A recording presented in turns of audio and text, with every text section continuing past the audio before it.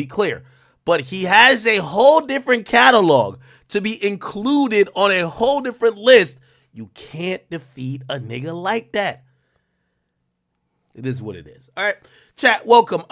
This isn't a fully Drake stream. Like, you know, we're going to play his music because we're celebrating the life of the greatest musical entertainer as we have seen it in terms of musical offerings. Now, you guys know how I feel about Drake's music. I think he's the greatest rapper of all time. I don't think necessarily he's the greatest artist of all time or the greatest MC of all time, but the greatest rapper all around, which to me is the all around category. There is no one besides Aubrey Drake Graham, if you ask me. So congratulations to him making it to the age of 38. And we celebrate his birthday by just reminiscing on the music he's given us over his illustrious career that has spanned the time span of about like 16 or 17 years now, which is fucking incredible, if you ask me. Okay, welcome, people. Welcome. Today we have a lot for y'all. And I was trying not to get too drunk. I got to get drunk at the end of the stream. Maybe at the end of the stream, if I'm not too burnt out, I could just do a little DJ set, play some Drake music, and we just vibe out. That will be probably exclusively on Twitch and Rumble. But what I will and I am trying to do is to get through these topics. Chat, there's a lot to talk about. While I was preparing for stream today, a bombshell indictment came down. It is the indictment of 5 individuals who are OTF affiliates who have been charged with murder, among other things, of Quando Rondo's friend, Lil Pop. That's our lead story. We're going to get immediately into it. This is kind of crazy. While we're doing this, because I did have some Diddy updates to give you, we're going to get to that. And we did have 2 other things I wanted to get. What was the main thing? I forgot. Because I changed the title this year. I forgot what it was. Oh, there's some Young Thug shit. We're going to get to all that, all right? So I got to control my drinking. I'm going to get some soda to calm it down a bit, but I got to get through a lot tonight. If you are watching and tuned in, I appreciate you for showing up at the beginning of our stream, and you know, hopefully I'll be able to get to any donations, subscription gifting you guys do, and shout out to all the prospective or new members that have joined our YouTube channels. Okay, the bombshell indictment has came down. Chat, I also did create this. I'm gonna figure out a way how I could include some of you guys who are members. But I started to realize that, number one, I feel like I have a ghetto law degree, number one, right? But number two, half of what we have to deal with and report upon deals with a lot of criminal cases. Chat, I am unveiling a new website today, and you're going to see me updated frequently as I do prep for stream, but I'm probably going to go off of my website. And if you guys do care to, you know, get some of the, you know, the info or the documents that will be included on the website, you guys could, if you're members, I'm going to get it to the point that you guys could be able to see it. But so if you go to the academy.blog, right? This is really for stream, honestly. But like, if you guys, we do so much legal breakdown. Okay. Oh my God, this didn't even pop up. Legal breakdown. This website here, the academy.blog, you guys could go there. I want you guys, we're going to start reading directly from here because I'm going to upload all the criminal documents to there that I do research with off stream. Anyway, here's the point, and here's the whole thing about it. So 5 OTF affiliates have been charged with murder for hire to kill Quando Rondo as revenge for King Von's murder. Now, if you guys don't know, this whole thing about Slide for Von has been like a very perverse thing. And unfortunately, we're now hearing from the feds because they filed federal charges today, or they unsealed it in federal court in California, alleging that 5 people were contracted to kill the rapper Quando Rondo in Los Angeles. They did not kill him. Instead, they killed his cousin, known as Lil Pop. We have the full indictment here. By the way, you guys know I read indictments a lot. We're going to put every indictment that I read up here, or civil lawsuit, they'll be on this website. Because usually I'm just emailing it back and forth to myself. Now we can just have it somewhere that if you guys want access to it, you can have it. Or, you know, I'll just read it from here. So we're going to read it, but we do want to have a little context to it. So we all know King Von died a few years ago, and King Von died after an altercation with Quando Rondo outside of a club that was in Atlanta, and Lil Tim hopped out the car and shot King Von approximately 5 times point blank range. He died as a result of those injuries as he was headed to the hospital. Ever since then, people realized that that issue was a bigger issue between King Von and NBA Youngboy, Quando, who got locked up for a bit, and Lil Tim, who was locked up and also shot as well, going through his own charges for killing Von. The charges were subsequently dismissed for him killing Von. So I don't know if you guys knew, he will not go to jail. This actually, I don't know if it was definitively ruled as self-defense, but they are not pursuing murder charges anymore on, or actually, I don't know if the case is final yet, but from what I've heard, they're not going to be pursuing criminal charges on Lil Tim because they're realizing it's kind of self-defense, right? The truth of the matter is, when you look at the video, and I can bring the video up real quick, surveillance video, Lil Tim, Quando, Von. What you'll notice, and I knew all along, but I tried to not say nothing, but I mean, it was eventually gonna get out. What you got to realize, what you got to realize is, so, and again, I'm just trying to be quick on this. This is the vehicle Lil Tim is in. Quando is here, just leaning up. These are people walking over from a car and some SUVs that Von is in. And you're going to see Von kind of makes a beeline through the people. I think this is right here. This is him coming right here. And then everyone starts to follow Von, and a few run back to the car. This is why Lil Tim will not go to jail. Let me just be very clear and succinct. The full surveillance video shows some people going to the car and getting guns. There's some people who's walking behind Von with guns. And the way how self-defense works in southern states, but specifically Georgia, is that, when defending yourself, you have no duty to retreat.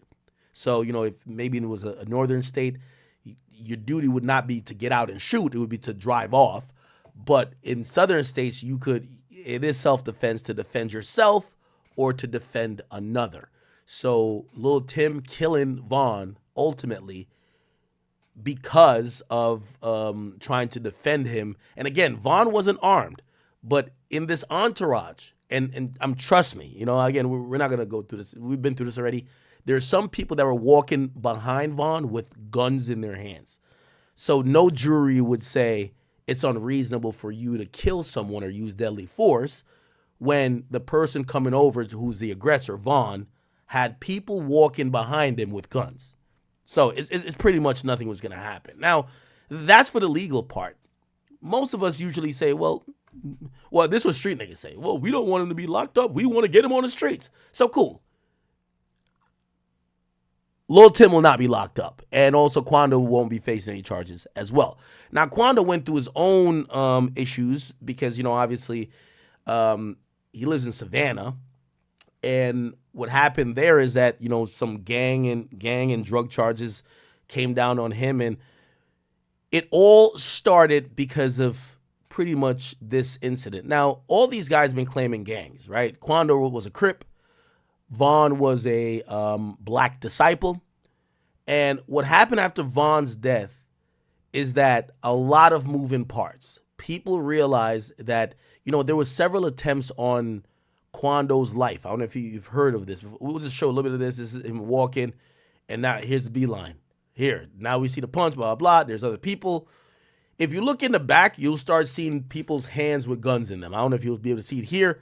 You'll start seeing a lot of stuff happen, and that's why that's why the guy's not going to face murder charge. Lil Tim hops out on the other side of the car.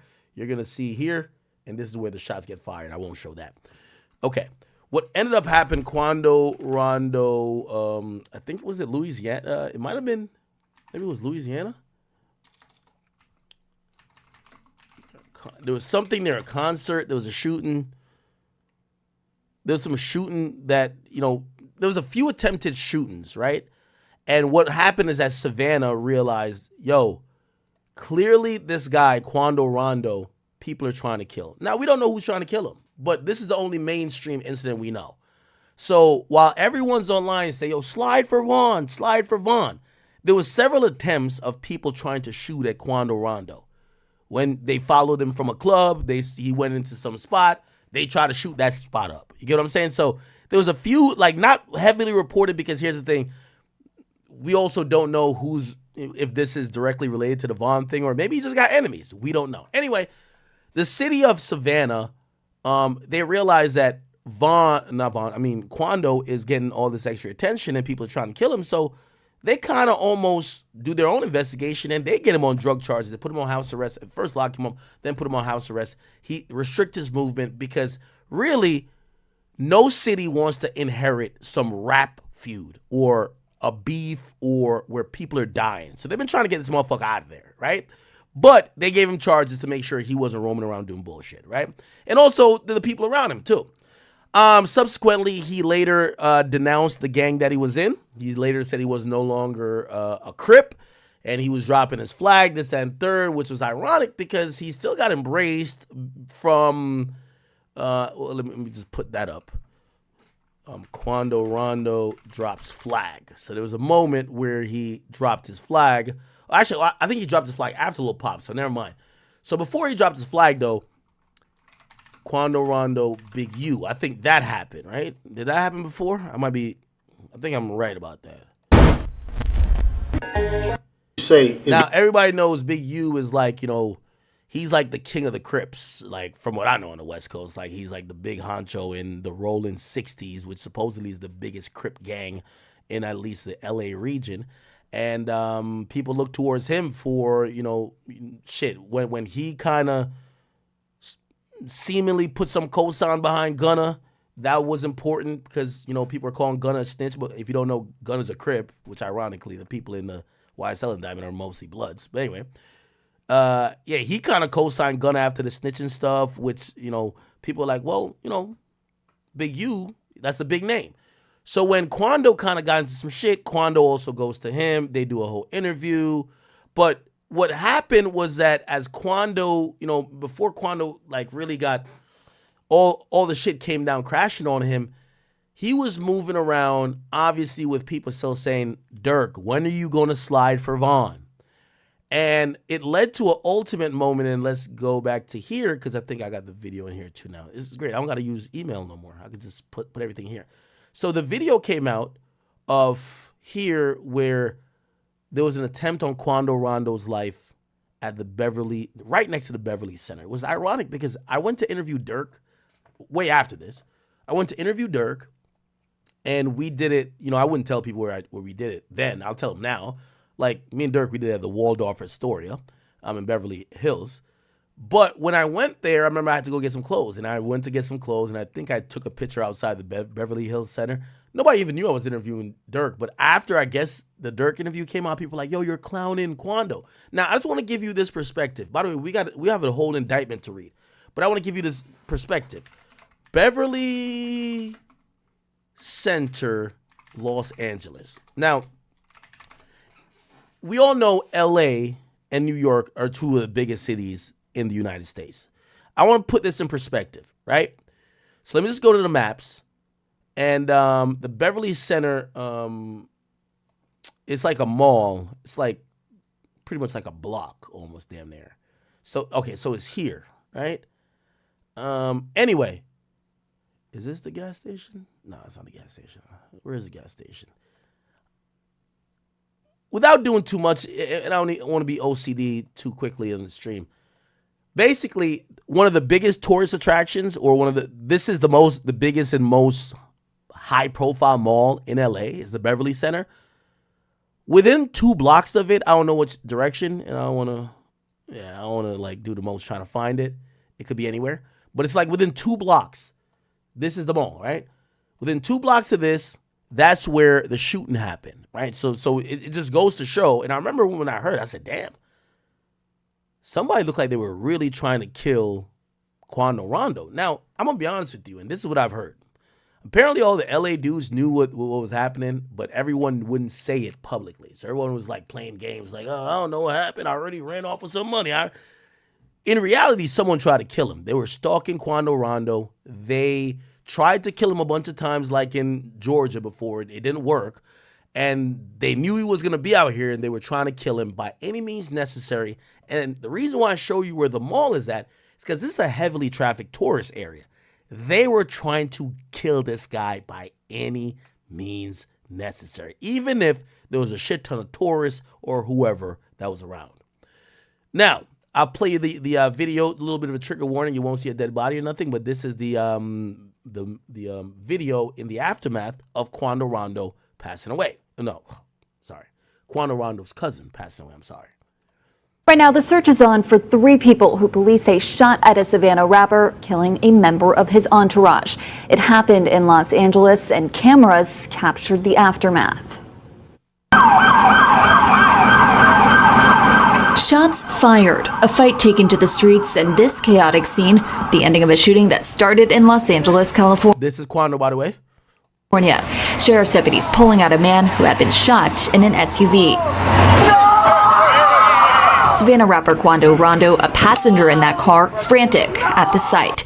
It all started at this mobile gas station at 5:30 Friday evening. LAPD says witnesses heard multiple gunshots, then watched a couple cars zoom off. 3 people in one car shot at this black Cadillac Escalade. It's unclear if those inside shot back. Can I get some space, please? It ended at Santa Monica Boulevard. Deputies found it peppered with bullet holes and a shattered window. One man inside, a member of Rondo's entourage, had been shot. The 23-year-old was taken to the hospital where he died. A scene left with remnants of the fight, shoes left in the street, doors flung open. The suspects still on the run.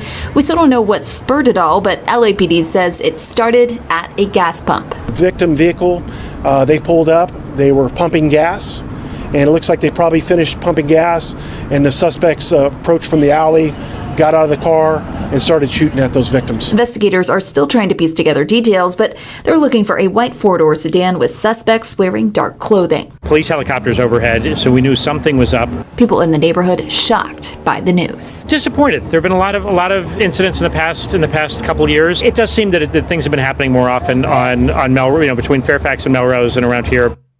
Okay.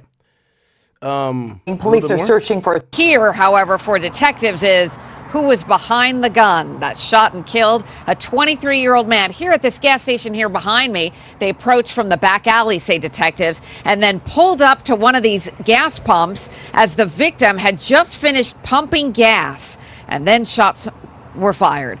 This is the location here, Beverly Boulevard in La Cienega. This is near the Beverly Center. Police now searching for 3 suspects that shot and killed the 23-year-old at the gas station, as I mentioned. The suspects, say police, they approached from a back alley. They fired some shots, and then the suspects took off. But what's interesting is so did the victim, driving to the area of San Vicente and Santa Monica Boulevard.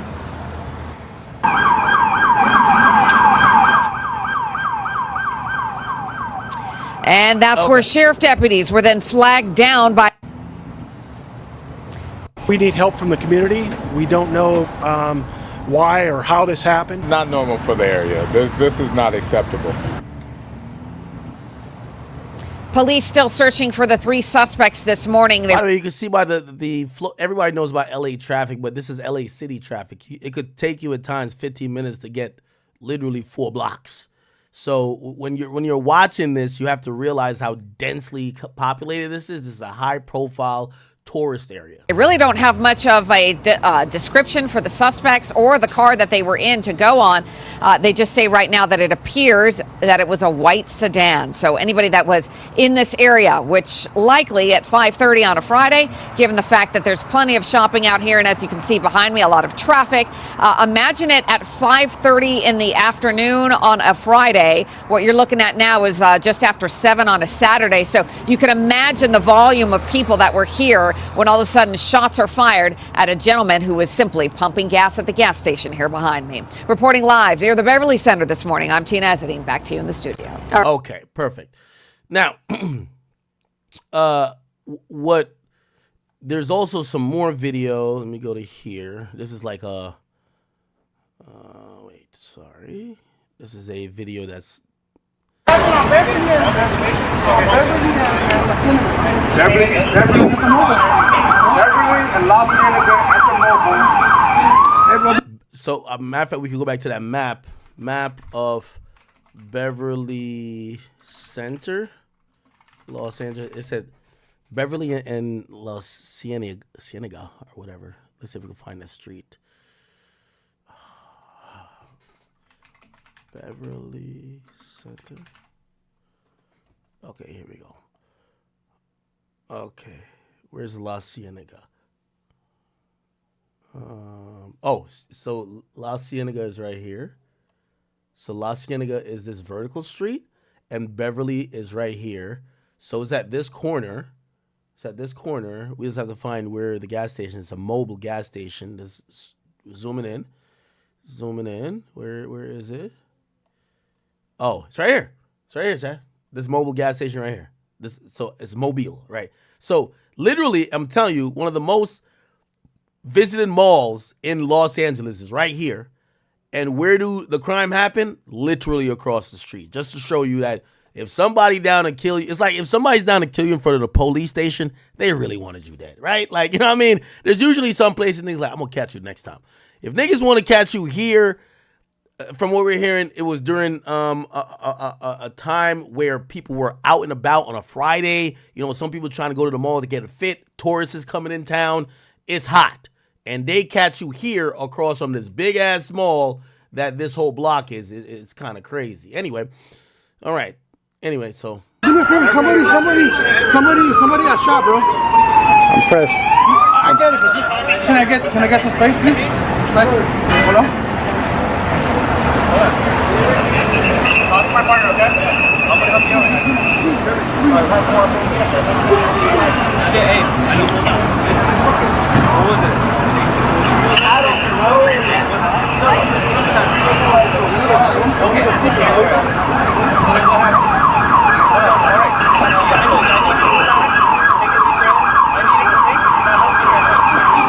Look, hey, where was it at? I know, Baker. I know. Where was it at? Driver. My partner's around the corner. We gotta make sure he's straight.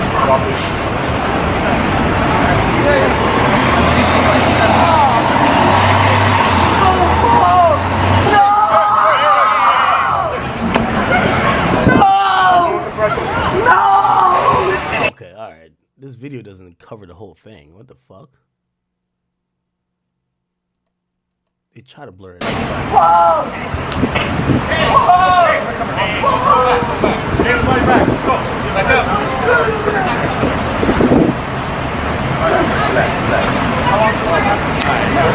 Never mind. Let me just stop playing this video. Yeah, this video doesn't do a good job. I thought they were blurring it out. It's on YouTube. I'm not playing like some shit that's not on YouTube. But fuck. You, sir, back right now. I want you back on that other tree for it, please. Well, you in the car. All right.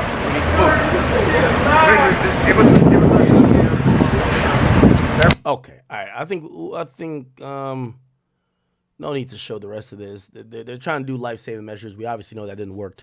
Okay. What? So that pretty much happens, and we just heard all type of stuff.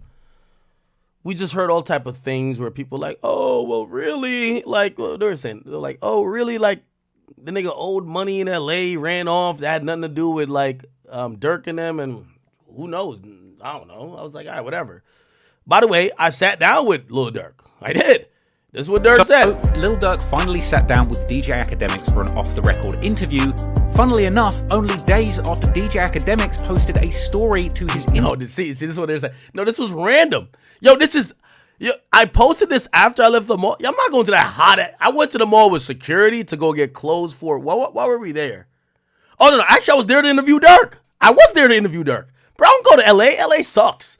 Sorry, L.A., but I don't go to L.A., you know what I mean? So I go there to interview Durk, and I'm like, shit, let me go to the mall and just go get something.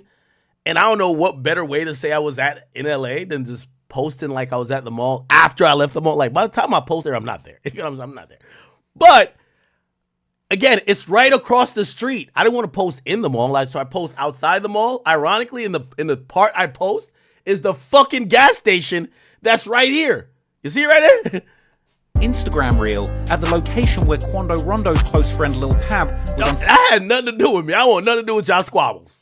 unfortunately gunned down in Los Angeles. There's been a lot of rumors circulating that Lil And by the way, trust me, like, I mean, not if it was something that was like some private shit, I wouldn't tell y'all. But like, I sat with Durk for 3 hours. Durk showed up an hour before. Like, he kicked it after. Like, he gave me no inkling. Obviously, he said what he said in the interview, but he never was just like, yo, act. Nah, get them niggas clip. He ain't say nothing that to me. I had no fucking clue. I was believing all them LA niggas who said that had nothing to do with Durk. But I even when Durk, I think he's about to show a part of the interview I did with Durk. I was thinking, I was like, if I was Durk, I would be trolling them niggas, even if I had nothing to do with his cousin dying, right? Durk or his OTF collective may very well have had something to do with that shocking murder, and whilst this situation wasn't discussed specifically in detail during that off-the-record interview, Lil Durk did make a few creepy and ominous statements. What are you talking about? By the slide for Vaughn comments. There's no reason, I just don't see the comments no more. Some odd reason. I ain't gonna lie, Durk was saying mad shit in the interview that was just like, my brain was, it was like a little squirrel running along the thing. I was like, you got to watch my face during the whole thing. Like, I don't know. And I'm gonna always give credit to Durk. Durk told me ask anything I want. He ain't never say don't ask nothing. He say ask anything. He didn't want a question list. This is probably one of the last interviews of us. Well, I mean, what's the name they were going to? Young and Ace did. Yeah, Young and Ace didn't tell me that either. But Durk, this of a big artist like Durk, I'm surprised he gave no fucks. Some odd reason. I don't know. Might be the water.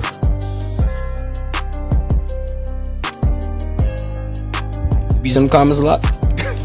Me? I ain't see none of that. Yo, chat. The moment when Durk asks you, you see them comments, nigga? I chilled out. Be some comments a lot. Me? They kind of chilled out a bit. Why? Hey, chat, you know, since I'm out of my... Did I do this while I was in a Spotify deal or no? I did, right? You know I could put the whole thing up on my YouTube now, right? I could put it...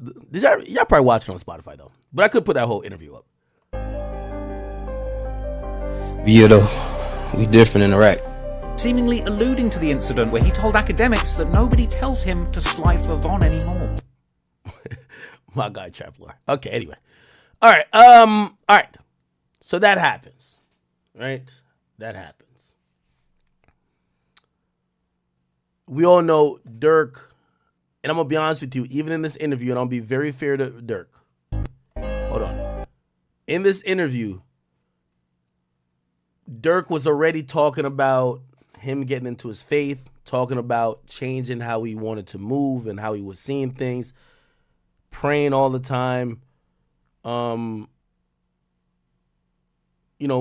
understanding that he's a street dude, but also trying to grow beyond it. Go watch that interview again. Durk gives everything of that.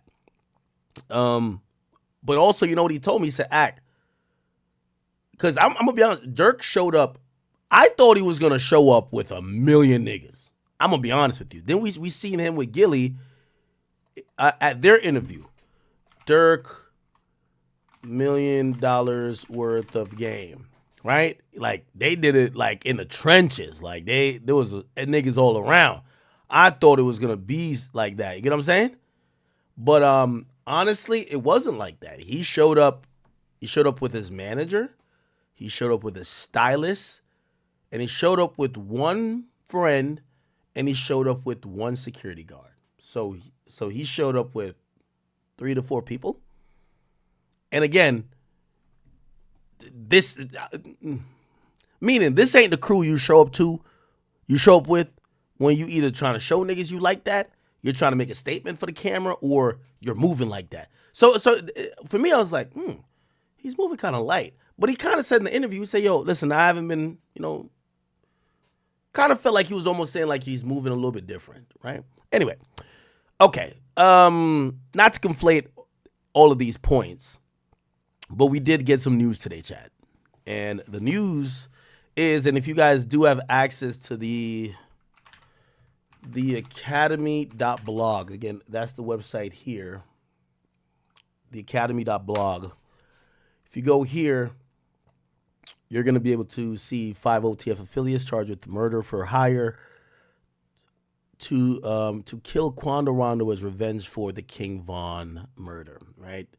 When you go here, I'll read the story that I get into the indictment. It says 5 rappers in Chicago have been hit with federal charges in California, alleging they were contracted to kill Quando Rondo in Los Angeles due to suspected involvement, not suspected, he was in a fight with him, in the 2020 slaying of rival artist King Von. Charged in the indictment that was unsealed in Thursday were Kayvon Grant, DeAndre Dontrell Wilson, Keith Jones, David Brian Lindsay, and Asa Houston. The charges include conspiracy to commit murder for hire, involving a death, and using a machine gun in a violent crime resulting in death. Most serious charge carries up to the death penalty if convicted. Now, it's been a long time since I've seen the feds opt and really go hard to get a death penalty. I don't think they'll go for the death penalty here, honestly. The indictment alleges that all 5 have ties to Only the Family, known as OTF, a hip-hop collective founded by Southside rapper Lil Durk, a mentor for King Von. The flights and rental cars were paid for with credit cards linked to OTF, according to the prosecutors. 2 of those charged are street gang members, according to authorities. All 5 were arrested on Thursday in Chicago and appeared at the Dirksen U.S. courtroom in the afternoon.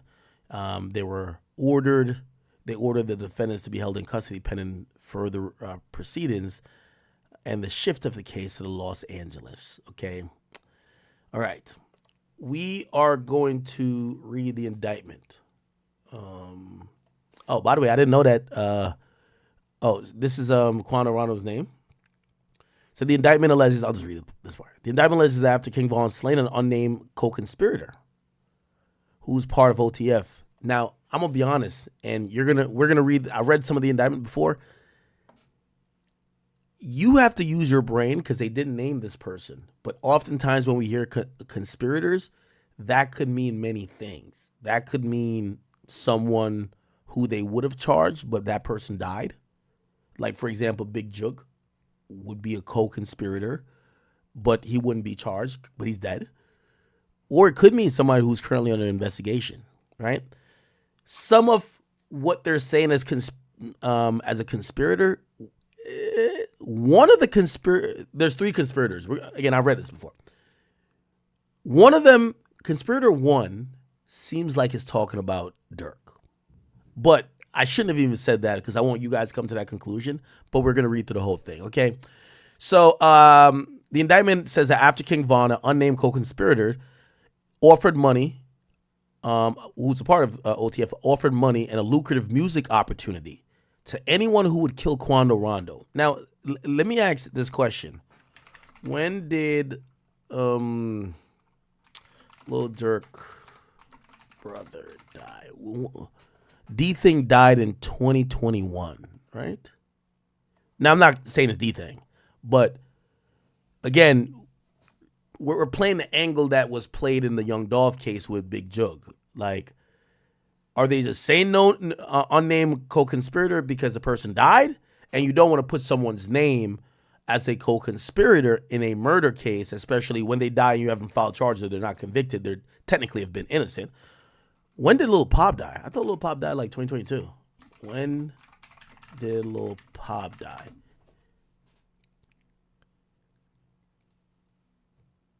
Yeah. So yeah. Nah. Yeah. This isn't D-Thing. Yeah, this isn't D-Thing. Definitely not D-Thing.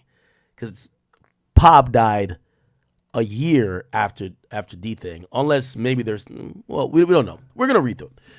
Okay, anyway, so they offered lucrative music opportunities. Now, once we hear that, it then connects the music part of it. It had to be someone who has some influence over OTF music, right? And could make those calls. You guys could be the judge of who that could be. To anyone who would kill Quando Rondo, a Georgia-based rapper whose real name is Taekwon Terrell Bowman. Bowman, his sister, and his cousin, Soraya Robinson, were riding his black Escalade near a gas station when gunmen opened fire.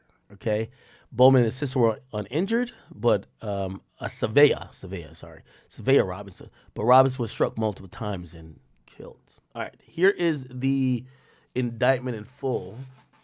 And again, as I said, I have it on the central place, the academy.blog. You guys go check it out if you care to read the whole thing.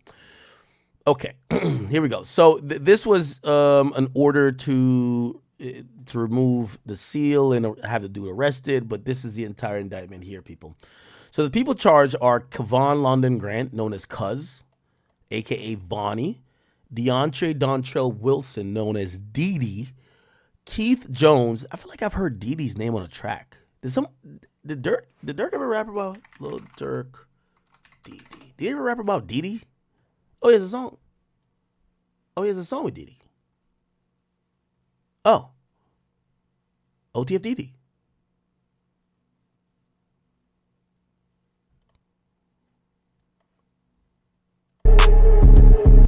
Oh, okay. That makes sense. All right. Okay. So Dee Dee, Keith Jones, aka Flocka. Does anyone know who that is? OTF Flocka? Is there OTF Flocka?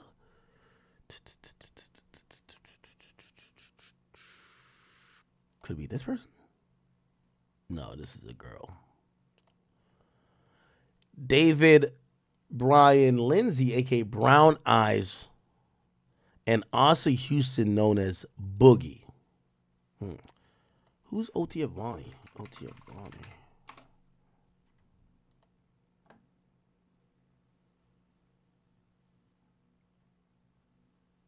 It's not this guy, is it? No, definitely not. Okay, I don't know. We did get some mugshots before I get into the rest of the indictment. Thanks to the guys who run Academics TV, we got to find out these are three of the people. So this is Dee Dee, this is Vonnie, or this is Vonnie, and this is Boogie. Okay, all right. So let's go through this indictment, all right? So the grand jury charges that at all relevant times in this indictment, defendant Kevon, known as Vonnie, all right, let's go through that.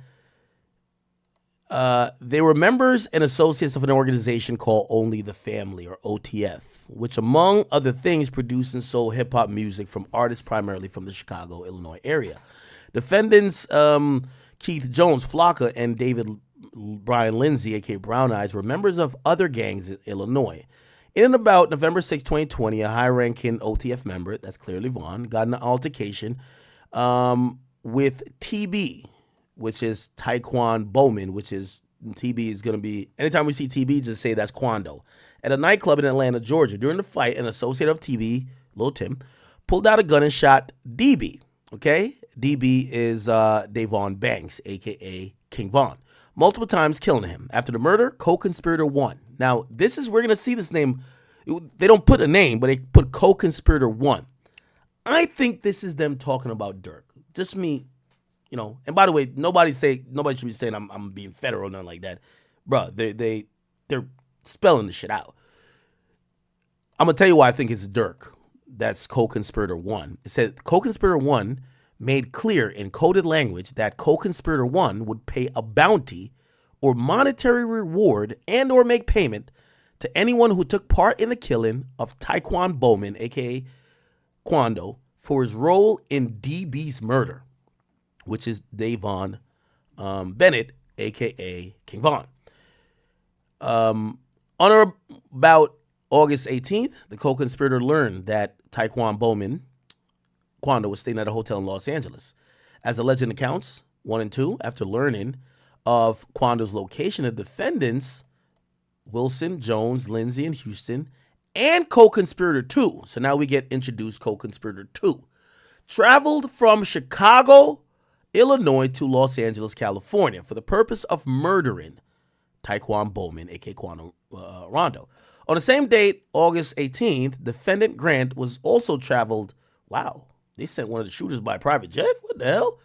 Also traveled by private jet to Los Angeles. As alleged in counts 1 and 2 on August 19, 2022, defendants Grant, Wilson, Jones, Lindsay, and Houston, and co-conspirator 2 used 2 vehicles, which, by the way, it seems like they got to charge co-conspirator 2, right? I'm going to tell you why I think there's co-conspirators. So number one, I believe Durk is co-conspirator 1. Co-conspirator 2 is not Durk. Clearly, he wouldn't be listed as 2 different co-conspirators. But I believe they're waiting on these guys to snitch. Now, granted, and I feel like I'm spoiling what I was going to say at the end. If this goes down kind of like how we seen with the O Block 6 or whatever, was it O Block 5 or whatever? The ones who killed Duck, nobody snitches. And if they don't snitch, I don't know if they have anything to tie or get Durk indicted. Like, they're going to need a snitch. And if these guys just stand tall, and even if they get life or whatever it is, they just stand tall and take whatever they get, and no one tells on Durk might be okay. Otherwise, this is kind of odd. They're naming these co-conspirators without indicting them, right? You would want to indict these guys because, if anything, these guys are really responsible for the murder. The shooters are one thing, right? It's like Big Jook in the Young Dolph case. The shooters are one thing, but the guys who are really responsible for the murder is the one who says, yo, I got 50,000 on his head. And then the other guy that says, I bet I'm going to book the flights and then I'm going to do this. That's the people you really want to get. But it might be impossible at the moment to get them, right? So clearly they lock these guys up. They're probably going to try to get somebody to flip. If everybody stays solid, you know they're going to threaten them. You're never going to get out. We're going to seek the death penalty. They got to cap a little bit. You know, I imagine lawyers are going to get paid for. But I do think that they're hoping somebody cooperates here to probably figure out if they could get these co-conspirators, because otherwise, why not just indict the co-conspirators? Now, they could indict them at any time. We all know what's a superseding indictment that could come, but they're clearly not trying to let people know. And by the way, anybody involved in this knows who they're talking about, right? We're the fans. We only know what we're told, so we're going to have to make up who we think this is. So co-conspirator 2 is with them in Cali. He goes to Cali, supposedly, to oversee this process of killing Quando Rondo. They used 2 vehicles to track, stalk, attempt to kill Quando by gunfire, including using, so they had a switch, you know what I mean? Put that switch on for me, okay? Damn. All right, cool. So these are the charges here. This is the object of the conspiracy. So beginning in a day unknown, but no later than around August 18, and continuing to about August 19th in LA County, these defendants and co-conspirators, known and unknown, conspired and agreed with each other knowingly, use the facilities of interstate. So they're proving why it's a federal charge. These guys use highways that were federal highways, and essentially pretty much you put it in their jurisdiction. They're saying that co-conspirator, the means by which the object of the conspiracy was supposed to be accomplished. The object of the conspiracy was to be accomplished in substance as follows. Co-conspirator 1, who again I think is Durk, would place bounties on individuals that he and other OTF member wanted to kill, including Taekwon Bowman, which is Quando Rondo. As part of the bounty, co-conspirators, known and unknown, including defendant Wilson, would pay anyone who took part of the killing of Taekwon Bowman and or reward individuals with lucrative music opportunities, okay? Co-conspirators, known and unknown, including the defendant Wilson, would recruit others. So now we're hearing that Wilson was a recruiter. And he recruited defendants Jones, Lindsay, and Houston. Now let me go back to this. Oh, I got to find their real names again. So whoever Wilson is a big name. He seems like the guy, you know, I don't know why I keep comparing it to the Young Dolph situation. That might be the middleman damn near, right? You know, that's the guy who's there to get the hitters going on. So Wilson would recruit others, including defendants Jones, Lindsay, and Houston. Co-conspirator 2 and he recruited co-conspirator 2. Oh, never mind. So this guy Wilson, let me go back up and we're gonna circle his name to understand this indictment. We got to know the players. So Wilson is Dontrell Wilson, which is Didi. Okay, so Dontrell Wilson, which is, I believe, OTF Didi, right? OTF Didi. This is the individual that the police are claiming was the recruiter of everybody else in the murder. So they're essentially saying, so let's go down. Co-conspirator 1, who I think is Durk, but we don't know, would say, I got money on these niggas' heads. Then he would tell essentially Wilson, which is Didi, to go recruit others to basically go get the niggas clapped, okay? Defendant Grant would get cars. So now we hear Grant. So Grant is, let's get back to the names. So we know who's a recruiter. Yeah, is this racketeering? I don't know if we see racketeering, but this sounds like racketeering. Okay, they does have conspiracy for murder, but yeah, well, by the way, you see what this says? June 2024. The grand jury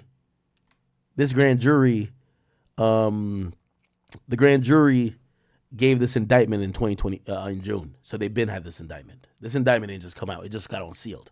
So they've been had this indictment. Who knows if it got officially presented or it probably got it. Well, it wasn't unsealed, maybe because the feds was working other angles, definitely. But remember, look, 2024 grand jury. When the grand jury convenes, they come back with what's called a no bill or a true bill. A no bill means you don't have enough to indict, so no charges. And usually the feds just let it go unless they find some big significant new lead. And not only feds, but state. If they come back with an indictment, it means that you could go, once it's presented and then unsealed, if it's sealed, you could get, usually the court will grant arrest warrants for these people. You get what I'm saying? So they had this from June 2024. That's very important to know. Okay, so cool. So London Grant. So OTF, is somebody named Cuz? OTF Cuz? Or OTF Vonnie? OTF Cuz. Who's that? I don't know who that is. OTF Vonnie. Whoever OTF Vonnie is, I mean, obviously, I think he's one of the pictures we showed before. Whoever OTF Vonnie is, he was getting the car. So we're not finding out some stuff about this, right? So essentially, OTF Didi, he goes to get the shooters. OTF Vonnie, he was supposed to go get the cars, right? So Wilson was to recruit the other niggas. Grant was supposed to get the cars. Ski Mask had to get the switches. You know, you got to get the switches. You know what's so funny? And I know, again, I'm not being federal, chat. Actually, this is a federal charge, but still. Lil Durk crazy story. You ever heard Lil Durk on Crazy Story? I love Durk on Crazy Story. Durk comes and he said, I got a drop on a rapping nigga. I be from the rack. I'm like, cool, bet not front your move before you become a pack. You see Vaughn, you see 40 Glocks, you see Booker, you see Mac. Yeah, free Mac going for a double homie. Phone him got your back, but fuck that. You say you smoking who? Quickest way to die. Snatch you chain off of neck, not mine. Ain't no point in trying. They not out, but the police hot. Ain't no point in sliding. They be talking from the internet. They don't be outside. Hit the 6, call Dada out. Tell him about a lick. This what it remind me of. We need tape. We need rope and phones. Don't forget the Blitz. That sounds pretty good. So, hey, chat, don't it sound like this? Yo, it's crazy. It do hit different when the music is in an indictment, right? Like, or damn near. Defendant Grant would get the ropes and phones, and he didn't forget the Blitz, right? That's exactly what they're saying. He would procure all the shit. They say, yo, we need tape. We need rope and phones. Don't forget the Blitz. Shit. All right, fuck. So Defendant Grant would get the cars, ski mask, firearms that would be used by the co-conspirators to find and track and kill Quando using a credit card associated with OTF. Oh my God. You can't use the business card. Please, come on now. Please. No business cards for the murder. We can't do this. Chat, we can't use the business credit card for the murder. Yo, if I gotta tell y'all not to swipe the business Amex for the murder, like, this is gonna be a problem. We got bigger problems. Did you swipe the business? Yo, if you still worried about, oh, this is a tax deduction. Let me get this. We're gonna write this motherfucking car off right here. We're gonna write. Oh, y'all niggas wanna fly first class for the murder? I bet we're gonna write this murder. Yo, what? We can't be thinking about writing off the murders. You can't get motherfucking, you can't swipe the credit card, the business credit card for the murder. Okay. Using a credit card associated with OTF, co-conspirator 3, now they're bringing somebody else. Okay. So now we find out that, so co-conspirator 2 is the person who looked like he's kind of a middleman. All right. So I'm trying to keep y'all up. Co-conspirator 1 tells them, y'all want him clapped, and him clapped. Okay. Co-conspirator 2 got recruited by OTF Didi. By the way, these are all allegations, so please, I'm not snitching. This is all allegations. I'm only know what was being read. Co-conspirator 2 is being recruited by OTF Didi, okay? Who recruits all the shooters and everybody who's going to be gang for this murder. Co-conspirator 3 comes in because he has the credit card to do the booking. So he's the booker. So he knows how to get the plane tickets. All right, buddy, before you go kill Quando Rondo, do you want a window seat or you want an aisle? You know what I mean? I don't know what the fuck they're saying. You want a window seat or you want an aisle seat? Okay. Got you an aisle seat, man. You want to get the in-flight Wi-Fi? I don't know what the fuck they're saying, but okay.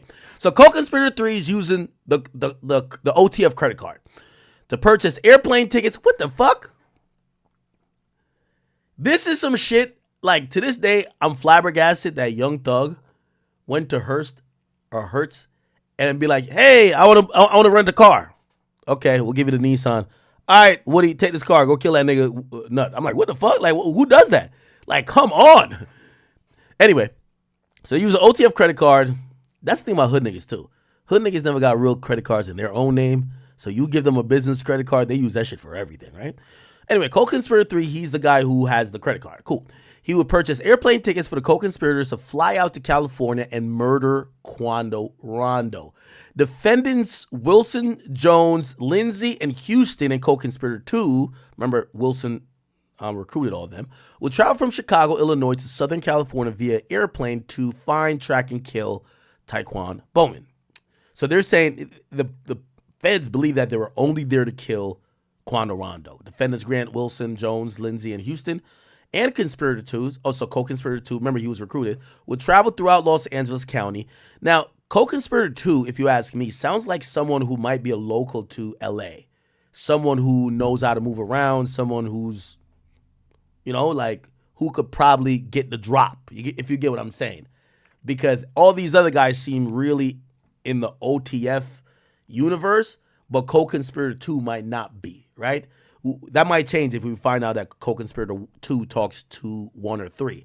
So 1 is the boss who calls the shot, who says who should get killed, and he got money on it. 3, he books the tickets of the hitters, but he probably books mad shit, so he's probably the person booking stuff for OTF. 2 and 3 other guys get recruited by Wilson, a.k.a. OTF Didi, right? Cool. Yo, chat, I ain't gonna lie to you. I spent $100,000 for my college education. I felt like it was for this, like reading comprehension. I'm like, damn, I could read. I could break shit down, man. Shit makes sense to me. Anyway, all right, cool. So now, here we go. Wait, sorry. Okay. What the fuck? Did I scroll down?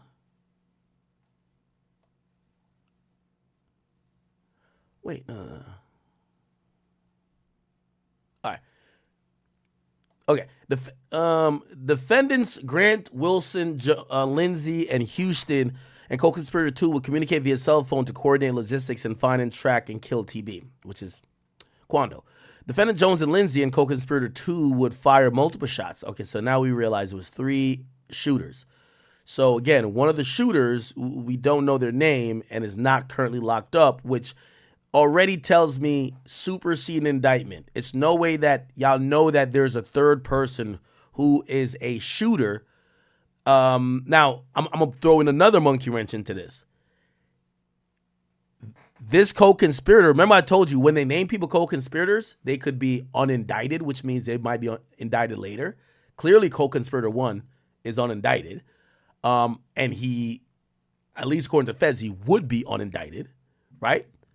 Or he's dead, right? Co-conspirator 2 he could also be dead. I don't think he's not indicted, though. I'm going to tell you why. Like, I think co-conspirator 1 because he has a level of separation in this conspiracy. He never pulled the trigger. He allegedly only told people, I want this guy dead. That's why he's not indicted.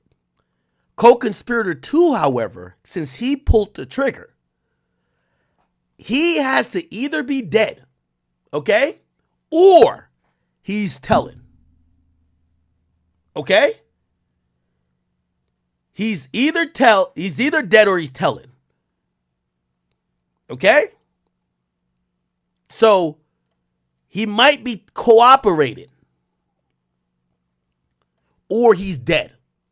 But it doesn't make sense that the police know that these two guys did the shooting, but they don't know the third and would unseal this indictment, go through a whole grand jury, and not charge the guy if he's alive.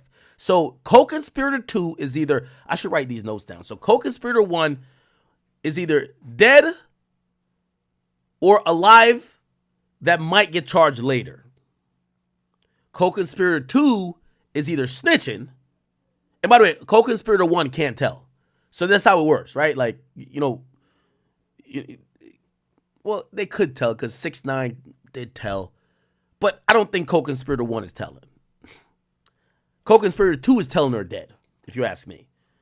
He would fire, okay, so those three would fire multiple shots at TB, which is Quando, killing Lil Pop, who was a passenger in Quando's car. Defendant Wilson would pay the bounty. Okay, so, this is big now. Now, if we remember the Young Dolph case, money, what protected Young Juk, and even if they were going to try to go beyond Young Juk and try to get Gotti, is that the narrative is that there was a $100,000 bounty on Dolph, and there was no direct payment. I know the guy who was telling, one of the shooters who were telling, said, I received $800. But the $800 never was from Juk. The $800 came from the guy who was on trial, the other shooter, which is Justin Johnson. So it was never really no proof that Big Juk paid that money, which would make, okay, now you have paid for murder for hire. But here's the thing. Defendant Wilson, which is OTF Didi, he pays the bounty allegedly, right? So he would pay the bounty, monetary reward, and or cause payment to be made for the killing of Lil Pop on behalf of the co-conspirators, no unknown, to the conspirators who were hired to kill TB. Okay, let's keep it going. We're figuring out a lot here, chat. I'm going to come to a conclusion. On or about the following days and further into the conspiracy to accomplish this object, the defendants Grant, Wilson, Jones, Lindsay, and Houston, and the co-conspirators 1 to 5. By the way, I heard, now we're hitting this 5 co-conspirators. So we know 3 of them already, right? Remember, 3 is the booker. He books hotels, flights, pays for gas. He's just someone with the OTF card. 1 is the guy who tells people to die. Like, we want his head. 2 is involved, but he's a trigger puller. So number 2 is a trigger puller. Let me write this down on the side. Let me get my notes ready. Because we got to figure out who these co-conspirators are, right? So give me a second. All right. So co-conspirator 1. Actually, let me use notes here. Okay. Co-conspirator 1, boss puts bounty on people's heads. I'm writing on a different screen. I'll show you it later. Co-conspirator 2 did the slide-in, shot Lil Pop with 2 others. Co-conspirator 3 has the OTF credit card, spending it on flights, travel, and rental cars. Bet. Cool. So there's 2 more co-conspirators. We're going to get to it. All right. Okay, so here's a first overt act. And by the way, this is an overt act in a conspiracy. Is this a conspiracy charge? Hold on. Yeah, they gave him conspiracy. It's interesting. Conspiracy and RICO are kind of like almost like sister and cousin charges. And I guess they're saying this wasn't a organizational thing. It was more concerted around the murder of one guy. So that's why it's not a RICO. A RICO would be a pattern of criminal activity based around this organization or whatever the case is, which if we think about what was filed in Illinois in that federal court there, that was a RICO, right? Like, am I wrong? The OTF 5 RICO. Was it OTF 6? What was it? MUWAP RICO. Was it RICO? Oh, they did get a superseding indictment as well. Oh shit. Yeah, they did get a superseding indictment. Yeah. Oh, yeah, remember. They did one indictment, and remember, this is, by the way, this is from justice.gov, which is the official place that you could hear about the press reports from the feds about any indictments they get or convictions. Yeah, so they indicted 5 at first, and then they indicted a 6th on a superseding. Ooh. Yeah, if I'm Durk, I'm shitting bricks right now. I'm shitting bricks. Fuck. They indicted somebody named, what's the guy's name again? Ralph Turpin, known as Tall or Teasy. They indicted Teasy. Wow, okay. Cool. Oh boy. All right. Okay. But yeah, still, this isn't a RICO though. I guess there was, the O Block indictment seemed it was more around the killing of Duck, but it wasn't a conspiracy for murder. Actually, I think it was conspiracy in there. Hold on, I just saw it. It was racketeering. It says federal racketeering. I'm wondering why this isn't racketeering. I know it's 2 different districts. This is the district in Illinois. The one that's charging these OTF guys is a district in California. Maybe they just look at the statutes different. Anyway, who cares? I'm arguing over semantics right now. Cool. So they got them on conspiracy. But it's kind of spelled out kind of similarly because they're usually in a racketeering charge, they do overt acts, which means overt acts is not what you're necessarily being charged with. You're being charged with racketeering, but they're doing the same for conspiracy. So these overt acts is, let's read it. On or about the following dates in furtherance of the conspiracy to accomplish this object, defendants Grant Wilson and blah, blah, and these people knowingly committed these acts in Los Angeles. Okay, following the killing of Davon Bennett and or about November 6th, co-conspirator 1 used coded language, told defendant Wilson. Okay, so now we're hearing. So they know who co-conspirator 1 is because they're saying this guy told Wilson, co-conspirators 2, 4, and 5, and others that co-conspirator 1 would pay a bounty. Now, here's the funny thing. If they're saying this, only way the feds could know this is if there's a snitch already or if there's a goddamn wiretap or some type of text type of communication. And the mere fact they're saying use it coded language, we got to put 2 and 2 together, people. They either it got to be a snitch or a wiretap. So this is probably a wiretap, right? But I can't imagine anyone would get on the phone after that and really just say, yo, make sure you score that goal with Quando. You score that goal with him. Street niggas be having the simplest, they be having their little lingo thinking nobody can figure it out. It'd be like, you just, every time the person says this, just substitute with this, whatever. Anyway, so using coded language. So co-conspirator 1, the boss, told Wilson and co-conspirators 2, 4, and 5. Ooh, okay. So this makes sense to, no.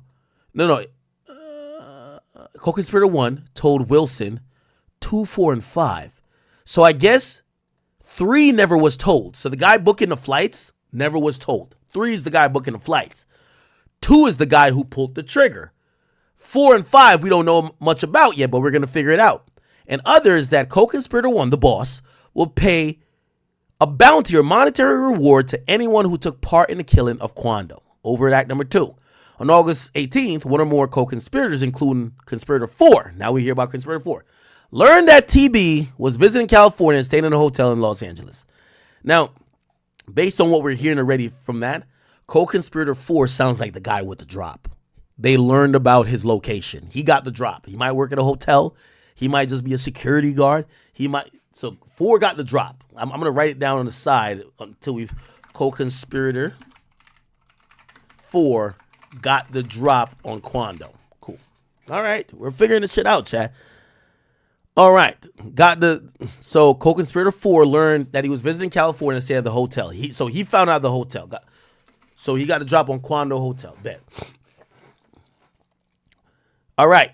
So on August 18th, Grant flew from Miami to Los Angeles on a private jet that defendant could help coordinate the murder. Wow.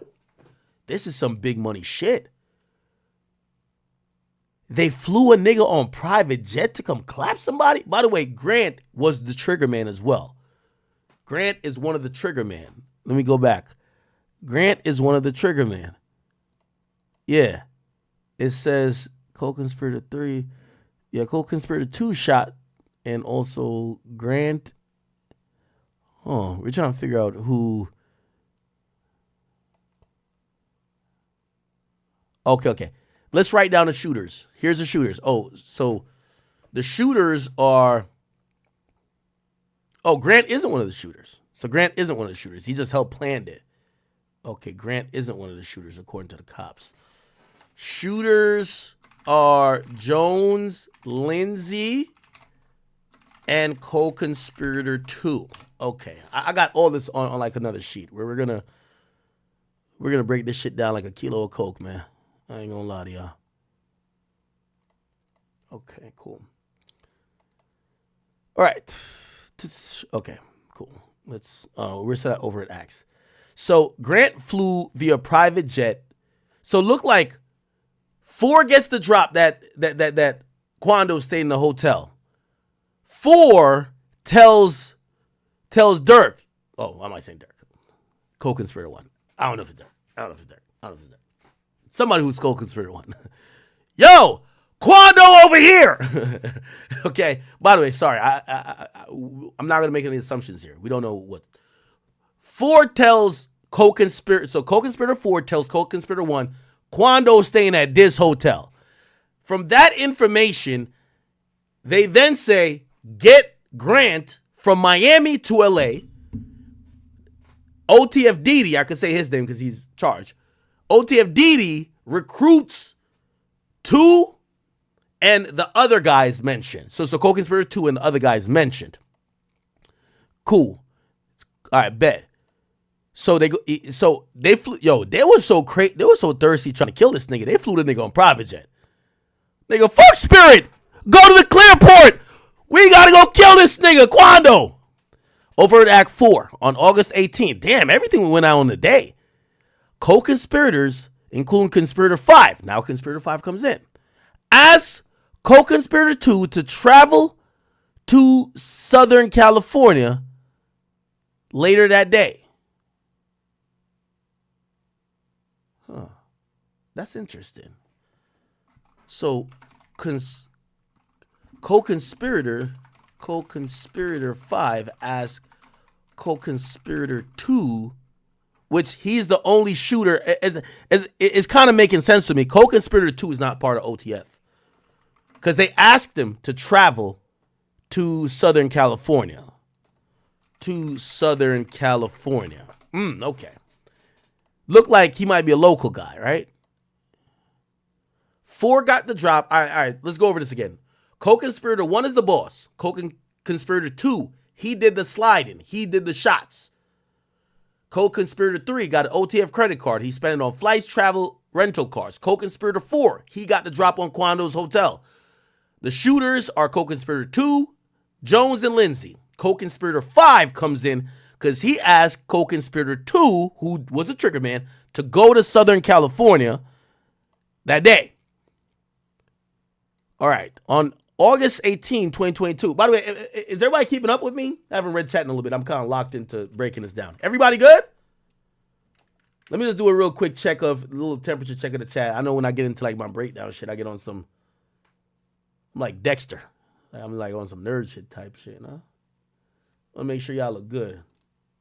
Sometimes y'all be spamming that something happened and I miss. Let me open the chat. Hold on, chat. Sorry.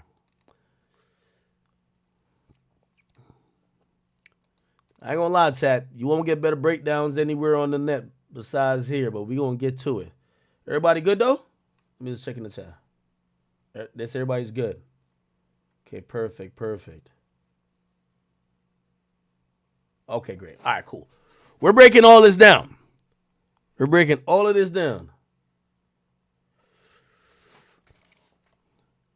Y'all appreciate this breakdown, or is it too long? Like, we could get to the point. Like, but I like to.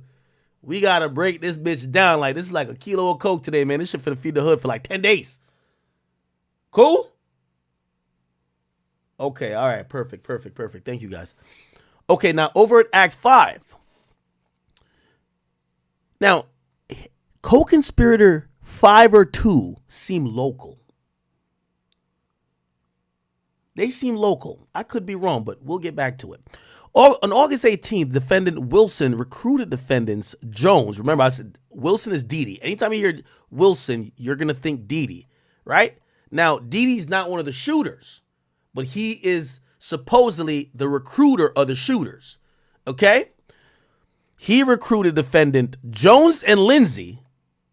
Okay, so perfect. Now we're getting a better scope of this. So Didi gets Jones and Lindsay, and then conspirator 5 gets conspirator 2. The shooters are Jones, Lindsay, and conspirator 2. Perfect.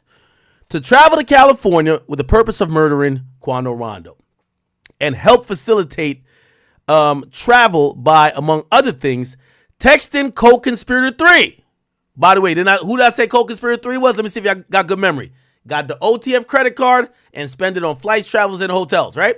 So Didi texted co-conspirator 3 biographical information about the defendants, Jones and Lindsay, so that conspirator 3 could book flights. Perfect. Makes sense. So he's booking flights, specifically Jones' name, date of birth, and a picture of Jones' ID card, Lindsay's name, date of birth, and a picture of the defendant's ID card. Now, I'm gonna also come back into this, chat. I'm gonna come back into this. Again, unfortunately, we're in hip-hop, so we really can't give a fuck about the snitching stuff. Co-conspirator 3 is a prime target to be a cooperator. Co-conspirator 3 seems like their job for OTF is to book shit. If the feds come knocking and said, well, you book flights for a murder, nigga, you're going to jail, that's the person most likely to sing. From what we know, and even when they talk about who knew about the murder, none of them said co-conspirator 3, the guy with the credit card, the woman with the credit card, knew they were booking flights and booking cars for a murder. So that's the person you could flip, right? A chick who's an assistant, a dude who's kind of square, but he's good at assisting shit and booking hotels and whatever. And, oh, let me get your mileage points. And, oh, hey, do you know your American Advantage points? You know what I mean? That person, the feds run down on and said, bruh, check this out. We about to indict you and the rest of everybody because we know what y'all did. You booked the flights for this guy to get killed. That person's telling. Chat, that person ain't telling? Shit, if it was me, I'm telling. Don't just have me booking the flights, not tell me I'm booking the flights for a murder, and then when the police run down on me, think I'm gonna keep it solid. So that person is prime ready to turn. Okay? Not saying they did, but they're prime ready to turn. By the way, it's very common that the feds will overcharge and then figure it out later. If they know who's doing the booking, they clearly have the text messages. Why not charge co-conspirator 3? That's how you get the snitching out of them. Oh, we're going to charge you anyway. Well, you're going to just waste years of your life and hundreds of thousands of dollars defending yourself, or you could just snitch. So, why not charge co-conspirator 3? The feds ain't trying to spare these people. They want to get a conviction. So, co-conspirator 3 could be the one. Just keep that in mind. Overt Act 6. On August 18, co-conspirator 1 texted co-conspirator 3. Don't book no flights under names involved with me. That's actually good advice. Probably not good to text, though. You can't text the homie, yo, don't book no flights of the murderers under no names involved with me.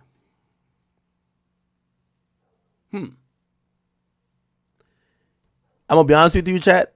Co-conspirator, I feel is cooperating. They have all of this person's messages. They have when the would-be killers texted them their name, date of birth, picture of ID, whatever. This is going to be a key part of saying this guy booked the flights. He also was instructed by co-conspirator 1 to not book flights under names involved with me. So essentially saying, yo, if anybody you know roll with me heavy, don't book their flights. Book only people flights that nobody connects to me. That's interesting to know. Think about it. So right now it's looking like the police have seized, or have done a subpoena on the phone records of co-conspirator 3 to know whose flights they're booking, what text came in. Actually, to be honest, once you see name, date of birth, and a picture came through, 100% they got the phone. They seized the phone. When police do a warrant, even to the phone companies, it will say there was a picture message sent. They can't retrieve the picture message without the phone. Unless something changed. I don't know. So they got that guy's phone. So co-conspirator's phone is there. They have it. So they have that. Well, or they could have the other guy's phone. True that too. True that too. But they unsealed the indictment. I would guess these guys didn't know they were going to get indicted. If you're getting indicted, why would you know that the feds have your phone? Who knows? Anyway, I'm going with that theory for now. Cool. Overt Act 16. Still on the same date. On August 18th, 2022, co-conspirator. All right. Yeah, don't put no flights under no names involved with me. Overt Act number 7. On August 18th, using a credit card ended in 2039, OTF card number 1. Wow. So it looked like there's a lot of OTF cards being used. Co-conspirator 3 purchased an airplane tickets for Wilson. That's Didi.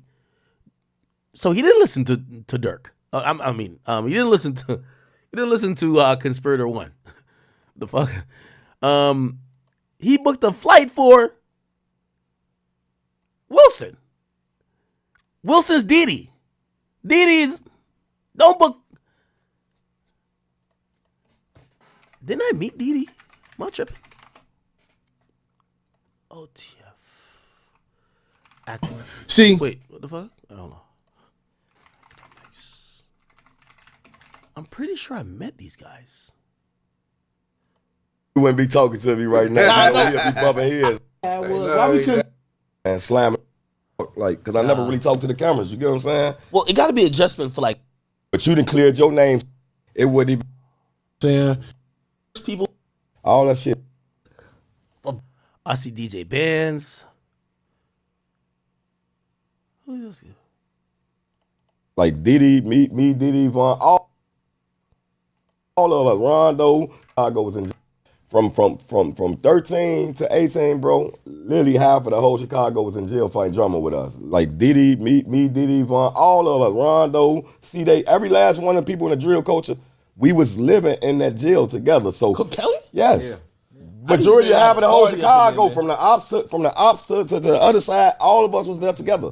Like that was the worst. I guarantee you, if you talk to any staff from Cook County Jail, will tell you that was the worstest time in Cook County Jail probably ever in history. You feel me? Because all of us was living that fighting drama at the same time. You feel me? So they knew the tactics that you got to pull. It wasn't that no ops was on the deck away from another max division. It was all us together at the same.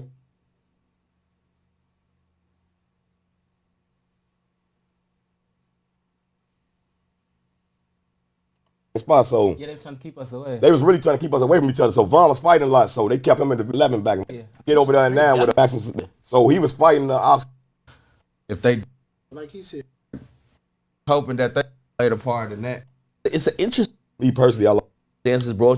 They ain't do all the time, so so you just gotta go through these motions. So yeah, I was at a down point at that, man. Like, oh, is it going? You know what I'm saying? Like, though, because you see people get found guilty for stuff that they ain't do all the time. So so like it's going like yeah. before you knew I'm innocent. So that's how I'm going with that. I'm innocent. So it's gonna come out to be that. Where it's like, man, I ain't gonna lie. Like now I'll be crying like a bitch every day. Like I will be crying like a bitch every day. You know what I mean? No, you gotta fight have some shit like that. You gotta have a strong man there. It ain't for the weak. So it was like I had a good support system. So I had Durk, I had my brothers, I had everybody over. Like just being a good support system. So it's like, you know, we're gonna get under it. We're gonna come from under this. So it's like, You're confident? Like Yeah. before you knew. I'm innocent. So that's how I'm going with that. You're probably innocent now too, then, right? So this is OTF Didi. I didn't even know when I interviewed him. But he did say like he'd be like 2 murders or something like that. I remember listening to these guys. I'm like, what the fuck? Now, granted, I think this was like state stuff. I'm innocent. So like, it's gonna He's prevail. probably innocent now. Like the feds keep picking on him, or like the cops.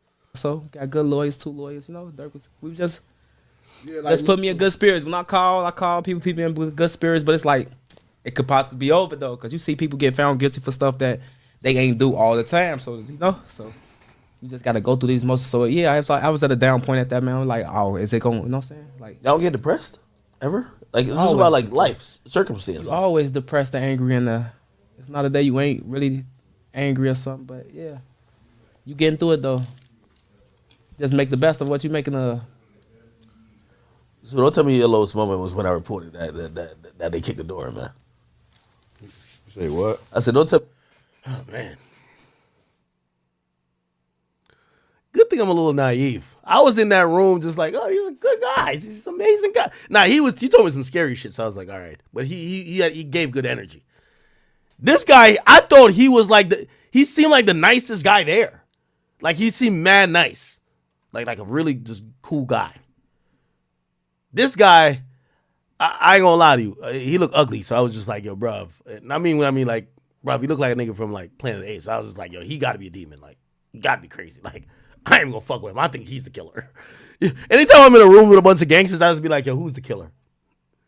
The ugliest nigga, I say is the killer. I'm like, he ain't got nothing to live for. Him right there. That's a joke. I know it's not time to joke, but still. This is DJ Bands. I see DJ Bands like he flexed out, iced out. I see my boy, right? You know, DJ Band's been producing. He's been doing a lot. You know what I mean? Maybe we should get into it too. Like he looked like he been through a lot, but looked like he's wiser and understands now. It's like, all right, good, reformed gangster. This guy right here looked like he's the first one to shoot. You know what I mean? And then this guy right here, for whatever reason, he just looked nice. He looked like mad approachable. Cool. Damn, you never know. Fuck. All right. Okay, cool. So, on August, let's get back to it, chat. I'm sorry. All right. Here we go. So Conspirator 3 confirmed to defendant Wilson via text message that the defendants Wilson, Jones, and Lindsay had the same airline ticket confirmation. So that's probably another reason they're charged. They're all on the same ticket. Right? Now, keep in mind, I think they were... Wait, when did I do this interview? Oh, this was 11 months ago. Oh, so that's afterwards. Okay. Oh, all right. All right. Then, oh, here we go. So, OTF Credit Card 1, Conspirator 3 purchased airline tickets for defendant Wilson, Jones, Lindsay to travel from Chicago, Illinois to San Diego. Ah, that's a slick one, chat. Fly them in, let them meet in San Diego, then they could drive down to LA. Because, you know, kind of like if people do look at them and be like, oh, no, they went to San Diego. They didn't go to LA, even though, you know, it's still like, what is it, like a 2-hour drive or whatever the case. Anyway, Overt Act 3, co-conspirator 3 confirmed to defendants, okay, that they were on the same ticket. Overt Act 9. Defendant Wilson messaged a friend on Instagram saying, on my way to LA. All right, so they definitely served up a Instagram subpoena, so they have all his Instagram messages. That's what we can know by that. Overt Act 10. Defendant Houston texted co-conspirator 3. Remember I said I think they got co-conspirator 3's phone and ran a search on it. Got clear in 15 minutes. Got clear. I'm 15 minutes away from the airport. So basically saying they were on the way to the airport. And then also over at Act 11, defendants Wilson, Jones, Lindsay, and Houston and co-conspirator 2 flew from Chicago to San Diego via airplane. Ticket procured by co-conspirator 3. Wait, hold on. Let me put that in perspective again. So defendant Wilson. Okay, cool. So everybody flew from Chicago. Wait. Co-conspirators from Chicago then. Never mind. Remember I said co-conspirator 2 might be local? No, he's from Chicago. So Wilson, Jones and Lindsay, they're on the same ticket. Houston and co-conspirator 2 might be on another ticket or separate tickets from each other. And they all flew from Chicago to San Diego via airplane. And co-conspirator 3 used OTF credit card 1 to get all of those. Over at Act 12, on August 18, 2022, defendant Wilson, Jones, Lindsay, and Houston and co-conspirator 2 traveled towards LA. Okay, so they basically get to exactly what I said. They flew to San Diego to probably lay low, you know what I mean, in case people were wondering. You know, it's easy to track shit like that. But like, oh, they didn't went to LA. They went to San Diego, but San Diego is driving distance from LA. They drove to LA, and then they met with Grant. Remember, Grant got flew by private jet, which we got to figure out who Grant is. That sounds like a big dog. Yo, y'all niggas is in first class in an economy. This nigga's in a private jet. Okay, and then Grant purchased all 4 black ski masks from Sport Goods Store in LA using cash. Right? So he bought 4 black ski masks. Then he used a credit card and then so Grant also has the credit card. So cool, let me write that down too. Grant also has a OTF credit card. So this gotta be a big dog a bit. Who's Grant? Chat, could we his name is Kevon Grant. Who is he? Does anyone know who he is yet? Is it this guy?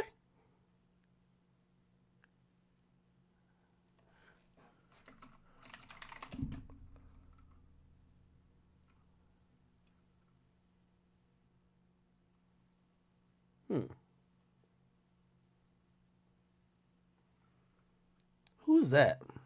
I know that's Vonnie, but like, what's his Instagram name? What's Vonnie's Instagram name?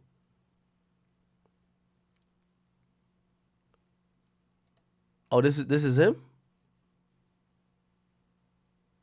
OTF Vonnie?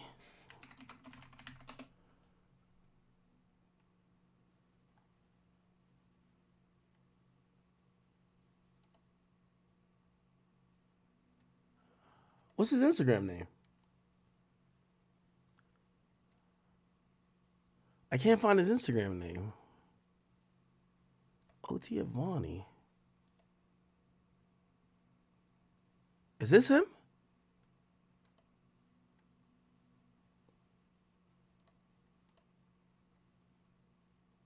Is this him? I ain't gonna lie to you. Oh, this is him. Yo, I think any nigga's a killer if he take more than 5 pictures trying to hide his face. Like, nigga, come on, bro. Like, come on, bro. 1, 2. He just cut his head off. 3. What the fuck? His head not even in the photos. 4. 5. Yo, yeah. Come on, bro. This thing is taking headless photos. What's going on? 5. 6. He's covering the face in this one. What the freak? Yeah, he didn't want. Yeah, this man do not look at the camera ever.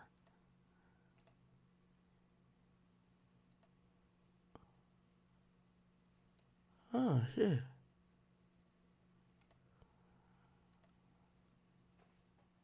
This him, right? This was King Von's manager? I thought King Von's manager was Track. Who? Let me use another thing. Sorry. Who is King Von manager? You're only going to see James Francois, which is Track. Huh. But I know Track also wind up in Melly. I know there's probably another road manager or something like that. Okay. Whatever. Jeez. Okay. Okay, so OTF Vonnie, a.k.a. Kevon Grant, used the second credit card. Sorry, chap. Used the second OTF credit card and rented a hotel for the co-conspirators in L.A., okay? They stayed at the Universal City Hotel. Let's Google that. Okay. Universal City Hotel. Is it Hilton? Oh, no. Anyway, who cares? On August 18, in and around, this is Overt Act 15, by the way. In and around Los Angeles, California, defendant Grant met with the co-conspirators, provided defendant Jones and Lindsay and co-conspirator 2 with firearms. So this guy has the guns, including a firearm that had been modified to operate as a fully automatic to kill TB. Okay, so he gave somebody a gun with a switch, and he gave it to Jones, Lindsay, and co-conspirator 2. Okay. On August 18th, yeah, by the way, there's a snitch in this. It is a snitch in this, clearly. It's no way you know some of this shit. It's just no way you know. Like, some of the phone stuff, I'll be like, all right, they had the phone tapped. We get that. But there's a snitch in this, clearly, right? Like, how do you know? You know, you could get from surveillance footage that he bought some ski masks. Get that. How do you know he gave the guns to these 3 guys? Or is it... Someone's corroborating this. Anyway. Overt Act 16, on August 18th, defendant Grant provided 2 cars for defendant Grant, Wilson, Jones, Lindsay, and Houston, and co-conspirator 2 to use to find and kill Taekwon Bowman, which is Quando Rondo, a white BMW sedan, the BMW, they're going to call it from now, from a rental company in LA County, and a white Infiniti sedan, the Infinity, with a fake license plate. Okay? Overt Act 17. So keep in mind, Grant is also using an OTF credit card, but he's charged. But he's probably also really charged because he put guns in people's hands. Co-conspirator 3, who booked flights and hotels, or booked flights and transport or whatever, they didn't get charged, but I think they might be cooperating, right? Anyway, let's keep it going. So they traveled in the okay, so on August 18th, defendant Grant, blah, blah, blah, traveled in the BMW and the Infinity to a hotel in downtown Los Angeles where TB was staying. So they went to the hotel. Oh my God, these niggas is the definition of pull up. They just went to the hotel like, all right, let's go kill this nigga at his hotel. What the fuck? God damn. And he was staying in the downtown LA hotel, and they went to go kill him. Wow. So wait, let's see who was in the car. Oh, so look like, yeah, so Didi, even though Didi wasn't in the car that did the shooting, they said Didi was there, which is Wilson, Didi, Grant, and the other 3, and co-conspirator. So the way the cars must have been set up is that Wilson, co-conspirator 2, and Grant, Wilson, Houston, and Grant were in one car. Jones, Lindsay, and Houston, Jones, Lindsay, and conspirator 2 was in the other car. That's the car that fatally found them, and they ran out, and all 3 of them shot and killed, it appears. Overt Act 18 this is the next day now. On August 19th, using a BMW and Infinity, defendants Grant and Wilson, Lindsay, and Houston, and co-conspirator 2 traveled from the downtown LA hotel where TB was staying to try to find and kill him again. All right, yeah, somebody's telling. Unless they were just tracking the cars, because how you know they were trying to kill him that day? Oh, well, they did go to his hotel. They were trying to, okay. So that could be corroborated by, like, stop sign footage, or like, camera, street sign, street cameras and stuff like that. Yeah, if they could track y'all going to the guy's hotel, yeah, y'all tried to kill him the day before. And then the next day, it looked like they went to the hotel again to try to kill him again. So that's the 19th. On the 19th, using the BMW and the Infinity, they followed and tracked a black Escalade to a marijuana dispensary. So now they got the drop on him, right? Who did we say gave the drop? Conspirator 4 got the drop, right? So Conspirator 4 somehow got the drop. By the way, we don't see Conspirator 4 in this. Conspirator 4 is not in this chat. Remember I said Conspirator 4 is a local guy. He's a local guy who gave the drop up. So whoever that is, he gave the drop up, but he's local. From all the travels we've heard got booked, Conspirator 2 traveled, Wilson, Jones, Lindsay, Houston, Grant, they all traveled. Conspirator 1 is the boss. He wasn't there. Conspirator 3 seems like they weren't there. There's booking shit with a credit card. Conspirator 2 is a shooter. Conspirator 4 is the person who got the drop, and Conspirator 5 asked Conspirator 2 to go to Southern California. So he looked like he might be somebody else within OTF, but we don't know who that is. So the local person is Conspirator 4. They got the drop. We're going to figure out how they got the drop. Here we go. So they follow and track the black Escalade to the marijuana dispensary located on blah, blah, blah. On August, using the BMW and Infinity, defendant Grant Wilson, blah, blah, blah, followed and tracked the black Escalade to a clothing store on Melrose in West Hollywood. Below is the image of the BMW and the Infinity following the black Escalade in which TB and whatever was passenger as the black Escalade traveled to the store. Oh my God. Fuck. Look at this. Yeah, these niggas were on it. So this is the car that Quando is in. This is a car tracking it. And this is, let me click on it. Quando's in here. And then there's two cars. As I said, apparently, I think this is a car back here that ends up doing it. And in that car are the three shooters that get charged, which is co-conspirator 2, not Grant, but Jones and Lindsay, I believe. Okay. Overt Act 21 on August 19, 2022, using a BMW and Infinity, defendants Grant Wilson, Jones, Lindsay, and Houston and co-conspirator 2 tracked the Escalade to a gas station located blah, blah, blah. On August 19th, the defendant Houston drove the Infinity into an alley behind the Beverly gas station. Oh, never mind. So it was the Infinity. Oh, yeah. This is Infinity right here, which is back here. Drove the Infinity to an alley behind the gas station and parked the vehicle so that defendants Jones and Lindsay and conspirator could attempt to murder him. Wow.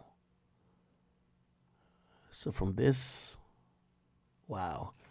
Yo, chat, ain't this surreal? Death could literally be right around the goddamn corner, bro.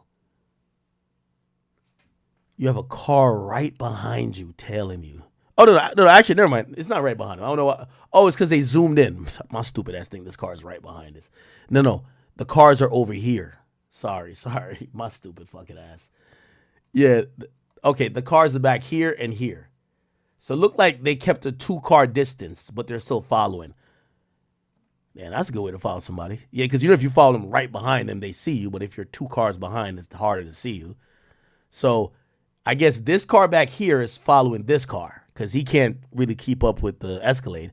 And this car is going to stay probably 2 cars behind, or 1 car at least, behind the Escalade, that the Escalade can't see this car, right? Because if you're right behind the Escalade, if the driver looks up in the rear view thing, he sees you. But if you have 1 car in front of you, don't really look like much. So he's keeping a 1-car distance. And then this car, which is a tail car, is keeping a 1-car distance of this other car. So he don't know what Quando is doing, but he's just following this car. And optimally, the car that gets the drop first is the Infinity, which is right there. Fuck. Okay. Wow, chat. All right. And yeah. Overt Act 23.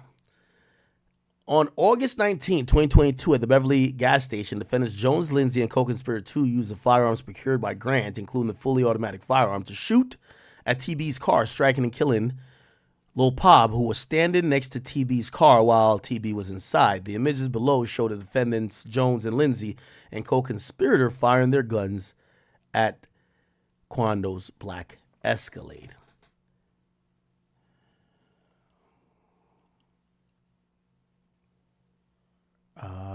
So these guys came from here.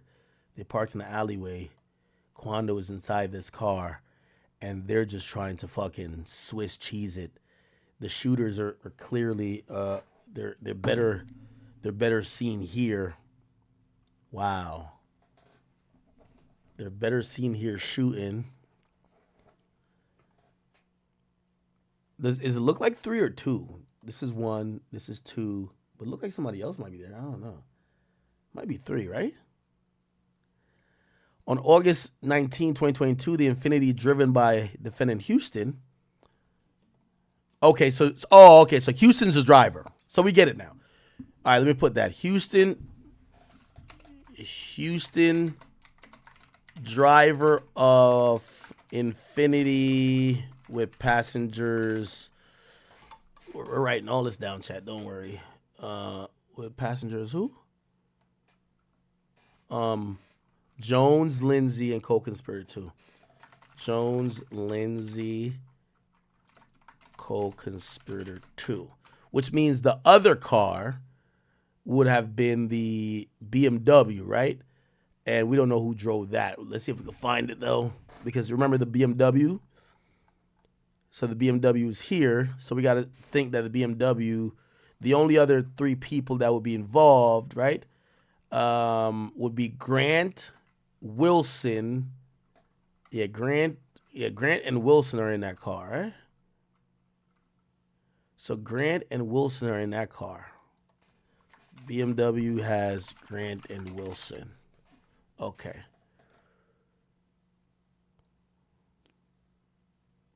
Yeah. So BMW and Infiniti, Grant, Wilson, Jones, Lindsay, Houston, and co-conspirator, whatever. Yeah, and then, okay, cool. So Grant and Wilson are in the BMW. Perfect. On August 19th, defendant Houston drove. Okay. All right, cool. Bet we know now. Perfect. Okay, Overt Act 24. On August 19th, in an Infiniti driven by defendant Houston, defendants Joan blah blah fled the alleyway behind the Beverly Center after they killed him. So they hopped back in the Infiniti and they drove behind the alleyway, or the alley behind the gas station, the Beverly gas station, after they killed him, right? Cool. On that date, they all traveled to a hamburger restaurant where they discussed, among other things, payments to defendants. Yeah, there's a snitch. There's a snitch, Chad. There's a snitch. It's a snitch. There's a snitch. Okay, let me write this down as another thing. Possible cooperants. It has to be a cooperant, Chad. It has to be. How the fuck would they know that this conversation went on there, right? They went. I think co-conspirator 2 is remember I told you co-conspirator 2 is either dead or telling. I think he's telling. Chad. I think he's telling. So immediately they go. So the possible cooperants are going to be, let me see. Fuck. Possible cooperants are going to be Grant, Wilson, Lindsay, Jones, Houston, and co-conspirator 2. Already co-conspirators 2 names jump off the page. Like co-conspirator 2, you said everybody else's name. And why is co-conspirator 2 who pulled the trigger, why is his name not there? Why is his name not there? You name the guy who got the guns. You name the guy who drove the car. But you don't name one of the 3 who pulled the trigger. So I'm thinking it's co-conspirator 2. But we'll put everybody's names in there for now. Cool. Okay. All right. Travel. All right. Cool. So they were discussing payments. The reason why I think there's a cooperant, you have to be one of those people to know what that conversation would be in that burger spot. Again, obviously we know that a burger spot might have cameras, so they might have proof that these guys went in there. But what would you know about the nature of the conversation unless someone told you, right? Someone had to tell you, right?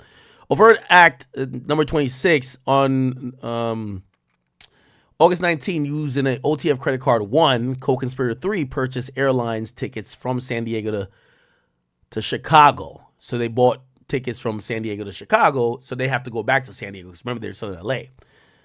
And they bought tickets for Wilson, Jones, Lindsay, and Houston, and co-conspirator 2. Yeah, co-conspirator 2. I think that's the person, bro.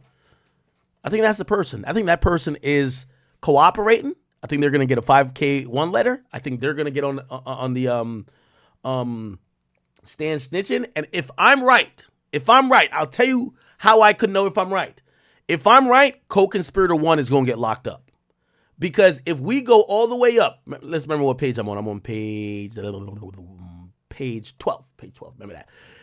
If I go all the way up, it says co-conspirator 1 instructed. You're going to see co-conspirator 1 using coded language told co-conspirator 2. Told Wilson and co-conspirator 2. So co-conspirator 2 could put co-conspirator 1 in jail, and co-conspirator 1 is the boss. So co-conspirator 1 is either dead. If he's dead, it's probably a good thing for co-conspirator 1. But if he's alive and if he's telling, he directly puts co-conspirator 1 in jail. Because if he gets on that stand and says, this guy told us to do the murder. And let's say the feds tell him, yo, you'll do 15 years. Because remember, it's still a murder. You pulled the motherfucking trigger. You'll do 15 years. You'll parole after 15. Okay? But we want number one. And according to this indictment, number one used coded language to tell co-conspirator 2 that I will pay a bounty or monetary award for anybody who kills Quando. That puts co-conspirator 1 in a jail cell. If co-conspirator 1 isn't dead. See, that's the thing. We got to go dead. Co-conspirator 1, there is nobody for him to snitch on. So we're going to eliminate him being a snitch. He can't be a snitch. Co-conspirator 1 is going to be either dead or, I know I said can't be a snitch, but 6ix9ine did organize some murders and did tell. So I want to bring that back a little bit. But in this case, it wasn't like a situation like how we saw with like 9 Trey. And even at the top of the ring with 9 Trey, that was a racketeering, and 6ix9ine wasn't at the top of the ring, even though you think he was. It was actually Mel Murder was at the top of the ring based on how the gang organization broke down. You know what I mean? So, but here at the top of the ring for the conspiracy, even though it's not racketeering, it's co-conspirator 1, which means he can't tell on nobody. I mean, he could tell on the people below him, but he still is guilty for everything they're saying. Without him, none of them do anything. Without co-conspirator 1, no murder happens. Without co-conspirator 1, no one travels to LA for a murder. So co-conspirator 1, if he's not dead, this puts him in a crosshairs of possibly being indicted, right? But I think he's only indicted if Wilson, which is Didi, if Didi snitches, which we know OTF niggas, they're not snitching.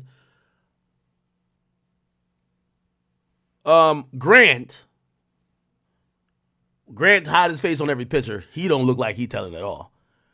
Or co-conspirator 2. But it's funny already because co-conspirator 2's name is not mentioned, and he's a trigger puller. So I'm thinking he's cooperating. And if he's cooperating, as I said, I think 1 is going to be in jail if he's not dead. Okay? Cool. All right. Let's get back to page 12. Cool. Everybody keeping up with me?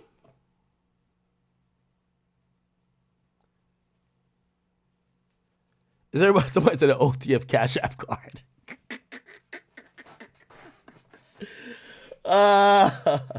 Somebody said, why is this not a RICO? So the reason why it's not a RICO, and again, I'm not an official federal attorney, but we do our ghetto lawyer shit here. I would think that because they believe that the way this criminal enterprise, like, they probably tried to make it a RICO and waited for years to see if this level of coordination was involved in other crime, but couldn't find it, right? You need a pattern of criminal activity. You need, oh, okay, they're using an OTF credit card to book hotel suites for after niggas get whacked, you know what I mean, under the name of OTF. But it looks like there is no pattern. With the O-Block situation, it looked like there was a pattern of criminal activity that led to that. They were talking about the gang beef that was happening, that was fueled by the music and all that other stuff. This, they looked like it was just literally, yo, we want to kill one guy, right? And by the way, I'm glad you asked the question about RICO because they could supersede it into a RICO, right? Here's another small possibility. The co-conspirator 2 and co-conspirator 1 will get indicted, but they'll get indicted and the racketeering statute will fall there because they're involved in much other shit and they're going to bring up murders from other places that they're going to put into this, right? This is all about Quando Rondo's cousin, Lil Pop. If they come with a RICO, they're going to come with other victims, right? So maybe that's why they ain't do it yet. They're going to do a superseding indictment. We don't know, all right? Let's keep it going. So, all right, cool. So they go to the burger spot, and now they're talking about money getting paid. Cool. Which, again, as I'm saying, co-conspirator 2 seems a little bit whatever. Which, by the way, again, let's say co-conspirator 2 was a hitman for OTF. He's done a couple of murders. They could have snagged him early and said, or no, maybe he was locked up before and say, yo, bro, check this out. We got you on 3 murders. We're going to charge all these guys. If you ever want to go see your kids again, you're probably looking at 2025. But you're fucked here. We got you on camera here. You're fucked here. You're fucked here. We really don't even give a fuck about you. You're a peon. You're just a shooter. We want to stop all of this. If you give up some people, you'll get out of jail. at some point. If you don't give up nobody, you're going to die in jail. Absolutely. You pick your poison. That's a possibility. And that's where the RICO would come in, where they drop the racketeering charges and the dude comes in and says, yeah, not only did I kill Lil Poppy, I killed this guy for him. This guy got killed under the name of OTF, and now it's an OTF RICO, but it's not a RICO. Yes, a conspiracy just for the murder of Lil Poppy. Anyway, so they talk about yo, listen, I need my money. Yo, why do people gotta for the murder for hirers and the murder for hirees? Right after y'all kill somebody, I know y'all love y'all money, but it's probably not the time to meet up and have a group powwow like a mukbang over, okay, when are we getting paid for the murder that the police have still yellow taped around? Maybe it should be like, yo, listen, hit me up on, let me not give criminals any type of advice actually, but still like, yo, nobody say nothing, keep living your life. We gonna meet on the 12th day of the next month or something. Like, don't make it where they track y'all to like having the meeting about the money. Just make it seem like, okay, yeah, that wasn't us over there, and yeah, we never talked about nothing. We never really met up. But anyway, whatever. I guess we're gonna be together regardless because they were going to hop on a plane regardless to go back to Chicago. So they use a credit card. They bought airplane tickets from San Diego to California. No, from San Diego, California to Chicago, Illinois. And they return. So basically, that's easy to prove by the feds. Yo, y'all had a one-day trip. Y'all went there the 18th, right? Y'all landed. Y'all got all the shit. Tried to kill the dude today. Y'all couldn't kill him. Y'all found him to a clothing store. Couldn't kill him. Y'all killed him at a gas station. Got the wrong guy if they were trying to get Quando. By the way, what do you get if you kill the wrong guy? Y'all were told to kill Quando, but I'm pretty sure whoever, the conspirator number one said kill anybody with them. But what do you get if you don't kill the main target, but you kill his friend? Fuck it. Wait, hold on.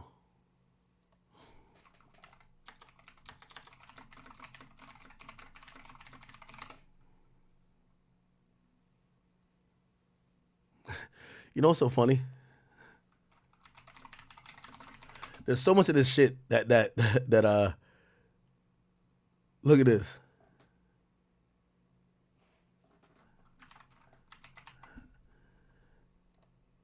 Durk's like a poet. You ain't get back for your mans. You in the club, you ain't dead. Nike ski mask for the COVID. The only time you niggas wear it. Niggas ran inside my crib, but the Glock 10 was by the bend. I'll give my gun to Indy before I put it in your hand. I lost, bro. I can't be happy till we creep up on the skull. I know niggas act like they with it, but be bitches on the low. Why you posting sun? Why you niggas posting true? Why you act like you supporters? If you do hop in the coupe, grab a gun if you ain't with it. Put up money for a gun. Put up money for a hot car. Put up money for a bond. I don't see you on the regular, but I see you screaming Vaughn. See you screaming Vaughn. Boy, no cap. I got killers that I love and they don't rap. No cap. I got rappers that I love and they gon' splat. If I die, just don't lie, man. You niggas better slide. If you can't get the main nigga, then you better get his guys. Holy shit.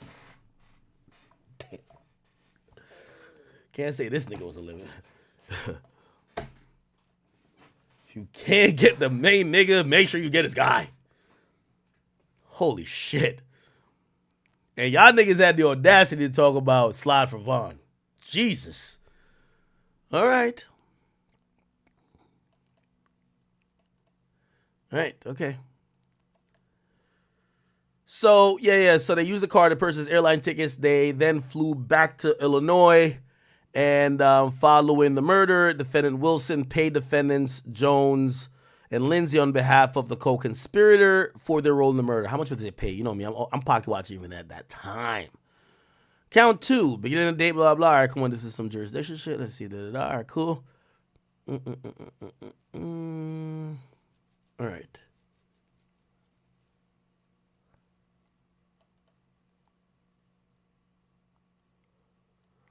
Yeah, they carried firearms. Okay. They possess hand machine guns, namely a 10 millimeter caliber firearm equipped with an auto-sear conversion, that's a switch, device which was designed and intended solely and exclusively for the use of converting a weapon into machine guns, which defendant Jones knew to be a machine gun. Forfeiture, it's a whole bunch of shit. Ooh, okay. And it was signed by Mac E. Jenkins, assistant U.S. attorney. And the U.S. attorney, so these are people probably going to prosecute right here. And this is the U.S. attorney whose office this is coming out of. Here's the arrest warrant for Kevon London Grant, a.k.a. Cuz Vonnie.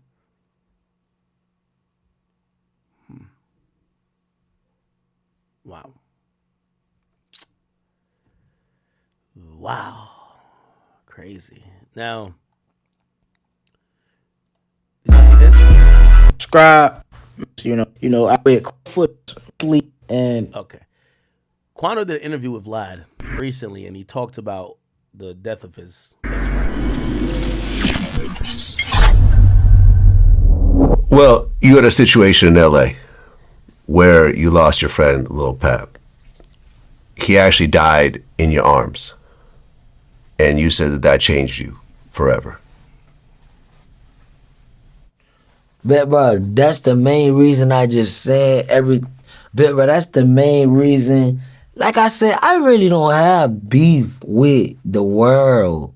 My beef is really mainly in the music industry. It's not with the world.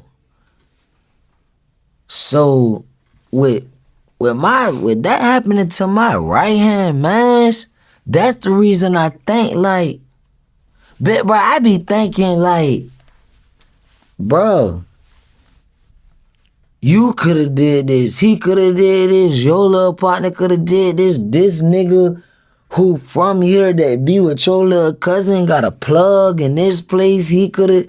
I just think so many ways about it to the point where, bro, I done took the thought of art of war to a whole nother level. Bro, and cause, man, this the only thing about this life shit, my nigga. Ain't no rules. Ain't no rules. I might feel like I won't shoot up nobody's house. You might feel like that. You might feel like, I might feel like I won't shoot at nobody while they with their kids. You might feel like that. I might feel like I ain't shooting at that man hoe just cause I see her right here. You might feel like that. Bro, it's to the point where like it ain't nobody real no more, so you don't know what can go on, how it can happen. So at the same time, bro, you gotta live by no rules. And man, I'm boy Vlad, but I got so older to the point now where I know like, hey, cousin, I used to think like this nigga ain't like that or that nigga ain't like that. He don't mean what he say, man. Check this out. I ain't gonna lie. I hope everybody know I mean what I say. And boy, I promise you, boy, I think you mean what you saying to me. Ain't no rules, bruh. Yeah, anyone's capable of anything, especially when you put them in a corner. So if you ain't got nothing to do with nothing, cause people wait the shit, bruh. Niggas commit an ass of crimes and wait till they go to jail to start praying. Bruh. Whenever you in a real detrimental situation, first person you gonna go to screaming is, God, why? And all this and all that. Bruh, that's what I'm saying. Like, I ain't got, like, you see I'm setting my piece right now. I ain't got no beef with nobody. Everybody else need to go in and bring that shit out. Cause, boy, listen, man, how many times how much can a person take before they just start reacting, my nigga? And I ain't talking about me. This just a message from around the world. A person can only take with so much, my nigga. Then once you go to reacting, you gonna go to reacting to everything. Now ain't no time to scream and holler. Well, they said that you were the intended target in that situation. Man, man. Cuz I'm about to keep it real with you, man. All that shit you heard was cap. Nobody know what the fuck really going on, bro. Damn. You know what's so funny about the streets chat? Him saying this on Vlad's show, he knows what it's about. You know why? They had a grand jury in June. You think they did a grand jury about the attended killing of you and they ain't try to request you to do a grand jury? You think the feds ain't trying to subpoena him? Say, yo, you got to come here. Nigga, we're doing a federal investigation about some niggas who tried to kill you. So even if he didn't know at the time, he knows based on how the feds have probably told him because he's a victim. Yo, we want you to testify in this grand jury. We believe these guys were trying to kill you. He knows, but he's not going to say. He keeping the street still. But that shit ain't really got nothing to do with me, bro. Okay. Like, and I love my mans. I love Paul. I'm sorry for your loss, man. And that was your closest friend? Nah, yeah, but I fucked it with bit, bro, nigga. That nigga was one nigga that used to actually get on my ass. Like, little bro, like, what you doing? You tripping? Let's do this. Little bro, let's go to the studio. Like, man, that man was a real nigga. He just was all about his paper. Bro had a real check. Bro could have changed niggas' lives out here. Do you think that was the most traumatic event you ever went through in your life? Man, hell yeah. And this whackers bit, bro. I used to run around and be like, I ain't never got none of them. Bit, bro, I just felt like when nothing never happened to you and yours and y'all done did all the burning our houses. When somebody come burn your house down and the firefighters don't show up for you, that shit hurt. Interesting. There was some other part. I think there's another part I wanted to. Let me see if I could play that. Otherwise, it's kind of crazy,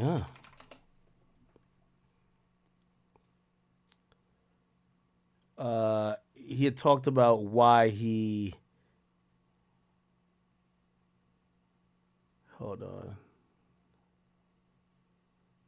Yeah, he must have changed his life a lot. He said, if you slap me, I won't kill you and go to prison. Very mature way how to think now. Okay, here we go. He said, I don't got no beef with any rappers. He was talking about dropping his flag. Yeah, right here. Without getting into any details. You said after that everything you had represented up to that point, you were done with it. Without getting into any details. Yeah, man, but it didn't even took that situation for that happen, for me to start feeling like that, man. It always come down to realization, what you realize. Yeah. I done realized certain stuff and been like, man, I don't care about us, man. We from down south. They just want to use us. They just want to consider our spots. They just want to come. I don't know, man. I ain't with none of that shit, my nigga. Cause you know what's crazy? Stanley Tookie Williams resigned from Cribs. You know that? Yeah. He won a Pulitzer Prize.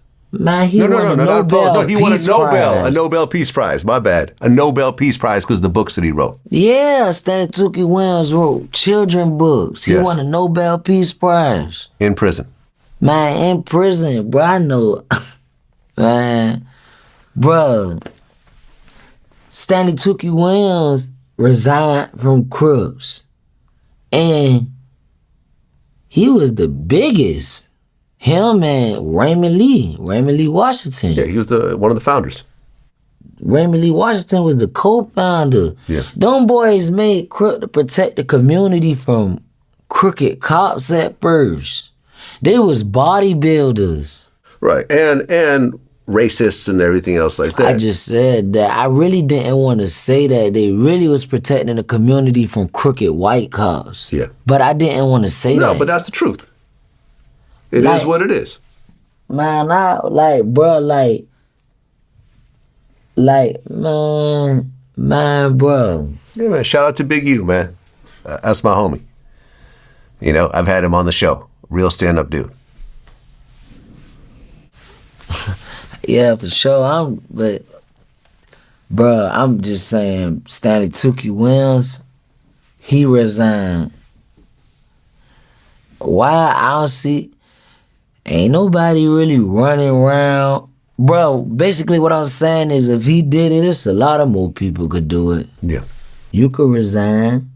I feel like you could resign, but it should always, it's one rule about anything you stand on. I don't care if you an alpha, or omega, Q-dog. A Q-dog and an omega is the same, right? I don't care if you a Q-dog, a alpha, a delta, which is the Omega Sci-Fi, yeah. girls, or I don't care if you a Freemason, Delta Sci-Fi? a Christian, a Muslim, a Jewish. I don't care if you just claim to screech you off or whatever. I feel like even when you step away from all that stuff, when you feel like you don't want to be a part of it, it's one rule that's in all that. No disrespect tolerated. So long as ain't no disrespect in all of it, bro, it don't even matter. And that's just in life with being a human being. Man, listen, I support your decision 100%.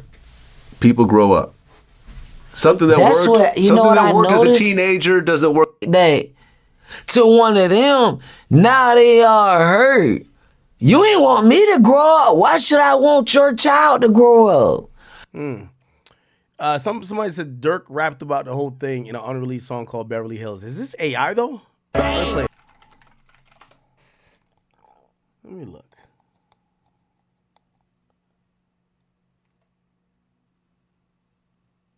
This might be AI. I ain't gonna lie. Fire though. Am I wrong for saying that? I apologize if I'm wrong.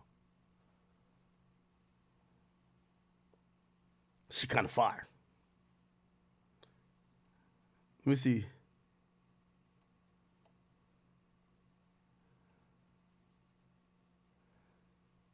Oh, Tank released this or leaked it? Tank put me onto 2 songs in one day. Yeah, these don't look like rental cars. I ain't gonna lie to you. Both of these cars look like the front window is tinted. Am I tripping, chat?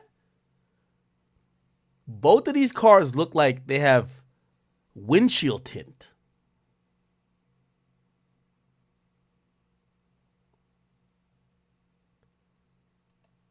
Am I tripping? Does anybody know about cars? Like, I've never rented a car and the windshields are tinted. Bro, the windshield are tinted, my nigga.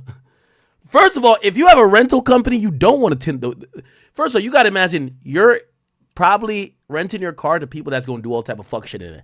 You don't want to make the sources, and I get news told to me. They said, I've been told that the feds have been looking into Lil Durk. This is after they called state caught Jeffrey. And I was like, And I'm going to be honest with you, maybe it's 2 years ago. I don't know how long it was. But I remember, this is before the O Block 6 thing happened. Or actually, maybe it was, I can't remember the timing. But I remember thinking, after the O Block 6 or 5 like got convicted, I'm like, all right, Durk's finally in the clear. That's what I thought. But the person who was telling me, they say they had good authority that was coming from investigative bodies that was involved in looking into this. But from what I thought, it was going to be something like a RICO, because they were just saying, hey, listen, they're looking into Durk. Obviously, I never said nothing.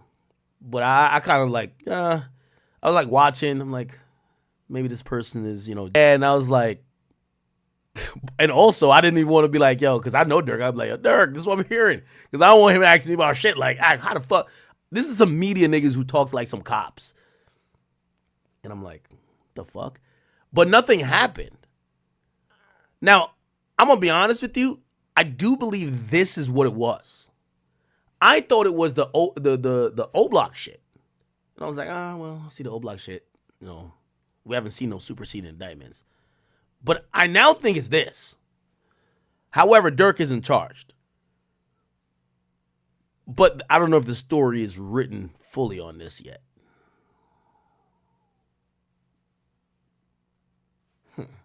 Somebody says search tank on release.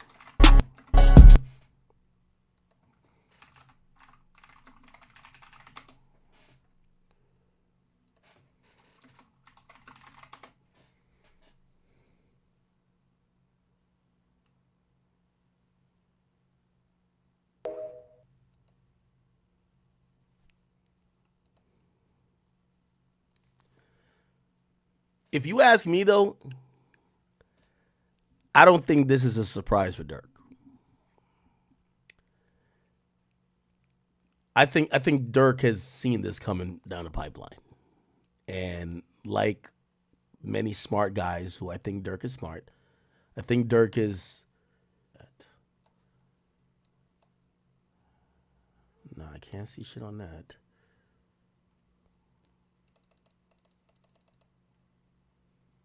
You can't see shit on this one either. No. I'm hearing a lot of people hit me up, man. They're saying somebody's telling.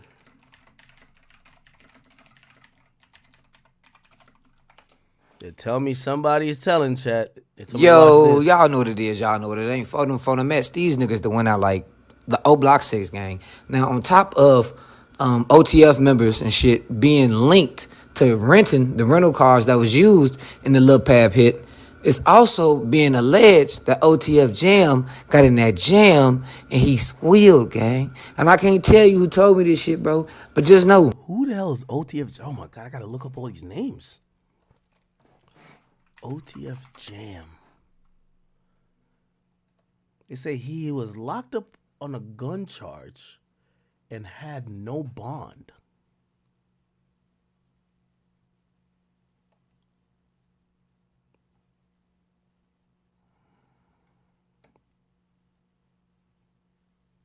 The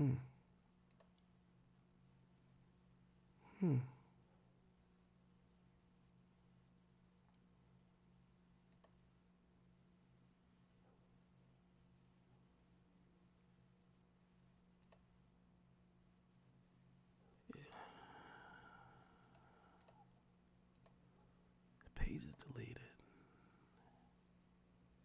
Is this co-conspirator too?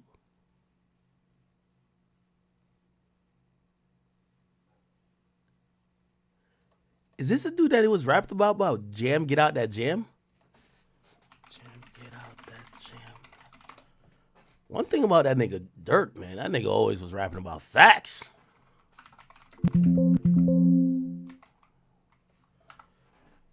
Blast his ass. I don't even know the ass. I even asked when it come to Cash, they gotta blast his ass. Damn, this was so hot. I think he told my FBG Cash right here, who died.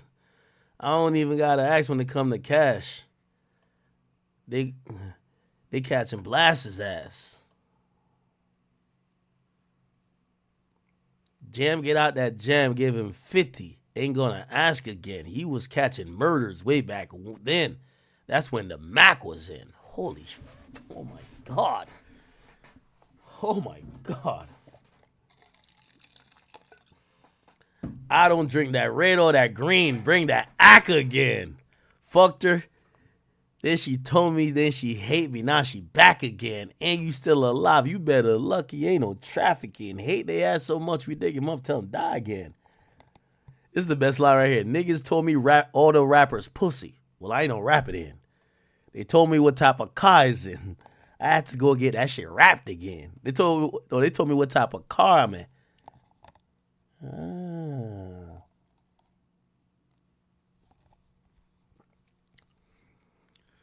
Yeah, I think King Von got Durk into this like say name shit. Cause listen to the King Von verse. I ain't trying to squash no beef, nigga. We into it with you, die real street, nigga. At your funeral, I might slide, rest in P, nigga. Shoot up everybody that's outside. Bet Woofsky feel this one. Oh my God. I bet Woofsky still twitching. He changed something different. I got clips like Mel Gibson. all full with none empty. I know niggas scared to come around when I pop out outside. I done gave niggas whole head starts and still I hawked them down. That shit crazy. Crump was doing all that woofing. He ain't even make it. Melly got shot in a party. Started Harlem shaking. The pigs keep tweaking. I'm gonna start frying bacon. Jesus Christ.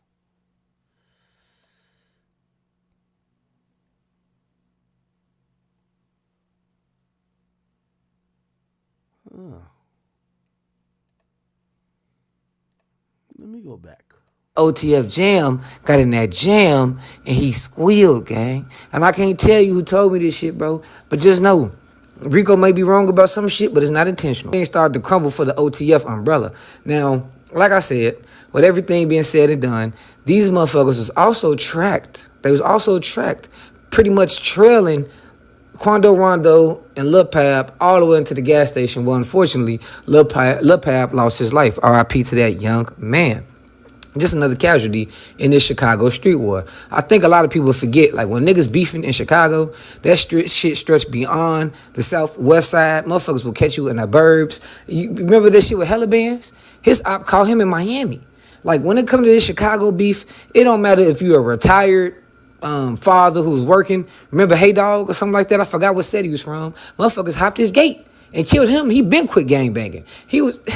It's just endless cycle of violence when it comes to Chicago. And also, like when I made that mention to O-Block, I think these individuals, just like I can't say who was promised what, but we seen how the FBG Duck trial played out. People was promised lucrative amounts of money and also so much shit that I honestly believe they was given. Like when you think about it, when it's all said and done, I'm not going to piece together the puzzles to this fucking crime, but DC started to rap. Shorty popped up with that grill. Shorty got that whole neck tattoo. Durk was calling him the threat. Let's not forget, Durk said, they in my comments saying, get back for Vaughn. I know they trolling me. And he's like, the list goes.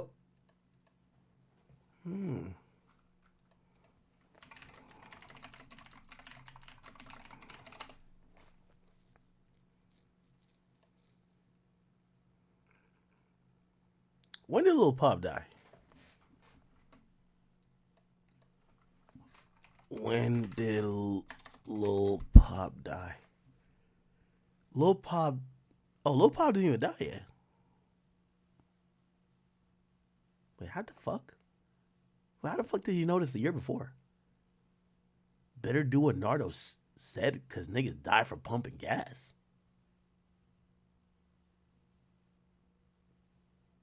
Why you act like shit so exclusive, bitch? That's public ass. Can't no nigga we don't fuck with come around, we stomp his ass. Nardo voice, creep up out that cut. We like, shh, shh. Nardo voice, catch him before he run that gun. Shh, go, shh, shh. Hey, who you kill? Steady talking like you did a drill. We gon' kill you sober. Who done told you that I need a pill?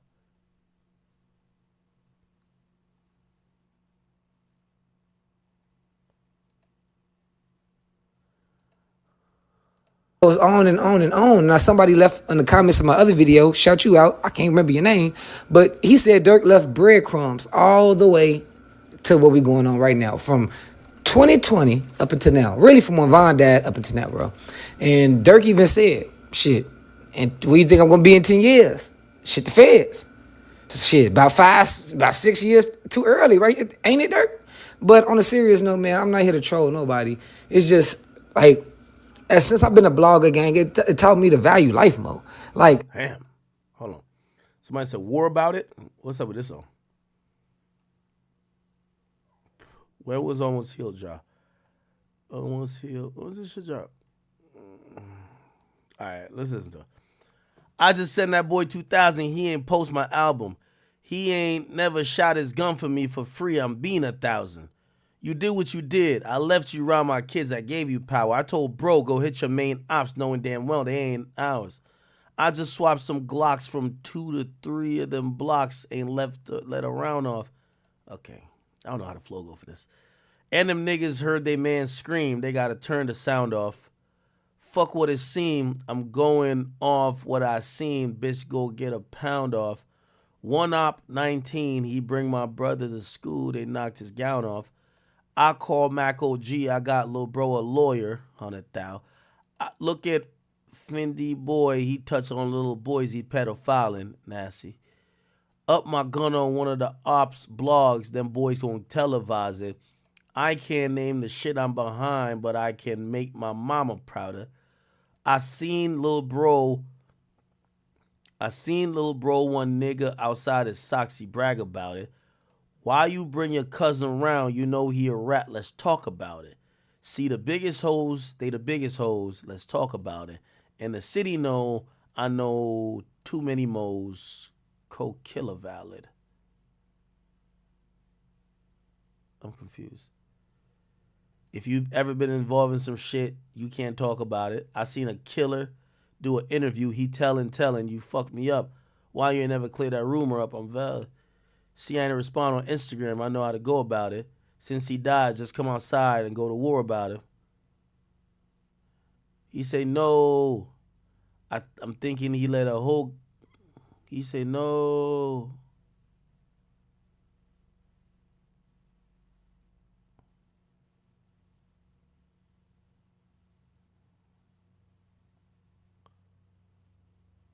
If you ever been involved, you can't talk about it. I seen a killer do an interview. He telling. Why you ain't never clear that rumor up? You know I'm valid. See, I ain't respond on Instagram. I know how to go about it. Since he died, just come outside.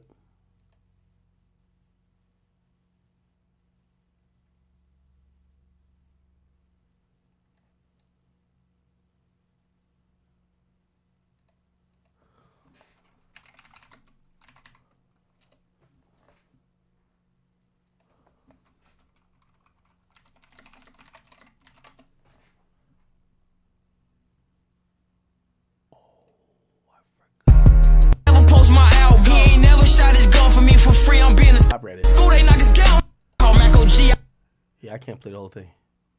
Boy, he touch on little boys. I can't name the shit. I'm know you're red. That's the city. Know I know true.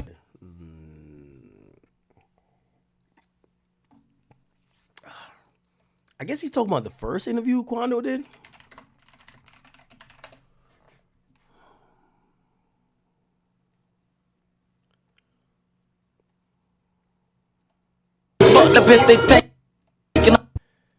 Hey, I'm gonna keep it a bean with you.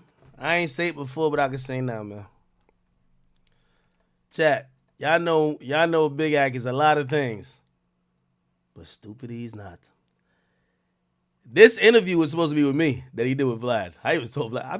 Did we talk about it on camera? I don't know if I did. So YB's manager, which is Quando manager too, they called me and said, Ack, we need you. We need you to do an interview with Quando. And I'm already thinking, I'm like, bro, it's been like mad long after the fucking King Von thing. Like, you kind of told the story a couple places. Like, what more are we going to talk about? I do know, like, he's in a different path of his life. I'm like, it could be a good interview. This is what I didn't do. I didn't do it. They told me, they said, actually, they had everything set up. I felt so bad. And Fee, I love you, brother. I'm sorry, brother. It wasn't because I was definitely going to be safe. Because he's on, I think, federal house. I can't know what house arrest. I had to go to Savannah, and I was just like, I'm going to keep it a bean with you. I don't know nothing about Savannah other than niggas were shooting up in Savannah. So I'm like, why the fuck am I going to Savannah? So anyway, I was like, all right, well, I could go to, like, I'm thinking about it. Could be a day trip real quick. But, like, I started looking at the flights. They're not even no direct flights to Savannah. I'm like, what the fuck? So they booked this place. This is I won't dox this place, but they booked this exact place where he did an interview with Vlad. And I'm like, I'm finna go there. I'm about to do it. And then, for whatever reason, I was just like, yeah, it ain't gonna happen. It ain't gonna happen. Now, I say that to say, me and Quando were supposed to do something this Monday, but his judge didn't sign off on it. We're gonna do something soon. I won't tell you the date in case somebody's still trying to, like, I don't know what's going on. But me and him, we do have something planned. We have something planned, okay? But we were actually supposed to do something this week, but last minute we found out his judge didn't sign off on his travel. So it's all good. But we're going to do something. Well, I hope we still do something because this was before this news broke. This team might be like, we don't want to talk no more. You know what I mean? But yeah. You know what I mean? Yeah, I might go to Savannah. Come over here to Northern Jersey. You know what I mean? Come to New York. Let's come over here. There's less switches over here. Come over here, brother. Somebody said basically Ack was scared. I wouldn't necessarily say scared, but definitely cautious. You know me, I don't give a fuck if you say I'm scared or not. I don't know nothing in Savannah. I'm gonna just keep it a being with you. And the plane ride was too long. I hate planes, and I was just like, I'm looking down there for bulletproof vehicles. I'm looking for the most, chat. Like, I talk too much shit. You feel what I'm saying? I be talking too much shit. So I'm looking for bulletproof cars. I'm looking for all type of shit. I'm like, Savannah's is mad country, and I'm like, oh, come on, bro. But don't worry. If we'll do something, I won't give you out a time or the date, but in the very near future, me and him, we're gonna do. I don't know if it's an interview or like a day in the life of. I wonder if I could bring this up. I think I could bring this up. Of course, I'm bringing it up, nigga. Yo, so what you think about them niggas? Remember you said that you ain't think they were gonna kill you? They were definitely trying to kill you. I ain't shit. All right. Anyway, I remember I was like, damn, Vlad, you went down there? Vlad was like, yeah, I went to Savannah. I'm like, all right, better you than me, gang. And also, you know, Vlad breaks up an interview like a kilo of coke. He got 35 parts to this shit. I was gonna put it out as one and probably only get like 300,000 views. Vlad gonna get like 2 million off of him breaking it up. All right. All goody. Oh, this was the other interview. But this was before Lil Pop, though. This was him talking about the altercation with. He did do an interview recently, though. I wonder what he said there. Quando Rondo interview. This is obviously people are gonna ask him about the Pop thing. He did this on. This is Big Facts. It done been times I felt like. Go ahead. Mini dog. Saying, if you was sitting back on top of the game. Top about top, like I was saying. But this shit is the fucking globe to him. This is everything. Universe. Yeah, it's everything. This nigga like, boy, what the fuck? Yeah. He thinking so hard into it till you done ran out of thinking spots about the shit. He's still thinking. He got 10 million ways to thank you for this, and you only had 100 ways to receive it. Yeah. I'm telling you, so like, I'm on that type of shit with him. And him signing me and all that came down to probably being nothing to him. And me becoming somebody probably been nothing to him. Him giving me this and that probably been nothing to, bro. And YB went to roll with me through all this bullshit that's going on. Come on now, Bank. We niggas, we black. Fuck. Different from us. This nigga, I gotta wear my sister. But the same pain I felt from the streets, you felt, and we equal on that. It be 5:30 in the morning. My daughter 4. She might come in the room and be like, I want some popcorn. I'm dead sleep. Just human. I ain't got the power of a snap of a finger. That I feel like God gave me a person, and that's what we here for, me to become another person. Not like that. I know I be saying little tender shit. Sometimes when I be around someone, it turned me to one of the biggest people in the world. Yeah. Here, well, like you say, everywhere you see. Everywhere. And Bank like, yeah. I feel like this. Man, and it's gonna be people all over the world I know got real love for a nigga. If the love that real, you will still love a nigga after this. But, man, bro, like I just told you in the beginning, if just say I was gangbanging right now and I was a big homie, me, and I got the mind that I got right now sitting in front of you, not the mind from then, now. But if I went and got little homies, they wouldn't be struggling. If they went to jail, they'll know I had them. If they needed a lawyer, all 5 of them, just say I put 5 of them down, all 5 of them have a lawyer. If they went to chain, you know how them phones be in chain gang? Nigga, I had a partner call me and tell me phone was 8,000. I'm like, God damn, cuz, boy, listen, I know how hoes feel now. You get out and go back again. I'm not rocking with you. I'm just about to say that. I don't know if they discussed Lil Pop. Good boy. You know, this makes this a little bit complicated than Durk going through the rebrand. You know,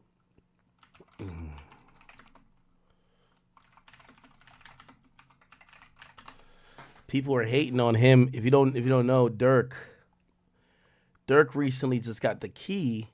He received 2 keys to the city.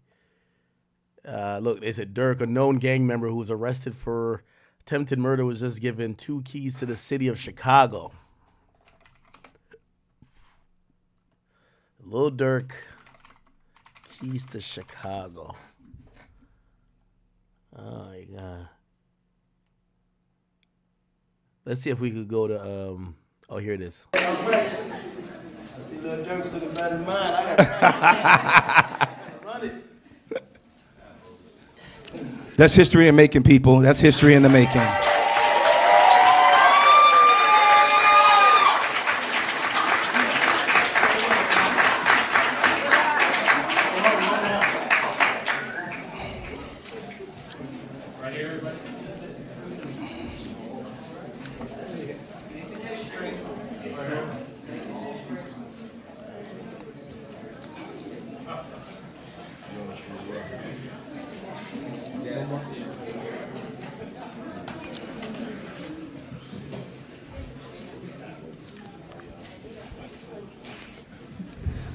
All right.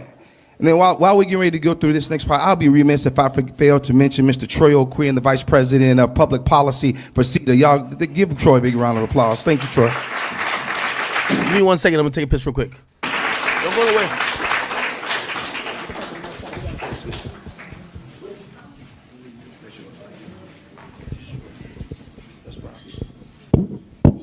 So I'm going to ask my daughter, Sydney, who's an educator, to come help me present this key to Lil Durk.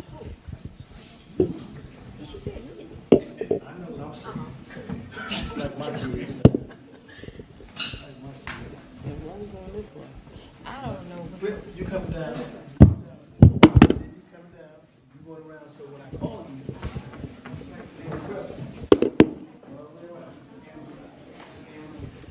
you. So Durk Banks, also known as Lil Durk.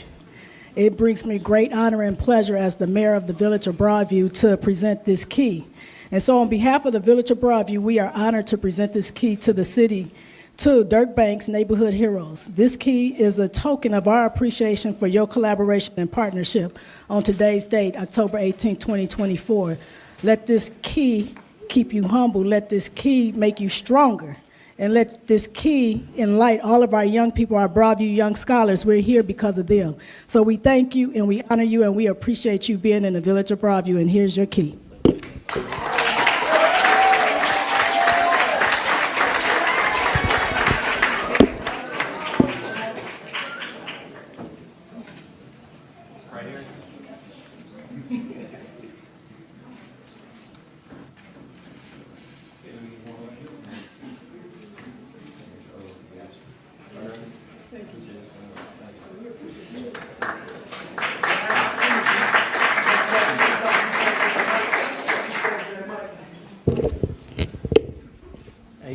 You can hold Lil Durk's key. He don't want to let it go. Hey, we know the key is first from Broadview, and you didn't know the picture. Go ahead. And this is my sister from Broadview, and I love her so much. And I want to thank my sister first for inviting me and making me feel special and making us in the Village of Bellwood part of this. Next, I want to get to Lil Durk. Man. I want to thank you so much for all the hard work and the things that you do for the community. You know, so many times people rise to the top and they don't look back and pull nobody else along. One thing I can say about you, you always pulling the next man along. And Neighborhood Heroes is just a blessing to the Chicagoland community. And I hope it stays prosperous and continues to grow and grow and grow. Now, I want to be the same thing she read, but they say the same thing. So I'm gonna let my daughter read it. Come on up here, girl. She's a nurse and she's been doing a bunch of stuff in the community. So I'm gonna pass the torch. On behalf of the Village of Bellwood, we are honored to present this key to the city to Durk Banks, Neighborhood Heroes. This key is a token of our appreciation for your collaboration and partnership. Thank you.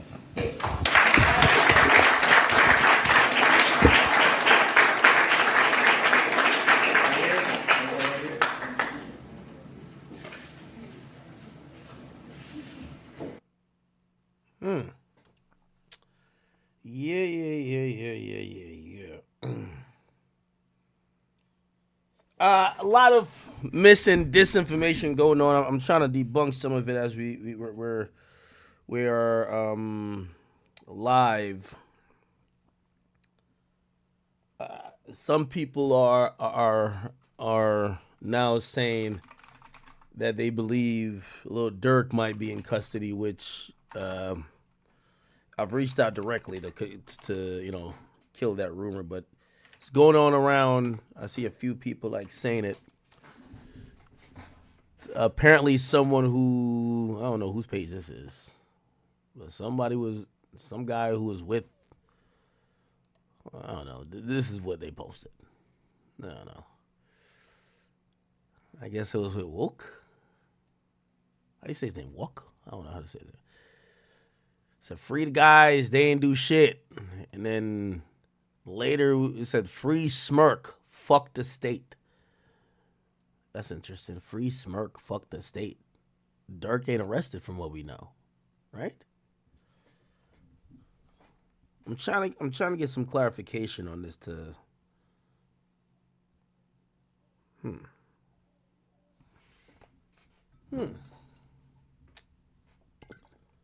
Oh shit. Does anyone know this guy? Is he legit? Or is this like a fan page or something? Oh, that's like a real guy, right? Yeah, that's a real guy. Got an OTF joint. It's Trackhawk.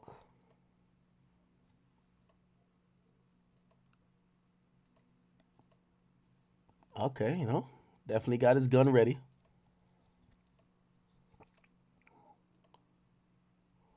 Okay, all right, shout out to this upstanding gentleman here. And this guy posted, what's this? We ain't rats. We real niggas. Like, when was it ever cool to backdoor some? Okay, this is some Durk lyrics. Free the fam. Folks talk too much. Folks talk too much. Stop talking on them interviews. Free the fam. What this got to do with anything? Right. Vegas and they just all over the floor with numbers and shit to call. That's that new shit. Wait, they got charged by the Fed? Nothing like it pops up. Let's go real quick. Hey, good work. They got charged by the Fed. I need to get rid of them. Hey, Omani, you're the man, bro. I really appreciate meeting you. I really appreciate meeting you. Come on, shit back in the day. Right. Vegas and they just all over the floor with numbers and shit to call. That's that new shit. Wait, they got charged by the Fed? Nothing like it pops up. Let's go.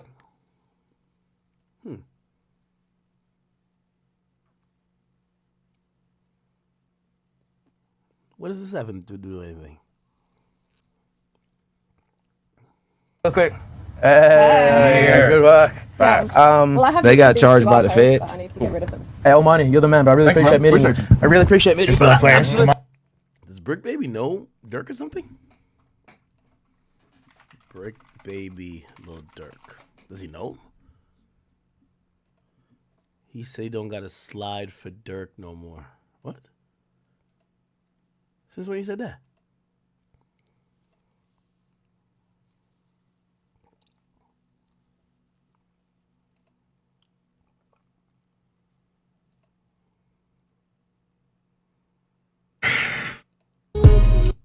They pretty much tried to say that it was 2023. A lot of people hate $1,000. Blanco. Some I do not know. You feel what I'm saying? Right, who is these people, bro?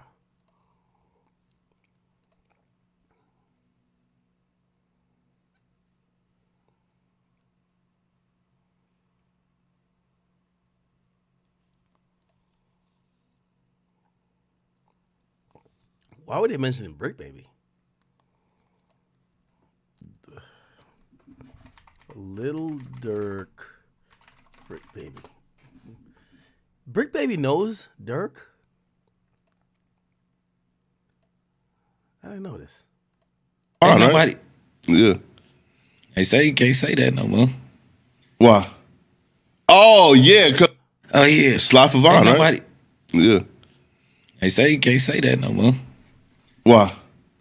Oh yeah, because of no. Like They who died? say you can't say that no more. Oh, because of FVG Cash? Or who? Nah, because Lil Pop. Oh. Well, to be fair, Brick Baby is a street nigga. He's like one of the top street niggas. He probably would know before we would know what really happened to Pop. So we don't know. What's that? But I'm just saying, they just say you can't say that no more. That's the new term on like no more Sly for Vaughn.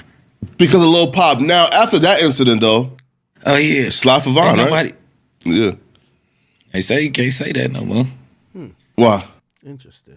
We charge a quarter for a pack of hundreds, not enough. And I said, the last nigga we turned the pack. We got $1 million plus. Yeah. So a lot of people were taking that, or I guess not a lot of people, but Trap Lil Ross was taking it to mean that was basically you admitting to having had something to do with something that happened That's right before why that. I'm like, that were you shit's thinking about that crazy. in your head when you spit the lyric?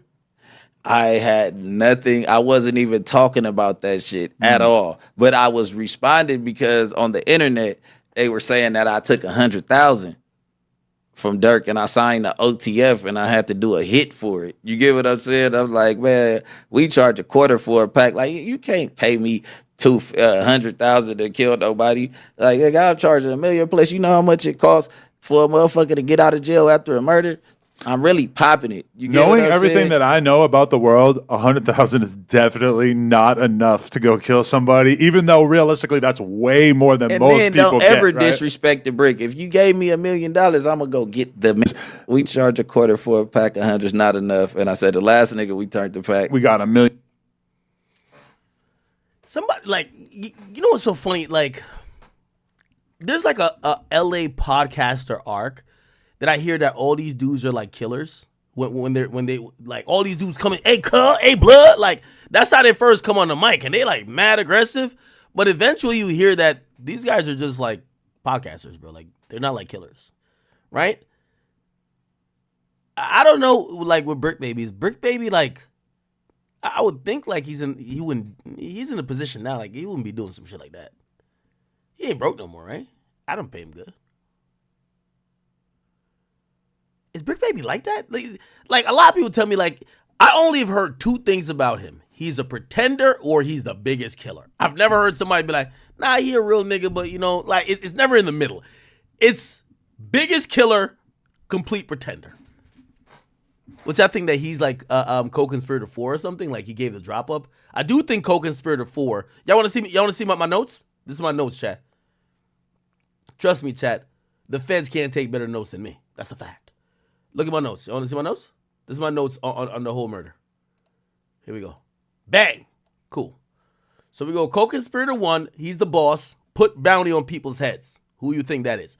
Co-conspirator 2. He did the sliding. From Chicago.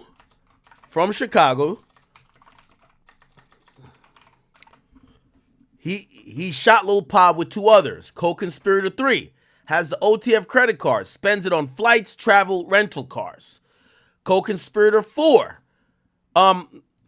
we should put here, doesn't seem to know what he was booking all that for.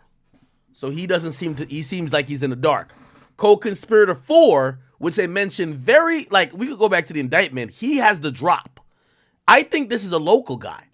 A local guy would have the drop. The local guy gives up the drop. We don't hear about him traveling because he's already there. He tells everybody else, yo, the nigga's here. Everybody else comes there. That guy's local. Now, by the way, I think this is a long stretch, and that seems so crazy to even throw the guy's not charged with nothing. Like, you know, I know y'all like this, like where the podcasters are killers too. These are podcasters. They're not killers. Relax. But co-conspirator 4 is somebody local, though, if you ask me. He got the drop on Quando's hotel. It could be a gang member, though. It could be a gang member, right? Like somebody who be known where the rappers be staying. Because here's a dumb thing. You know I don't like LA no more? Chad, let me tell you this. LA, all the labels use 2 to 3 hotels. And they tell every rapper, because really rappers used to have beef only in their hood. And when they got to LA, they don't have beef with other rappers. So they used to tell the rappers, oh, we have this low-key upscale hotel for you. But they all use the same 3. So they have mad rappers. Nigga, that's how, you ever heard about me running into Narda Wicks people? One of Narda Wicks nigga looked just like Quando Rondo. I remember like we pulled up. I'm like, who the fuck? Is that Nigga, I remember we spun the block twice. When I'm checking in, I run into Narda Wicks' manager. We get to find out Narda Wicks staying there. There was another rapper. It was all rappers and like industry people. So, like, by the way, I know people criticize, like, say, Pop Smoke for going to the Airbnb in the hills, but labels put you in the same 3 hotels. Labels put you in the same 3 hotels. You're gonna run into other people, and fuck if you got problems with other rappers. Now the niggas who work valet, the niggas who work security, and the niggas who know just because they know, they're gonna know anytime every rapper is in town. Like, that's why I hate LA. Like, niggas always got to drop on you. Now, the next time I go to LA, I'm flying in like Van Nuys, or I'm flying into like Ontario over there, and then I'm driving to some nondescript place and being mad low key. Because LA is a thing where like everybody knows you're there and everybody knows your food. Like, it's like the worst place, if you ask me, if you're gonna go as a rapper. Like, New York is not the same. Mad people come to New York. They get a B&B in Edgewater, which is in Jersey. They stay at some shit that's like, you know, in Manhattan. There's some other shit that's low key that you can find on Upper East Side. You can find some shit like close to Soho. Like, there's mad places you could go and just really, like, some place to meet pack. Like, there's mad places you could go and not thinking you're about to be lined. The thing with LA is that niggas communicate, and it's really because of all this gangbanging bullshit, right? Like, because most of these guys are linked in, and you don't know if a gangbanger is, like, a gangbanger works a regular job. He's a security guard. You think he ain't gonna be like, yo, Quando just touched down here, bro. Just let you know, Quando, yo, he here till Thursday. Cool. You think they're not about to give that drop up? Especially when they be like, we could get 10, 15 bands for this. So I do believe Co-Conspirator 4 is somebody that is local. You get what I'm saying? Shooters are Jones, Lindsay, Co-Conspirator 2. Co-Conspirator 5, this is the only time we hear about him. He asked Co-Conspirator 2 to go to Southern California. He asked him to go to Southern California. And Grant also has an OTF credit card. So Co-Conspirator 5 is as well. If you ask me, Co-Conspirator 5 is somebody else from OTF. But if he's telling Co-Conspirator 2 is clearly a shooter. He's a foot soldier. Co-Conspirator 5, boss. Grant, boss. Co-Conspirator 3 won't say he's necessarily a boss, but trusted enough that he has a credit card. The guys who are doing the shootings, no credit cards for them. They don't control OTF shit. Street niggas, foot level, they're just there to pull a trigger, whatever. The other guys are facilitators. Remember, Co-Conspirator 1 says, don't book nobody that's associated with me on whatever. So, yeah. Anyway, Houston happens to be the driver of the Affinity. That's why, so he's not caught on camera, but he's caught driving the vehicle. The BMW has Grant and Didi, so Didi would have caught the body. And I would think Didi would have caught the body over Grant because Grant flew it on a private jet. So Grant seems like he ranks a little bit higher than Didi, right? So Didi is here. Grant is here. Grant flew it on a private jet, and also Grant handed out guns. And well, maybe he had a gun too. Maybe he gave one to Wilson. But we don't know. That would be Didi. That kind of also eliminates Didi and Grant from being the snitches. So neither of these two are the snitches right now. So the snitches are one of these people. Jones, Lindsay, Co-Conspirator, or Houston. Really, Jones, Lindsay, or Co-Conspirator. We believe it's Co-Conspirator. Now we just got to find that name out. The possible cooperants, Grant Wilson. We could eliminate Grant and Wilson. We could eliminate Lindsay, right? Yeah. We could eliminate Lindsay. No, not Lindsay. Not Lindsay. We could eliminate Grant. Yeah. So it's Grant. So one of these three are snitching right now. One of these three is snitching. And then we could put target, top target, co-conspirator 1, Big Dog.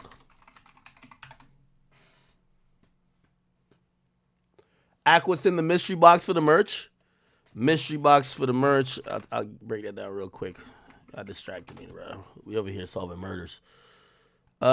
These mystery boxes type shit, if y'all cop one, it has, like, say there was a merch that y'all couldn't find before.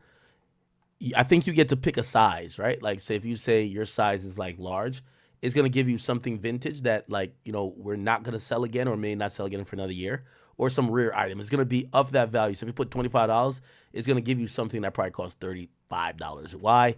Because it's just out of season and we're not putting it back on sale. So we'll just give it to you for less, honestly. Okay. All right. All right, people. We kind of getting this in. All right. That was kind of like a detour with the Brick Baby stuff. So Brick Baby is not the one. Or maybe is. Anybody got Brick Baby's number? I'll call him right now. Should I call Brick Baby? I don't got his number, actually. I do not have his number. All right. Niggas tell me that Flacco solved this a long time ago, though. Shout out to the boy Flacco. They said that the reason why they're bringing up Brick Baby's name, Brick Baby, Not Enough. So Brick Baby has a song called Not Enough. Let's hear this. They said Brick Baby just told on himself. Y'all think so? Little nigga, hear me. Okay. What the fuck going on? Oh, this was a year ago. Okay. Gang. Okay, let's hear it. Tired to be outside, nigga, that's live as us. Every time I hop outside, we tryna line them up. Name it game to catch a vibe and just go slide. Every time we hop outside, we try to line them up. Okay. Like us. He was ducking, tryna hide, now he inside a blunt. We dropped a Damn, he was ducking, trying to hide, now he's out of blunt. Jesus Christ. 100 on your guy, go scrape your partner up. Them shots that flipped this brand new charger, tryna follow up. We charge a quarter for a pack of 100's not enough. Oh, wait. Tryna line them up. Name it game to catch a vibe and just go slide like us. He was ducking, tryna hide, now he inside a blunt. We dropped 100 on your guy, go scrape your partner up. Them shots that flipped this brand new charger, tryna follow up. We charge a quarter for a pack of 100's not enough. The last nigga we turned the pack, we got $1 million plus. Wait, are those female titties? What the fuck? Oh, that's a fat nigga, my bad. I was like, yeah, I know this nigga ain't got nudity in the middle of his video. Plus, TS. So he said the last nigga they turned into a pack that got $1 million plus? Yeah, the way Boogie do his thing, he need $1 million plus. TS, how about walk him down, Jack gon' chop him up. He wanna smoke that chopper, hit his lungs, he coughing up, cough it up. Every time you in my city, guap it up. Niggas need a pass, niggas shut it up and tuck it. Interesting. Never knew that. Now, that's not it, chat. Getting all type of info over here. They said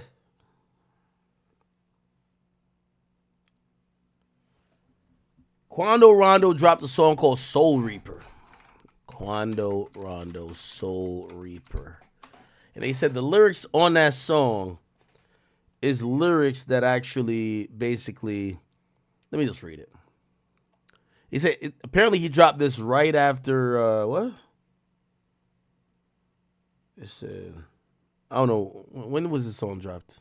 I can't see. Oh, 2021. So it's before Lil Pop died. Right? They got me fucked up if they thinking I ain't gonna rock out like I'm pussy. Go call the cops. We drawing chops. Switch on that Glock. I hit it fully. Hold 30 shots, strapped up with my rod. Wait till it's dark, jump out the bushes. We screaming, fuck a 9 to 5. I'm on the block gripping the Thule. All out the roof, that stick go boom, bomb, run down. Chopper make the gun sound. I know they hate I live a gangster lifestyle. Can't go nowhere without the banger cause my life wild.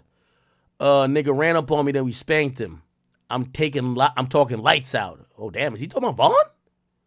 Nigga ran up on me, then we spanked him. I'm talking lights out. We do the dash in that Durango, jump out with that pipe out. So tell him, pipe down.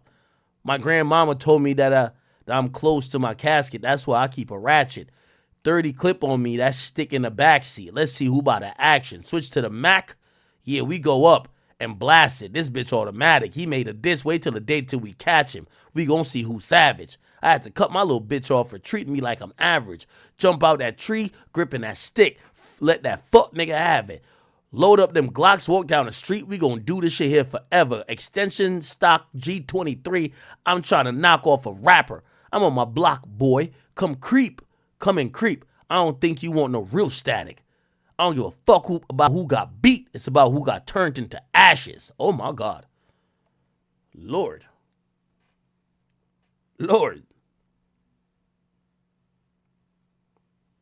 Oh man, they say he dropped this right after Vaughn died. And apparently in the video he got a Durk lookalike. Let me see what's popping in there. Ain't no way. By the way, chat, I did reach out for confirmation about Durk. I haven't gotten anything back. It's been about 25 minutes. I don't think Durk got booked.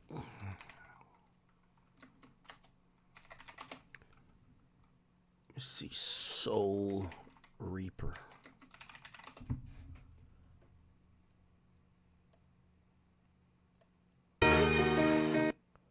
Okay, I'm gonna just pause it because I want to get whatever. Oh, I did hear there's a Durk lookalike. Oh.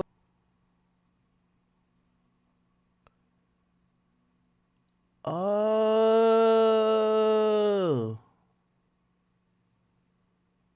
It seems intense, y'all. Damn. Yeah, when I see shit like this, I'm like, could somebody tell me why they were beefing again? And I know you're going to say, oh, no. Well, Durk and Youngboy was getting into it. And I'm like, or no, Vaughn and Youngboy were getting into it. I'm like, wait, why were they getting into it again? I really forgot. Oh my God. This is some extreme shit.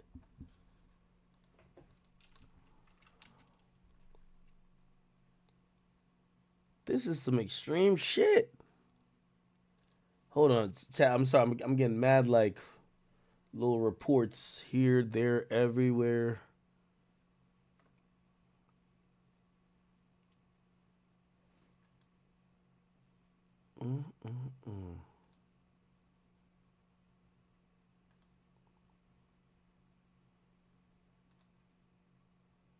Jesus Christ.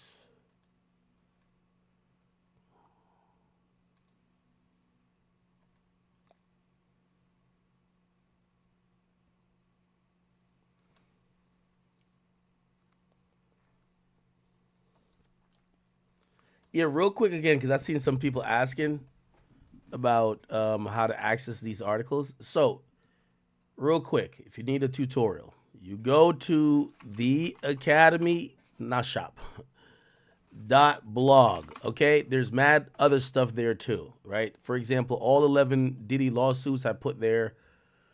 Wait, where they at? Where they at, though? What the fuck? I put them up there. Where they at? Anyway. Oh, here they are. Wait, well, okay. Here's all the lawsuits we reviewed on stream. It's like a lot of them. So all of the lawsuits are here if you want to go review them. We read them all on stream, though.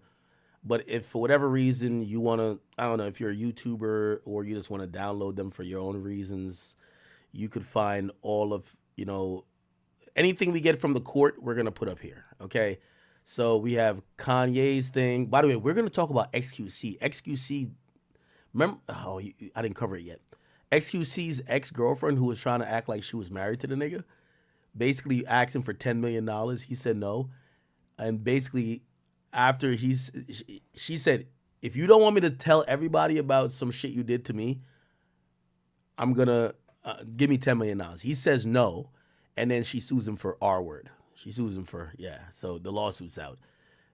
Diddy's lawyers, we're going to get to this today, though. Diddy's lawyers asked for a gag order. We're going to get to that. And we discussed this already before. So, if you want to, I think the way to do it, when you click on this right here, the article is going to be locked or something like that. Let me see. Give me 1 second. I'll do it on incognito. Here. Okay, here we go.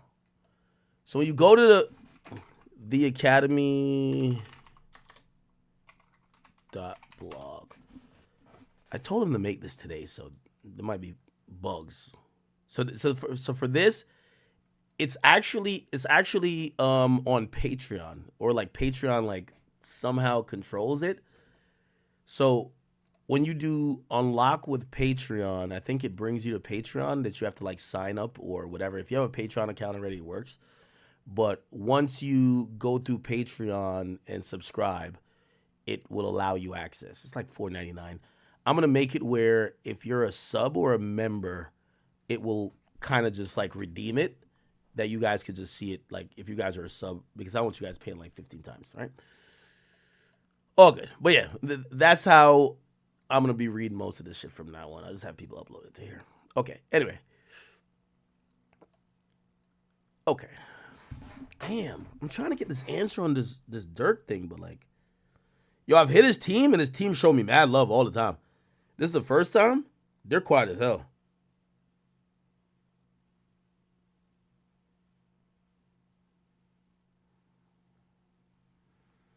Everybody's now telling me, yo, Ak, apparently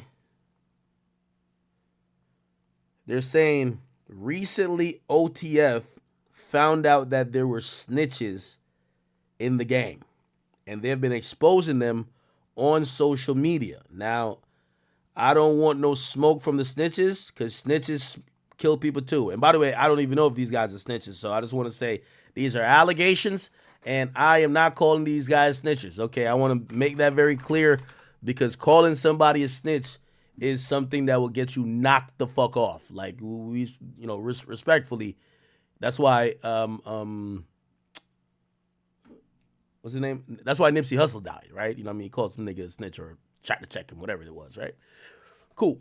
So, let me go look. I posted on my stream burner. Apparently, the OTF dudes posted this. OTF win? Who's that? I don't know who that is. They said Marlon Kesh. Pussy wore a wire. Oh, my God. On Big Smooth. I don't know who that is. Then they post another guy, and they said, we got another one, y'all. Sharon Hollins over East. Finest. And a shit ton of rat emojis. Wow. Well, we always knew that if we were going to, everybody's always said that Chicago is a place that rats don't live, right? We're now finding out, Cap, cooperants live everywhere. Maybe just takes the federal government to get the cooperants. State government don't really get to flip people. The feds come in with so much shit, and they put the hammer to the nail. You're going to tell, right? Now, I don't know if these guys are cooperants. I don't want no type of smoke with these guys, but that's kind of interesting. Interesting. Now, we're hearing about all type of people supposedly cooperate. I do think that this case has a cooperant in it. It's 100%. We know there's a cooperant in this case.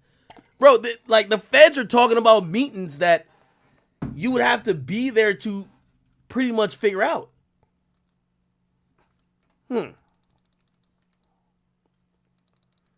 That's interesting, man.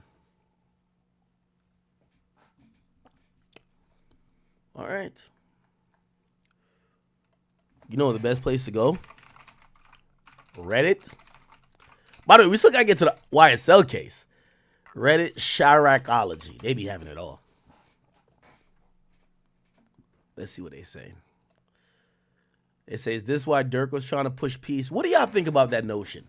That Durk changed his life, basically realizing that the walls might be coming in and closing in. I keep telling y'all when we did that interview, he didn't show up with a shit ton of niggas. All these gang niggas you hear about, none of them were there. Yeah, he talked his shit, though. We've seen him get so much more into religion. He started talking about religion in that interview. And we've seen a lot more. Like, recently, like, if you look on Durk's Instagram, Lil Durk. Like, his Instagram, he's posting him doing, I don't know what this is, but prayer, something like that.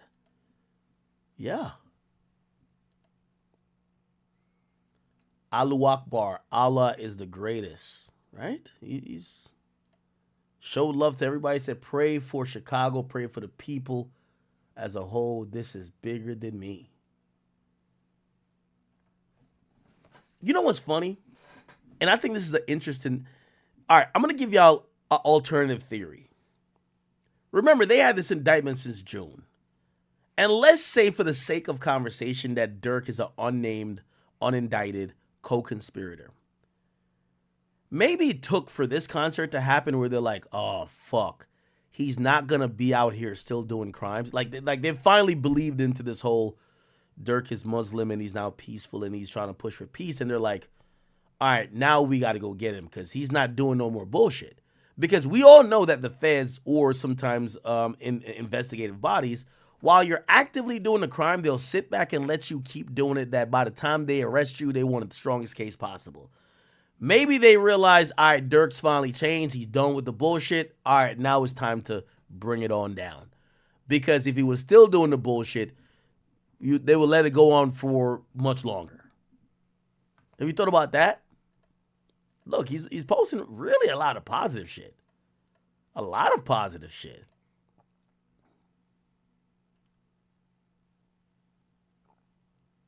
A lot of positive shit, man.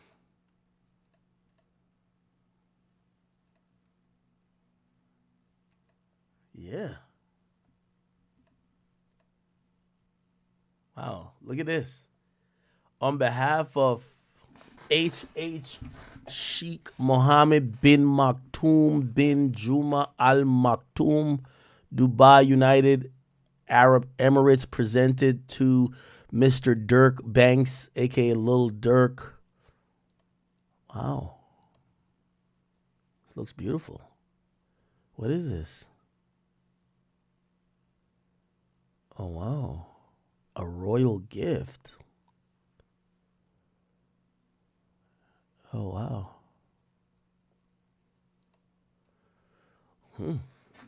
Yeah. Have you seen the videos of him doing prayer and stuff? Lil Durk prayer. Yeah.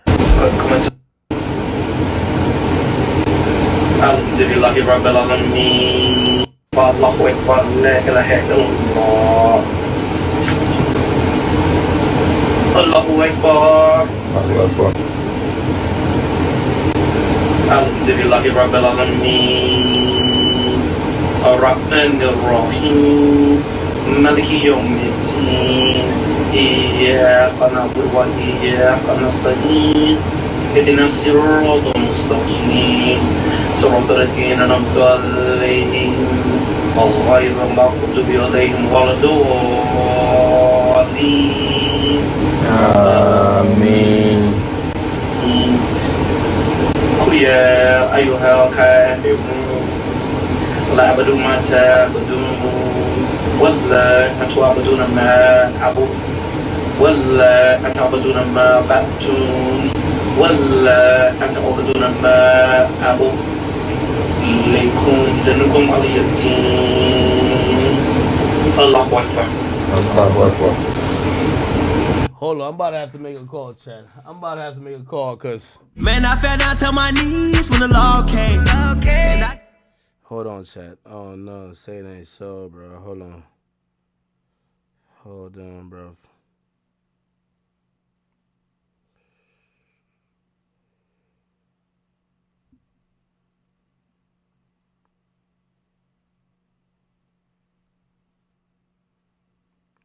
Hold on.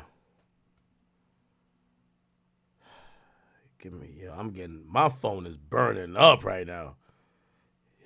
It is burning up.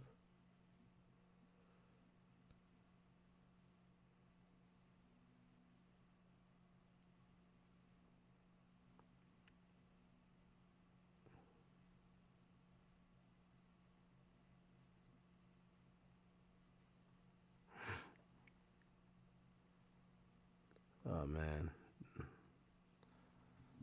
Let me see if I could.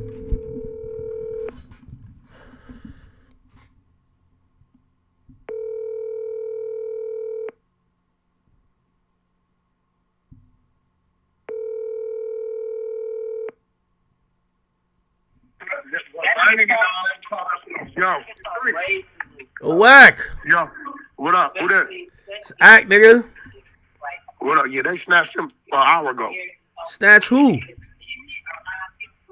Oh, shit. Nobody? What's up? No, I'm on stream. Hey, have you seen this crazy shit happening? Yo, my phone is going crazy. I don't know what's true and what's not yet. What? What's happening? What happened? So there's a whole indictment involving OTF. I'm hearing. Yeah, it's bad business. We talked about this shit like 18 months ago. But, Quando Rondo kept it real and said a dude reached over his chest and killed this man. He didn't tell the real story, but yeah, you got 5 of them picked up, 2 rental cars, flights.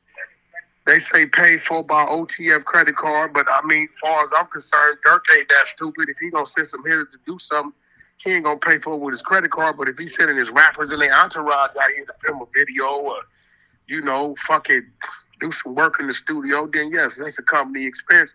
But if niggas get out here and want to do their own personal shit, that's on them. But I think what's gonna fuck them is one of the shooters saying they did it for a record. They was promised a record deal. Whack. Whack. This is where we need the exposers. I'm gonna be glued to Clubhouse as y'all. We gonna find everything out. But here's the thing. Listen. Look, there's a cooperant, Whack. You know there's a cooperant. No, it's a cooperant. It's a few. I read through the indictment. Hear me out. Hear me out. Let me tell you what the exposers know. Okay. Within 1 hour, you're gonna hear some whopping news. What do you mean? Just what I said. You heard it from the Hunter side of the trenches / exposers. Within 1 hour, you're going to hear some whopping news that I know you don't know because you would have said it. No, I've been hearing some things, but I need the official. I can't play. Well, it happened about 45 minutes ago, but I'm going to let you hear it first, Zach. What is it, Whack? You got to break it. Listen. Brick Baby didn't broke too much shit, okay? Because 18 months ago, he came on No Jumper and said, you can't say they didn't sign for King Bond no more, and put everything on OTF when nobody was thinking about OTF. Weird shit, right? But in about an hour, you're going to hear some whopping news. Okay, Whack. Hey, listen. This is one of those rare times. I'll give you a little hint. Not as big, but P. Diddy status. But just not as big. What? Yo, Whack, me and you got to sit down and break this indictment down. There's a few things. There's so much. Yo, co-conspirator 4 is a local person. He got the drop on the hotel. He called and told them, yo, he's staying at this hotel. And you know and I know. Well, let me say this. There's one dude that's in jail. Yeah. From their side. Okay. And they've been calling him a rat. They've been calling him a rat so much, he told them, since you niggas calling me a rat, I'm going to start ratting. No way. Okay. Remember, I gave you this. So when you start putting your shit together, I gave you 2 clues today. One dude in jail that's from their team that they've been calling a rat. They've been calling him a rat so much, he said, I'm going to start ratting, goddammit. I think he's been performing. And about 45 minutes ago, a big situation has happened that's going to rock the music industry. You'll hear about it before the night's up. I gave you a hint. P. Diddy type shit, just not as big. Whack. Who is the local person that's co-conspirator number 4? Because all y'all LA niggas be knowing exactly when the rappers get to the hotels, who gave the drop. That's one thing I know about y'all LA niggas. Y'all know exactly when niggas touch down to Could it those. be the guy that came on the podcast and said, I guess they can't say OTF ain't slid for King Bond? I don't know. You think so? No, bro. I mean, listen, for me to know who gave the drop, I'm just like them. I don't know. But what I'm telling you is this. There's somebody from their side that had been accused of telling. Yo, whack. That got so mad and said, since y'all calling me a rat, I'm going to start ratting. And about 53 minutes ago, some major shit just happened. Something like some puffy shit, just not as big. An arrest. You're on the right track. Hey, you know what? You know what? Again, we don't know who.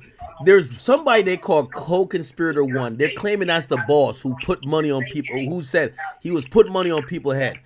He said to the person using the OTF card, don't book nothing under a name connected with me. That's going to be a big problem. That's going to be a big problem. Co-conspirator 1 said,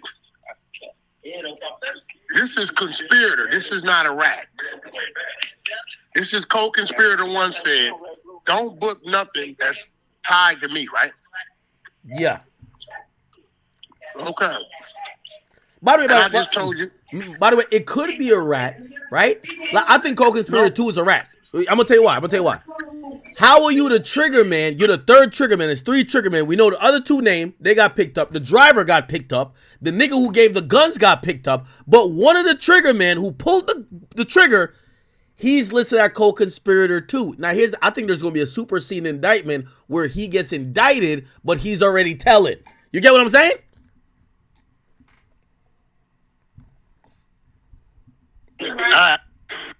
Listen to me. Go ahead. I think co-conspirator 1 is lining up for what I told you just happened about an hour ago. Something like Puffy, but not as big. If I think we're talking about the same person, I have direct connects and I have arms that reach over into that camp. And I bet you can't get them on the phone. Not right now. I'm gonna be honest with you. They've never taken this long to respond to me. They used to be like, "Ack, what up? We fuck with you." Like they show me a lot of love, but it could be a lot going on right now that I'm not at the top of the list of who they want to reply to. But I looked at my message and said delivered. Okay. Hey, listen.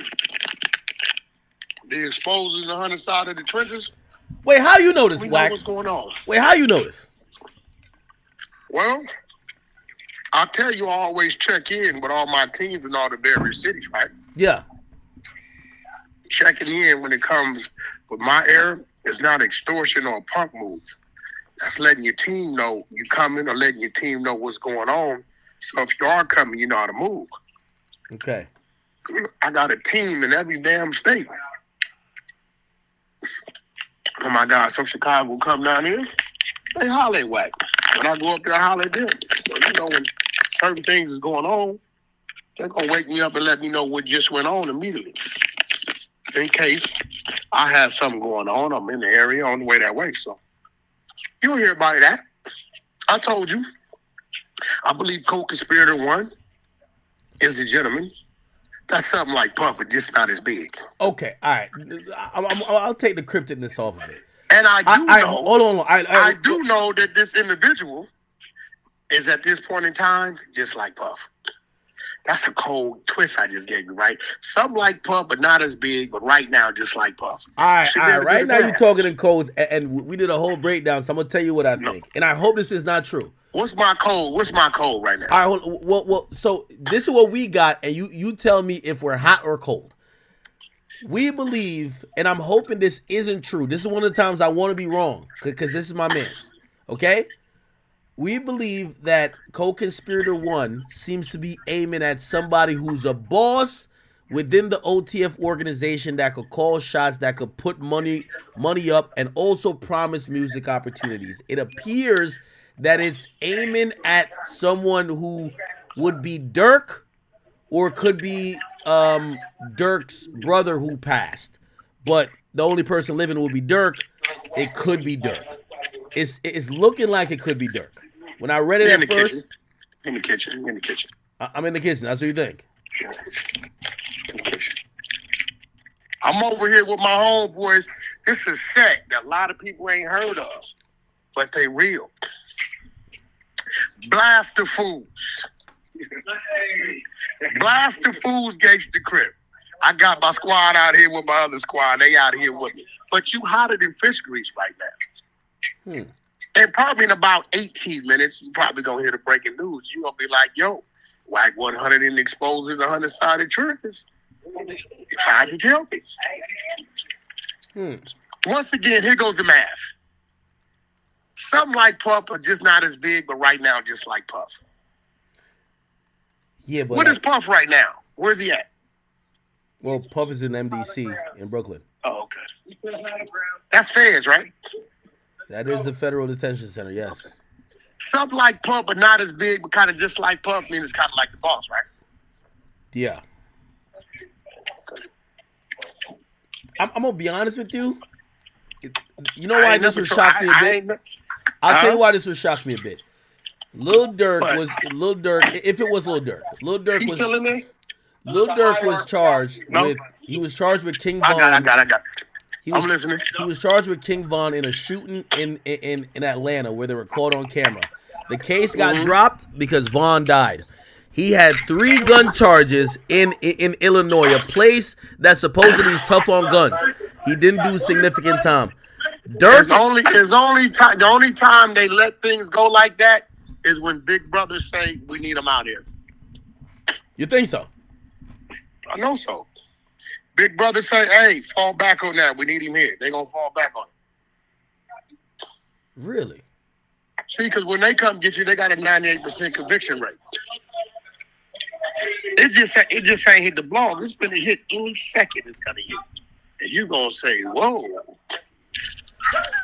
All right, I'm about to hit my TMZ people who got connections with the FBI, HSI, and they know how to get it.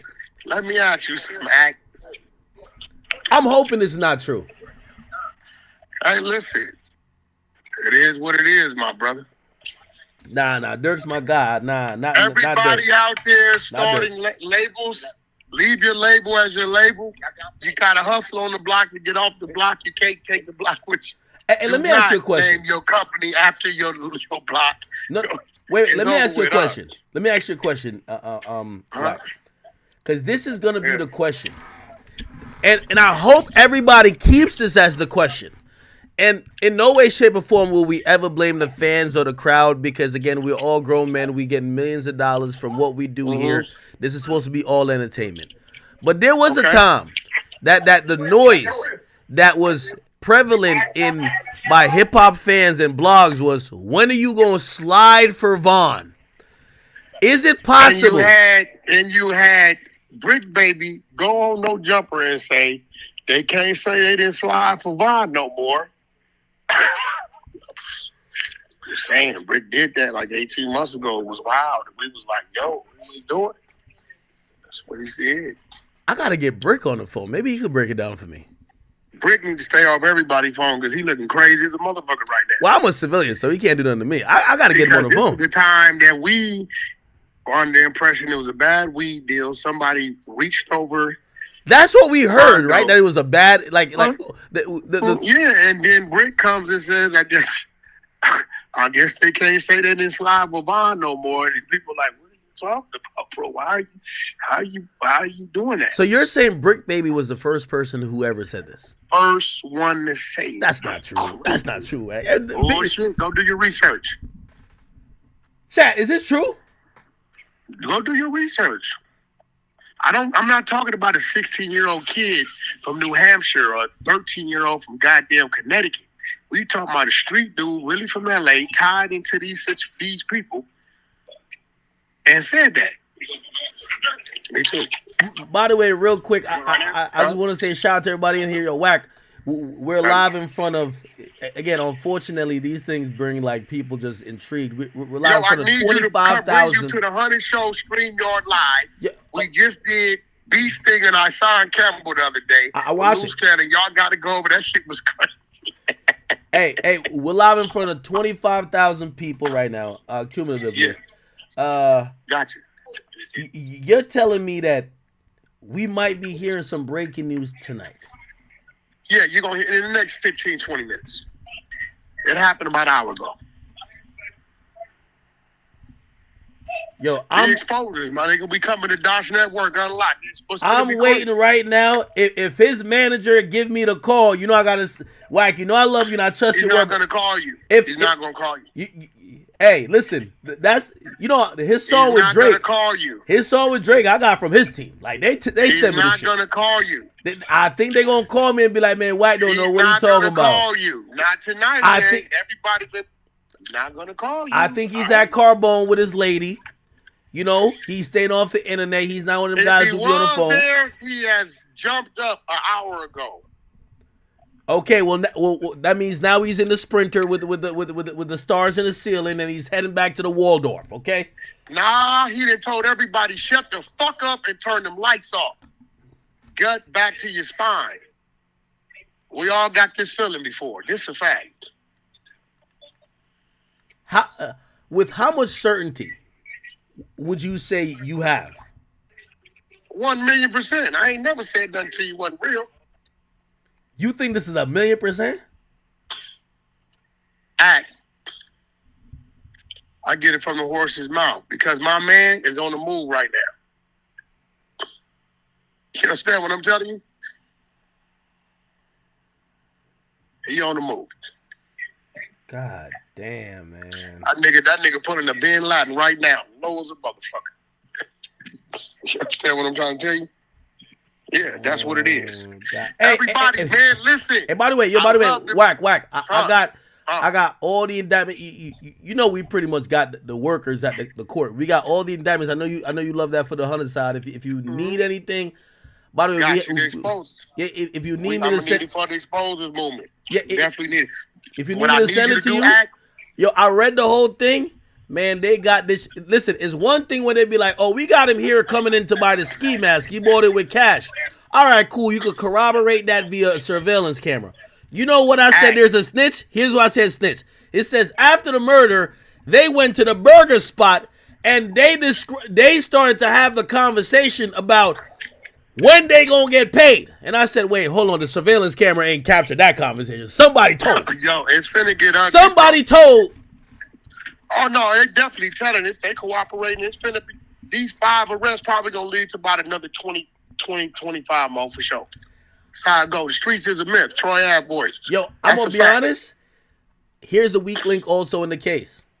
If you gonna do a murder and you're using the OTF credit card, now granted, you could use it for many different reasons because we all do business. You know when the feds come put a full court press on the person who was booking flights and booking car service, they're not going to say, I'm about to go sit down because I'm going to get a lawyer and I'm not going to say nothing. You're right. The person who booked the car and flights going to say, I didn't know that I was booking nothing for a murder. No, you're right about that. That's a fact. Nah, he's still trying to... I just gonna fuck you up with a hitty. Yeah. Yo, listen to me, I need you, right? Hey, by the way, hold on, chat. Hold on, real quick, chat. No, hold on, real quick, Wack. Hey, chat. If this happens to be real, with all due respect to TMZ or any blog outlet, Wack 100 is gonna get credit for this, and we're gonna make sure it's known. Because you know what they do, Wack? When people like you break the news, because right now this is breaking news, they'll take this and they'll be like, oh, TMZ broke the news. Or they'll say, oh, this other blog. We got to give the credit where it is, but goddamn, go ahead. When it breaks, I need a blitz. I need a 7-day blitz for you to drive traffic to the 100 Show YouTube channel. Shit. That's what I need, I gave it to you. I could have called no jumper and gave it to them. I worked down there, but I gave it to you, You know what I'm saying? I gave it to your fellow academics followers, your chat people. That's the least they can do. They can claim they heard it first. All right, let me ask you this question. Why not put Durk's name in the indictment if y'all gonna pick him up the day y'all unseal it? By the way, the indictment, and again I'm gonna send it to you. It says the grand jury indicted back in June.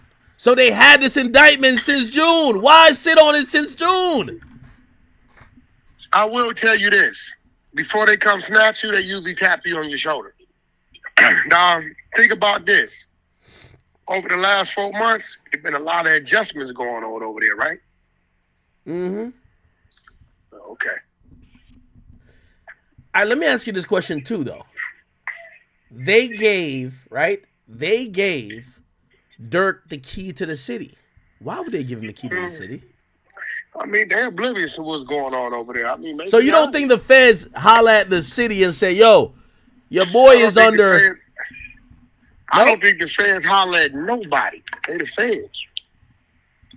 They talk to the feds, talk to the feds. And you know what? He probably did the work to earn the key to the city. And right now, in the country we live in, you are innocent till proven guilty. Just because you have an arrest doesn't mean you're guilty. Even though they treat you otherwise.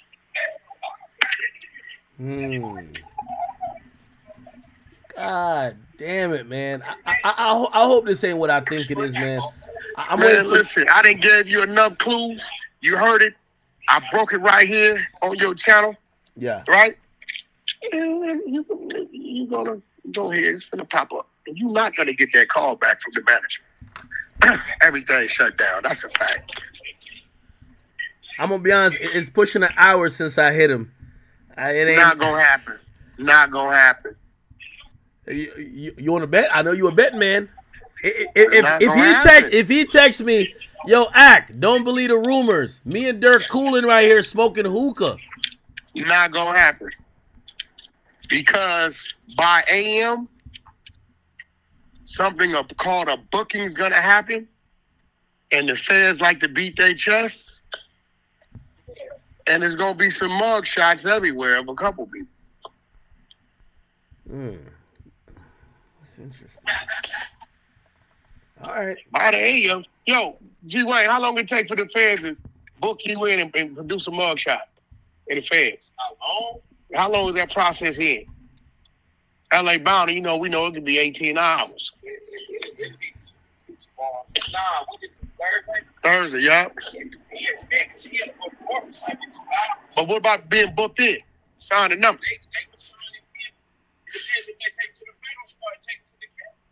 Gotcha. Yeah. Yeah, so hey, listen, man, free Big Hit. Hey, by the way, why do you think they keep sending me Brick Baby reaction to this on live? Like, why does Brick Baby got anything to does Brick Baby know? I keep telling you, he's the first one said it. When we all thought it was a bad drug deal with Armenians, this fool came on the podcast and said, I guess you can't say OTF ain't slid for King Von no more. He's like, what you talking about? Then he says the dude's name that got killed. Insinuating OTF did that when the whole world thought it was a bad drug deal with Armenians. And he, he kind of runs with the dudes and know the dudes and all this. So when he said it, it's like, damn, where'd that come from? Now when this happens, it's like, whack. I'm gonna get Brick. I'm gonna get Brick Baby's number. If he get on here and be like, man, I just got off the phone with Durk. We about to hit the club later, man. Like nothing ain't happened. We good. I tell you what. What? This is what we gonna do. Okay. My next time I gotta come out here and interview you, you cover 3 first-class flights, if I'm right. If not, I gotta bring you a gift. That ain't never said like 10 grand. Like a 10 grand cover, right? Yeah, that is. But okay, there you go. So if I'm wrong, then I gotta bring you a gift when I come. I gotta spend the 10 and then bring you a gift. Chat, should I take that? Right. Chat, should I take that? Because, I mean, you gonna make the 10 grand back off the interview anyways. Nah, yeah. And you my man's anyways, so it's fine. All right, we'll take that, chat. We'll take that. Yeah. And yo, I think Wackett just brought so much to us. Okay. Even though I'm it's probably a dumb bet. Everybody kept saying no. Hold on, we're gonna take that because you know what I mean. Whack has done so much for us. If we gotta throw him for some first class flights from him, come on, let's get him out here, man. Let's do it. I'm gonna bring the exposures. Come on, man. Come out there. You know what I'm saying? Me 600 and loose cannon. That's all I'm gonna say. Yo, hey, by the way, Loose is too funny. Could you look, bro? Loose? Yeah, man. Yo, could you get him on? We had our first argument the other day about that damn content. Yo, you got to get him on No Jumper more, bro. The nigga's too funny. Like I watch his channel every day. I kid you not. Hilarious. All right, Wack. Keep doing your thing, bro. Hey, listen, I'm gonna need you on Clubhouse probably next week sometime. All right, tell me, give me a date. All right, just text me. All right, love. All right. All right, man. It's my extortion call of the week. Just a little 10,000 for flights. Ain't nothing, right? Come on, man. It's a big act. No, anyway, yo, chat. All right, cool. Yo, I'm gonna be honest with you. I texted Durk's people, bro. I'm just waiting for the text where they're like, I'm just waiting for the text where they're like, yo, dog. I'm waiting for the text where they're like, yo, dog. Man, this is cap, bro. Like, it's not true. Maybe he ain't see my message.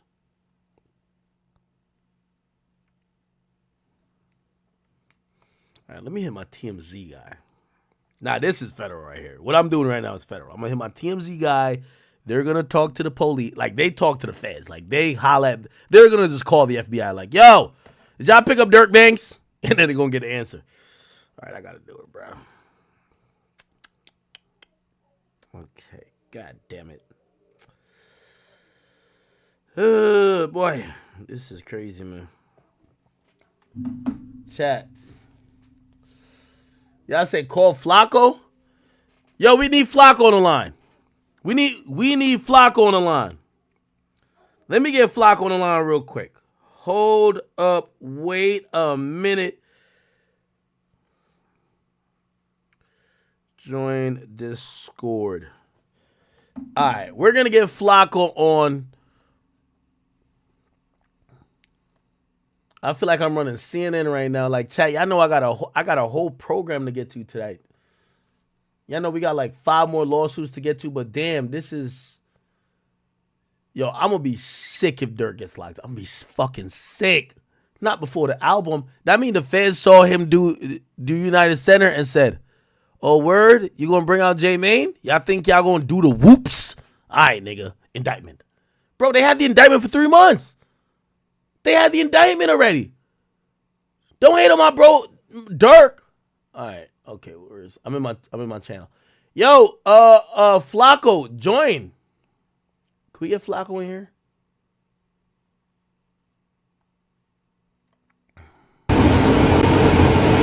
سمع الله لمن حمده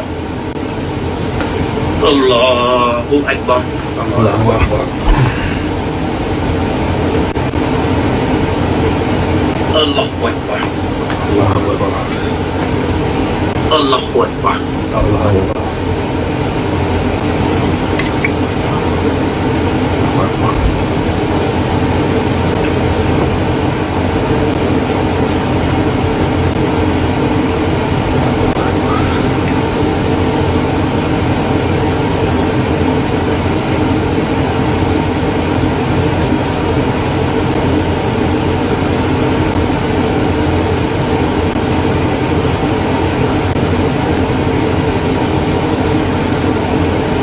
Assalamualaikum warahmatullahi wabarakatuh. Assalamualaikum warahmatullahi wabarakatuh. Now I'm going to be hurt if they got Durk. I'm going to be hurt. I swear I'm going to be hurt. Oh, wait. Wait, hold on. No. Yo. I'm going to give you a little jewel, right? Yo. You still on your thing? Yeah. I'm going to give you a little jewel. What? Look into OTF Jam. I think we looked into him already. He's the one that ate the cheese. No way. No way. Stop it, Wack. Hey, listen. Nah. I thought about it. I felt kind of bad because I was kind of like, telling you but not telling you, so I'm gonna give you a direct. He's the one that said, since y'all calling me a snitch, then I'm gonna start snitching. What? Look into it, man. Listen, I fuck with your people, the chat, as you call them. Chat, y'all need to come see us on the 100 side of the trenches. Come visit us. Go to the 100 Show YouTube channel. Go follow it. I'm looking out for y'all. I could have went live on my own channel and did it, but you know what? You my brother. Look at the OTF Jam. He's the one that, you know. By the way, what's that guy name? What's that guy name? Yo. He's Barnes. Okay, What's the all right. name? Mickey Barnes. Hey, by the way, he's Mickey Barnes. You want to fuck my hold bitch? on, I'm hold telling on, everything. hold on, Wack. I got an update. You might be wrong. Aha! You might have to bring the gift. No, I'm not. So no, I'm serious. So I hit the team. I hit Durk's team. These are my peoples. I know them. They love me. I love them. Okay. So I say, yo, is everything good? I'm hearing this. I'm here. Hold on. So I was trying to bring Flacco on here. So I texted the wrong person. So I texted Durk's team and I said join Discord instead of texting Flacco. And I ain't gonna lie, Durk's team didn't respond. They said, hell nah. But they didn't respond to if Durk is good. So I'm now trying to figure out if Durk is good. Listen, you gonna pay for them flights, man. They exposed they responded. No, they responded. So they they fuck with me. No, responded. They didn't respond to your question. Yeah, they responded to the join Discord thing, but that was for Flacco. I texted the wrong person. They said, hell nah. But when I'm like, oh, my bad. That was for somebody else. But is Durk straight? Why you think they said hell nah? They think you know. No, they're watching. They watch me.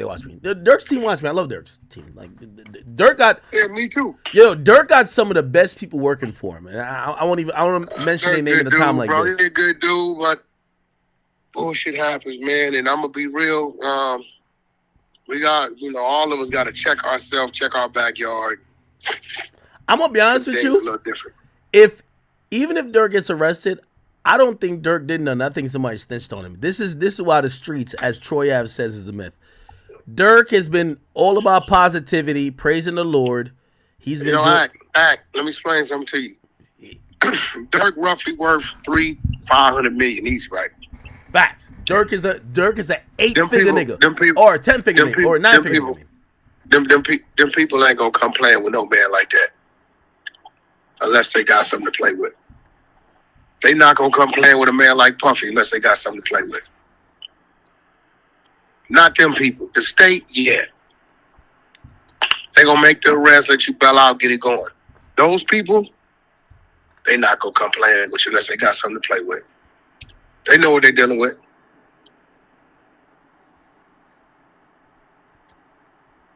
I'm gonna be honest with you though. I think the Puffy shit, there's so much smoke, there's a lot of fire. This Durk shit is gonna be like Young Thug. It's circumstantial. Okay, yeah, maybe he didn't like. Listen, only if he has Young Thug cooperates who's willing to get up there and play. But you know the difference is? That's the difference between a state DA and a federal DA. It's the reason why their conviction rate is 97, 98%. You ain't gonna play them the way Woody played that damn state down there. It ain't gonna happen. Oh my God, shit! That's a whole. You dealing with a federal situation. Yeah, you dealing with a federal situation. They not gonna allow you to play with them like that. Not gonna allow it. Yeah, no. I agree with you. I agree with you on that one. I definitely agree with you on that one. Man, so you're saying somebody named OTF Jam? They rapped about OTF Jam. They said Jam, get out that jam. So apparently OTF Jam was convicted of like bad shit, but then he got home. So he got back home, and everybody. That's all I'm gonna say. All I'm gonna say. He's Nicky Barnes. Nah. They just didn't fuck his bitch. Okay. Nah. All right. Whack, we got to get the sources on this. I told you I got a team in that backyard. What you mean? They on the move now. Oh, matter of fact, I got Durk's number. I'm gonna just text Durk. Watch. I forgot he gave me his number. Okay, all right, watch. Yeah, this is what I'm gonna do. I'm gonna do this. I'm gonna do this live. Watch. You know, Durk really been. Yo, me and Durk. I'm gonna keep it a beam with you. This is why I like Durk. Yo, we did an interview together, and my nigga kept hitting me up like consistently. Not on some like, oh, just like, yo, you good? How's everything with you? Blah blah. How's the fan? Like, just hit me up consistently. I'm like, damn, yo, this is like a genuine nigga. And he always hit me and be like, yo, I'm on tour. I'm having a good time. I hope you having a good time. I'm like, yo, damn. He didn't only hit me up because he needed an interview at the time. The nigga kept hitting me up months after. All right, Ben. I'm about to text Durk and see what's cracking, man. Whack. I'm telling you, if he hit me like, yo, I'm finna FaceTime you real quick. Okay. Here we go. It's gonna be American or JetBlue. They both got the layback seats, the full layback seats in the first class. JetBlue Mint, that is. Stop it. Stop. Stop it. All right, hold on.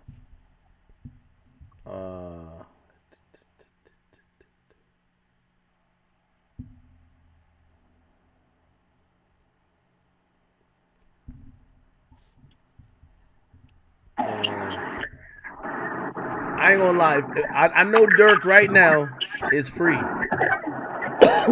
He gonna use this for promo. This is some good promo.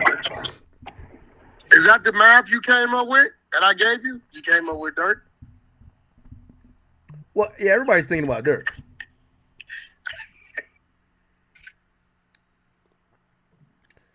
Yeah, see?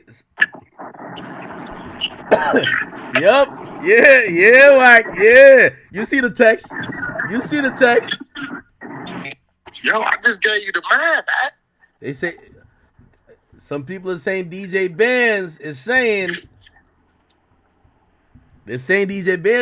that's cap. Bro, I just gave you the math, man. So what you come with it. Hold on. If it add up, it add up. Matter of fact, let me hit DJ Benz real quick. I'm gonna get DJ Benz on. I forgot I met him, and he's the right guy. So the manager you always talk to, he ain't responding? I mean, he did. He just said he wasn't getting online with it, and I could understand why. I'm gonna just hit DJ Benz. Everything cool, my brother.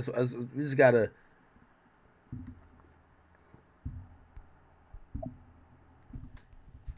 We have to be honest, though. It wouldn't make sense for them not to put him in the indictment and lock him on the same day, right? Like, come on. What? I don't know. Put who?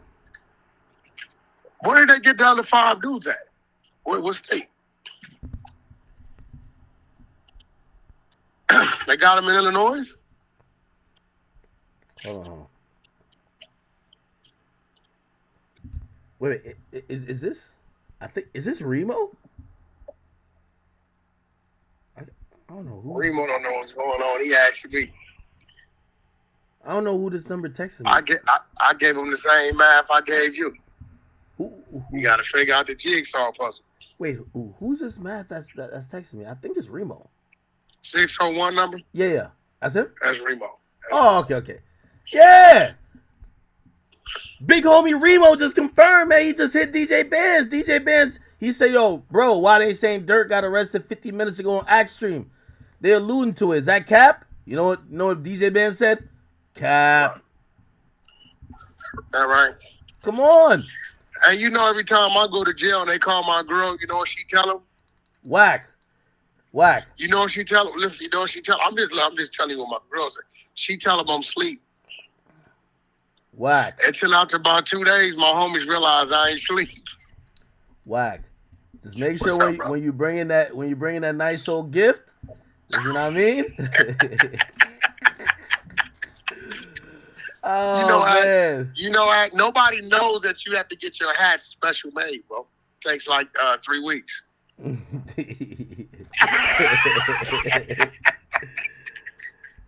Yo, Act. Nah, I'm gonna let you handle man. your business. You'll be calling me back, Act. Hey, I will call you back if it breaks. Hey, listen, I'm on here for maybe a few more hours. Like, we gonna be here for a while. If it breaks that you were right, I'm gonna be like, Whack, how the fuck you knew? If not, I'm gonna be like, don't worry, you know me, I don't care about the price of the gift. Just bring the gift. All right, bro. All right. I don't think Durk locked up.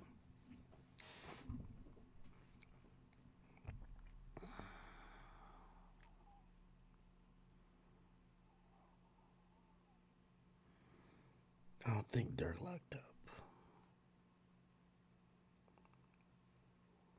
This is cap.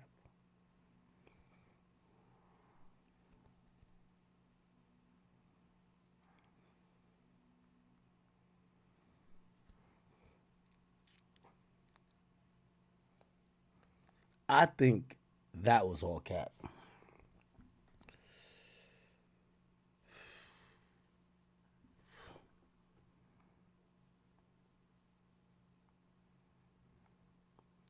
Yo, Chad, do y'all think the feds are haters if they try to lock Durk up before the album? I'm gonna be honest with you. I was tuned into whatever the hell. What the fuck is this? Hold on, Chad, I'm starting to get a little drunk, so forgive me if I go off script. Anyway, last plug. If you guys do care about the lawsuits, go to the academy.blog, go here, go click there, and I think Patreon unlocks it with, like, I don't know, some type of subscription. Okay, give me 1 second. We gonna get to Yachty. But what the fuck is this? I just gotta play. I just seen it. Mariah the Scientist shares that she dated Yachty and wrote 2 songs for him. What the fuck? Wait, hold on. Let me just play this. You date Lil Yachty? This got the smoke on me.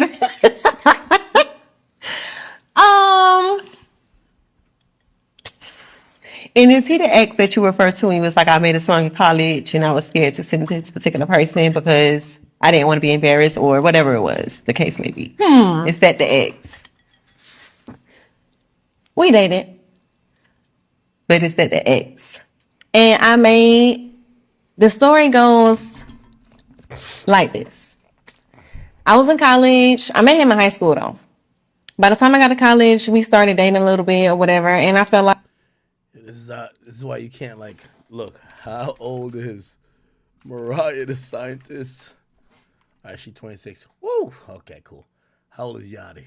Well, anytime a girl says, I met him in high school, you're like, you gotta, like, how old is Lil Yachty? Oh, 27. All right, perfect. Good. Yes.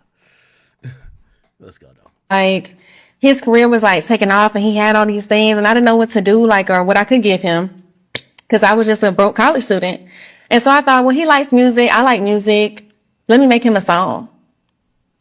And so that's what I did. I made him 2 different songs and I put them on an iPod and I gifted it to him. I signed it back. It was real cute. Oh, so cute. Like, that's cute. I just used to be so very passionate. thoughtful. For sure. And he told me he did not want to listen to it because he said, I don't want to join you. So I'm not listening to that. Mm-hmm. You date Lil Yachty?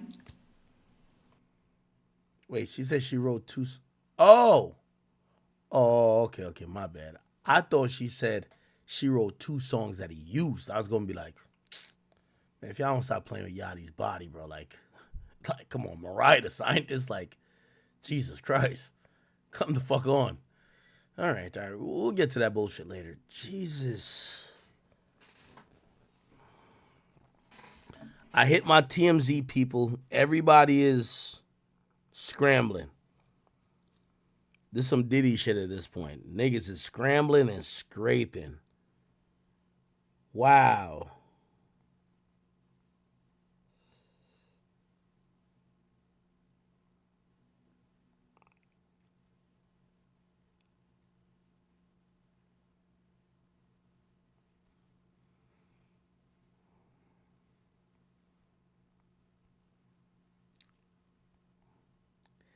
I have a sneaky suspicion that the feds have probably interacted with Durk, but there's no charges yet.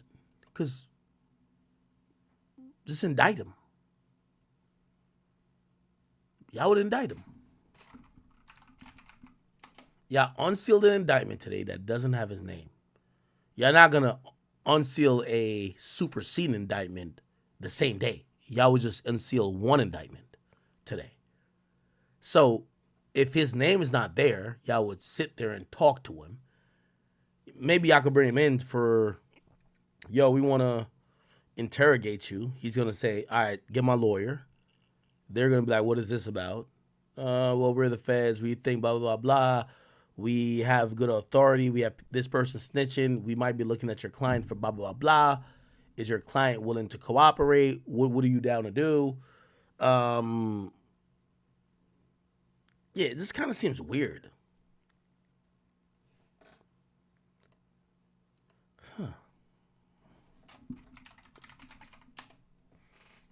We're hearing about this OTF Jam person a lot.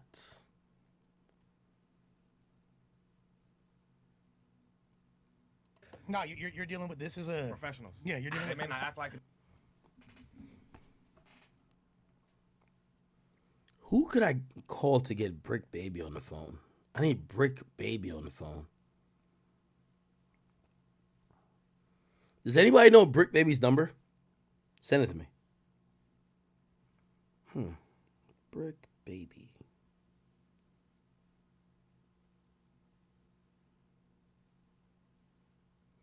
I would call Adam, but just knowing Adam, he wouldn't. He's too smart. He wouldn't give me this content without putting on no jumper. I would call Adam and be like, yo, bro, could you like put I'm Brick Baby on a 3-way call? And I'm like, yo, yeah, Adam's not an idiot. He'll just bring Brick Baby on no jumper. So who could I need to get around that? Who could I call? Flacco told me he's at like a wedding. I'm like, Flacco, what the fuck? Nigga say he's at a gala. I'm like, what the hell? How can I get Brick Baby on here?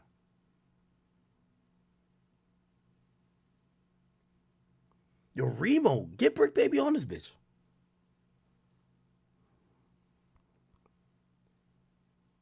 Yeah, I'm gonna call Remo. Fuck it. I need to get Brick Baby on this bitch.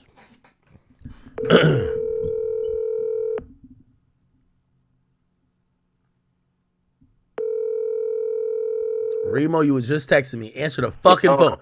Remo! What up? What up, At? Tell me you have Brick Baby's number. Man, I ain't gonna lie. I called Brick Baby. That nigga ain't answer the phone. Bro, he'll answer now. Just text him Big Act wants to holla. Hold on, let me see if he answers. Throw his ass on that 3-way, man. This ain't got nothing to do with him. I'm gonna call him. Hold on. Keep it a bean, Remo.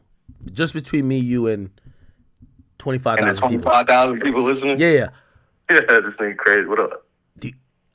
You think he dropped the dime? Co-conspirator 4. Drop the dime. That's a nigga who dropped the dime on a hotel. Shit, I thought y'all just said who y'all thought did it. They saying it's somebody else. They're saying the OTF dude. Didn't they say it was the OTF dude? No. Co-conspirator 4 is a LA nigga, 100%. Co-conspirator 2 is I think a Chicago nigga that's snitching. Yeah, I don't know. I highly doubt Brick got anything to do with that shit. But I called him, he ain't answering.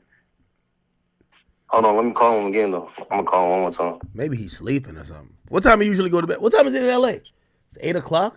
No, it's 8 over here. So Brick ass usually up, but that nigga ain't answering. I don't know. I'm gonna call him one more time. How come nobody is by the phone? This is crazy.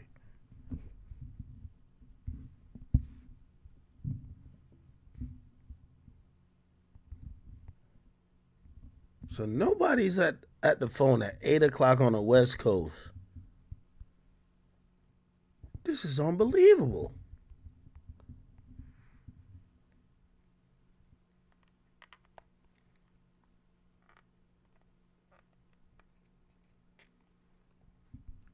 All right, hopefully Brick Baby picks up. Hey, Brick not answering. I don't know. I texted her earlier. The nigga ain't been answering for a minute.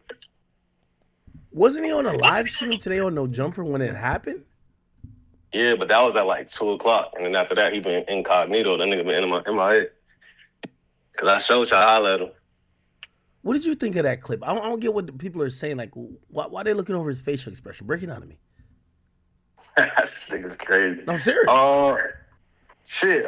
Fucking nah, that shit is crazy because I don't know, bro. You just gotta just watch the fucking clip. Ain't nothing I can say. Like, nigga, it's out there, whatever the fuck. And what everybody think, whatever it is, what it is, like, I don't know. I'm just seeing this shit how y'all seeing that shit to keep on it. You But know I what's hit funny? Brick on answer. You know what's funny? This is why people love Remo. Remo, by the way, I don't care what people say about you, and tell Adam to stop saying you're a cop. You're not a cop. Okay, you ask good questions. I like it. Second of all, you one thing about you, you don't give the opinion that people want. That's the only thing missing about you, right? Yeah, I don't. Right now, I'm just doing the journalism. Right now, I ain't really just be giving. Nigga, what you think? You think Brick is involved or not? I don't know. I'm just doing. I'm just looking how y'all looking. I don't know. What you think, Act? I don't think he is. So I never knew that Brick Baby knew Durk at all. I don't know their association. Now, if they were mad cool, maybe, but like, I'm looking for a pitch. Like, have they met? Yeah, hell yeah. Brick and Durk, nigga, go on Brick Baby Instagram. You scroll down, you see him and Durk hanging out and shit. Brick and Durk been friends for a minute. Really? Yeah, hell yeah. They've been knowing each other for a minute. So they know each other in person, not like he's a fan or something. Man, they know each other. Nigga, this videos of Brick Baby and Durk slapboxing and shit online and shit. You're like, lying. They been knowing each other for a minute. Oh, 100%. Brick Baby. Is this? Okay, I got it. And you're saying he's locked in with Durk? Yeah, him and Durk, they've been knowing each other for like, cause you know Brick know everybody. I ain't gonna lie, like this nigga Brick, he be rotating, so that nigga know everybody. But 100%, him and Durk, they definitely homies and shit. I don't know if they still rock or I don't know what their relationship is, but I definitely know they know each other. Is Brick Baby connected in LA where he would know to drop on niggas like that? Phone just cut off. No, this is crazy, Chad.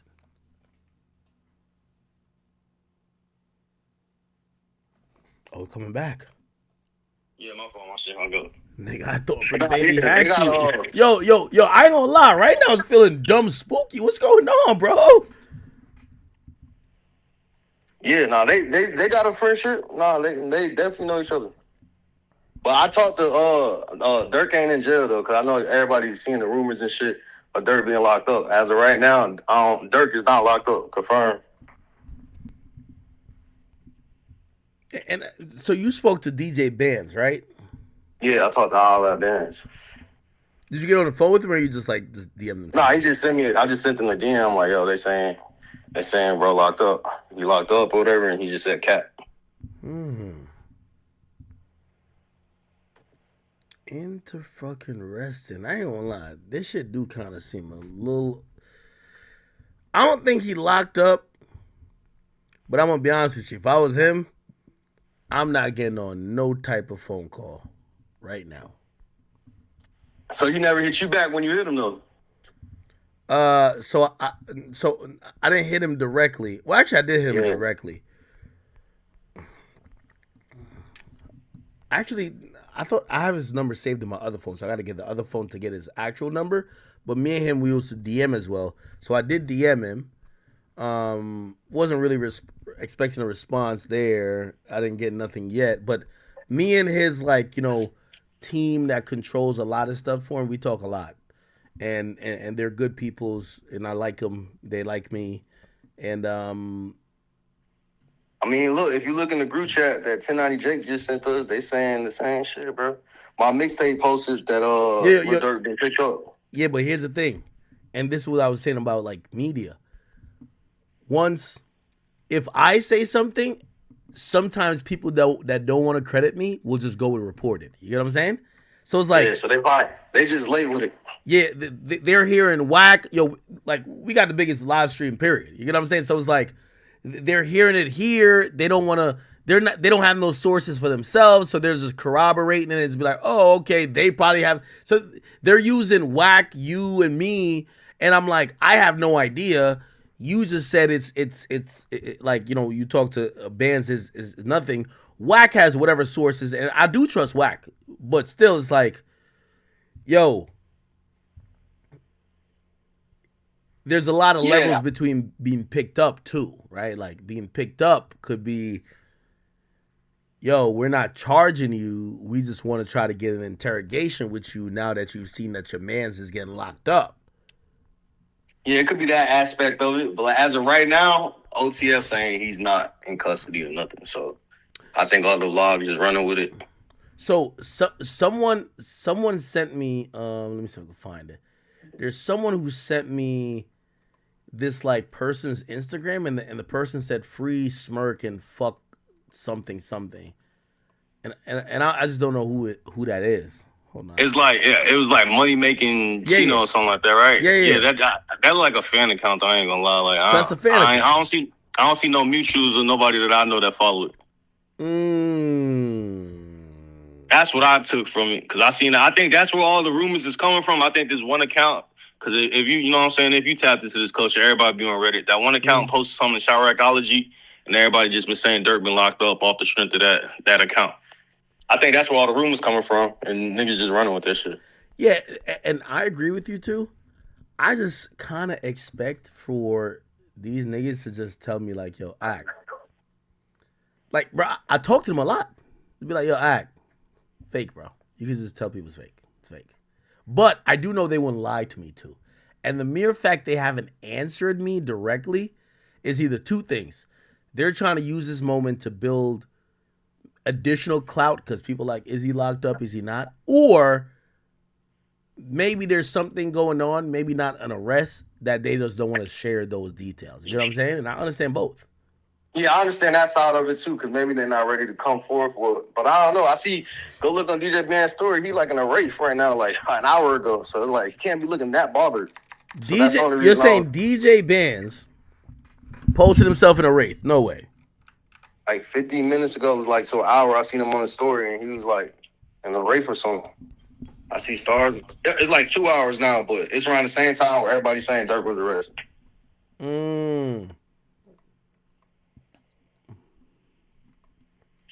Yeah, I'm looking right now. Oh shit. So we going all red for little bro Chucky. And he says, Bath, Chucky. Yeah, well, we're not seeing no one like that got like a big following say free smirk. And that would be a big thing, right? Like free smirk. Yeah, or niggas don't want to jump the gun, and I don't know. I mean, Chucky did say free the guys, but we don't know who the guys is. Yeah, the guys might just be Didi and them that's picked up right now. So that's what I took from Chucky shit. Hey, by the way, you know what's so funny? Because everybody like, hold on. I'm gonna try to give me 1 second. Just I'm adding somebody only because this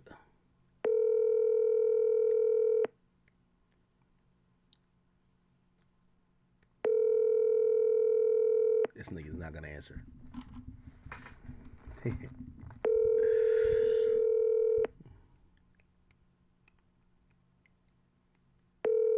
damn it.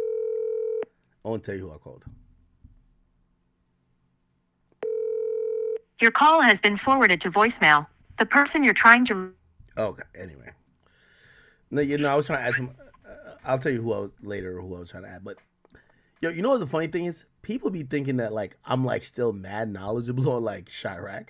I'm like, yo, Remo and a lot of y'all niggas know way more than me. I think even Flocko might know. Bro, I just haven't kept up, dog. Like, I really don't know. So, like, yo, you know when I sat with, like, the OTF dudes, and I even sat with Didi?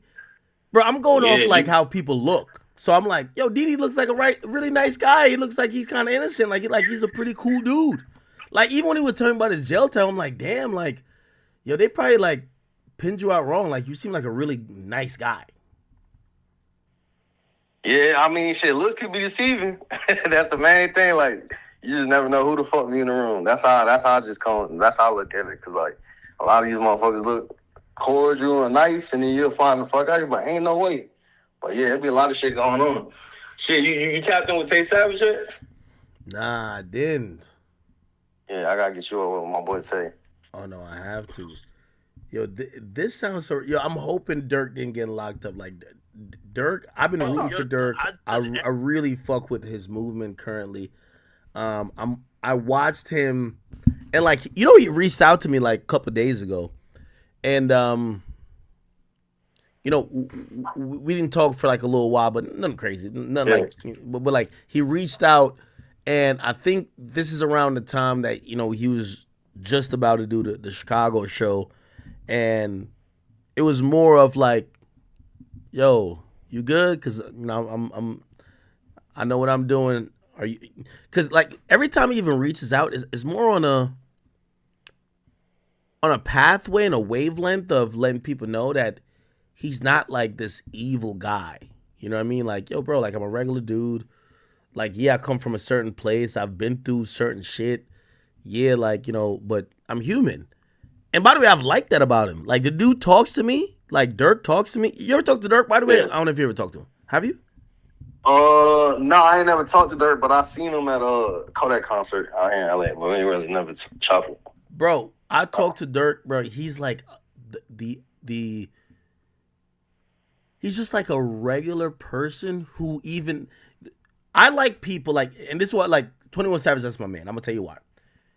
Because they are able to understand other people that's not like them. And they'll even relate themselves to you and be like, yo, I'm like you, except I've just been through a bunch of shit.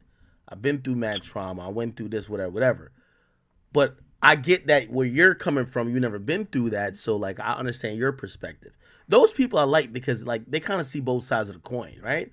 And every time I've talked to Durk, Durk is kind of like that. But also, when Durk hit me up to do that interview, I thought it was a pivotal point. I think he was at the point of about to start to transition into being a little bit more spiritual. Yo, he showed up to the interview. I don't know how niggas show up to No Jumper. He showed up to the interview. Oh, hold on. Let me add. Wait, how do I... Wait.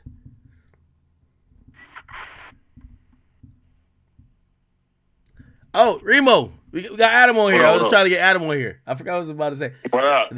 Yo, Adam. No. I called you because I was just like, See me and Remo, that's two cops. Oh, my God. Yo. He's a federal informant. Yo, the reason why I called you, I was just like, yo, a lot of these, like, artists, I don't know if you guys ever met Durk or talked to him. Like, Durk, to me, he's had this demeanor of being, like, super understanding. That's what I was shocked about with Bibby.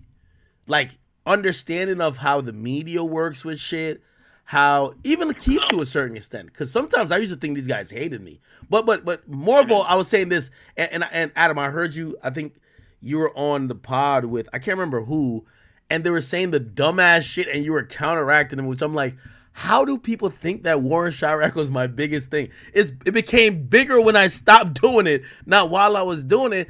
And I'm literally telling Remo now, I'm like, yo, Remo, you know what's crazy? So, all right, this OTF thing is happening. I interviewed Didi, and really the person I knew the most was Duty Low.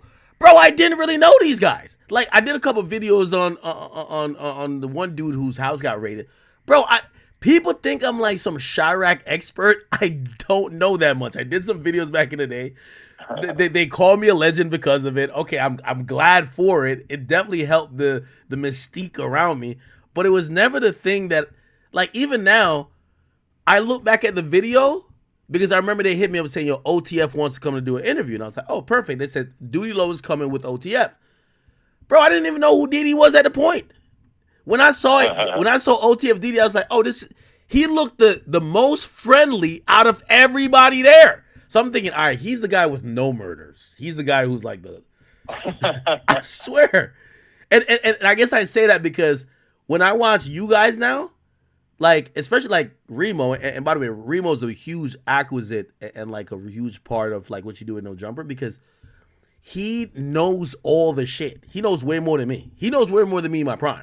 You know what I'm saying? I know, like it's so many little pieces to it, and that's like the reason why. Like at first, Remo was just helping me get questions for interviews going and stuff like that, and like line up interviews. But then after like pretty quickly, I think really almost like immediately, I was like, bro, you gotta like sit in on these interviews because sometimes it's just so many different cities, so much shit to pay attention to that it's just it really helps to have like a second brain there to like remember all this shit. And there's so many little things that these drill rappers will say in interviews that like you might not understand right away, but then like if you put the pieces together, you're like, oh shit, like something that seems pretty innocuous that he just said is basically like him dissing the fuck out of somebody that he used to be cool with or whatever. And a lot of times I don't even put it together until once I get done the interview. Like even that Quando Rondo interview that we did, like people are picking that apart right now and like really like zeroing in on like a few little things that he was saying that kind of make it seem like he knew that there was maybe more to the Pab situation and shit like that. Like there's so much stuff that these dudes love to speak in like riddles, basically. No, of course. Hey, by the way, chat, yo, Durk just posted a minute ago on Instagram. He said album loaded. Album loaded 11/20/20 He just gave the album release date while everybody's trying to figure out if he's locked up. Durk's a mastermind. I told y'all, like maybe he is locked up, but yo, in the moment people are looking for clarity on if he's locked up, he posts on his gram the album cover with. This is great. Yo, he literally, is this? So Wack called me with all the, he says, yo, he's definitely locked up. And I'm like, God damn. But I'm going to be honest with you. I did the Adam and Wack show like literally like 3 hours ago. So I was about to be pissed if we just did that. And then all of a sudden the biggest news of the year comes out like immediately after. Yo, he posted a minute ago. He says album loading 11/22. And I actually believe he's free. Because I think, so his manager texted me, and I said, I actually, because I was trying to get Flacco on, and I said, I was trying to tell him to get on Discord, so I texted to Durk's manager, and his manager didn't answer me if he's free, but he answered to the get on Discord part. He's like, hell no, I'm not getting on there. And I'm like, bro, you just responded to one. What about Durk? And he ignored that, and I'm like, oh, y'all are running a play. This feels like a play now. Yeah, they don't want to admit that he's not really locked up. Yeah, that makes sense. Yo, because this is the best promo ever. Think about it. You can't buy better promo. Album out right now. Yo, you can't buy better. Yo, if I'm him, you don't see me until the album. Nah, for real, that's crazy, bro. I mean, I feel like one thing that I said, and it's a totally different situation involving Durk, but like a few weeks ago, I said or a few days ago, I said, what did Durk really do to be included in I'm a Duck lawsuit? Besides, make a song like Shoulda Duck that's basically talking about him, but, they're speaking in riddles. It's not like Hit 'Em Up where it's, unbelievably obvious. It's like Durk, I feel like Durk, had pretty much chilled out until Vaughn came around, and then that caused him to go up way more in terms of just saying a bunch of aggressive ass shit about ops and everything. And now he's trying to reel it back in over the past year or so. I don't know. Yeah, no, I agree with you. But also here's the thing too, though. We all know historically when a rapper starts to say, hey, I'm turning to God. It's as soon as these, play this, Krishan Rock drank and smoked weed during her whole pregnancy. Her baby come out looking like Charles Barkley, bro, she's back in the church. Come on, we all know what type of time it is. Yo, Ruby Rose been fucking and sucking for all this time. Same with Brittany Renner, and I love Brittany Renner, she my friend. But we all know when someone takes a hard turn towards the Lord or something spiritual, this is usually signs of them getting a wake-up call. You get what I'm saying? it's almost never a sign that everything is going great in your life if you have to turn to religion. Like, look at Andrew Tate. He gets hit with the crazy-ass sex trafficking charges, and all of a sudden he's a Muslim. I'm not going to lie. When I saw Andrew Tate do that, I was like, shit, maybe I should be Muslim. Then everybody will give me a pass on everything I've ever been involved with. I really went the other way. But, man, like, I mean, I thought about it for a second. Like, shit, it's not the worst idea in the world. Yo, you know what's crazy? And I gotta give this guy Quando Rondo some credit. Yo, Quando Rondo, even though he say dropped his flag, he's still keeping it street. Like, he's like, yo, yeah, no, my cousin died because somebody. Yeah, he was basically playing into the theory that, yo, someone ran off on a plug and he owed like his cousin owed some people or he owed some people. Yo, we all know how this goes. This is a grand jury indictment. They hit you up, you're the victim. They hit you up to testify, guy. Like, you know what's going on. Like, the feds have briefed you enough to say, hey, you're a victim of a crime. We believe that these guys try to kill you because of some revenge shit. We want you to come in and testify. And he still kept up the appearance like, oh, I don't know what happened. Yo, it's crazy, though, because that's the story that we've been hearing for, like, the past year or so behind the scenes, was that basically there was some kind of drug deal theft thing going on with Lil Pab, and the people. They said Lil Pab ran off on the plug for like 40,000 or some shit. They tried to come back to LA to get it back and re-up, and that's when the shit just went left. But that's why I'm trying to figure out. Maybe if did Quando know and he was just keeping it G, but what if he finding out like how we're all finding out right now, which would be even crazy. You want to know what made me believe that shit was the fact that Quando was willing to sit down with Brick and do that interview. That made me feel like, oh, he doesn't think that OTF had anything to do with it or Brick had anything to do with it if he's willing to sit down with Brick. Well, all right. Here's the question I keep having to ask, because Wack came on here and he just threw. And again, I'm completely ignorant to this. Does Brick Baby know Lil Durk? Like, why did my whole chat spamming Brick Baby? Like, they have me reacting to stuff on I think it's your Reddit or something Reddit, where it's like I guess he was on your show today, and like his face looks kind of like, oh shit. Yeah. Does he know Brick? Does he know Lil Durk? They used to be around each other a bunch, like back in the day. I think like 2016, 2017 era. I don't know if they've really been around each other that much, like in recent times, but for sure, like he has been around them a lot back in the day and shit. But I mean, I don't know. Honestly, like Brick, I saw that clip of his face going through all kinds of different mutations. And I was a little confused. I'm like, it's going to take some serious work to decode the emotions that are going through his face right here. He might just be fucked up like, damn, some dudes I know got a federal indictment. But I mean, obviously the cynical reading of it is that he was like worried or something. But I mean, I don't know. I mean, I've heard like Brick's version of that whole situation, and it's basically like that he didn't have anything to do with it. But I mean, would he lie to me about it? I mean, probably, right? You know. That, by the way, I think so. According to Wack, he said Brick came on your show, on your network, basically announcing that, yo, y'all can't say Slide for Vaughn anymore because of Lil Pop. And I'm like, I'm pretty sure that was out there before, but maybe wasn't. Mm-hmm. How the hell did... Now, granted, I do think, well, according, at least from when I watch your show, like, Brick's the street dude, so maybe he was just bringing street stuff to the podcast. But if he's the first person that ever said that, I understand why people think that, yo, that's kind of odd. I mean, he was definitely the first person who was like somewhat OTF affiliated that said it, you know, like that. Because I remember that was the interview that Flacco did with Brick that made me want to hire Brick, because he basically like he implicated himself. Well, I was just impressed by the way that he was like breaking down a lot of street shit and like keeping it super real about stuff in a way that dudes normally don't. But I mean, Wack's point is basically like, it's not like Brick is just some random guy breaking it down. Like, he's connected enough to it that he shouldn't be saying that shit, which, I mean, for sure that crossed my mind as well. But I mean, it's on him, like how much he feels comfortable saying, I guess. No, I start liking Brick when he basically said, yo, I had told you the YSL thing. I didn't know he knew YSL people. This whole time I'm like, yo, how the hell is the supposedly one of the biggest gang members in LA tapped in with Atlanta and knows somebody from Chicago? That's just kind of crazy. Hey, by the way, we try to get Brick on here. You know, me and Brick, we've squashed our issues.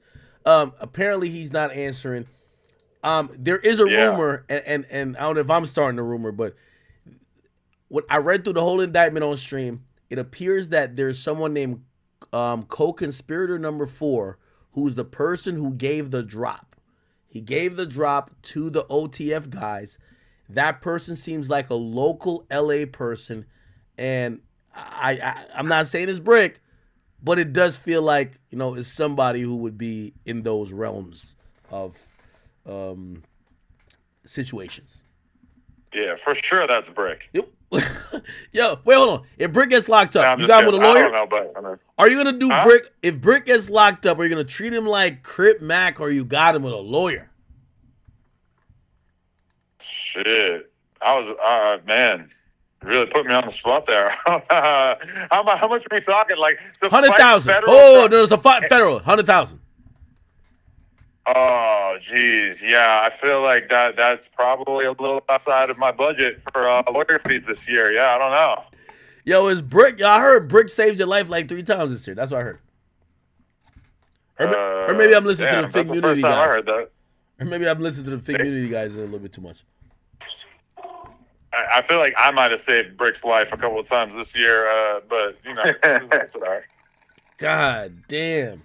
All right. Yeah, I mean, I've seen Brick make some pretty grown up ass decisions where he could have crashed out, and he kept it moving in situations where he definitely could have gone the other way. So I've been kind of impressed by his maturity, to be totally real with you. Well, answer this question for me, right? You know, so Durk did an interview with me, and by the way, I knew going into that. And by the way, like everything you said to Ruga, especially about like why you like not this recent interview, but the previous interview where you're like, yo, Durk just sat with Ack and he answered every question. I agree with you because number one, I think Durk picked me to do an interview because he wanted to answer all them questions. He wanted to clear the air. I think Durk made a cognizant effort to say, this the last time I'm gonna get messy with all this shit. And he said, let me sit with Ack. He didn't do it like Gillian Wallow, didn't bring $1 million, didn't bring 1 million goons. He came with 3 or 4 people, and he said, ask whatever is on your fucking mind. You get what I'm saying? Right. And by the way, and in full disclosure, chat, Durk did ask me to take out one part of that interview. One part of that interview. And I'm very proud to say, and I'll tell you now, and I'm pretty sure he wouldn't mind if I tell you, or his management. And I'm really cool with his people. The only part of that interview it was a small part, they wanted me to alter, because I'm telling you, Durk damn near got emotional when we talked about snitching, and so I start throwing people at him that allegedly told, and I forgot who it was. I can't remember the person. I could probably go back and you know, I don't necessarily need to bring it up, but it was someone that I brought up, and I said, well, if you don't like snitches, what about him? Remember I brought up Gunna, he spoke about Gunna, but I brought up some other people. And the only reason why he said act, could you not put that in there? He says, I don't know if the streets have fully, like, really made the judgment on if that person snitched. And when I'm speaking about snitching, I really believe that shit from my core. He just wasn't playing. Yo, I've never seen somebody care about snitching that much. Like low-key, I felt bad for being friends with 6ix9ine at that point. I'm like, God, yo, he looked me in my eyes and said, yo, bro, a snitch took me from my father. And I'm like, fuck, like this guy really, you know, most people like they're talking about snitching like in a hyperbolic type of way where it's like it's never really affected you. It's a thing that exists, but like, you know, you got to kind of go hard. He was talking about it like, I grew up without a father because of a snitch, so fuck a snitch. So it was, I forgot who it was, but he told me to take that out. He says just until we figure out what it is with that person, because you asked me questions and I didn't know. But I'm never going to co-sign a snitch, ever. And I'm like, fuck, that's some real shit. I fucking forget who it was, but I think I remember you telling me about that when it happened. But yeah, that's crazy. But I mean, yeah, if you're Durk, it's like, and you know everybody is so fascinated with your street life do you really have so little confidence in your ability to maneuver in a conversation that you feel like you're going to implicate yourself? Like, I can understand why artists don't like to do it that much, but I mean, I just don't understand how you couldn't have confidence in that, because I could have some crazy shit going on that people want to ask me about. Like, I remember doing interviews right when that fucking gummy bear was lying about getting shot, and that was like the number one thing I didn't want to talk about because I couldn't tell if I was going to get sued or not. Adam, bro. And so I was going to hit you privately about this, I bro. already knew I wasn't going to implicate myself. What? Yo, you gotta stop beefing with the dudes who, like, bro, you know, like, I mean, whether it's like, you know, and a lot of people sometimes they wonder, like, if, like, we're beefing or, like, it's just friendly. Yo, me and Adam, like, we're peers at the end of it. Like, yo, at the end of it, we're high up on the game. We're peers. We probably both I know you probably look at what I do. I look at what you do. There's a level of respect there. And we know that we're leading this market. Only pet peeve I got about Adam, I'll be watching him doing some good shit, and then he'll take a 30-minute slice to beef with the guys he hired. Like, with all due respect to some, like, you know what I mean? Like, what's the dude's name? And I'm not trying to diminish him. I don't even know too much about him. I only know a lot about him because you. But you mad at him as fuck, and I'm like, who is this guy like that, bro? Stop. Okay, I was because I'm listening to this last pod, and I think Brick was on it too. And you start hitting some points about Kendrick and some other shit, and yeah, you got some other shit going on, and I know you bringing the personal stuff there too, but then you just start talking about, like, I guess it's the Dijon dude, and respectfully, I'm like, yo, bruh, this doesn't go outside the no jumper universe. Like, get back on track. Anyway, yo, this is what I wanted to say. Shout out to DMV Hoods and News Media. He says, yo, bro, this is why Quando Rondo said he ain't rolling 60 Crip no more, because they set his ass up. Brick Baby set him up, and Brick Babies are rolling 60 Crip. That kind of makes sense. That do make sense. Okay, but do you remember when there was the whole thing about Big U saying that Quando was calling him for protection or help or whatever? It doesn't necessarily have to be that he got set up. It could just be that he felt like people were going to, you know, be behind him and they weren't. I'm going to be honest with you, bro. Yo, maybe I'm watching a little bit too much Loose Cannon. I told Wack, like, yo, Loose Cannon is just too fucking hilarious. Like, I don't know why you don't have him on the channel. Like, you're tripping. That guy is fucking jokes. I like him, but he lives in Vegas. Oh, I didn't know that. You're doxing him now. What the fuck? Anyway, yo, so he talks about it all the time. Oh, so I'm watching him, and I mean, he says, yo, Big U had a play that he used to do. That's where the Meek Mill thing comes, where it's like, yo, we're gonna pretty much, if you don't check in, we rob you. And then when you check in, we give it back, but you pay the check-in fee. And I'm like, oh yeah, this kind of sounded like what happened to Quando Rondo. Like, yo, maybe he wasn't checked in, and Big U was like, yo, well, let me not say Big U, but somebody in the Rolling 60 was like, yeah, give the drop up on him that he could learn a lesson. And now when he learns a lesson, he knows how to check in.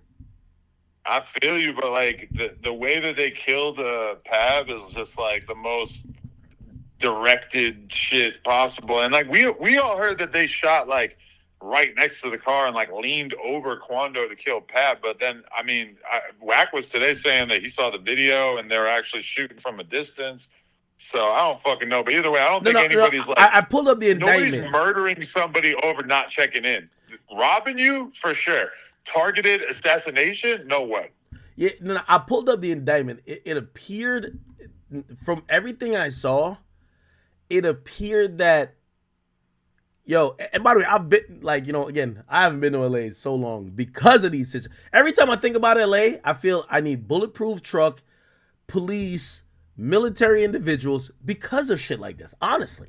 The last time I did your podcast in LA, I pulled up and it was just you and Lil Boom in a studio with no security. Whoa, like, don't say Lil Boom, my nigga. What the fuck? It was. Yeah, but now you're making it seem like we're doing some other shit. It was like that was your shooter. I thought that he was for sure about to slide for you. No, he was down to slide. You know what I mean? Before he was sliding on bitches at the grocery store. Oh my God. Anyway, here's the thing. Back then, No, and I'm gonna be honest with you. The next time, because I do owe you a pull up to LA, even though apparently LA's mad at me because I made a couple jokes about, Kendrick's song where he said he got touched, and I'm like, yo, Kendrick said it wasn't true. And I'm like, what the funny thing is? Kendrick Reddit is getting sensitive about me making a couple jokes about something that Kendrick said in the song that he claimed didn't happen. However, he made up a whole lie about Drake, saying Drake's a pedophile, and nobody thinks that's disgusting at all. So the same people saying, how could you laugh about this song, Mother I Sober? How could you laugh about the song? And I'm like, well, I laughed about the song because he said it wasn't true, so I'm making jokes off of it. But y'all are jacking him literally saying Drake touched kids. He's never said JK. He's never said, I was just playing. He's still doubling down on that. That guy's a pedophile. I'm gonna be real. Like, I think it's pretty fucked up to make somebody get molested, but like, look what he did in Hassan Campbell. Like, everybody's fucking makes jokes about that. Like, hip hop is pretty unique. It's one of the only subcultures where you can come out about your childhood trauma and everybody will just roast you for it. But no, hold on. To be clear, Kendrick said it wasn't true. If he said his booty hole got fingered for real, bro, I would not, I would actually empathize. You know why? Because that would be like, yo, I remember when Saucy Santana said, I'm gonna knock you out and fuck you. Bro, I had the worst things in the world to say, and I remembered, yo, bro, you're doing too well to say these things. You're definitely gonna be canceled, and you're from Jamaica, and the things you can't say that. And I remember, it's the first time I've ever been confronted with something. I'm like, yo, how do I think I got emotional during that time. No, you did. You borderline cried. That was the craziest clip. And I couldn't really figure out what was so offensive that you wanted to say, but you should definitely let me know. It was a crash out. Yo, it was a crash out that 100% my entire career would have been defined by that. I promise you. Because I had it in my mind that no matter what I would ever say afterwards, they would say, yo, I'd rather people say, okay, yo, you cried, than them say, this crash. Yo, you know how Sneeko and Fresh and Fit in them, these guys are not doing what they did before, but they're defined by what they said and who they associated with before, right? Nah, totally, yeah. So you want to know something? Fucking SZA called me a culture vulture. I seen you and SZA going at it. I seen SZA voting on some polls. I seen it. I seen it. Yeah. Oh, you saw it? Yeah. Dude, it only had 100 likes or some shit, but some girl tagged me on her story and she had a poll and it said, is Adam 22 a culture vulture? And she voted yes. Yo, I'm gonna be honest real with you. I couldn't pick SZA out of a police lineup right now. I do not know anything about SZA, so that's pretty cool, honestly. Okay, just make sure you keep it nice. I remember when I had some light criticisms of SZA, and again, it wasn't the woman. You made fun of her BBL. Bro, I'm gonna be honest with you. You know people call me fat all the time and I take it, right? It's all good. I be just yo, Adam. Yo, could we be honest and just admit this?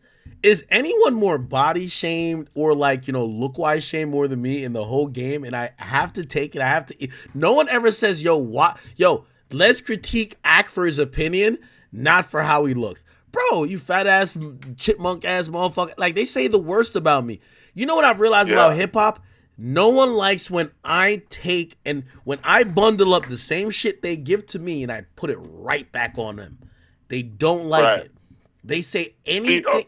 They say anything about me, but they don't like it back. But you and me both had very similar takes about the Kendrick interview, and it's funny because everybody who was quote tweeting me about it was saying you're white, you're a culture vulture, and I was thinking about that when I was driving the other day. I'm like, well, Ag had the same take. I wonder what their reasoning is for him, because they're just saying I'm white.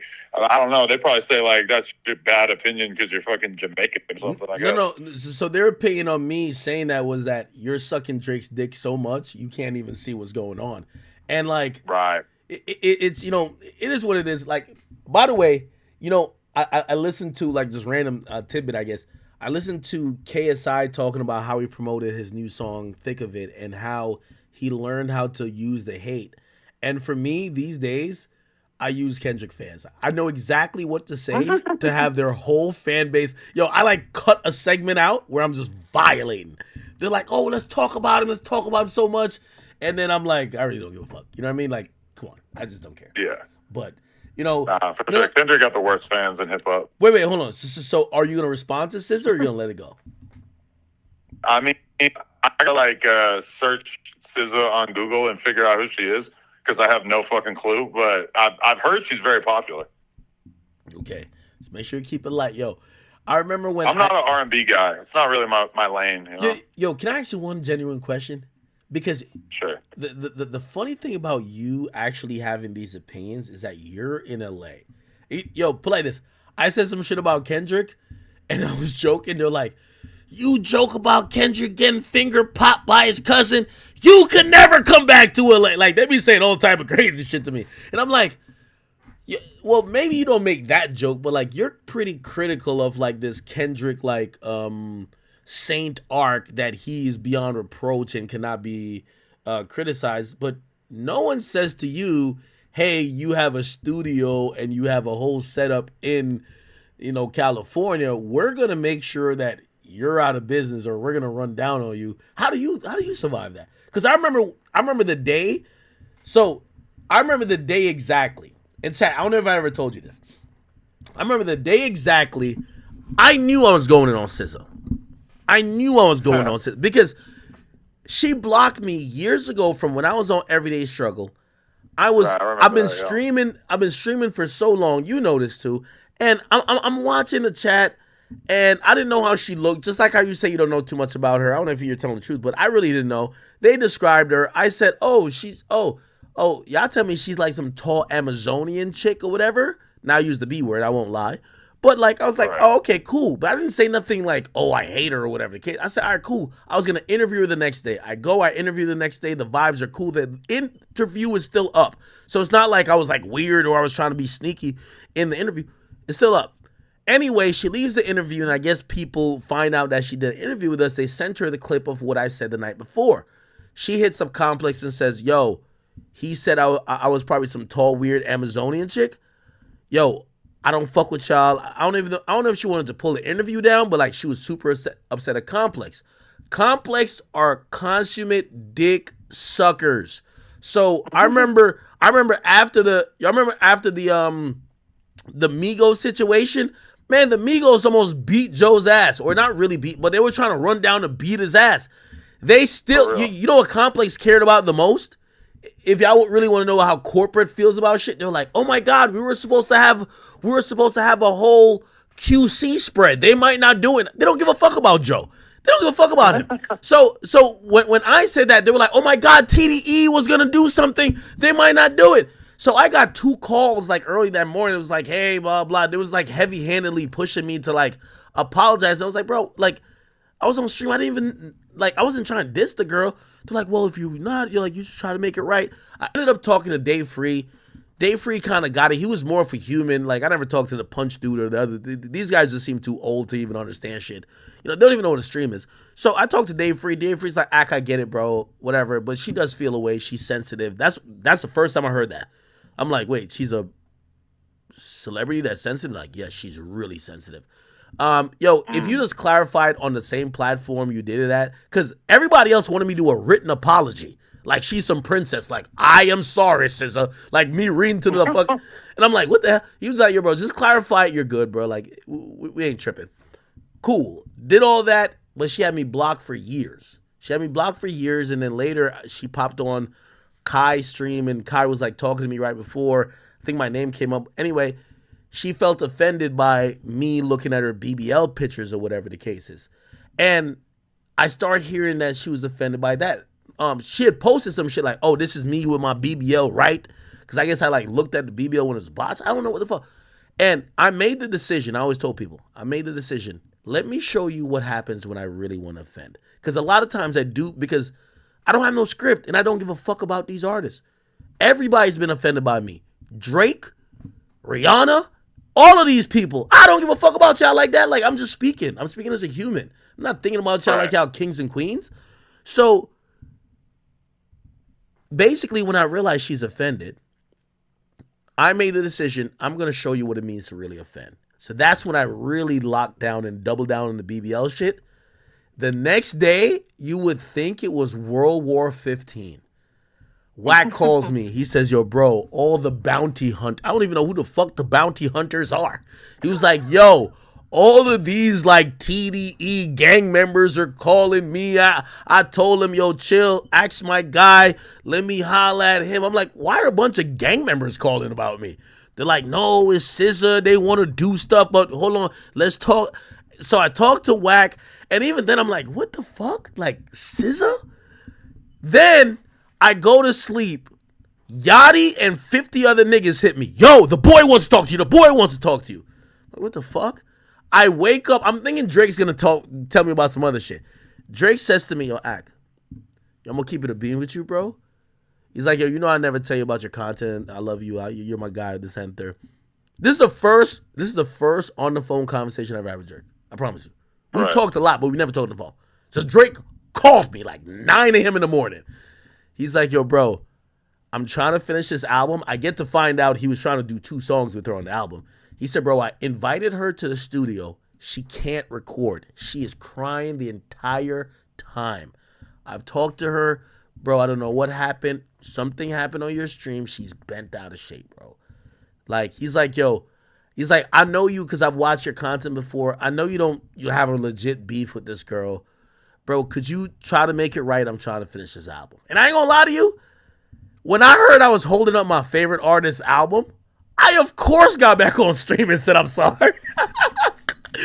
Yo, I said, wait. I just can't believe that would have such an effect on her. Like, I feel like every girl who has a BBL gets their fucking BBL criticized. Yo, Drake literally told me she showed up and couldn't record a song. And he said, he's like, yo, bro, she's here and she won't record. She's crying. And I'm like, and I really thought to it. I was like, I know my words cut deep. I didn't know this deep. And I even told Drake, I said, Drake, I really don't give a fuck about that. Like, I just had to show her. And he said, Ack, I get it, bro. He's like, yo, so if you're not on it, bro, could you at least like express that and let her know you're not beefing with her like that? And then I got back on my stream and said, yo, SZA, please, it's not that serious, girl. Like, it's cute. You're cute with a BBL or not. You know what I mean? And I ain't gonna lie, I did that for my favorite artist to get his album out, which was, I think it was For All the Dogs. Right. Well, I mean, she called you fat, right? I don't really understand how making fun of the BBLs any different, except for the fact that, like, you know, any fat guy could pretty much, like, work out and eat good for, like, a number of months or, like, a year or whatever and be in good shape, whereas, like, the BBL is such a roll of the dice. Like, however it comes out is just, like, going to decide your future in life, and it's totally, not really up to you. Hey, you know what I've learned throughout this industry? And I feel like I've learned a very important lesson. And I ain't even gonna lie, yo, child, I'll give you the story real quick. I go to my homecoming, I pop out late. I show up, it's Panda fucking Monium. By the way, it's the biggest homecoming in Jersey. It's Rutgers University. I'm like, oh my God, Axe here, blah, blah, blah.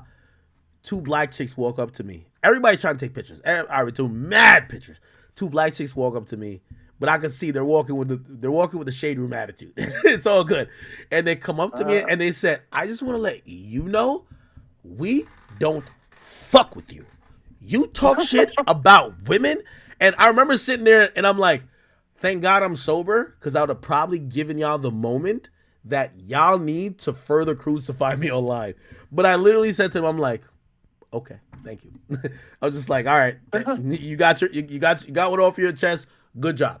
But when I went to that shit, it's like, I'm like, yo, I kind of get it with like how people like try to like perceive me. But here's the thing.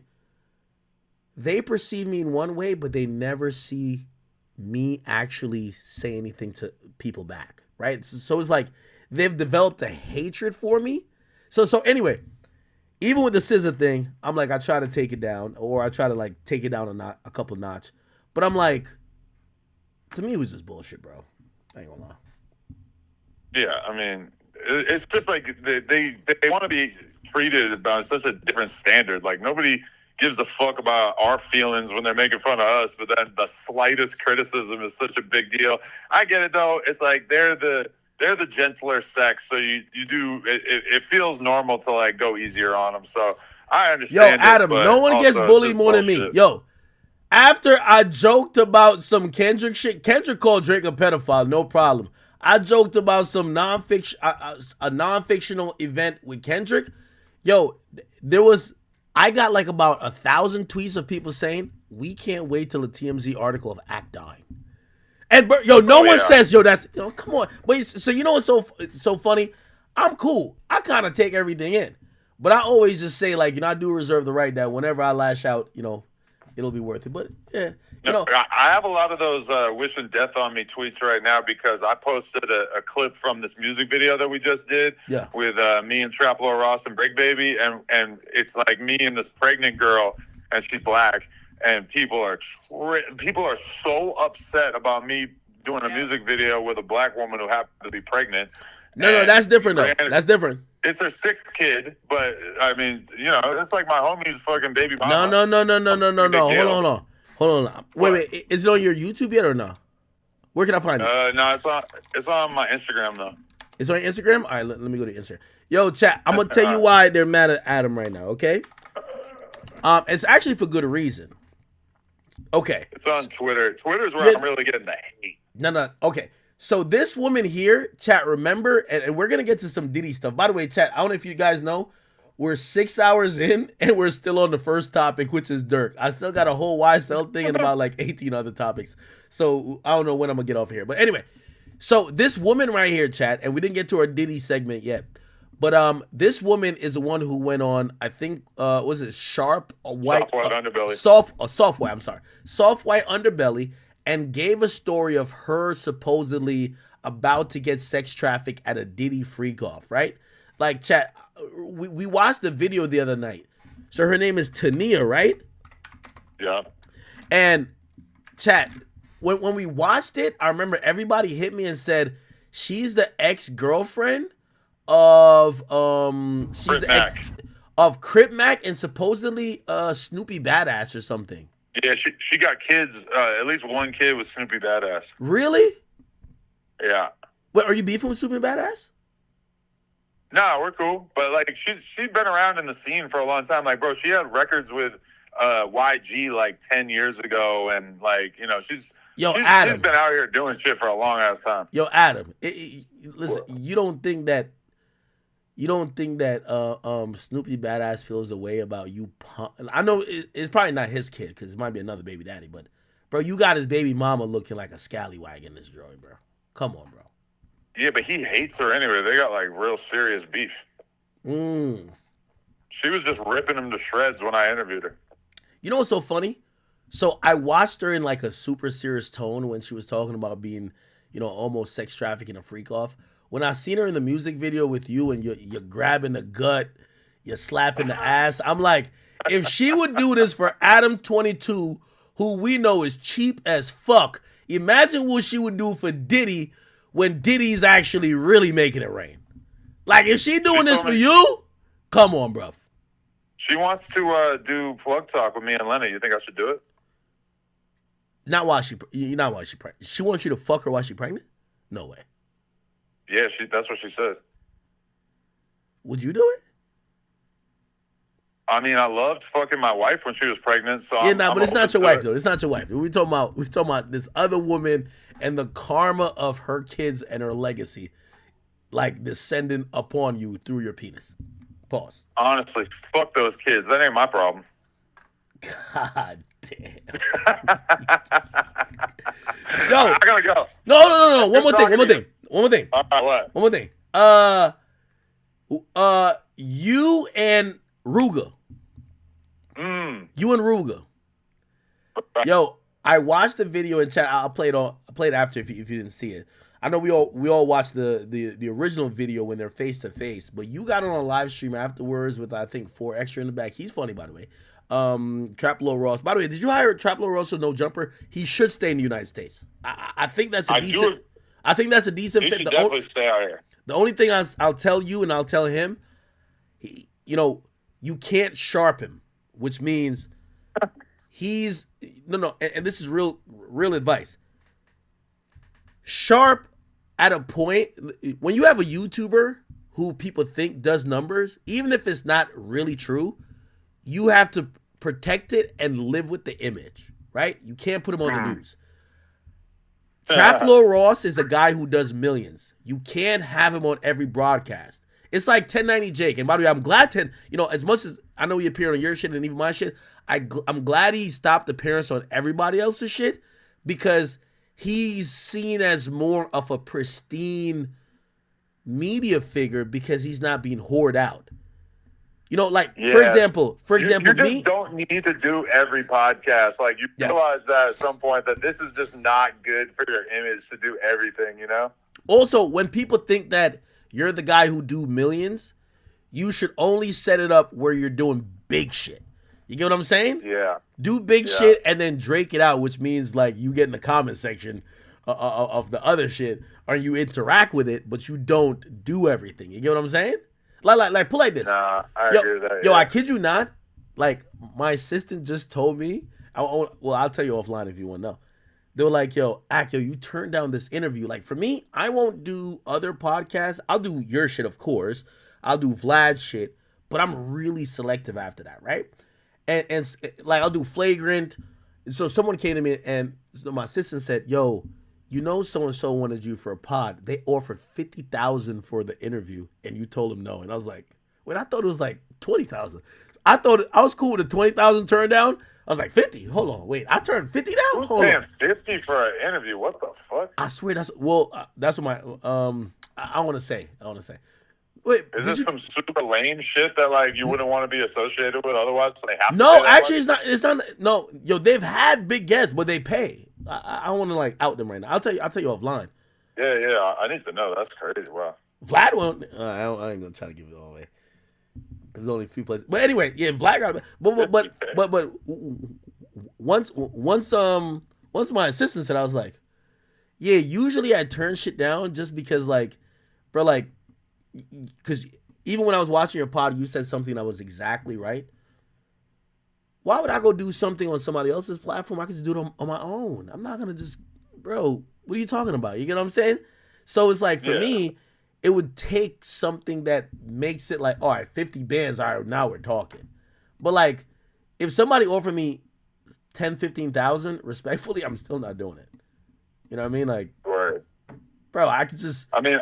Bro, I've did so many bullshit interviews over the years that I really don't even give a fuck. Like, if somebody offered me like a legitimate amount of money that was worth my time, yeah, sure, I'll do it. But at this point, like, I remember one time I went to New York. I did your shit, but I probably did like 10 other podcasts in the course of like 4 or 5 days. And by the end of it, I was just like, I did Axe and that did good. I did Flagrant and that did good. Barstool and that was cool. But besides that, like, all of this shit was like, it's basically just like networking because you're just hanging out with the people, having a conversation. I would rather just go meet up with somebody that I respect rather than like go do an interview with them and just fucking do some phoned in bullshit because like I put out 10 other interviews that week, Yeah, I mean, right now, I'm turning down they're offering me $25K to do a 20v1. I said no to all of them so far. Yeah, they keep offering me that shit too, and I keep saying no. Yeah. For me, it's like diluting it, and also I think this is the greatest thing about building your own platform.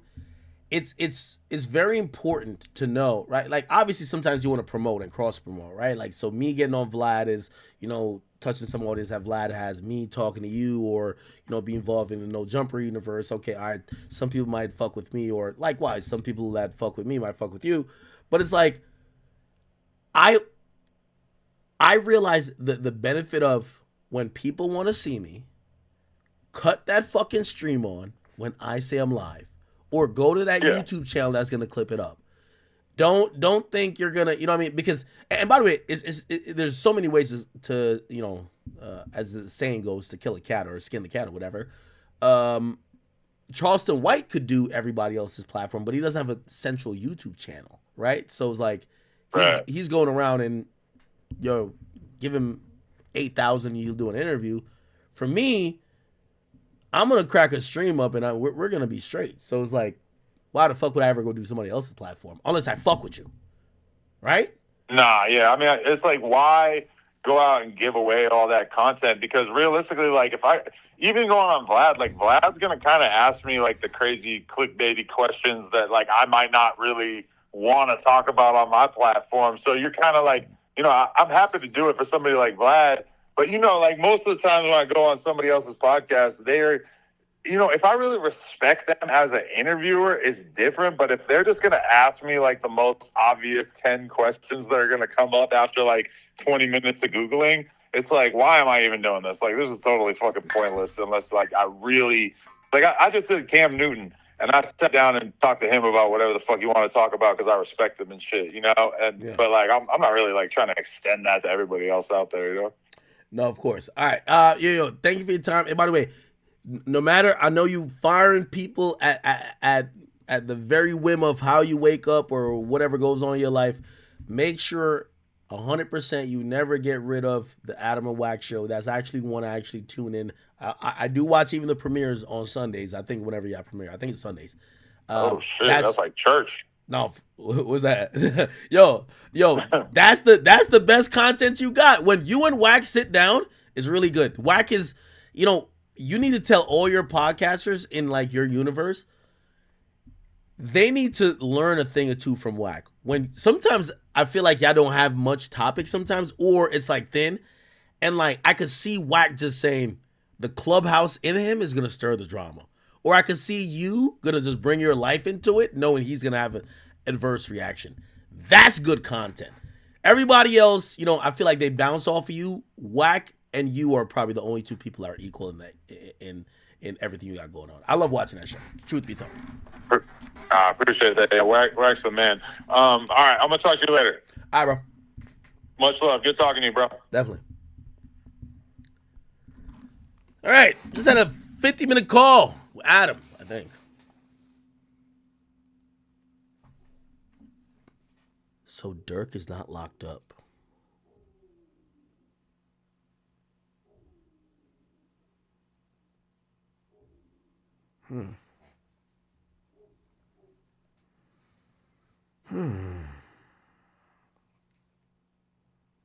I don't know, chat. All right. All right. Thank you guys. If you guys are watching, I appreciate y'all. I'm going to stay on the phone. I'm going to try to get to the bottom of this whole thing with, is Durk locked up? I have a sneaky suspicion that he's not locked up.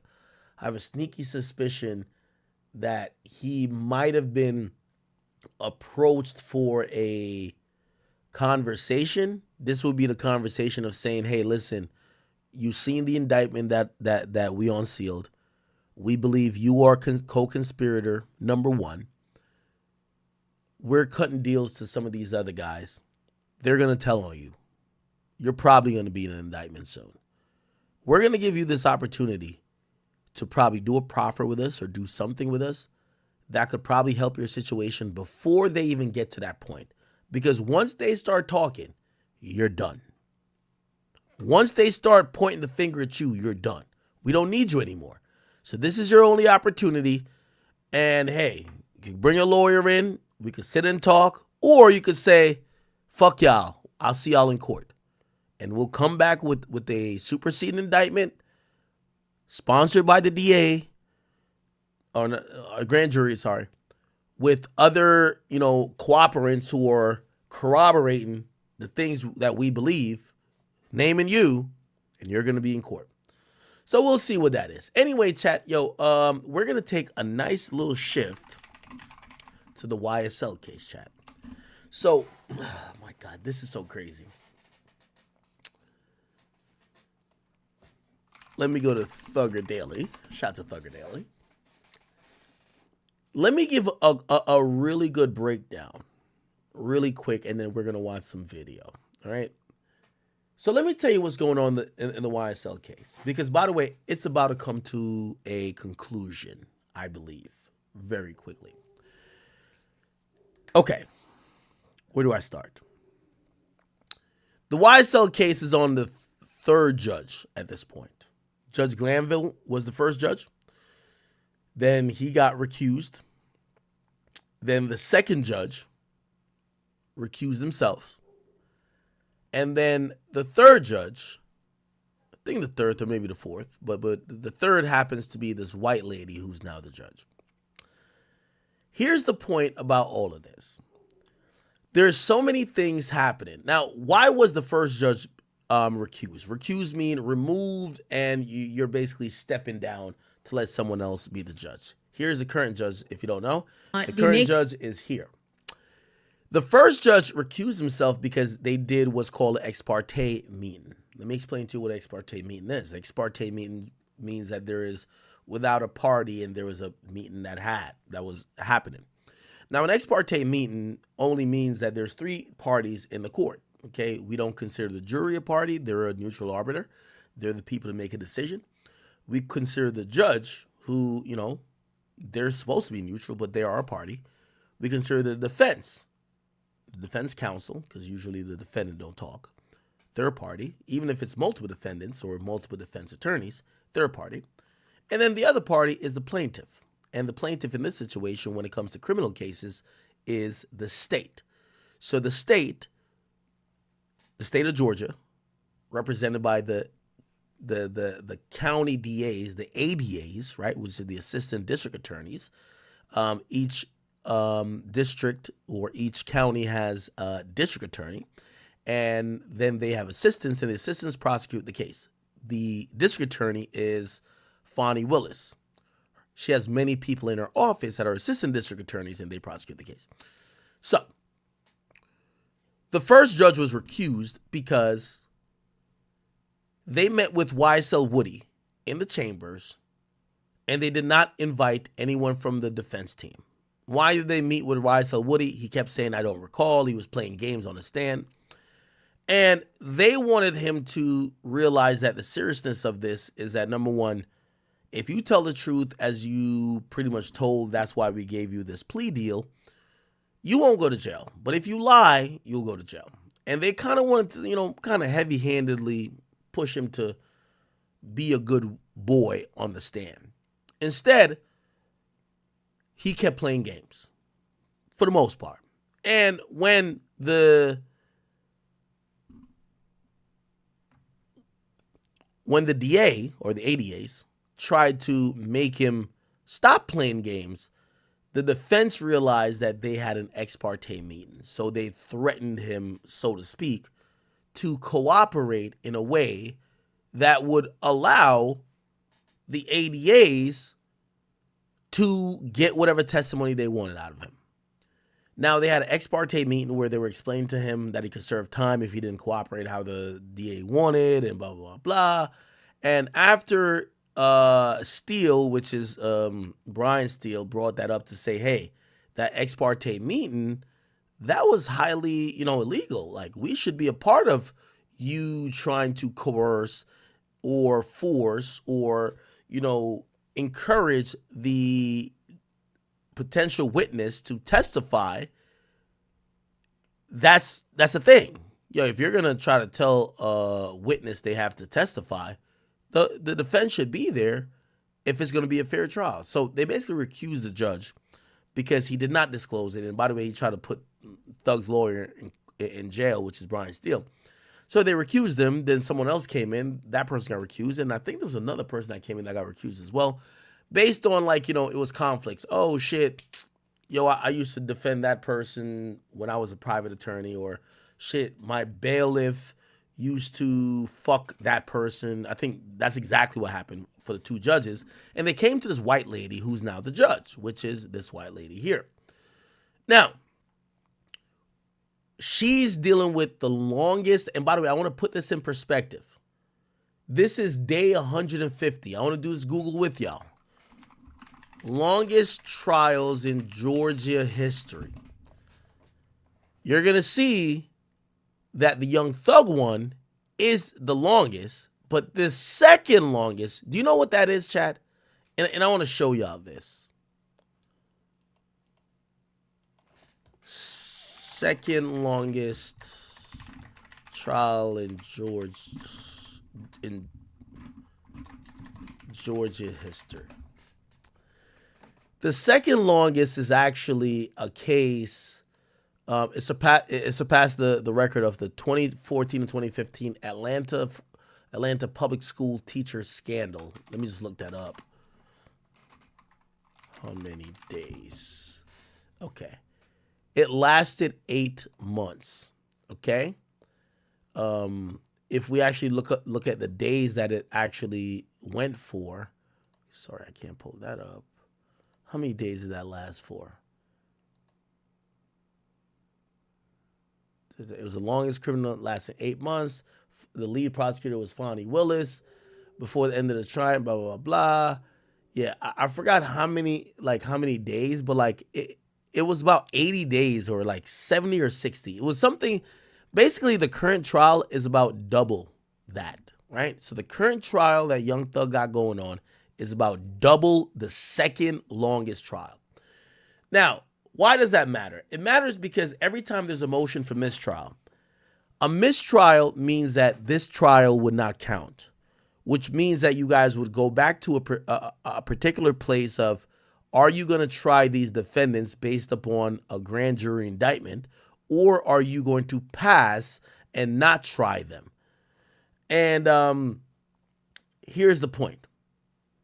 The prosecutor, when does a mistrial get granted? Well, it could be granted for many different reasons. It could be granted when you have taken the legal process for granted as a prosecutor, when you have disobeyed or you have neglected or overlooked or disrespected the legal rights and authority that, you know, a defendant could hold, and when you have disrespected the court. We've seen in the case with Alec Baldwin with the whole thing with the gun with the rust shooting thing. There was what's called Brady evidence that was granted a mistrial, but it was granted, actually not mistrial, it was granted actually dismissed, but with prejudice, right? All of those things could happen to be a mistrial, right? A mistrial just means fuck this trial. Like we haven't got to, you know, it could be dismissed, but a judge is not going to dismiss this. They're just going to grant a mistrial, right?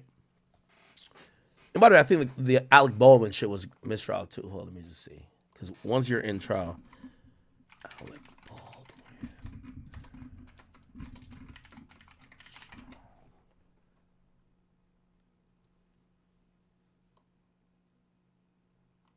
Yeah, mid-trial. I think it's a mistrial.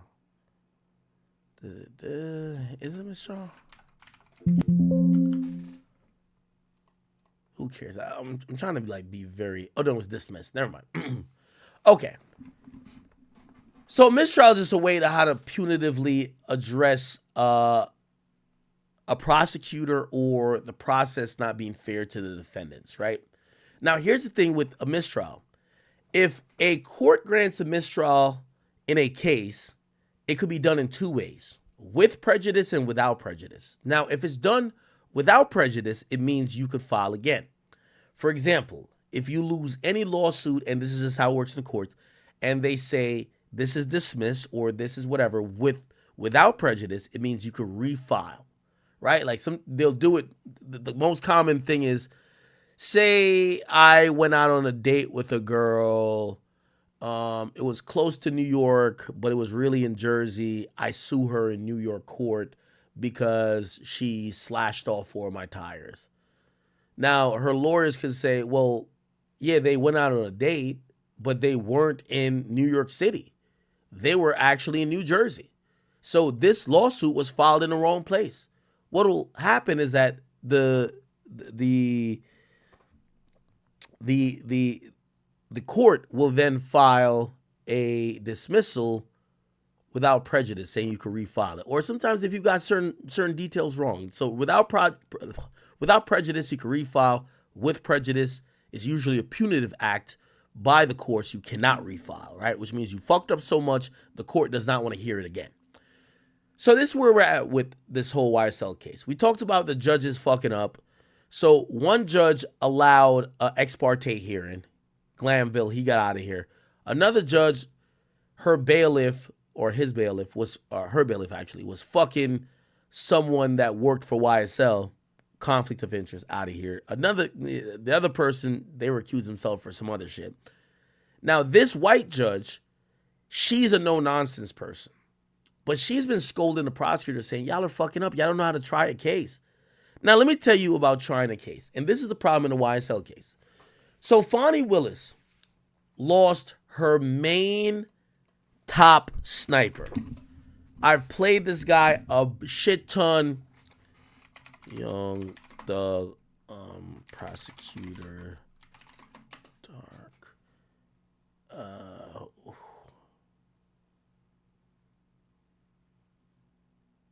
me see if I can find it.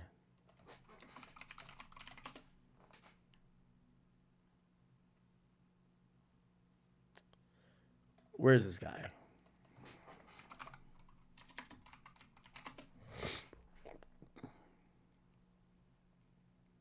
Where is it? Where is it? Oh my God! It was a Young Thug prosecutor who say, "Yo, this is a guy in the shadows." Like, I love hearing that over the superhero beat. Where is it at? Young Thug. He's like, "Yo, this is the most powerful guy, Your Honor. You cannot let him out." Where is this guy? Young Thug attorney, Dark. It was like Dark Shadows. Sorry, Chad.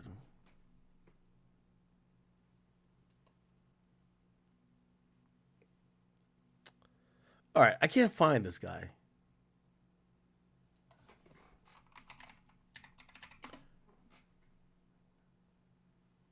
Hold on, give me 1 second.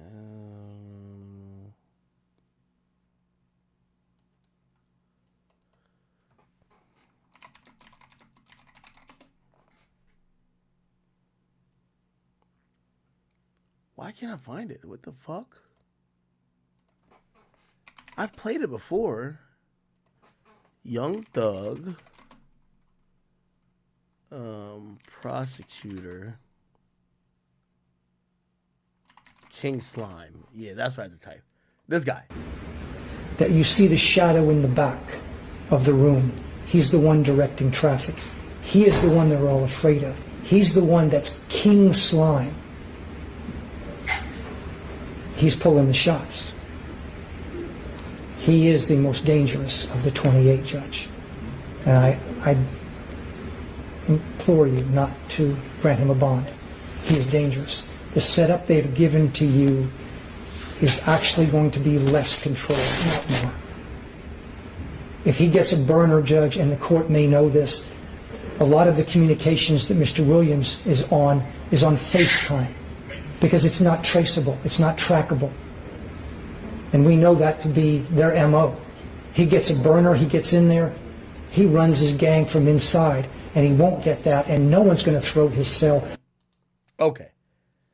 I'm not going to search the prosecutor's name too much, but that guy's on business. He knows what he's doing.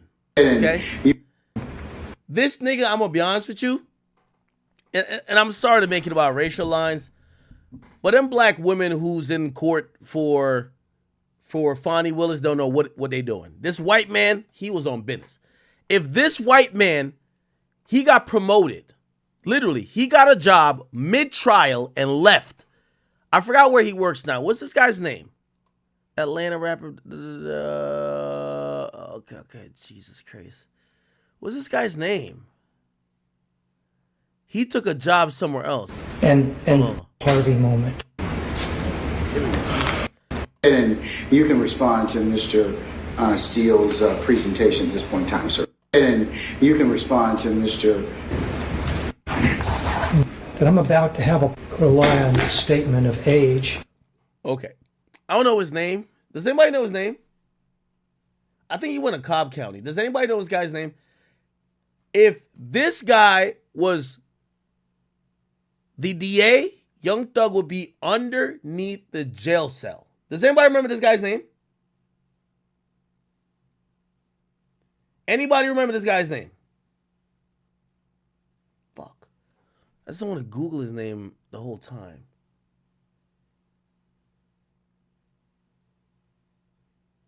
No, that's not his name.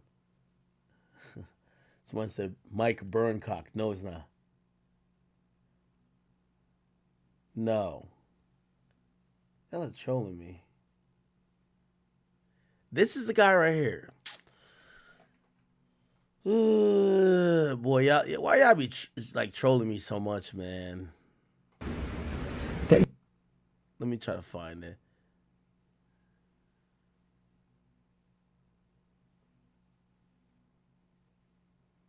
Nah, y'all just trolling me. Y'all just trolling me.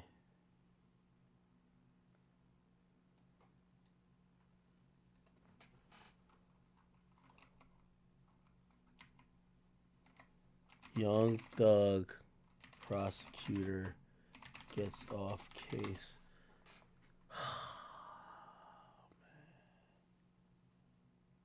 Yo, y'all all trolling me right now. Yo, chat, we're 6 hours in. Don't troll me. Bro, I'm trying to show y'all a point, and I'm telling y'all exactly why Young Thug is like violating these motherfuckers, bro.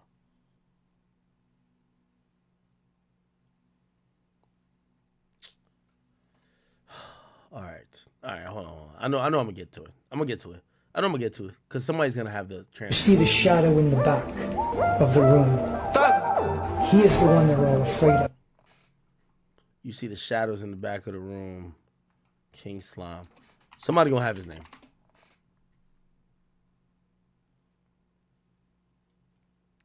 I'm gonna figure it out.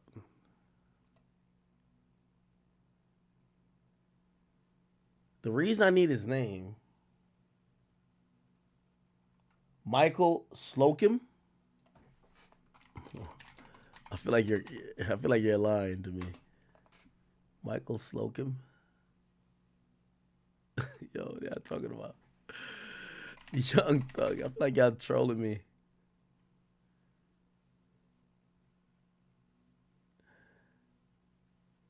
Yeah, I feel like y'all trolling me. Look at y'all. Philidor skid pants. Like, yeah, all right, man. Get out of here, bro. Why don't I have the guy's name? What's the name of this fucking guy? You see the shadow in the... This is him. Okay, y'all just trolling me, right?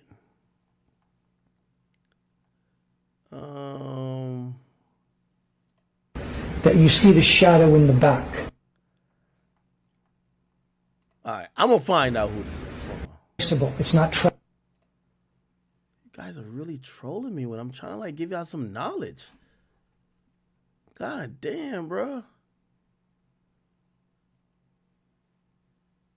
Is this it? You remove Coleman. I'll stay here with Judge when the Young Thug arraignment. Let's go to arraignment because I think he was around then.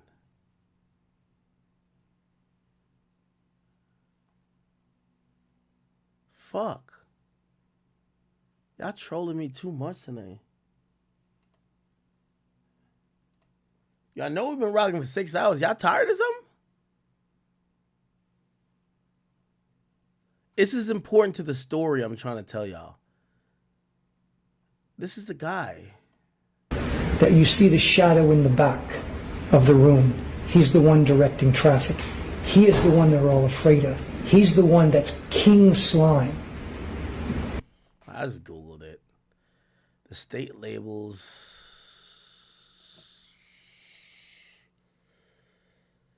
Fuck, we can't find this guy.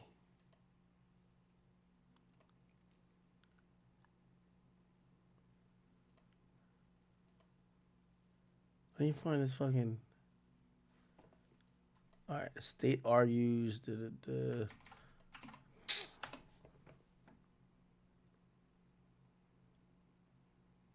Court TV. Nah, you see, this woman is trash. Like, I'm sorry. Like, bro, I love my black sisters, but like, anytime you see a white man prosecuting a case, gang, and they switch out the white man and put two black women, bro, you know it's a fucking shit show, bro. These chicks only know how to do their lashes and nails, man. They don't know how to get business done. Yo, Young Thug would have had a needle in his arm. And I'm not saying I want that, but Young Thug would have had a needle in his arm if this nigga was there. Trust and believe. Let me just get this story because y'all ain't about to go tell me the nigga name. What? Don Geary? Bro, y'all just like trolling me, bro. Oh, maybe I got me right. Prosecutor? Is it him? Yes. Yep. This is him right here. Don Geary. Thank you, Chad. This nigga would have had Young Thug with a needle in his arm. Trust. I don't know what Young Thug paid. Oh, this is a fire picture. I need this picture right here. I need this picture. This picture look fire. This picture look fire. Okay, yeah. Okay, anyway. Second prosecutor leaving the DA. So, Fonnie Willis started fucking around so much, all the white DAs dipped. You had this girl who dipped, which is Lizzie Rosenwan. And by the way, no disrespect. Listen, this ain't a black or white thing. But Fonnie Willis is a black woman. She's capable. But Fonnie Willis don't try cases. The district attorney of the county is not going to come in for your case unless it's Donald Trump. What she's going to do, and even then, she hired a special prosecutor. She's going to have her ADAs, which is assistant district attorneys. So the people who are in her office, she assigns cases to. You take this case, you take this case, you take this case. Bruv, her top snipers was this white man right here and then this other white woman who I just showed you. And no disrespect to my black queens, but these two black chicks in there, bro, put them on Zeus. They don't know what's going on with law. This is the worst prosecution in history. To keep it real, I don't know what Fonnie Willis is about to do because they're about to look stupid. So this guy, Don Geary, let me go to the news about him. So he's the one who said all that, yo, Young Thug is a guy with a shadow. He's the one who made Young Thug not get out of, like, with Hilton, like these black chicks, Young Thug would be still killing niggas, respectfully. Killing niggas on Cleveland Avenue. Like, they're fucking idiots, right? Let me see if I could go to where all the bond denials are pretty much him. Don Geary resign. Let me just put resign. Okay. Where is it at? All right, bro. I'm Googling bullshit for no reason. The point is this. The two top people in, which is this guy right here and this woman right here, they both quit. They told Fonnie Willis, peace out.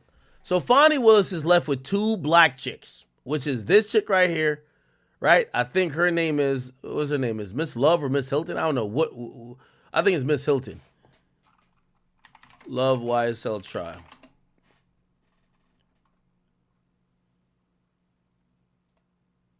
Look. Even Thugger Daily says it. Fonnie Willis, I bet with everyday passes, Fonnie Willis will regret assigning. This is Young Thug's fan page. Miss Love as the lead prosecutor. Fucking garbage, okay? Yo, when you put a white woman and a white man with a bald head patch that don't care to get no hair transplant or nothing, you don't put a black chick up in there who care about her nails and her fucking hair, bro. You gotta keep it white. I'm sorry. But really, I think this is I think this whole Fulton County is like a shit show. You have the criminals fucking the court reporters. You have the criminals fucking the other people that's involved in this whole process. This is all a shit show. Like none of this shit really means nothing, right? So when you get like a ghetto ass motherfucking someone who don't know how to do their job like this chick right here, and where's her Miss Hilton prosecutor YSL. This is the next Nimwit right here. Bro, I'm going to be honest with you. I don't know how these chicks could count to 10, bro. So you get two black chicks, and I'm going to keep it a bean with you. This is good. Honestly, I ain't even going to call these chicks dumb. I think they just like Thug. They're probably a fan of Thug. Young Thug is definitely going to get out of jail because of this chick and this chick. The point is, don't send two black chicks to go deal with a job you gave the white man to do. I'm sorry to say this. And I'm only saying this in this case, all right? Because I do believe our black sisters are really smart. But these two, they have no fucking clue what's going on. But it goes to show the depth of the you're supposed to look at the prosecutor's office. Now, granted, I'm not speaking as a Young Thug fan. I'm just speaking generally. The depth of a prosecutor's office is supposed to be really good attorneys that they have gotten that are really well versed in whatever. And by the way, they could have pushed back for them to get prepared for this case because they didn't start with this case. This case started with the white dude. The white dude who was saying all this shit about, Don Greery. This guy is good. And by the way, I think he went to DeKalb higher. Let's see. And by the way, I think he got suspended afterwards. He resigned there too. I don't know what happened over there, but yeah, there's a bunch of drama over there. Don Greery has 20 years of experience. Anyway, there's a bunch of drama over there too. So let me not jack him too heavy. Here's the point, and let me just make this simple and sweet before we get to it. Fonnie Willis, not only is her office embattled because she went at Donald Trump, but she thought she could take on Donald Trump. Donald Trump bodied her. We're going to call a spade tonight, chat. Donald Trump put Fonnie Willis in her place like the little girl she is. Bodied her. Okay? Bodied her boyfriend. You feel what I'm saying? The nigga, whatever his name is, I was fucking her. After that happened, because, when people work as a DA, I don't know if y'all know about, some of y'all try to act like y'all know politics, but y'all know Kamala Harris used to be a district attorney, right? I just want to let y'all know. I don't know if y'all knew that, but she was a California attorney general. So let me tell you how all of these. All right, let me calm it down. I'm trying to give y'all some education. Some people who are focused still are gonna get it. I'm a little bit lit, but I could explain it. So getting to the White House is usually the dream of many people in elected office. If you don't know, district attorneys are elected positions. So your district attorney, and the reason why I say this is because everybody keeps caring about Donald Trump and Kamala. Donald Trump is not going to be the person who prosecutes if you and your friends are selling drugs versus if y'all just rapping about drugs. That's not a federal issue for the most part. That's going to be something that's going to be done in your county. So you're going to get the Fonnie Willises. So when everybody keeps complaining about Donald Trump, you know who you should be caring about putting in power. You should be caring about your DA, your mayor, your county freeholders or council people. You should care about your senators, your reps for your district or your precinct, or you should be caring about your governor. They really dictate the majority of laws that affect your life. Like, for example, Young Thug. If Fulton County did not get Fonnie Willis, I don't think Young Thug gets indicted. Let me tell you how everyone plays politics, because all of this, everybody takes these oaths that they're going to defend this shit to, we're defending the Constitution, is whatever, we're selfless, but everybody has selfish goals. They want to make it to where Kamala got to. Again, Kamala was a district attorney. So a district attorney is usually, the district attorney is the head of the county. The head of the state as a lawyer is an attorney general. So she got from district attorney, which is Fonnie Willis now. The next step is attorney general. I'm telling you this because that's what Fonnie was trying to do. Fonnie was trying to become president someday. You know how you do that? You get from district attorney, which she is now, to become attorney general of Georgia. You know why she took on Donald Trump and indicted him? Because if she was successful, it would be a shoo-in that the next governor, right? The next governor of Georgia was probably going to take on Fonnie Willis as an attorney general. Once you're an attorney general, you're at the point of basically being in this politicized like environment that you could lobby to be now into the federal system where you could be potentially someone's running mate. Okay? I'm telling you how Kamala Harris, if you don't know nothing about Kamala Harris, which by the way, you know, I've realized so many people like Kamala Harris have zero idea about her past, right? She was Fonnie Willis, except Fonnie crashed out and fucked some random dude Nathan Wade, who she's tried to put on the Trump case, and then Trump spanked the fuck out of her, and then she's getting spanked again because because Trump spanked her, remember those 2 white people I showed you? They quit. Not necessarily because of Trump, but they realized like Fonnie Willis is crashing out. They quit and took better jobs elsewhere. So Fonnie Willis doesn't have the requisite lawyers to properly prosecute Young Thug. They don't. Also, what happens when you switch prosecutors during a fucking case, this is what happens.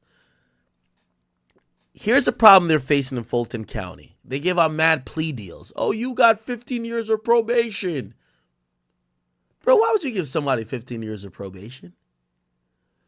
They wanted to just corroborate shit. Here's the problem. I'll give you some key problems the prosecutors made. And I'm going to blame it a little bit on the white people too, because, you know, the white people were a part of it. The white ones that quit, the white prosecutors. But whatever their plan was, they left before they could execute it. So you have these 2 black ladies who are trying to figure out and pick up the pieces of a plan that they didn't initially make. So for example, YSL Woody got an immunity deal. Now with an immunity deal, it means if you're being factual, and as long as you're not perjuring yourself, you could go up there and say whatever. You could admit to crimes and say whatever. That's why I got up there and did a whole spectacle. Then they said, yo, we got too many people that we're going to bring to trial. This shit was going to take supposedly 4 to 5 years. What they did was they cut a lot of pleas with a lot of people. Gunna, Slime Life Shorty, and these other people. Hey, yo, we just need you to say this one line. Gunna said YSL's a gang and a label. That's all they needed him to say. So they give him some sweetheart plea, which is a Alford plea. Here's the problem with all of that. They've given out so many pleas and so many immunity deals that these people realize they could play with them. So that's the problem they're having now. They can't make a case because essentially all these deals and immunity deals, everybody's laughing at them like, what do you think we about to do? Like, we gonna be scared of y'all when y'all told us that we can't go to jail? So that's why Woody was playing the game up there. I don't recall. All right. Now we're past that preliminary part. The next part we should really analyze is that beyond, and we talked about the ex parte meeting. So the biggest thing that people are speaking about and discussing now is that the prosecutors can't make a case. And by the way, I do want to say for y'all Gunna fans, they might bring Gunna on the stand. You know why? Everyone who took the Alford pleas, they need them to help make the case because the other people who took the immunity deals and the actual cooperation deals, they're going up there and playing games. So again, they're going to bring up a Slime Life Shorty, which I'll show you his testimony, and they're going to just ask him straight up, is YSL a gang and a label? And they might bring up, I know it was no plans to bring up Gunna, but they might have to bring up Gunna just to ask that question. Not to ask nothing more. But he testified and he signed an affidavit saying YSL is a gang and a label. They might have to bring that up. You know why? Because everything they had before is gone to shit. So essentially, let me tell you why there is a new motion for mistrial being considered today. I told you, the good lawyers or the prosecutors quit. You have the bum-ass C team bench players, Miss Love and Miss Hilton. They don't know what's going on. They're over here trying to make a case, but they're making a mistake after mistake after mistake, and basically the judge is tired of them, and the judge has scolded them 30 different times, and the judge even said, so the last mistake was this. They're interviewing a guy, right? named Slime Life Shorty. And while interviewing the dude, they essentially do one of the cardinal sins. Now, let me just explain to you about how trial court works. When the jury is there, this is a thing that's been proven through case law. If you walk a defendant into court in chains and handcuffs and they're shackled and prison blues, a jury is going to look at them and say, you look already like you're guilty. You're in prison outfit with shackles on. You probably did it. So when it comes to trial, no matter how crazy the person is, unless they're unrestrainable, which that's a whole different thing, they will allow the defendant to be in court, and they will have them dress up in a suit. You don't see Young Thug dress up every day. You don't see him in prison outfit. You don't see him with cuffs on. It's a visual thing for the juror. You shouldn't be able to see the defendant that's innocent till proven guilty already in cuffs. If you see them already in cuffs, you might think they're already guilty. Now, while doing that, so while that should be in the back of your mind, they're cross-examining, or not cross-examining, they bring up a witness, which is Slime Life Shorty. Now, Slime Life Shorty is someone who signed an Alford plea. Well, kind of an Alford plea. Well, there's another guy who signed an Alford plea as well, but it's kind of like what Gunna plea is, which is, at this point, they're getting spanked so bad and they're so trash. They're just trying to bring up people to corroborate what they already know. Slime Life Shorty. Let's go to the testimony, right? And essentially what happened was this. So this is Slime Life Shorty.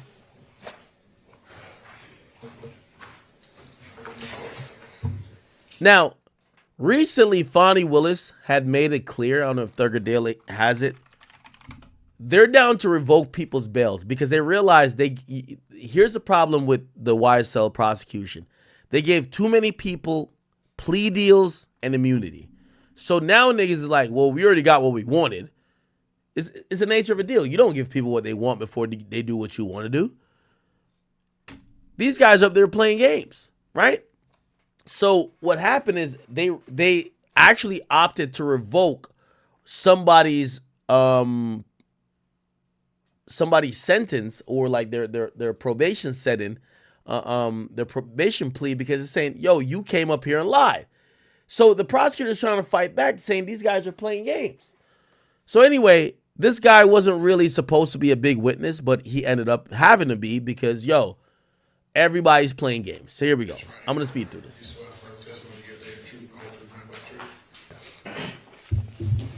Okay. I don't know.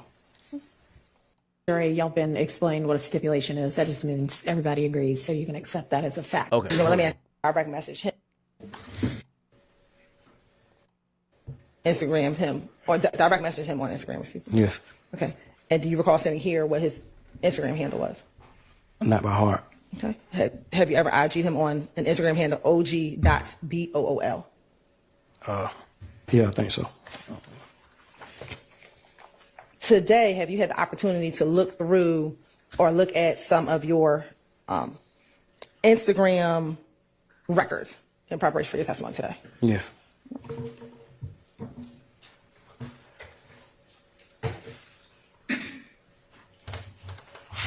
Okay, we're getting to it, chat.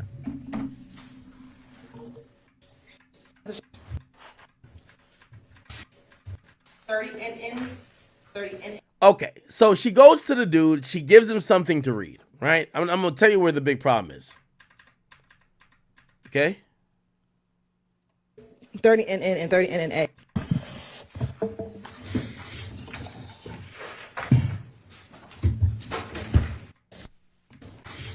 Into evidence.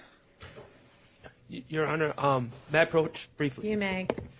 So someone approached. So to not bore y'all, she basically gives the guy something to read, which is an Instagram post.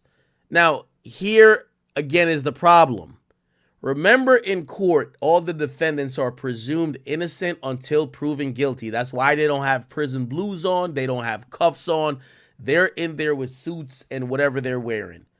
She brings over a piece of evidence that she's trying to put into evidence, but the evidence is she's having this guy read it, and the evidence says she forgot to blur out a word. The word is free so-and-so. What does that mean? When you see free Big 22, you're saying Big 22 is locked up. So by her not blurring that out, she puts it in the mind of the jurors that Big 22 or whoever, I forgot the person's name, at the time was actually incarcerated. And when you tell the jury that one of the defendants were incarcerated, you now bias how they perceive things. Because the regular human will think if you were locked up, you probably did something. So they show the guy, he reads it, and the defense jumps up and says, yo, what the fuck? We want to approach. Here we go. Yeah, you showed me that. And were they the items associated with your Instagram account, slimelife.shawty? Yeah, from what these papers say. Okay. And you're on this time, say like the tender, Stacey with 30 NN to 35 NNA. 30 NN and 30 NNA through 35 NN. Bro, with all due respect to my black queens, man, these two black chicks need to go back to school. And 35 NNA into evidence. Your Honor, now, as soon as they enter into evidence, by the way, I think he had read it. Hold on. Are these items that we went over today? Yeah, you showed me that. Okay. And were they the items associated with 32 NNA? Okay. Okay. And you're on this time, say like the tender, Stacey with 30 NN. Your Honor, may I approach briefly? You may. So they approach, and now you're going to hear the judge. The judge is tight. She tired of the bullshit, bro.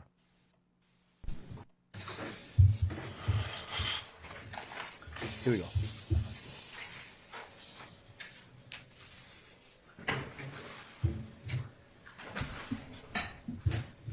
You're on the say like tender 30 NN and NNA through 35 NN and NNA into evidence. All right, those are admitted without objection.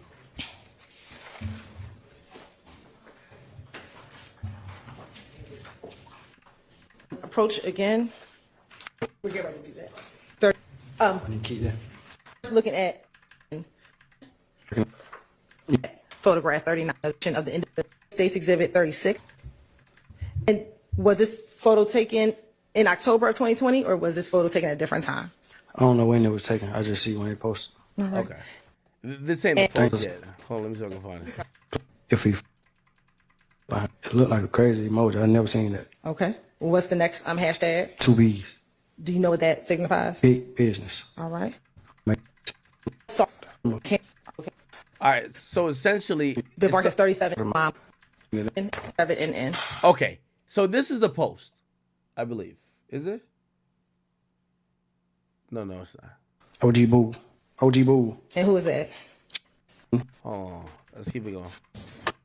Please, thank you. Oh, here we go. Step outside for just a... Oh, no. Your Honor. It's in this paper Your right Honor. here. Got me reading. Your Honor, I have to make a motion. Here we go. And is there another hashtag? Free Quay. Bingo. So essentially, I think it was blurred out, but essentially, they have the guy read the caption and they have him read something that says free Quay. Now, free Quay, it means Quay is one of the defendants. It basically alludes to one of the, like, knowing that the defendant was locked up at the time. You get what I'm saying? Which, again, might prejudice the jury. So that's the mistake they made. Look. And then is there a hashtag? Hashtag no slime left behind. All right, I'm going to go back a little bit more. So the reason why there's about to be a mistrial is one picture. This picture. Who is in 37NN? OG Boo. OG Boo. And who is that? Shannon. All right. And can you read for the jury the caption? Read his caption. Yes.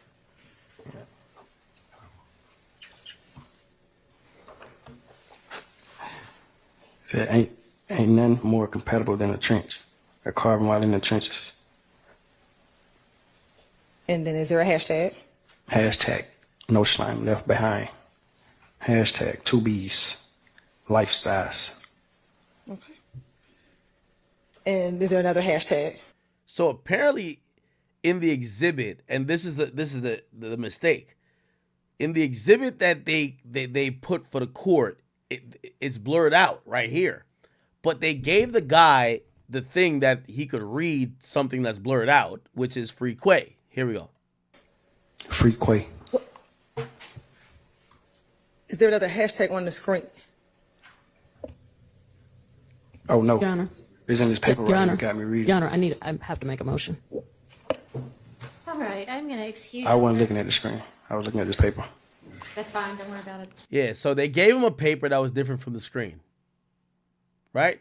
So he's saying, I just read what was on the paper that y'all gave me, and this what went on the screen. So what went on the screen, as you can tell, has it blurred out. What he's reading doesn't. So he thinks he made a mistake, but it's not his mistake, it's the prosecutor's mistake. Can I ask? Trial motion. Okay. So cool. So let me go with the prosecutor who's essentially judge, mistrial, YSL. So she basically offers like, yo, you know what? I'm gonna consider it. Here we go. Check Your this Honor, out. we're making a motion for mistrial on behalf of Mr. Nichols. We're not going to be able to unring this bell. Your Honor, this is the exact same issue that while we were at the bench, I brought it up. It was Exhibit 37NN that there was a hashtag on that exhibit that said Free Quay, which would definitely indicate to the jury that Quay, has spent time in jail or in prison. The state agreed. We stipulated that they would redact it. And then the state presented, I guess, to the witness the unredacted version, didn't prep him to not comment on it, and he did.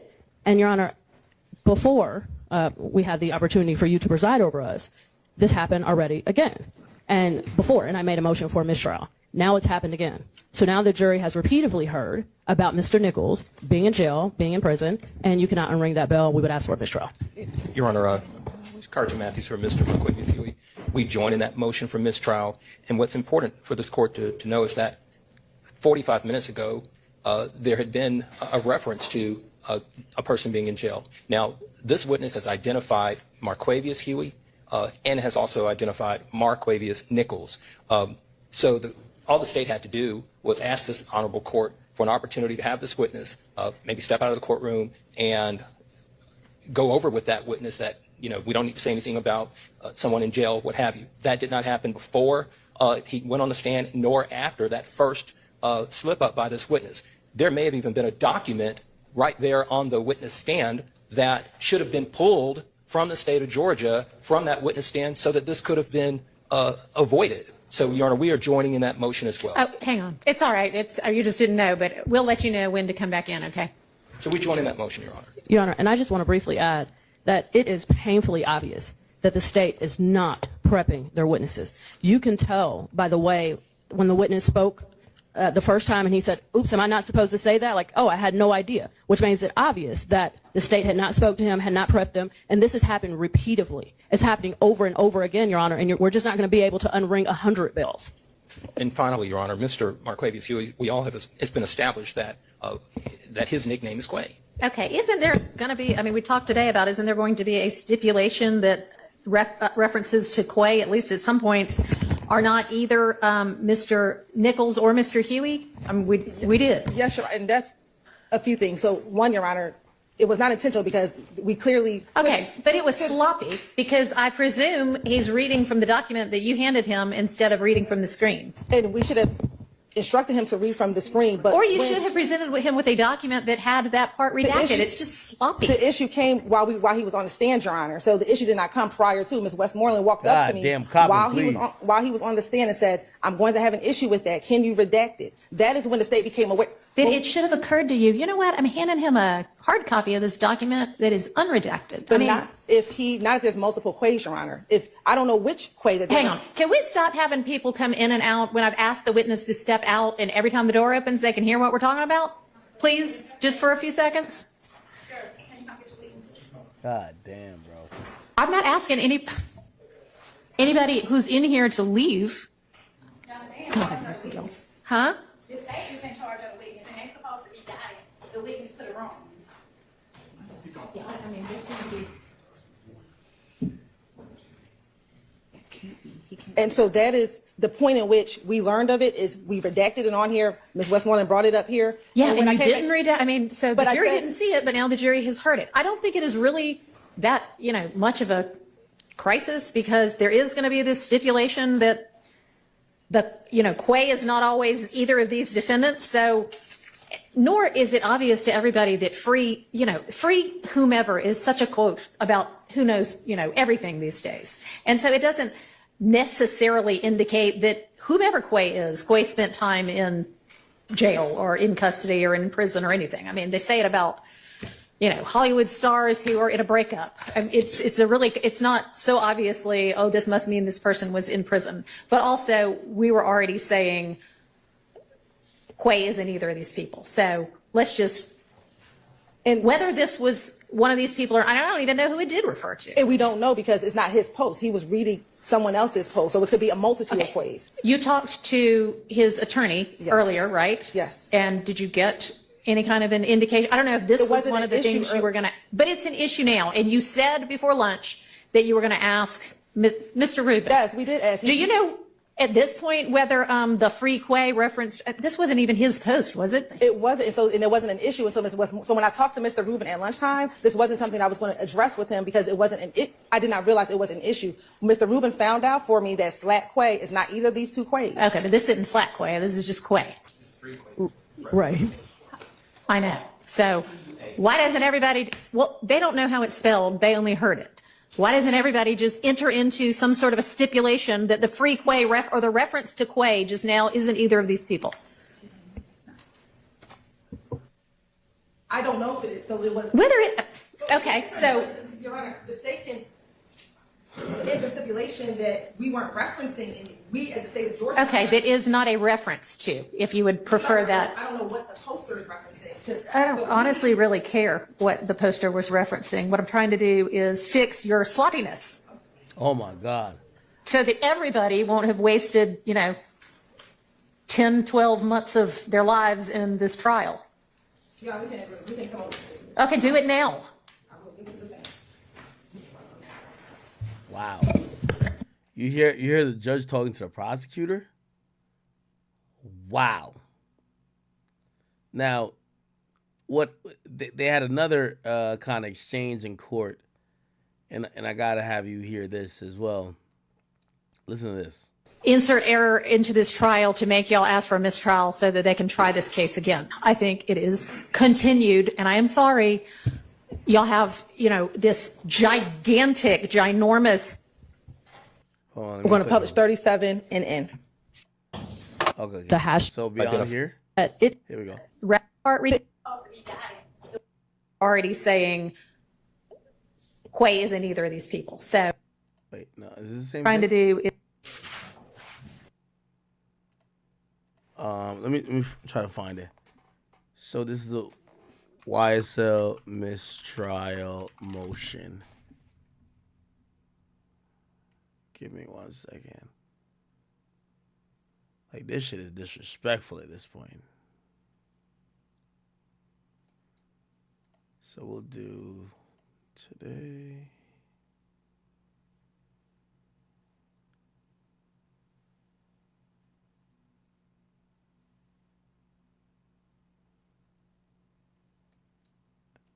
Now we are working to learn the next steps in the YSL RICO trial. Multiple defense attorneys are telling 11 Alive tonight they are negotiating with state prosecutors. Okay. Before we get to that, Where is it at? I don't honestly really care. I didn't know from a can of paint. No. And was that something? Green suit on. So here's a detective. Okay. Oh my God. I gotta go back to 11 Alive. I don't know if y'all care to see it, but essentially, it's raised. This is an 11 Alive special presentation. I'll just go to Thugger Daily. He probably got it. So, essentially, after that theatrics happened, all the most of the defense attorneys come out and they're like, "Yo,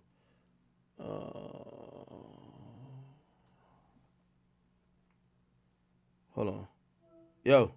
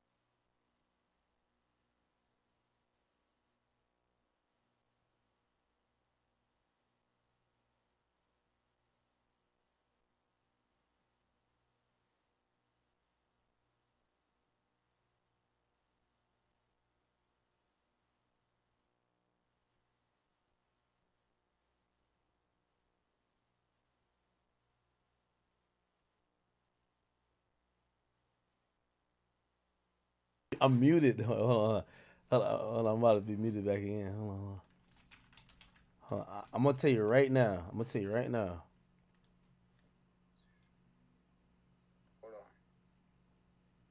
Oh my God. Fruit. Man, I fell down to my knees when the law came. Oh, no, I'm not trolling. I promise you. I'm not trolling. I promise you. Everything I love, I promise you I'm not trolling. He's going, Act? Oh my God. Bro, Act, please don't tell me, bro. Please. Bro, he is, bro. Oh my God.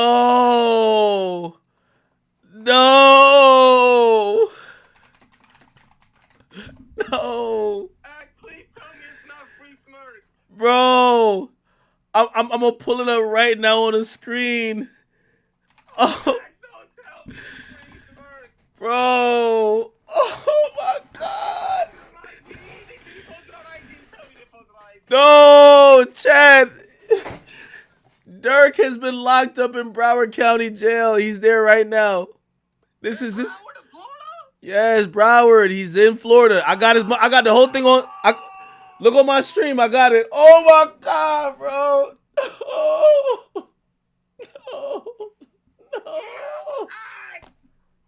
No. Tell me this is Photoshop. Bro, I pulled it up myself, my nigga. I seen BSO. BSO is Broward Sheriff's Office. I went right to they shit. You know, I'm linked in with all these. He's locked up, nigga. I got the whole shit, the mug show. No. Higher pending trial.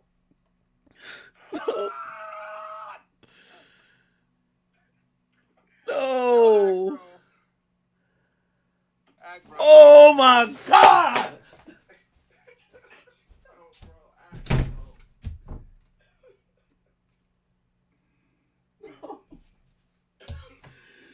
No.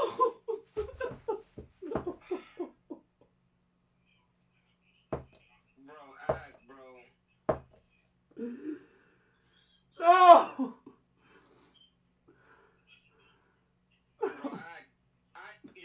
The question is it over, bro? Man.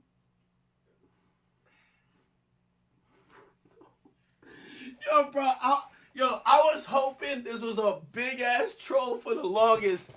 Nigga, I moved on to Young Thug. I'm like, I bet, you know what? We got 4 hours of content out of that. Let me move on to Young Thug. No. Nigga. Nigga. No. No. Bro. Yo, no, what you sent me was right. Yeah, he's been held by the Marshal Service. He got arrested by the Marshal Service. Oh my God. Fuck! Oh my God! Yo, bruh, nigga, this was the time I'm like, yo, Whack 100 full of shit, nigga. I ain't gonna lie, nigga. I was like, yo, bruh, I was listening to him, but I'm like, yeah, nigga. Oh my God. I ain't gonna lie, I didn't want to believe. Yo, Ack, when I seen it. No. Yo, Ack, I said this is Photoshop. But you know, I sent you that shit beforehand. Remember, I sent you that shit an hour ago. They say a free spark. Remember that? Chat, I'm tweeting it now. He's been arrested by the U.S. Marshals and held in Broward County.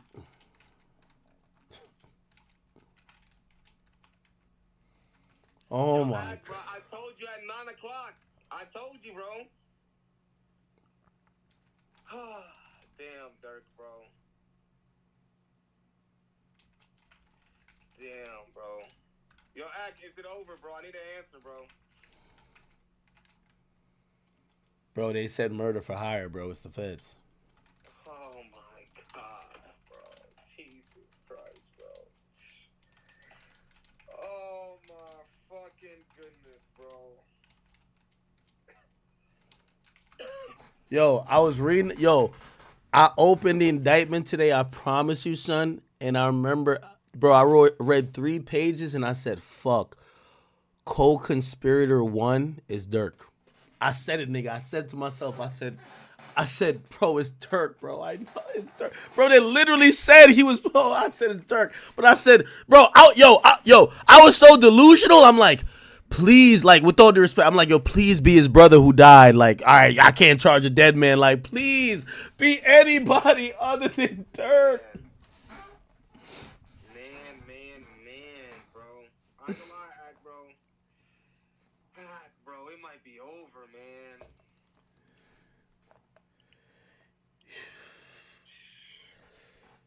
Oh my God, bro.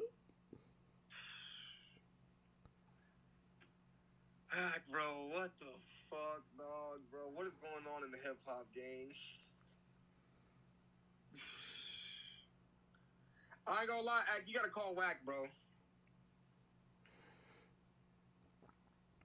You gotta call Whack, bro. He was right.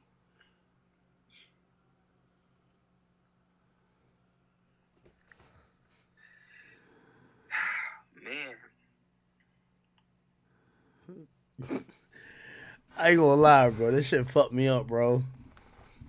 Bro, Ack, bro. What the fuck? Yo, I know my nigga didn't beat every odds against him to go out like. No, I know he didn't, bro. I swear I know he didn't. I know he didn't. I know he didn't beat every odds to go out like this. I know he did not. I know he did not go through everything to go out like this. I know for a fact he did not, bro. I know he did not, bro. I know he did not. Bro, Ack. Why, though, bro? Like, why? Why, Ack? Why, Ack? Why the fuck is Durk connected to this, Ack? Why, bro? Like, I don't fucking get it, bro. Like, I just don't get it, bro. I'm gonna tell you this. He should have just took Bro, I'm gonna keep it a beam with you. I'm gonna keep it 100 with you. Bro, I said this on stream earlier, my nigga. After Thug got indicted, bro, a very reputable source who has connections to law enforcement told me like, I won't even say the person's name. They say, yo, they told me Durk is about to get Fed charges. And I remember saying, huh? And after the O Block 6 shit happened and everybody got convicted and Durk name didn't come up in nothing, I said, all right, y'all were capping. They told me, they said Durk is next. Promise. They told me that. If you ask me, I think Atlanta was trying to get him on something too. You know, Atlanta was trying to hit him with gang charges. They just didn't have enough. And also, they got mad because they couldn't hold him to the shit with Vaughn. Remember, Vaughn died. He had 3 gun cases in Chicago. Bro, I can't believe it. Bro. Oh my God. Man, I fell down to my knees when the law came. Yo, I ain't gonna lie to you. I know this sounds fucked up, but I got about 5 rappers I think I would have donated today. Take them! Not him. Not Smirk. Bro, I ain't gonna lie to you. I fuck with Smirk, bro. I got 5 other rappers. Half of these niggas, they just be talking. They ain't on shit. Take them! Leave me, Durk! Yo, I ain't gonna lie. Streets is dead. I think that's what we gotta say. The streets is over, bro. The streets is over. Man, it's over with. Yo, The streets is over, bro. Oh my God, bro. I'm gonna be in 10 years. Shit, I said the feds, man. I ain't gonna lie, Act, bro. Like, it's over with, bro. I ain't gonna lie, bro. Hip hop is cooked, bro. Street hip hop is cooked. Street hip hop is officially cooked. They got Thug, they got Durk, bro. The streets is cooked, bro.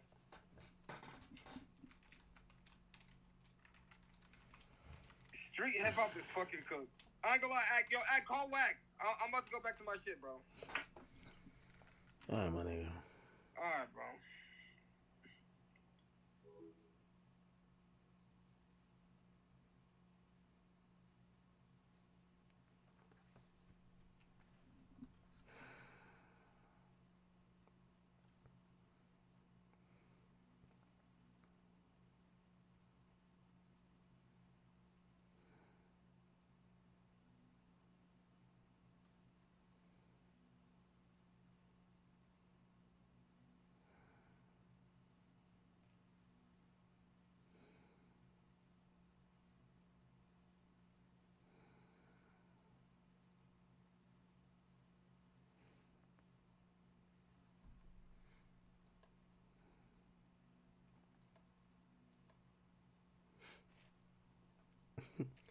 Not like this, man.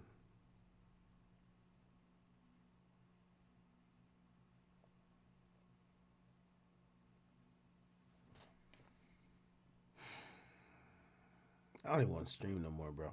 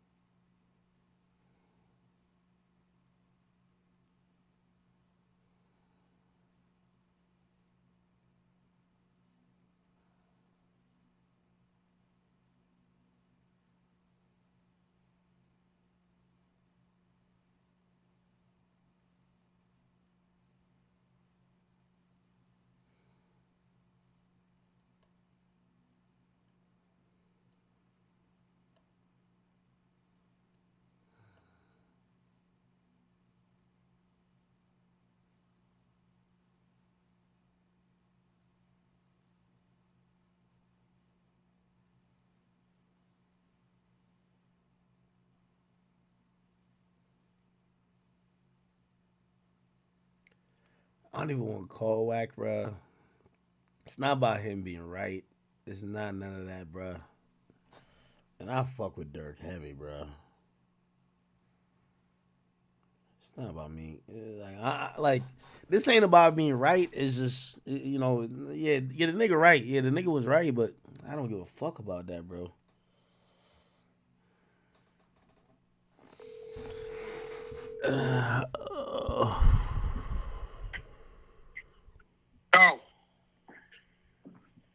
Yo.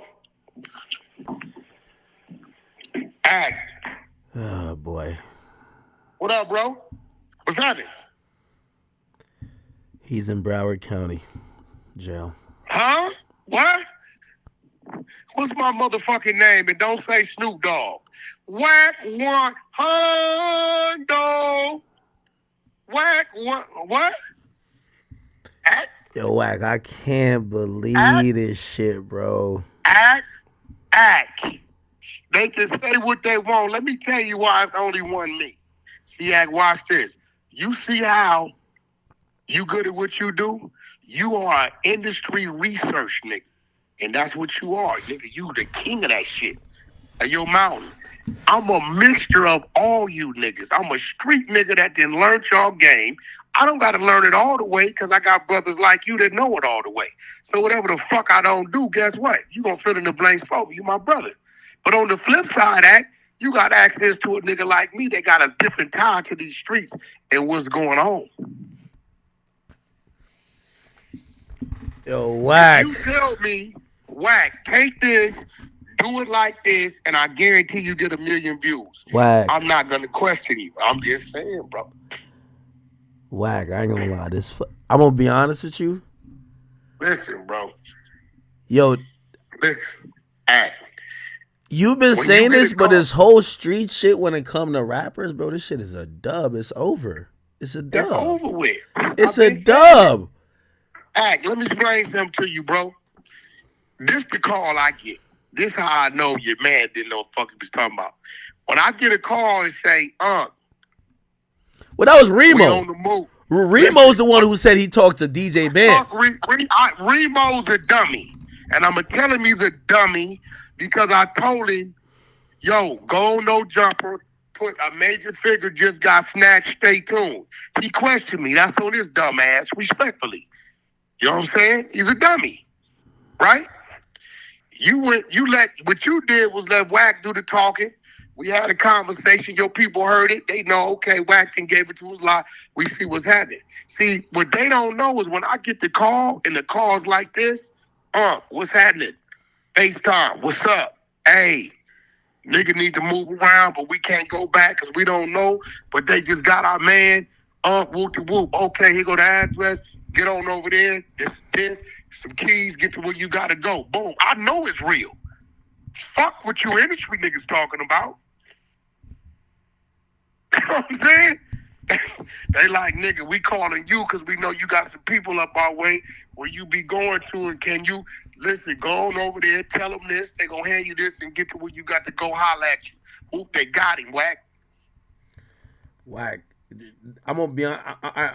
So let me try to listen, you call me back, fuck that DJ. He's a DJ.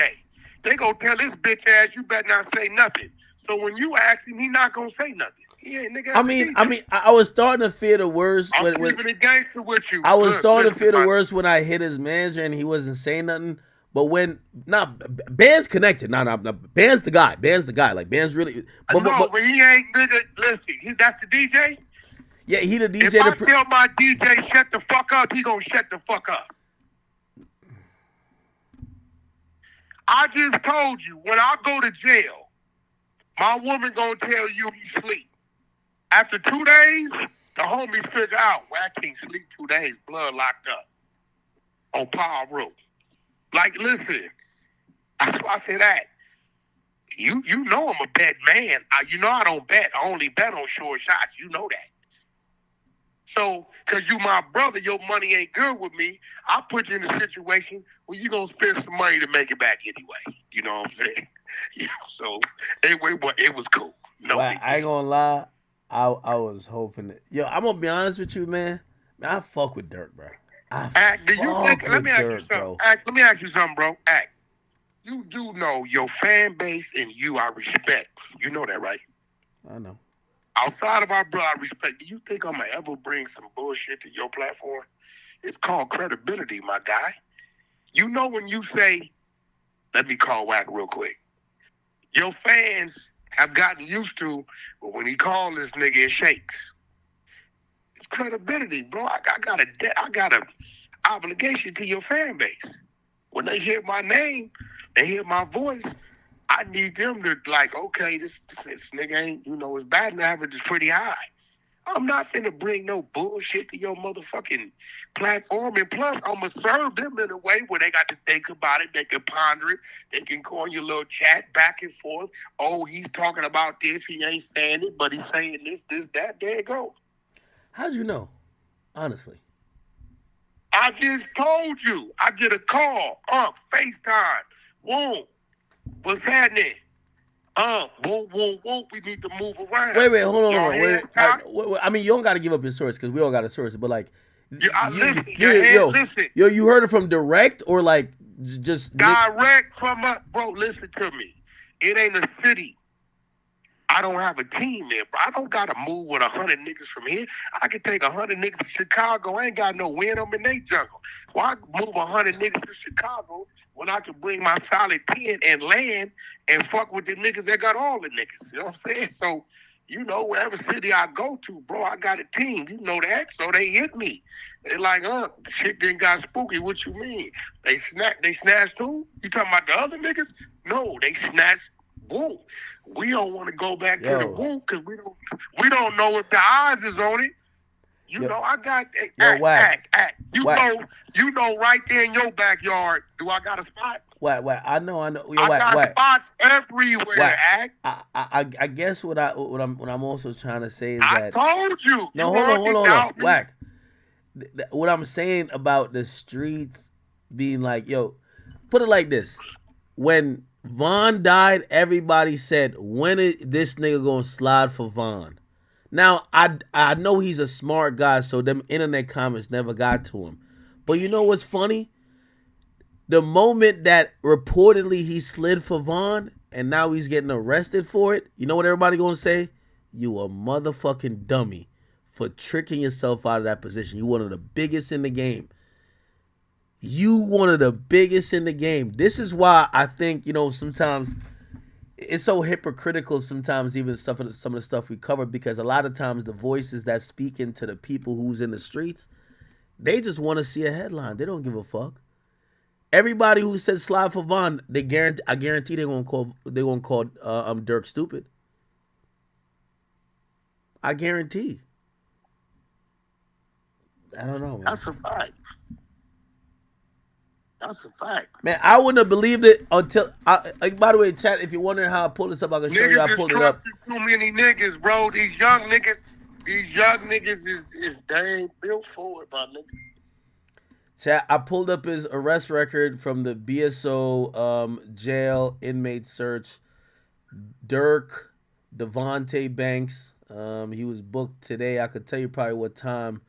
It was booked. We're on the East Coast, so right now it's 10:25, but it was booked on October 24th. I could tell you probably, where's the time? There's going to be a time here somewhere. But he was arrested by the U.S. Marshals. He has a hold. The reason why we know it's connected to that, the charge is murder for hire, which is the same thing as a conspiracy. What time was he booked, Act? I got the call 6:30 Pacific Standard Time. I don't see the full time. Like I got the call 6:30. I don't see the full time on the inmate page, but we gonna get the arrest report. So because we gonna petition them for the arrest report, so we'll. What I tell you, I said you gonna see it, bro. Oh my God, man! I kept it 100. You got to expose his flights, my nigga. Yo, all right, we gonna make you a lot of money. Here's the thing about a charge like this: when the feds come down, they come for murder. Nigga, wait, no, fuck all that, Act. Fuck all that. Don't steal the words I've already said. I told you, when you playing with a nigga that got 500-600 million, when them people ain't coming until they know they got you. You know that.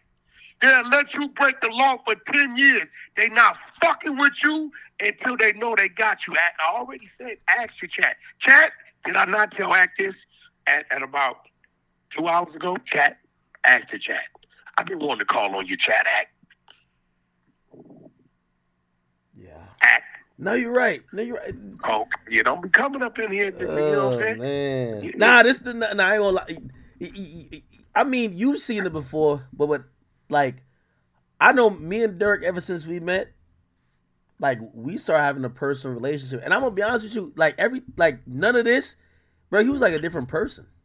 Like, I was watching him, like, really trying to change his life, but I don't know if it was too late. You know what I mean? I don't know if it was too late because, you know, I did an interview with him, right? I did an interview with him that was after that situation. Hey, bro, let me tell you something. If the shit went in June, he was already on the list in January.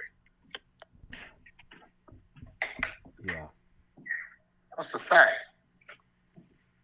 Yo, isn't this shit cold? They let him do the shit at the United Center. He did basically. They don't give a fuck about. Hey, bro, they don't give a fuck about none of that. One thing about them people, they pay the course, bro. They don't let nothing deter them for what their plans is, bro. They don't give a fuck about none of that. They stay the course. They don't give a fuck about none of that shit. Y'all can go give a nigga the keys. Let the nigga let him get married. You want to give him a check for $7 trillion? That's cool. Give him whatever you want. They gonna move when it's time to move, bro. You know that. They don't give a fuck about none of that.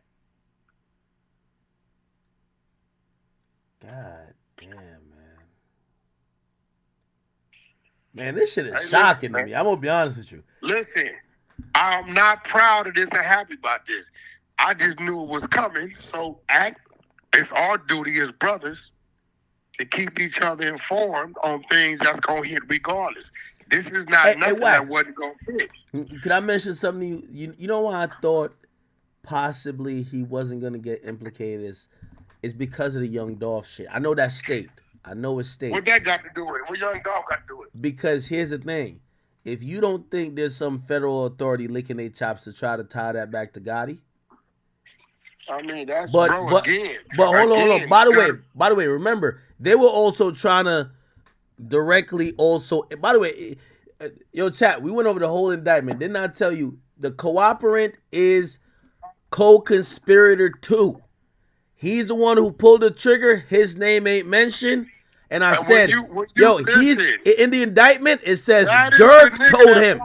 Said, right? That's the nigga that probably said, what? I was promised a record deal.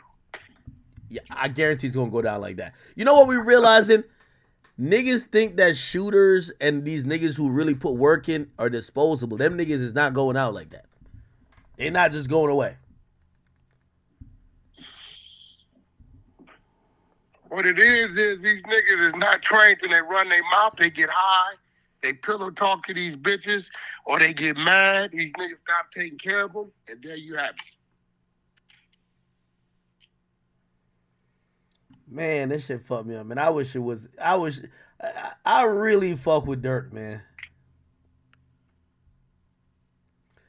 Do you think that Quando had no idea that this was coming down? He's a victim of the crime. They must have tried to get him for the grand jury. They must have tried to get him for the grand jury. Quando was in the back seat, bro. No. I'm not talking about this. I'm saying, but you know, when you a victim of a crime and the police is trying to prosecute, they're not gonna tell you shit. No, but they're going to try to subpoena you for a goddamn grand jury.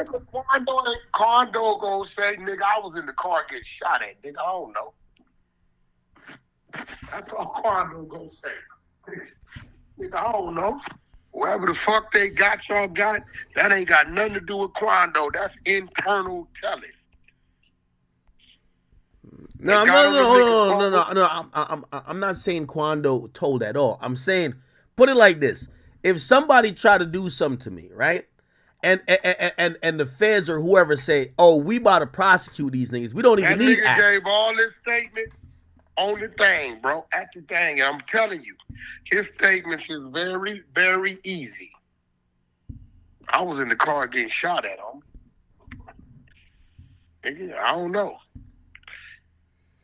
Yo, Get what I'm saying? guarantee, yo, there's a few people who talk to, now I don't know, they clearly said they have Durk messaging people. They have Durk messaging people who said, yo, don't book nothing on my name. Don't book nothing with nobody that's connected to my name. But when they start talking about payouts, there's somebody in that mix who also corroborated that they talked to Durk, and Durk told him, yo, y'all got to go kill this nigga for me.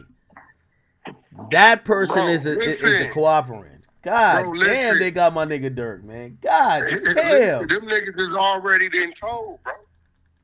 They didn't told already. I'm telling you, they didn't ready. They didn't ready. And you know, when you fucking with the fans like that, that come with a life top. Ain't no motherfucking puffy date. Murder for hire. There's a life. That's in an prison. L. There's a life. Hold on. There's a death penalty also connected to it, but they're not gonna go for death because the feds don't go for death like that. They don't. No. But now I'm looking at it, I'm like, oh my God, man. He's not gonna get bail. He's not gonna get bail. You ain't getting no bail. You got your goddamn mind. You know, they ain't finna get that nigga no motherfucking bail.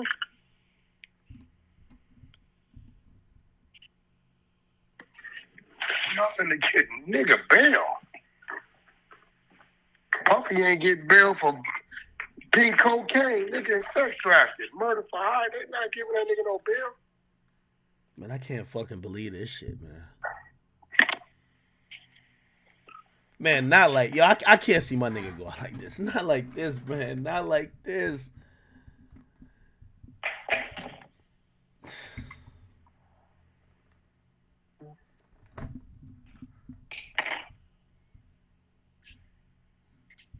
Decisions, my guy, decisions.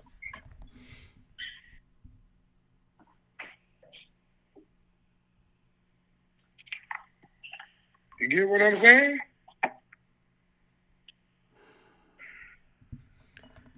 All right, so now we know Durk is co-conspirator 1. We said he's the head honcho. Huh? Wait, what you talking about right now? Actually, there you go doing it again. No, he's clear. If they arrested him, he's arrested. You can't argue with me what I already told you. Okay, but hear what I'm saying. So they're gonna give a superseding indictment. So it's gonna take. I mean, you could probably tell me. I don't know if you know anybody who would know. So now he's arrested in Broward County. The U.S. Marshals got him. He's probably gonna waive all his rights, right? Because he's not gonna fight extradition. He's coming back to Cali, baby. He's gonna go back to Cali. They're gonna waive the right to have a court hearing for extradition. They're gonna go to Cali, and in Cali they're gonna unseal his indictment, which is a superseding indictment because he's not on the one that got unsealed today. So when he's on the unsealed indictment, I expect one more person with him or two more, and then we're gonna be very clear on who's a snitch. Facts. So they're gonna lock up one more person, I think. And I think co-conspirator 4 might get locked up too. By the way, if you go back to that O-Block trial, everybody on that indictment is going. No, listen, co-conspirator 4, I think it's a local Cali nigga. Whoever called up and said, Quando Rondo staying at this hotel. If y'all niggas want to go kill him, slide here. Cause I read the whole indictment. They slid to the hotel the day before and couldn't find him. Then the next day they slid there again. But then they realized he left and they followed him to a clothing store and then they followed him to the other spot. So whoever co-conspirator 4 is, I think that's a local LA nigga. In doubt you.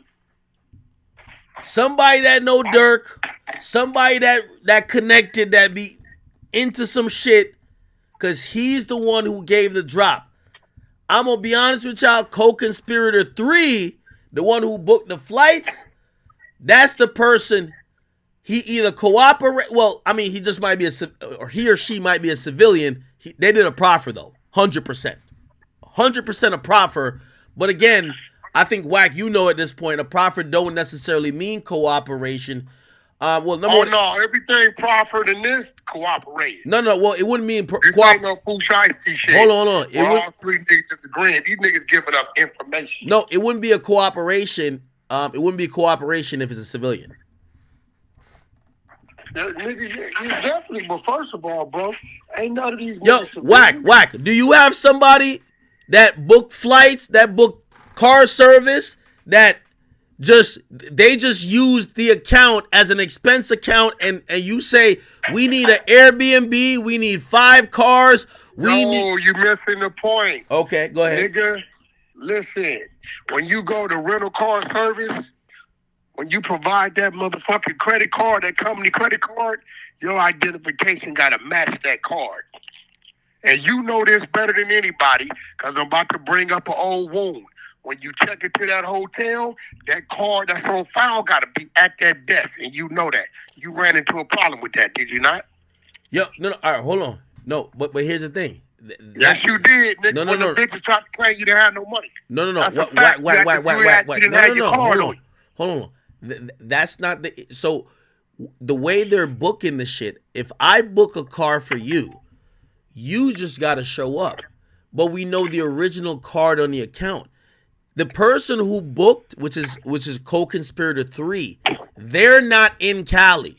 That's a booking. That's someone, I won't call it a booking agent, but somebody that worked for OTF that booked all the flights. So if they're in OTF, they know who it is. They still gonna identify who they left at, what name they put on that vehicle. It got to be a name on the vehicle. No. I'm not arguing that. What I'm arguing is that co-conspirator 3 might be a civilian that gets a proffer. Like, the Fed's gonna run down on them and say, you just booked flights for niggas to go do a murder. We're gonna charge you with murder. They're gonna be like, no, I just booked flights. I have no idea about a murder. In the indictment, it acts like co-conspirator 3 only booked the shit. They didn't know about the murder, which means you don't think the Fed's gonna scare them to get all that info? They got text. They're gonna do all that. Yeah, they probably did. So again, as a civilian, you don't care about a proffer. If you're a street nigga, you should. Right? Because you're involved in that shit. As a civilian, you're not involved. So a civilian, you're not involved. So for example, say I have an assistant and I told my assistant to go book some flights for some niggas who about to go do some devious shit for me. My assistant might be like, oh, okay. They might not. I'm not going to tell them, yo, these niggas about to go do some crime. They're just listening to me what I say. Now the Fed's going to come and be like, yo, whose name was on, whose name, I got business cards. When you have business cards, you got 30 names on it, but it says DJ Academics, but I could have my assistant has their own DJ Academics card. Whoever booked that shit, they're gonna holler at them. Who did you approve to go pick these vehicles up? Whatever. Oh, they gave that up already. That's what I'm saying. They gave that up, but I don't know if that's snitching, because if they're a regular civilian that didn't know about the crime. Nah, that ain't no snitching. That's a dumbass nigga who putting a nigga like that in the middle of. Okay, I agree. Okay, all right, we both agree. Which means if you about to get some young niggas to do some dumb shit for you, you shouldn't put them with your goddamn travel agent who book all your travel for you, Game and Blueface. You shouldn't do that, or else you're an idiot. No, that ain't gonna happen. That's not. Actually, that ain't even my responsibility for you to get there. You know what I'm saying? That's on you to figure that out. That ain't on me. God damn, man. They really got this nigga arrested. Man, life is a funny motherfucking shit, ain't it? My nigga just did basically a peace rally at the United Center. He put up on the screen everybody who he was beefing with. He basically was showing bro. So you, hey, listen, okay, let me tell you what that looks like. That's just like, you ready for this? Go ahead. It's gonna be fucked up. That's just like Eddie Long up there preaching, and them boys is sitting in the third row watching him. Okay. All right, I hear you on that. Now, here's my thing. Don't mean that, bro. Okay, but here's my thing. I think it's reasonable to assume that Durk probably behind the scenes. Because, I mean, you a street nigga, but you ever felt that something wasn't right? That you could know, hey, listen, maybe you're not doing the bullshit no more, but there might be an investigation. I think Durk knew this was happening all along. Because, by the way, the OTF news Listen to me. If a nigga come to me and say, yo, Whack, last June at Lake Havasu, a body came up missing. And they say the body was on the boat you was on, and people say you knew the dude that came up missing. If I knew I was in motherfucking Jersey with you doing a podcast, I'm going to be like, no, I don't know what the fuck you talking about, and think nothing of it. But if I know I was on Havasu Lake on that boat, nigga, yes, I'm going to go into a panic. God damn, man. It's a fact. I can't believe they got Durk, bro. I honestly can't believe it. Yeah, so. This shit shot me so much. I had to post this I couldn't even put a caption. Nah, I think you was like, God, this motherfucker fucking Whack 100 in the fucking exposures. This motherfucker. Man, this some shit.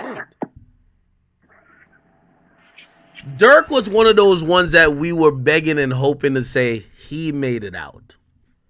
I ain't gonna lie. I thought he was gonna get caught up in the YSL shit. I ain't gonna lie. You thought he was gonna get caught up. By the way, he had a lyric that says some shit like that, didn't he? I thought he was, but he didn't. Nah, he had a lyric. Let me see. Yo, chat, y'all remember the lyric he had? He had some lyric. He had some lyric about Young Thug telling him some shit. Oh, he had a... Oh, no, that was Future. Never mind. Oh, never mind. No, it's Durk.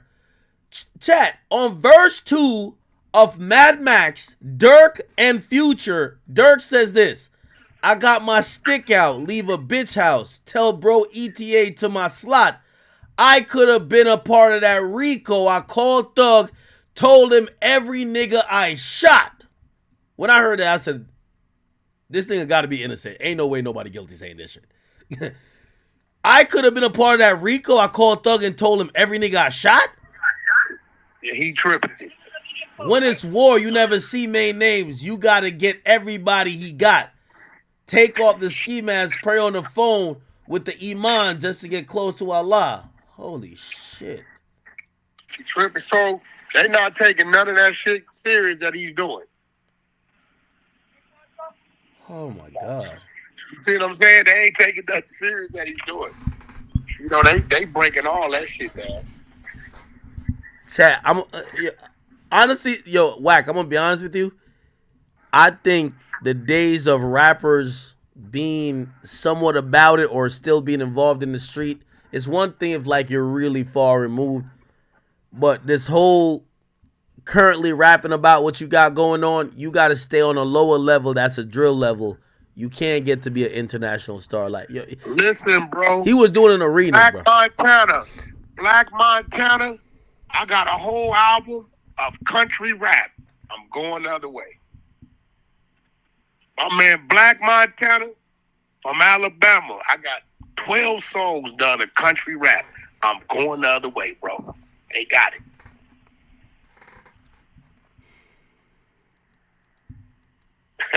It's over with. The fat lady singing like a motherfucker. I ain't gonna lie. This one definitely hurt. Yo, so when you got the call, or when your people pulled up the details, I told you. Hold on. They sent it to me and they said, hey, this is starting to pop up. There's even a mugshot.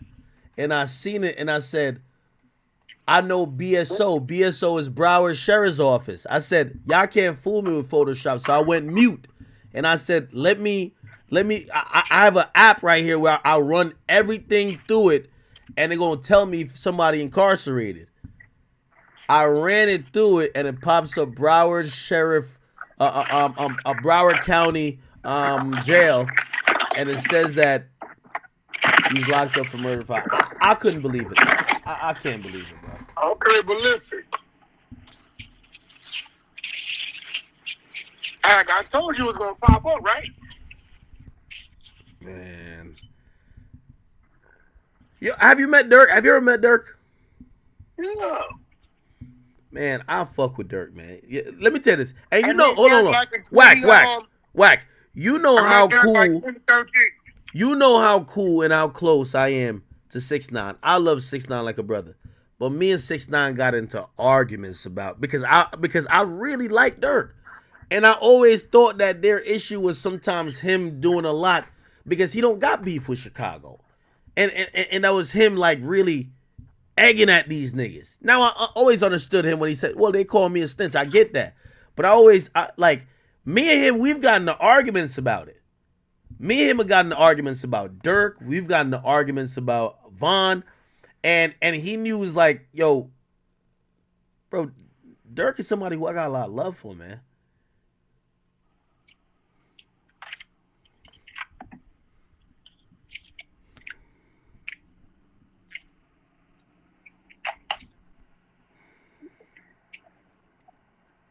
Yo, Ack. You know,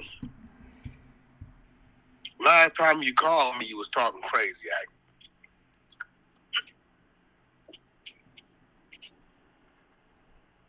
At least I can respect that you called me back. Man. Chat, hashtag Remo's a bozo. Hashtag Remo, you my nephew. I got to do it to you, though, because...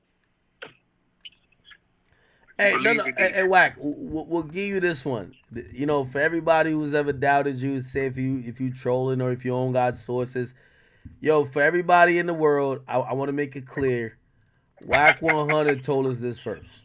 And I'm going to be honest with you, you know, before I called you, you know, 4 people text me and they said, Whack is saying this. Even Adam. Yes, you got to confront him about this on the Adam and Whack show because I told him, I said, that's the only show really he could never cancel on No Jumper. But he texted me, he said, I heard this from Whack as well, but I haven't got an official source. You got to get at him because you were the official source. He ain't want to believe it.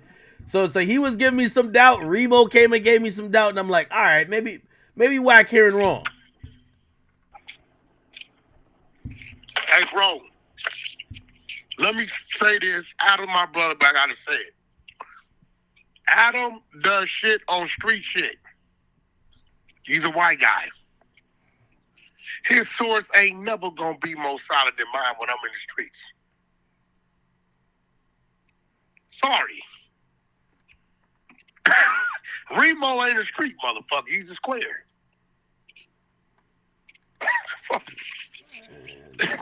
I got the call when I was on No Jumper. I had to step out. God damn, man. These square niggas think their official source is from a square nigga.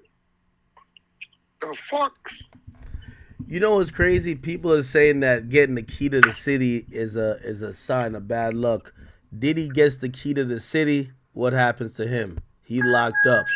Durk just Maybe got... the fans is telling the people to give it to him as a little inside joke. Durk gets 2 keys to the city. Like, I'm like, what? 2? They gave him 2. And after he gets 2 keys, he gets locked up by the U.S. Marshals and related to a murder. This shit don't make no fucking sense.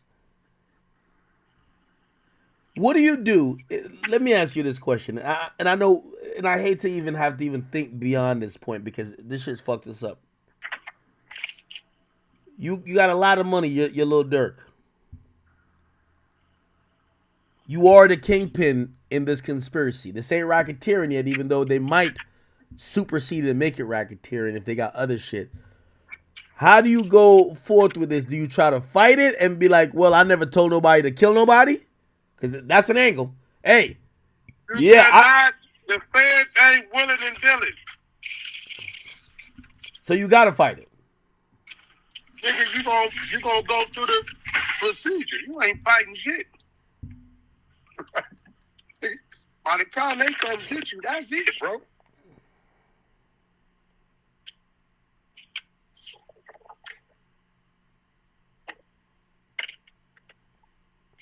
By the time they come get you, that's it, bro. This ain't no state case. Thug, you see what Thug going through? That's fighting it. Durk ain't got no choice because he's looking at life. You know what I'm saying? Jesus, man. Murder for let me Google what that charge means federally. Life. It's gonna say 460 months to life. Oh, man. A federal charge. 460 months to life. All right, we got it here, chat. Murder for hire. You know, it says whoever who travels in or causes another, including the intended victim, to travel in interstate or foreign commerce, or uses or causes another, including the intended victim, to use the mail or any facility of they basically just talking about federal shit for the receipt of considered as a promise of an agreement to pay anything of pecuniary value, or who conspires to do so in relation to a murder. I'm scared of these niggas act. Niggas ain't right. These niggas is Denzel gangsters. They playing gangsters. Oh my God. Hear this. When using an informant in a murder for hire investigation, the government must not manufacture the interstate nexus required for jurisdiction. Such actions might be grounds for reversal. Blah, blah. Such cases are... All right, anyway, let's get... According to legislative history, this statute covers both the hitman and the contractor under that theory that the contractor causes the hitman to travel or uses facilities in interstate commerce. The maximum penalty for violating this, with the severity of the conduct, is going to be a fine and 10 years for any violation, a fine and 20 years for personal injury, and a fine of not more than $250,000, and death or life imprisonment if death results. Oh my God. What I tell you? So chat, they're saying that $250,000 in fine. The number 2 nigga told the gunman he cut a deal to get off that life. That number 2 nigga in there cut the deal to get off the life, bro.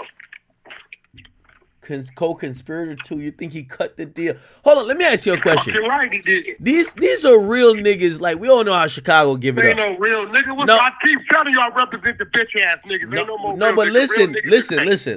Why? So you telling me if the government, you think these guys would take, like, I mean, all right, they don't get life, but they get 15 or 2, or they get 20? Because he pulled the trigger. You getting 20? You getting 20? Might get a nigga 30 piece. So you think he would take the 30? 30 sounds better than life? 30 sounds like life. Hell yeah, 30. You nigga be out in 25. Meech just did 19. Hell yeah, that's what they gonna do. Wait, how much did Meech get? How much did Meech get? Meech got 30. Oh, so you could possibly be out in 20? Meech got 30 and was supposed to do 24. But he got out in 19. Because they dropped his little level and shit. He got like 4 or 5 years back. So, yeah, Meech got 25, nigga. Chat. They said basically, so for murder for hire, if no one got killed, life. No, hold on. So if no one got killed, they say that's conspiracy to commit murder. Yes, for hire. Yes. So they said you could get 10 years if that's it. They said if someone gets hurt but not killed, you get 20. If someone get killed, it's either life imprisonment or death.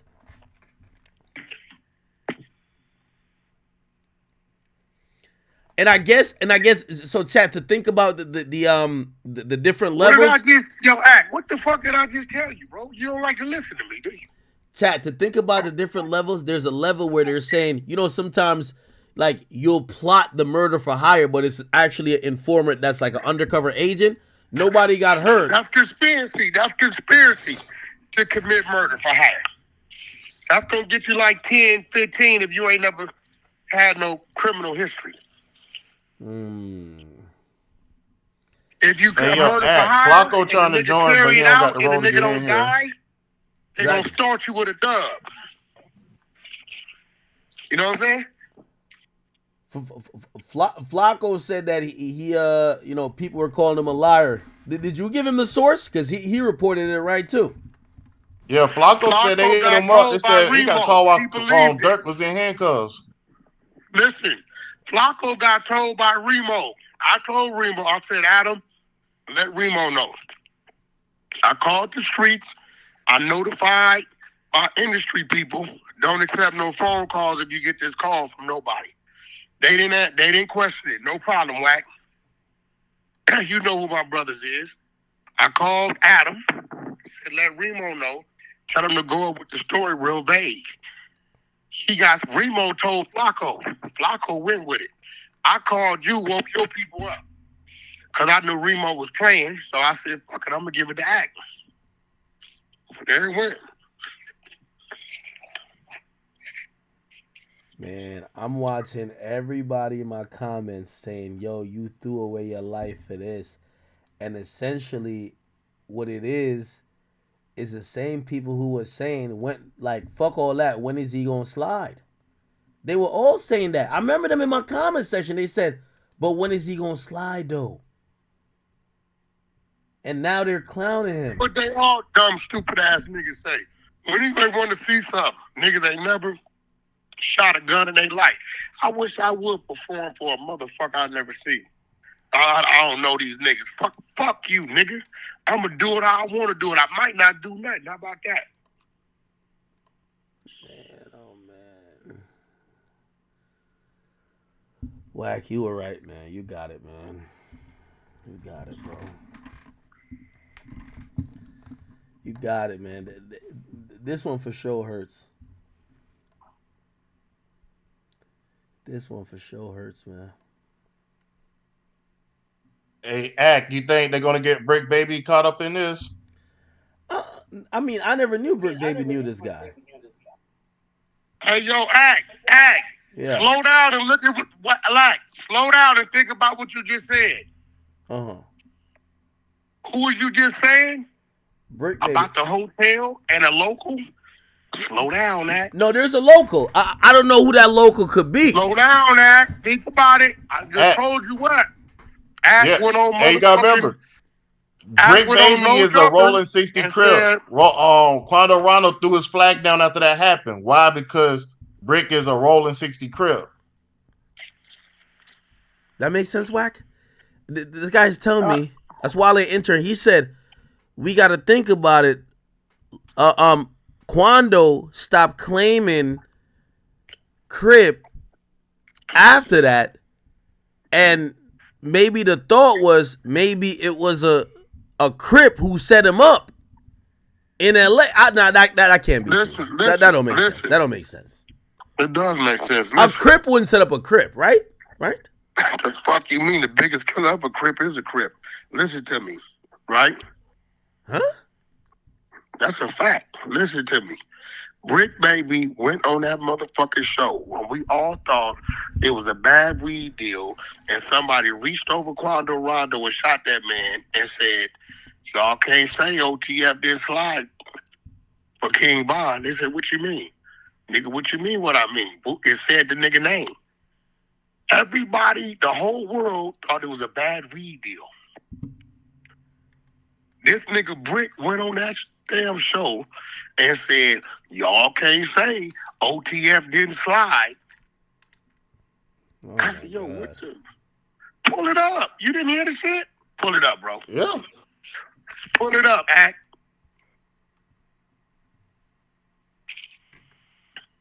This nigga said, when the world thought it was a bad weed deal, He went on that show and said, y'all can't say OTF didn't slide. Be like, what niggas is like, what is you talking about, bro? But I thought, no. So he the first one who said it? First nigga that said it. The whole world thought it was a bad weed deal. Put it up. Maybe he got his ears to the streets. Bro, even if you do got your ears to the streets, you hang out with them niggas, you take pictures with them niggas, oh boy in that other car from 6-0, what the fuck is you doing? Tell it. The whole world think it's some motherfucking niggas that ain't black over a weed deal.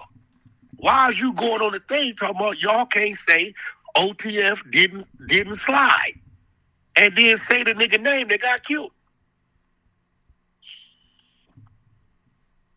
That might have been the fans' first lead to get to the niggas that they eventually made tell. Man, Durk was supposed to go through his prime right now, man. Jesus Christ. And this is one of them charges I don't think you could beat. There's too many snitches. Everybody telling. Too much technology. They're quoting people's text messages, which means somebody gave up their phone or they took it already. They said that they got pictures. They got pictures of everybody sending in their name, their passport picture, their picture, their license. Hey, book me this flight. It's not like they're guessing no more. They know. This don't seem beatable, man. I think Brick Baby going to snitch, and that's what he good at. You think?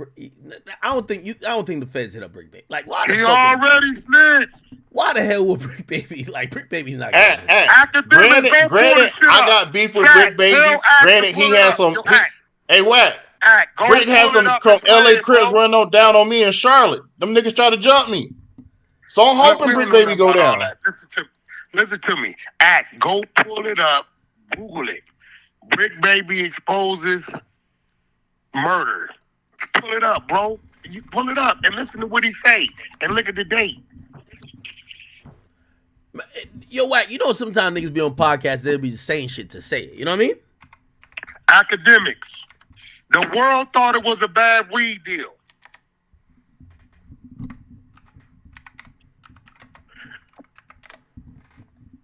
The world thought it was a bad weed deal. Wait, is it this right here? Hold on. Play it. Let me see. I'm gonna give me 1 second. Yeah. Oh yeah, Sly Favon, right? Nobody. Yeah. They say you can't say that no more. Why? Oh yeah, because of no. Like they who died? You can't say that no more. Oh, because of FVG Cash? Oh who? Nah, because Lil Pop. Oh, right there. What you mean? What you mean? Hello? I mean, Wack, what you trying to say, man? I'm not like. Hey, bro, fuck what I'm trying to say. You need to play it over again. You need some Q-tips for your ears. Brick Baby is a gay crip and he a rat. No. Brick Baby not ratting. Like he wouldn't. He a gay crip that's a rat. They wouldn't have him in the Rolling 60s if he cooperated. Academics, listen to me. You find somebody else prior to that date that tied OTF to that murder. The world thought it was a bad weed deal and somebody reached over Quando and killed dude directly. That's what the world thought. Nobody had any fucking thinking that shit in Beverly Hills has something to do with OTF, bro.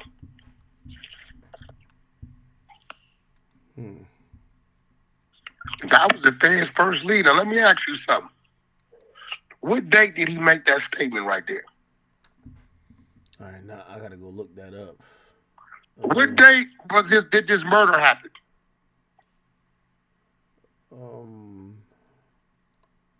Let me see. What year and date?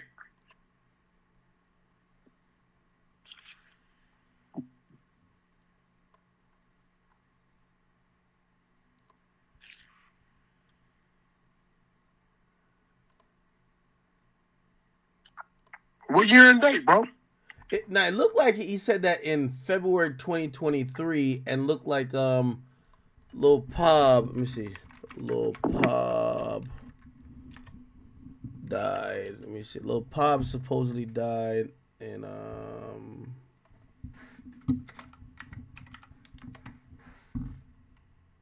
hold on.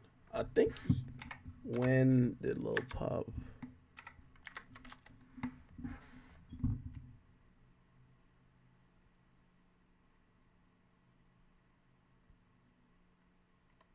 Oh, Lil Pop died in August 21, 2022. So like 4 months before. So he died 4 months before. Now watch this. And he said this February, right? 2023, right? Yeah. Maybe he would just listen to the streets. Like everybody say he's the most tapped in with the streets. The streets did not know that, bro. The streets did not know that. That's some nigga the close knew that. The streets was saying it was a bad weed deal. With some Armenians or Persians. That's what the streets was saying. Now watch this. You ready for this? You know what happened June 2023? Nah, what's in June 2023? Brick Baby got picked up by the feds for an AK-47 and still ain't had a court date in the last 15 months. What? Stop it, Wack. You capping, bro. You want to bet another 10,000? Nah, you lied, though. Let's bet another 10,000. Nah, wait. Let's bet another 10,000. Wait, hold on. Let me see. You want to bet?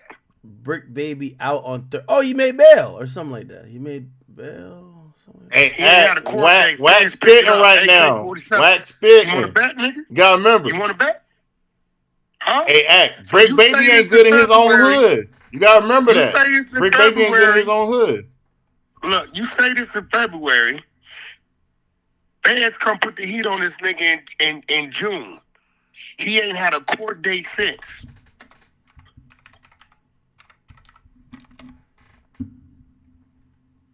Yeah, in June it said he was June 2023, like June 23rd. Nigga, oh, media takeout report. I don't know if I believe everything they say. But nigga, I got the printout. Nigga, fuck out of here. You got to print out that Brick Baby. Hey, bro, I've been saying this when you going to court, nigga. I've been screaming this shit for a year or something. You sure he didn't fake an arrest? You know this. He got no, nigga, because his broad was calling around trying to get bail money and called the wrong person. That's how I knew. I took the shit to Clubhouse. No way. Popular Los Angeles rapper Brick Baby was apparently reportedly arrested last week and is now believed to be facing federal criminal charges, according to internet reports reviewed by Media Takeout. Bro, let me see if I can find the mugshot. He ain't been to court yet. So wait, what? Because he a gay prick that's a rat. That nigga a rat. Wait. What? Are you trying to say that you think Brick Baby cooperated? Do you want to play that clip you just played from February 2023? Yeah. What? The only thing I'm not gonna convict him on that because I think the streets dude, like he a street dude, so like he be outside with the killers and stuff. Like maybe the killers. Oh yeah, fuck you don't get the fuck out of here with that shit. Adam be going out with him. He like protection. That nigga name ain't Loose Cannon. Fuck out of here, bro. Hey, Brick Baby was scared to catch the fade with me. Really? He ain't no street dude. I thought he was like the top guy in the Rolling 60s. No, he was scared to catch a fade. Bro, I asked Ramo, Flacco, and AD to set up the fade, and he dodged it. Whack, am I tripping? You're tripping. Who the fuck told you some dumbass shit like that? I thought he was like the main soldier for like Big U. Fuck no. I ain't never seen that nigga with Big U. The 17 years me and Big U ran. That nigga was in Atlanta. He got shot and ran to Atlanta. That's cap. He got ran out by Atlanta. Them niggas ran him out of Atlanta too. Nigga got shot and ran to Atlanta. Now, you got what he said in February. What's weird about you is you act like what you just heard ain't a violation. You can't find nobody from the time dude got killed to February 2023 who ever mentioned OTF having any dealings with that murder. Find it. You want to put a bet on it? No, you might be right on that. I ain't gonna challenge that one. Really? Now this nigga, 4 months later, the feds come grab him for an AK. He ain't had no court date yet. Hey, I had Remo try to reach out to him today. He said Remo said been calling his phone ever since 3 o'clock y'all time, and he said he hasn't been answering. Of course he hasn't been.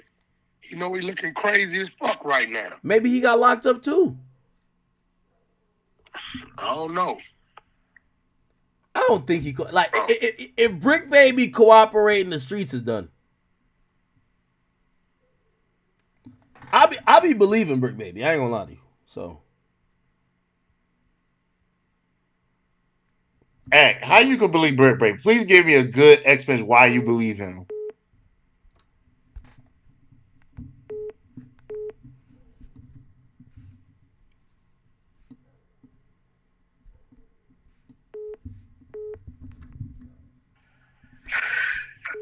Bro, it's crazy. I think you losing your touch, but okay.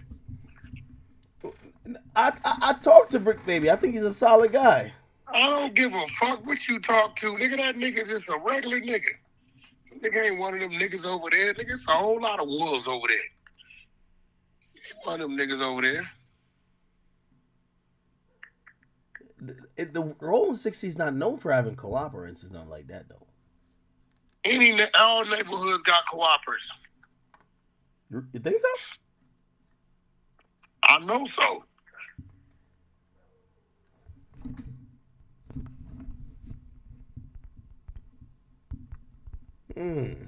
Jesus Christ, man. I don't know, man.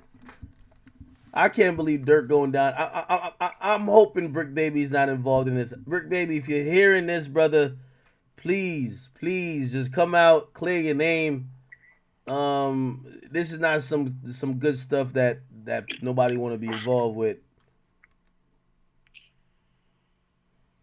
But there's this whole Brick Baby take the fall for the whole case. That's what I'm hoping. There's a lot of cooperants in this case, though, man. A lot of cooperants.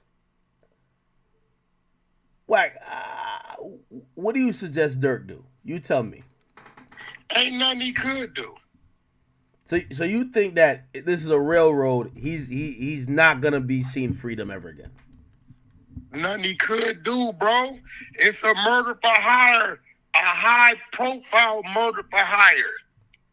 Nigga, they already got the motherfucking They got everything. They got the King Bond shit, motive, this, and you got your own people telling. The fuck you gonna do, bro? Nothing you can do, bro. Nothing you can do, bro. Fuck you gonna do? You tell me. I ain't gonna lie. All right, I'm gonna play devil's advocate. This is the feds. Hold on. I'm gonna play devil's advocate though with you.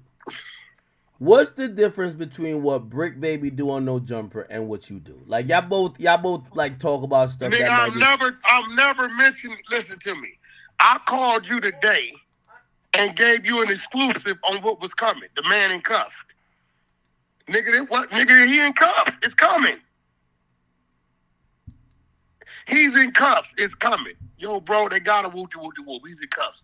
Nigga, this nigga Brick went on there on, nigga, the whole world. Nigga, I got 100,000. Let's bet, nigga, that from the time that shooting happened till February, nobody mentioned OTF, nigga, as a who the fuck did it. Niggas thought it was a bad weed deal with some Armenians and Persians. We got a bet? Man. Do we have a bet? I'm not betting that way. If this nigga hangs around these niggas, he fucks with them, right? Why the fuck would you go on a fucking YouTube fucking show and say, they can't say OTF didn't slide for King Von no more?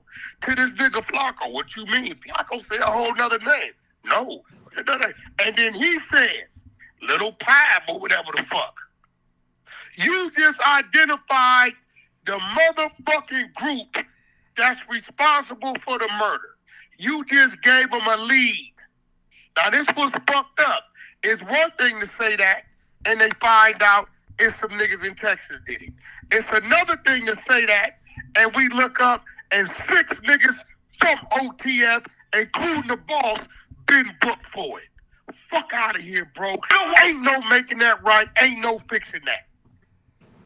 Yo, Durk's team finally hit me back, man. They said, damn, that's it. Oh, feels like a bad dream, chat. Hey, why you just stayed around that act? What? About the come on, bro. What are you talking about? Come on, bro.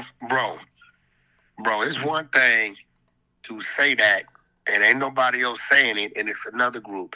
It's another thing to say OTF slid. They can't say they didn't slide no more, and identify the body, and you look up, and 5, 6 niggas is picked up from OTF on the body. Yo, is that Flacco that just joined in too? Yo, Ack, what's up, man? Yo, Flacco know where he got the info from. He got it from Remo, got it from me. He know that. Remo told me, gave it to Flacco, and Flacco ran with it. Flacco smart. They was scared. Him and Adam was scared. They waited for the white man to approve it. Not facts. I ain't gonna lie to you. Even Adam threw it to me. Adam was like, "Here, Ack," and he was just like, "By the way, yeah, Wack said that, but we got no official sources." So I'm like, "Oh, all right." I'm like, I told niggas, bro. If Wack said it, I believe it, bro. I'm running with it, bro. Listen to me, bro. Listen to me. That nigga, you said it's an LA nigga who was telling them, who's telling. All I know is this. That nigga, I don't give a fuck how he might take it. That nigga Brick Baby, he better show us some court dates on that federal case he's been having for the last 15 months. Yo, Flacco, you were in that conversation. You were in that conversation with Brick Baby, right? Where Brick Baby says, "Don't blame it on Flacco. Flacco, he didn't know what was going on." No. I'm not blaming on him. I'm asking him, is that the first time you heard that you, because you questioned, you said, what do you mean you can't say slide for Von anymore? We all thought it was a fucking bad weed deal. Yeah. Listen, I was always told that it was a bad weed deal. Right? We all thought that, bro. It was a bad weed deal with some Armenians and Persians, bro.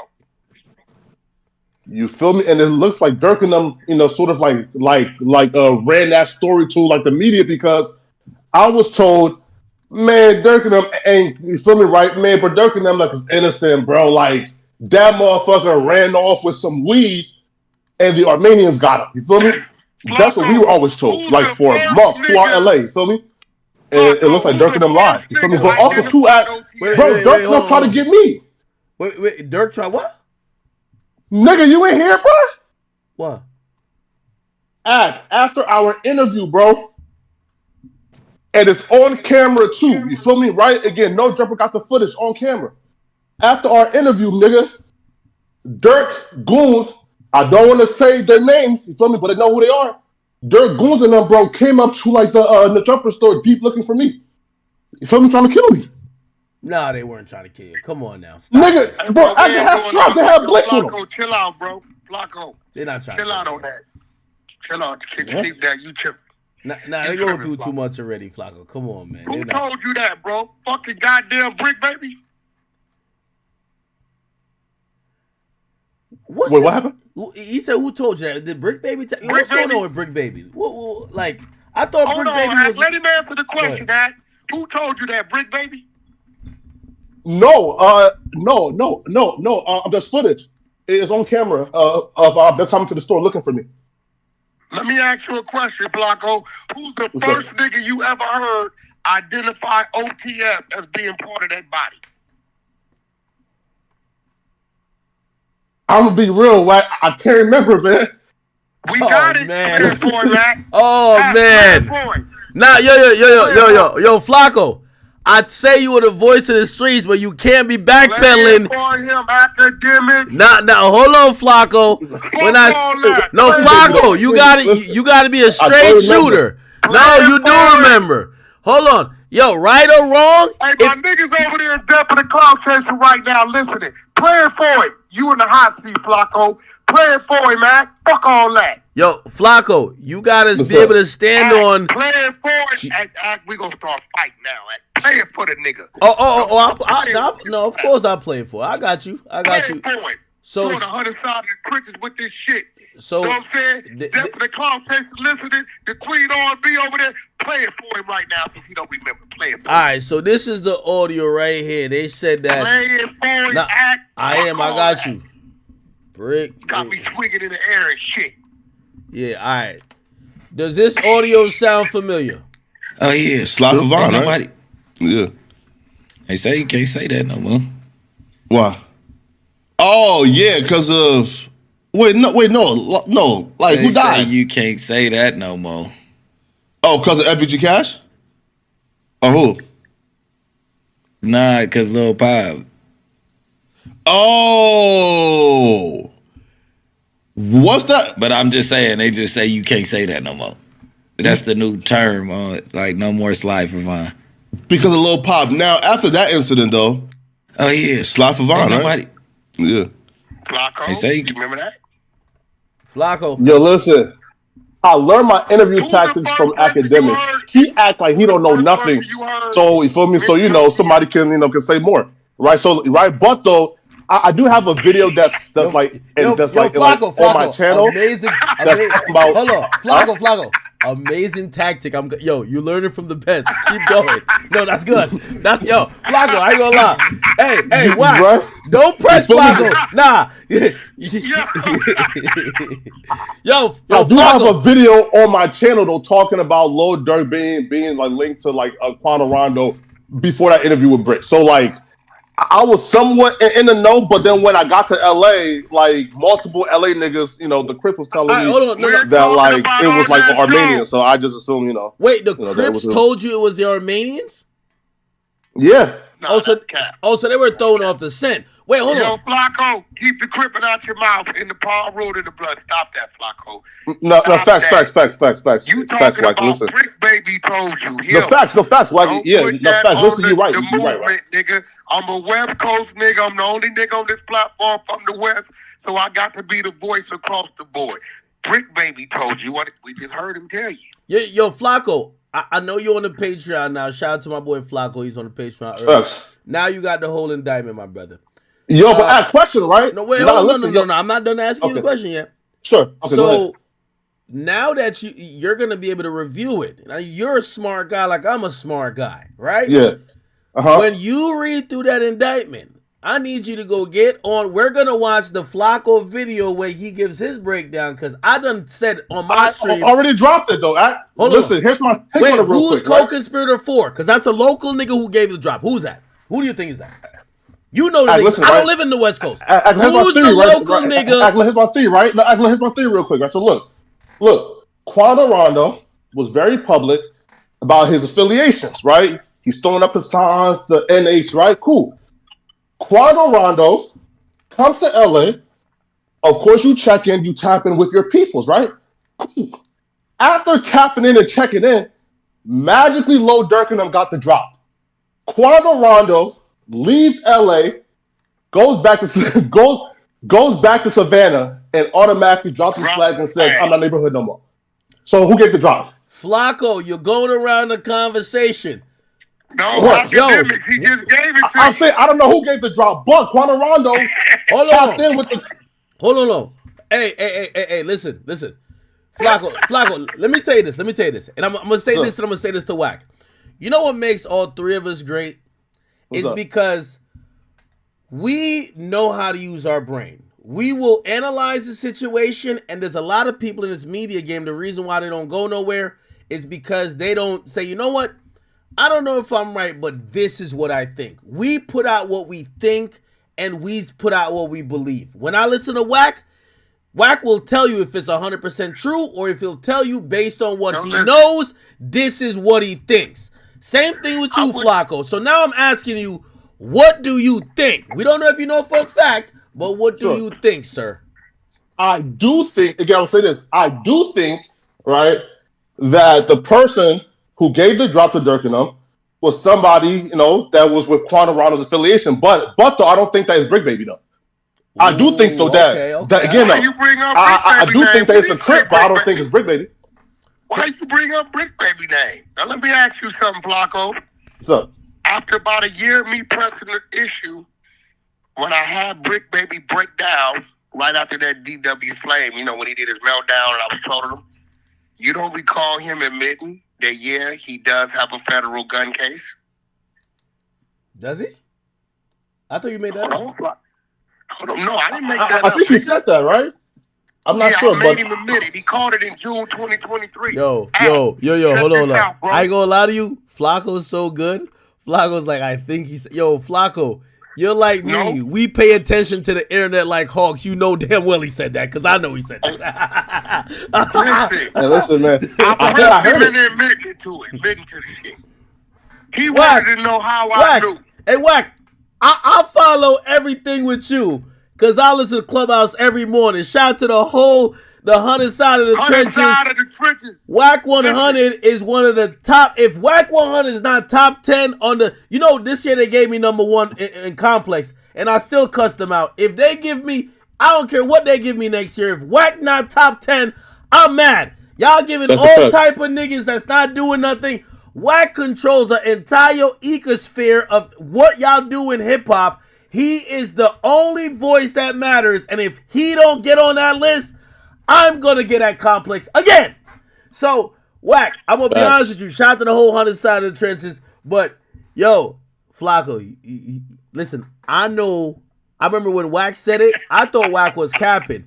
And I went and did my Googles, and I heard Brick Baby say it, and I only went because when Wack say something, because sometimes I be listening to Wack on Clubhouse like, man, why Wack lying like this? Then I go Google it, and I said, damn, this nigga not lying at all. How the fuck does he know this shit?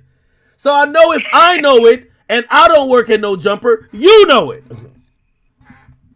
Listen, I'm going to say this, though. Now, again, I think I heard about the gun case thing, but I'm not sure. But I will say this, though. Hold on. Ask him who bailed him out. Ask him. What, do you know who bailed him out? Yeah, Adam, right? All right, so you know he had so if you know who bailed him out, you know he had a case. Nah, this is crazy. But though, I don't know that it's a federal case though. That's a little different. You feel me? Wait. So you said you know it's a federal, Flacco? You capping right now? You capping right now, Flacco? And listen, so look again.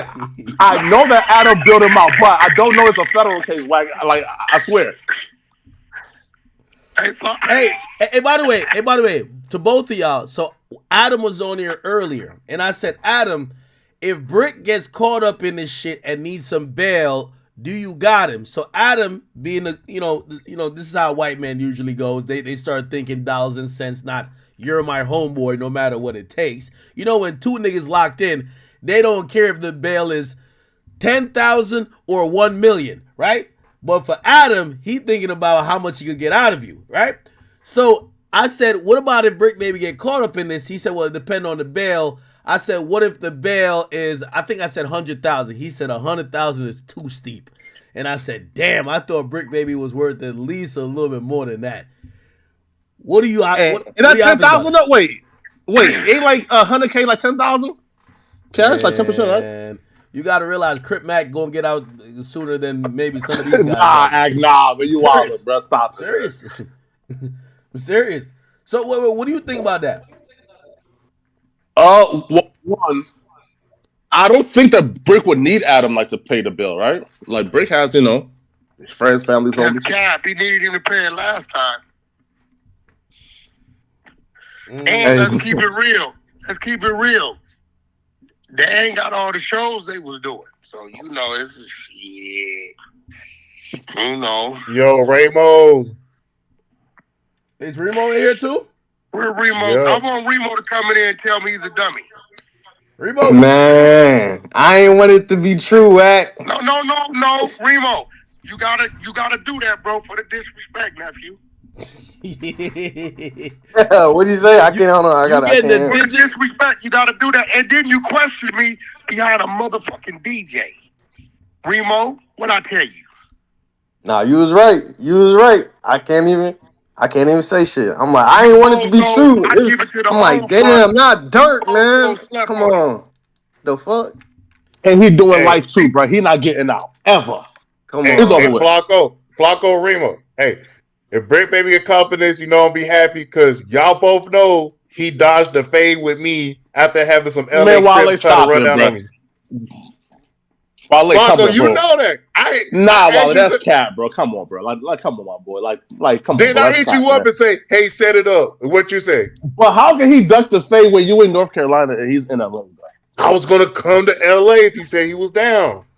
Hey, man, listen, bro. Listen, I'll be real though, bro. let me Brick give is you a now a little chat nigga, advice, man. And bro. chat niggas don't duck fades, man. Let me give you a little advice, regardless of what you want to say about Brick Baby. You bring your motherfucking out of town ass out here to LA playing with him, you gonna get hurt. Don't do that.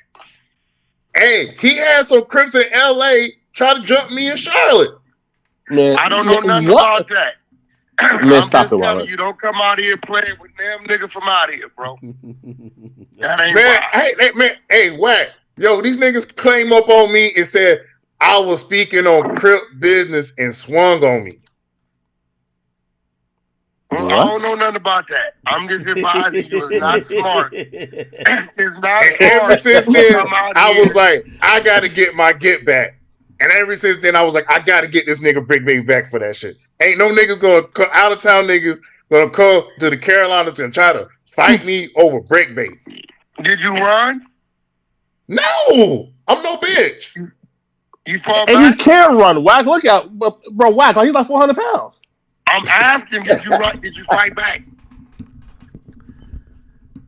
I don't know if hey Wack, let me ask you a musical question. He swung on you, right? I mean, Hey Wack, let me ask you a music question and everybody else could chime in. What up? So, right before we got the confirmation, and again, Chad, I've confirmed it. He's currently locked up in Broward County Jail.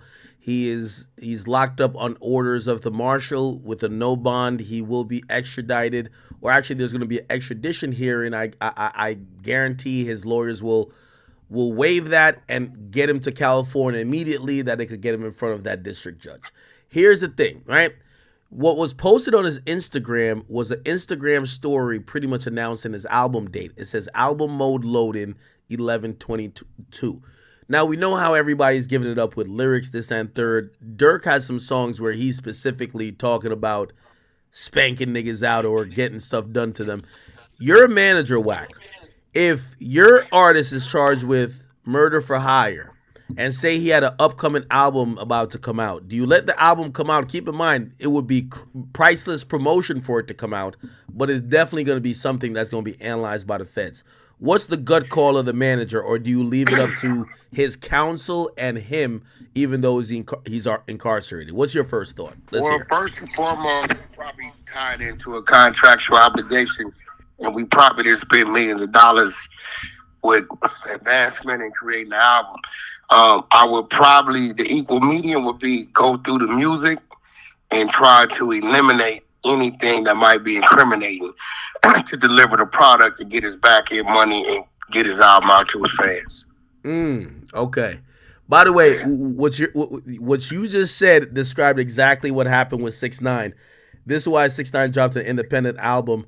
When he caught a racketeering charge, Universal said, we don't want to touch it. We're not distributing that through us, because if the feds ever come in, they're going to come at us. He did strip down the album, but that it was released, I believe, through Create as an indie album through 10K because Universal wouldn't touch it. And again, some of the lyrics had to be changed. Some of the stuff had to, because again, you don't want that stuff being in court when, you know, who knows, this might be the last album for however long, or you don't want the music to be used against you. No, that's a fact. That's why I said I would go through it and change the lyrics. You know what I'm saying? Give anything that was incriminated, eliminated, but I would deliver product and I would let the fans know we had to make a few adjustments. It may not be as gritty, but it is what it is. Flacco, and I'll bring you in for this. We all know the thing about Durk lyrics that is so potent is that Durk is always talking direct. He's talking about what's going on. He's talking about his ops. He's talking about niggas they slid on. He's not the guy who just makes music to make music. If there's an album that comes out and they have to remove all type of references, it doesn't sound the same. It kind of sounds a little bit stock rather than the normal Durk talking directly to the people and about people he don't like.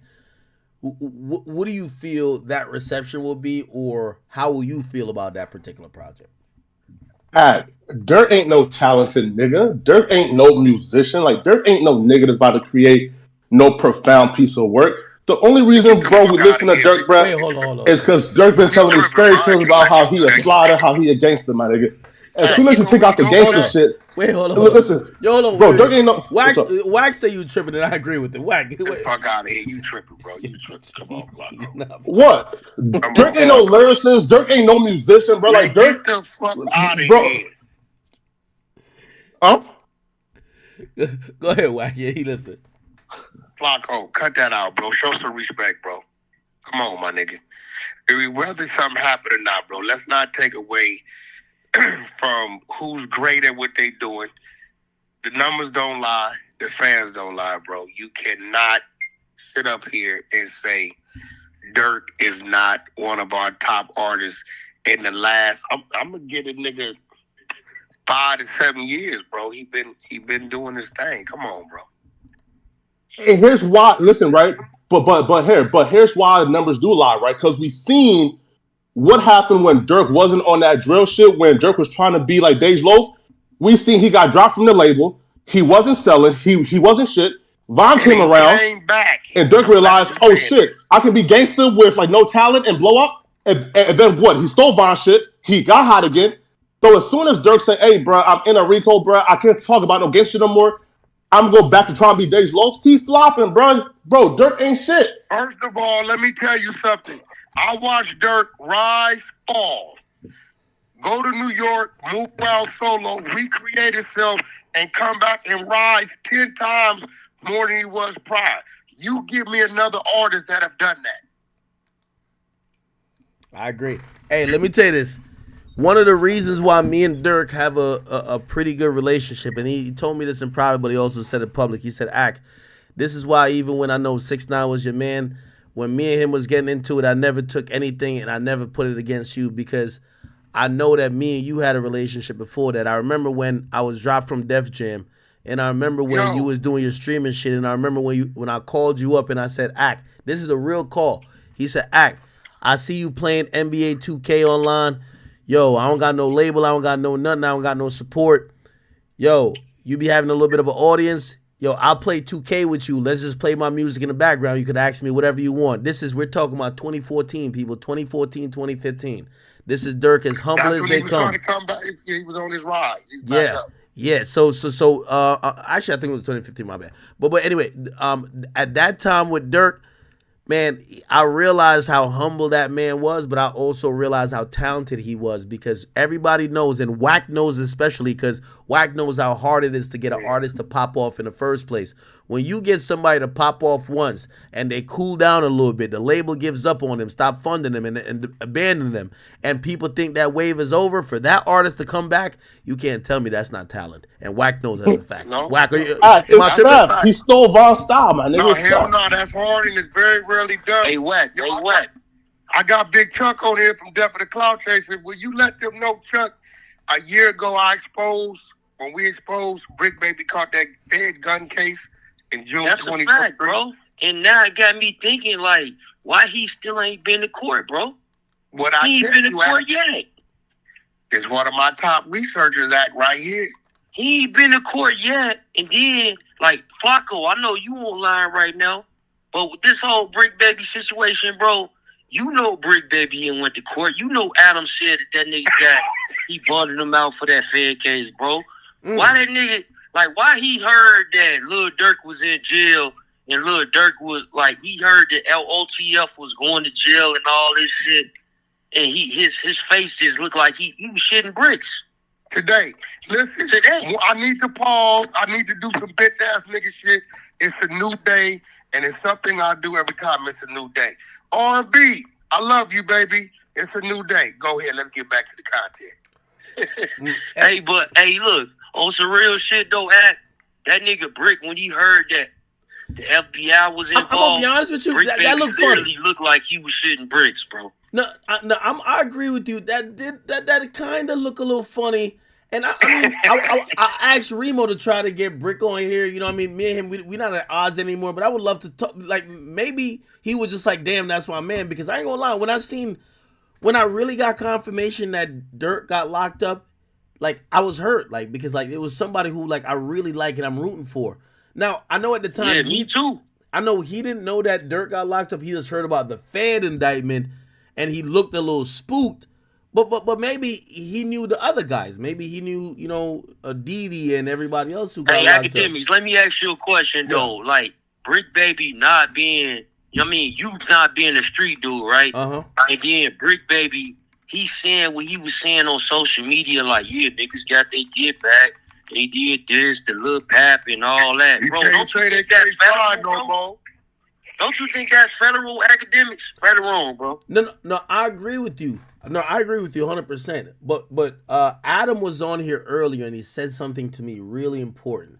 He said that the reason why he wanted to, again, this is on tape tonight. He says the reason why he knew he had to hire Brick Baby is after a conversation like this. He's like, this guy, he's just speaking. Like, he's just kind of giving it up. So here's the thing. No, nigga. Adam knew that this nigga will crash out in jail. It's a good point. That's for good content. Good content, Yeah, he don't right? give a fuck. Hey, Academics, that is for good content, right? If you got a co-host who will tell and they really in the streets, that's for good content, right? Y'all don't get no fuck. Yeah, I think it was like that. I mean, all right, but you know, Adam is mad. Like, Adam's slick. I think Adam realized, like, Adam always is looking for the guy. Like, I knew DW Flame wouldn't work up there because DW Flame looked like he's trying to. Hold on, watch your mouth. No, watch your mouth about nephew. No, but DW Flame looked like he separates the streets and the internet. When you're at No Jumper, unless you're a Whack 100 who's fluid with both of them, like Whack could be joking about him with some porn stuff and then talk a little bit stuff, but Whack doesn't ever say something on there that's incriminating. I think DW doesn't have that skill like you have, Whack. So like for him, it's a hard no. He like I would see him up there like DW ain't saying nothing incriminating. No. I never say he did. I said no. I never say that. I said Brick Baby. No. Brick Baby. Hold on. Does that shit. No. Hey, you saying there's a potential? No. What I'm saying is that when I would watch DW up there, he would be just mad uncomfortable when the conversation went certain way. I don't think Adam wants that. Adam needs somebody who could give it up. Like, and when I mean give it up, you might have to snitch a little yes bit. man, like Sharp said, he need Lush, he need Brick Baby, yes man, correct? Well, it's not even yes. I think he wants somebody who's gonna talk street business on there. Like, fuck the snitching part of it. Just say it all. So when I think Brick probably realizes, yo, he want me to tell everybody online who did the shooting and who got shot and who niggas can't say slide for Von. Yeah, I think he want that. So that probably helps out Brick a little bit. But in this situation, it looks crazy because now we looking at him like, bro, are you the reason? You know what I mean? Wait, hell no, right? Like, wait, when I first heard about Brick Baby, it was before No Jumper, bro. I was covering Lil Durk, so, you know, of course, you covering somebody, you gonna see what somebody's saying about him. that dude, Brick Baby, was saying a whole lot of things on Camp Capone and the rest of these platforms. And I was thinking, like, maybe he lying. Why is he saying this? I know Lil Durk and them gonna check him. Maybe it ain't true. That's what I found out. I'm like, maybe it ain't true. But then when I heard Low say that, yo, he one of them. I'm like, oh, hell no. How could that even be possible? Why would y'all even co-sign something like that? But they did, and now we here. And to be fair, though, I don't feel like Brick Baby was the catalyst for Durk and them being indicted, right? Because, again, I think they said, like, OTF Jam was one of the reasons. Again, I'm not sure, right? But I don't feel like the feds looked at, like, a no-jumper and, and said, okay, yeah, we got Durk and them now. No. Wait, right? hold on. And I'm agreeing with you slightly on that, right? But until we find out who co-conspirator 4 is, that's a local dude who gave the drop up that would be in on the plan or not plan, but knew about what happened. And if Wack is right saying, hey, everybody was under the assumption some Armenians did it, and this guy pops up on weed deal. Yeah, and this guy pops up and said, hey, yo, just to let y'all know, y'all can't say Slav Ivan no more, and he gives people information. Man. Hey, Wack. That sounds like something that a gay crip would say. Y'all got some shit AKA going on Brick right Baby. now. Y'all right. You know what I'm saying? Hey, listen, bro. Wale, man, I'm telling you, bro, Brick got the killers everywhere, bro. Be careful, man. Wait. Wait, what was said? Wack, what'd you say? Oh, I'm saying, like, academics. You and Wack got some things going on right now. Y'all almost there. You know what I'm saying? Like, it's true, bro. Why would Brick Baby, a 6'0" from some crip hood in Los Angeles, go online and say, like, this man did this or this man did that? That was get back. Don't nobody do that in the streets, bro. They leave it in the streets. That's fairy tales. Why would Brick Baby come online and say things like that? And even then, Flacco, he online, right? Flacco made a whole video about this whole scenario. Right? Hold up now. Flacco? Wait, Flacco, you did a video about this? Yes. I made a video about the fan. Again, not my theory. The fans said Brick Baby was involved. So I made a video saying the fans said this. And here's why I don't believe what the fans are saying. So it wasn't my theory. I covered the fan theory. Wait. Did Brick Baby check you about that? Yes, he did? Yeah. And that's why we had a little riff for a little minute, but then we back cool. Wait. What do you mean he checked you about? Explain. Behind the scenes, here, listen. Because I felt like the fans okay. So Flacco, just spit it out, bro. Listen, I made a video documenting the fan theories because Quando Rondo dropped a song, right? Where he was sort of. I got Ghost on here from Death of the Cloud Chasers. I got my man Prince on here from the Hunter side here researching for the exposures. Everybody been following this shit. We've been following Brick, the first one that told the world OTF has something to do with it. We followed his arrest in June of 2023 of an AK-47 by the federal government, and that nigga is yet to go to court. We got Big Chuck on here, we got Prince on here from the Hunter side, and we got my man Ghost on here. Flacco, I know he's in the court. I looked it up. Listen, now I got the hitters on here. Flacco, tread lightly. All right, well, hold on. Wait. Y'all break it down and let's see if Flacco disputes anything y'all say. Okay, go and Brick Baby. Who want to run first? Go to Prince. Y'all know how to do it. Let's start back when the murder happened. We all thought it was over weed and some Armenians or some niggas killed this nigga. Quando said a nigga reached over him and killed this man. And the first nigga that mentioned OTF, I'm going to let y'all take it from there. And then 4 months later, this nigga got a federal AK case. I got on his bumper. He ain't been in court 15 months. I'm going to let him run with it. I'm going to mute up. Hey, that's a fact, bro.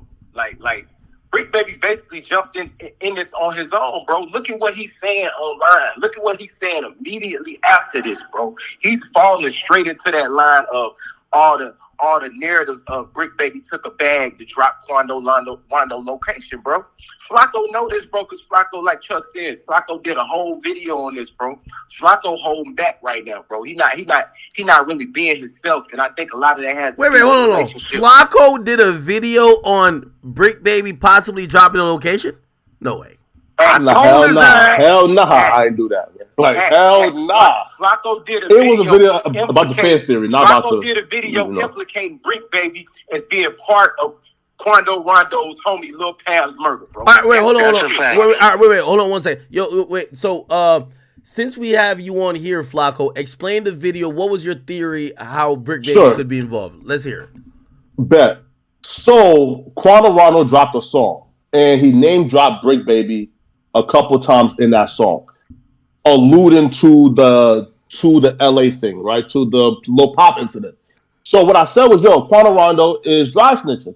So I made a video where I said, the fans think that Brick Baby is involved because of this, and this, because of the song that Brick Baby dropped where he was sort of alluding to it, but like he was just trolling because, again, the fan got a theory out. He's trying to capitalize off the fan theory. So he dropped a video, kind of like alluding to it as well. So then I covered the song, the fan theory. Fans like posted like a photo of Durk and Brick together and on Reddit and claiming that Brick's the one who got the bag instead of. Wait, hold on. Flacco.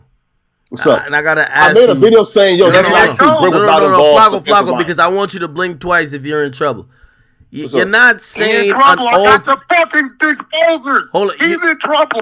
Wait, you're not saying an alternate version of the story because you think Brick is gonna give you a wedgie, right? Oh yeah, that's a fact. He's scared right now. Yeah, I'm telling you. No, hold on. I made the video. Flacco. The reason why I'm saying that is because you literally said that you're saying he was trolling and he was playing the role of acting like that. But how do you know that if you're not really, because you're saying you're only going by what the fans are saying. So are you tapped in or are you not tapped in? Because when I used to do the War in Chirac, I used to be going off what fans said. It's not like I knew really what was going on. Do you really know what's going on or you're going by what the fans said? Because it feels like you're saying he's checking you. You kind of know some, but you're also going by what the fans said. Academics, hold on, No, that's just I said the fans was lying and Brick was telling the truth, and then I gave Brick side the story, and that's what the bit was about. Hey, Prince, you here? Yeah, what up, what? Prince from my research team. Prince, send me the link. All right, send me that link real quick. I sent you the other day. Send it to me. I got you. I got it. Yo, Act. I just sent you the link. Prince is part of our exposers, the research team. There it go. Quando Rondo exposed info that could send Lil Durk and Brick Baby to jail. This is this dude, Flacco. Stop playing, Flacco. You on there with the exposure. You lucky loose cannon in 600 is sleep. I got Chuck. Flacco, that was definitely you. I got Prince on the 100 side. Your ass is playing. Now run that shit right there, Act. There it go. So the video, Act. We got content. There you go. Don't fuck with us. I got my research team in here. I got my hitters in here. You in here playing, Flacco. Hey, but the crazy part is, it's another clip that's on 16 Shadow page where Flacco asked like Brick these questions and he doubled down on it. He like, yeah, we don't gotta say that, but wait. It is what it is. In the last couple years, the biggest mystery in LA is the murder of Quando Rondo's best friend, Lil Pop. New details tonight in a deadly shooting near the Beverly. Let's skip past this. The murder is still unsolved. There's no suspect the police has released for this murder. However, the fans... Yo, Flacco, how do you fix a stutter for your own videos? You be stuttering like a motherfucker on goddamn No Jumper. But all right, let me keep hearing. Has automatically given Lil Durk credit for this murder due to the history between Lil Durk, King Von, and Quando Rondo. Obviously, because Quando Rondo and his brother Lil Tim is responsible for the death of King Von. So people automatically assume that Quando Rondo and his best friend getting hit up was a hit called by Lil Durk. Lil Durk wasn't in LA at the time of Lil Pop's death, so the fan theory is Lil Durk solicited the help of a reputable LA gang member, Brick Baby, to... What? Yo, come on, Flacco. See what I'm saying? Wait, Flacco. Yo, Wait, play the full video. Nah, come on, bro. Like, yeah, nah, bro. Like, that's out of context. You can just... Wait, hold on. I'm gonna play it again. Lil Durk wasn't in LA. More than what he's saying. Wait, hold on. Let's see. And Hit Up was a hit called by Lil Durk. Lil Durk wasn't in LA at the time of Lil Pop's death, so the fan theory is Lil Durk solicited the help of a reputable LA gang member, Brick Baby, to take out Lil Pop and Quando Rondo. Fans will claim that Lil Durk would pay Brick Baby, who can be seen here, photograph of Lil Durk in LA a month before Lil Pop's murder. Fans will claim that Lil Durk would pay Brick Baby $100,000 for the hit. Brick Baby is a rolling 60 neighborhood crib, and Quando Rondo is too, so the theory itself appeared to be far-fetched. That's until Quando Rondo took to his Instagram to denounce the neighborhood card and drop his flag. Quando Rondo will state that he's dropping his flag because there's no loyalty in this, and the neighborhoods didn't have his back how he thought they would have his back. But the rumors that Lil Durk paid Brick Baby $100,000 for the hit on Lil Pop and Quando Rondo really grew some legs and even wings when Brick Baby dropped his single Not Enough. Brick Baby would respond back to the fan theory of him receiving $100,000 for the hit on Lil Pop and Quando Rondo. See, Brick will respond back with some really questionable lyrics. He was ducking, trying to hide, now he inside a blunt. We dropped 100 on yo, God, go scrape your partner up. Them shots and flip this brand new charger, trying to follow up. We charge a quarter for a pack of hundreds, not enough. The last nigga we turned the pack, we got $1 million plus. Yeah, the way Boogie do his thing, he need $1 million plus. TS, how about walk him down, Jack gon' chop him up. He wanna smoke that chopper, hit his lungs, he cough it up every time. Baby did have an issue with anybody, those would be the dudes he would call because they do great work, allegedly, right? I don't know. But here's why that $1 million number was really important. Quando Rondo himself would have... Nah, I ain't gonna lie, man. Yo, shit. I haven't watched one of Flacco. I haven't seen a Flacco breakdown like this. You see what I'm saying, academic? Nah, he broke this shit down like a kilo of coke. Yo, Flacco, you was to the exposers, bro. You see that? Yo, Flacco, you was like a genie, nigga. Like you was like Miss Cleo, nigga. You seen the future, nigga. You broke the shit like that down like a kilo of coke. I said in the video. Wait, like I said in the video that I do believe the fan theory is false and Brick Baby is innocent. So I do believe Brick is innocent. Hold on, let me ask you a question though. You work with Brick Baby. Why would you even report a fan theory if you didn't believe it? No, because the thing was, I was trying to say, Quando Rondo is snitching. They say everything about whack, right? You think I would go do a report and be like, yeah, this is what they're saying? Without, hold on, even if you say that, you're supposed to call. I'm gonna call whack and be like, yo, this is what they're saying about you. What's up, nigga?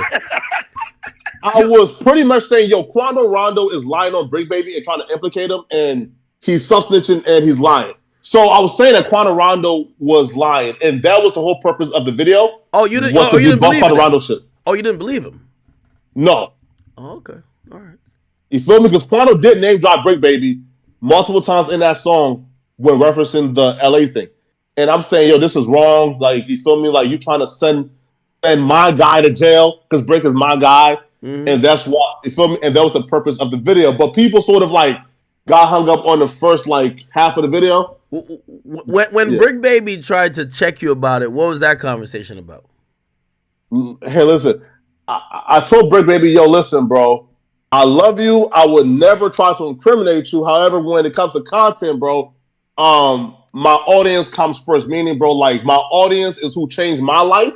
Like, right? Like academics, Adam, and my audience is who's responsible for why I'm able to feed my family, right? So like when it comes to doing content, bro, the only responsibility I have is to my audience. But I would never go out my way to harm Brick Baby. All right. Well, Wack, what do you think about that? I think Flacco's full of cock-a-doodle-doo. And he knows that Brick Baby wanted to whoop his ass a time or two about some of these things he did. Am I not right, Flacco? Flacco? I can only think of one time, like a time or two, Is I don't know about 2 times, but just once, right? Okay, Flacco. So you saying all this incriminating shit and exposing him that you were saying he didn't have a problem with?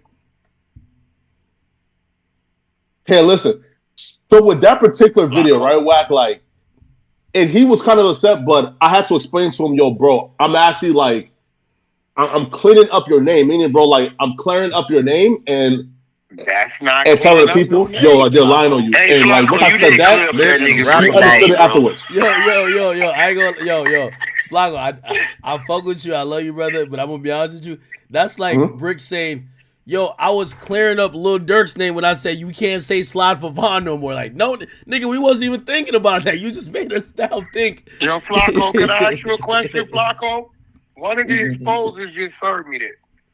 Is Big U and Brick Baby been pressing you behind the scenes to kind of silence yourself about things? Hell no. Now, before you lie, Flacco, don't make me expose some shit, Flacco. Flacco, you're not getting pressed by no Big U and Brick Baby, are you? Tell me the info that like you have first, Whack. Oh shit! It's coming out. It's coming out. No, He wait, definitely hey, got pressed. listen. I've never had like listen. I've never talked to Big U and off camera, so like I've never like talked to him and off camera, so I wouldn't know where that's coming from. You talked to him through Brick Baby. Huh? You talked to him through Brick Baby. So this is what we can confirm. The murder happens. We all think for 4 or 5 months it's a bad weed deal. Something had to do with the Armenians and Persians. Quando Rondo keeps it 100 and says a nigga reached over him and killed this man. Okay, 4 months later, motherfucking Brick Baby goes on the show with you and says they can't say OTF didn't slide for King Von no more. You oblivious to what he's talking about because you, like all of us, thinking that incident happened over a bad weed deal with some people that don't look black. You throw a name out. He said no. He says Little Pop or whatever the nigga name that got killed, respectfully, right? He said... Yeah, he said FBG Cash. He threw out FBG Cash, which don't even make any sense. Brick Baby, because he's oblivious like all of us. Brick Baby throws out the real name, right? Boom. Okay? That's the first time we ever heard mention of OTF in Beverly Hills, California, having anything to do with that body. 4 months later, in June of 2023, Brick Baby catches an AK-47 case that's picked up by the federal government. And to date, June, July, August, September, October, 16 months later, he has yet to go to court. No, June, a year later, they opened up. They had a grand jury meeting. A year later, in June, they had a grand jury meeting. Yep, June they have a grand jury meeting, and then they open it up. And today, 4 months after that, 6 people picked up, including Little Durk, for the killing of the dude that he mentioned to the world first in February on your platform. Is that not right? The right chronological order, Flacco? It does appear to be the right order, but Brick Baby was saying that like he was saying, yo, the fans are saying that you can't, that like there's no saying like slide for Von no more because of this, right? So in an interview, right, I feel like the part is out of context. Is Brick was saying, yo, the fans are saying this.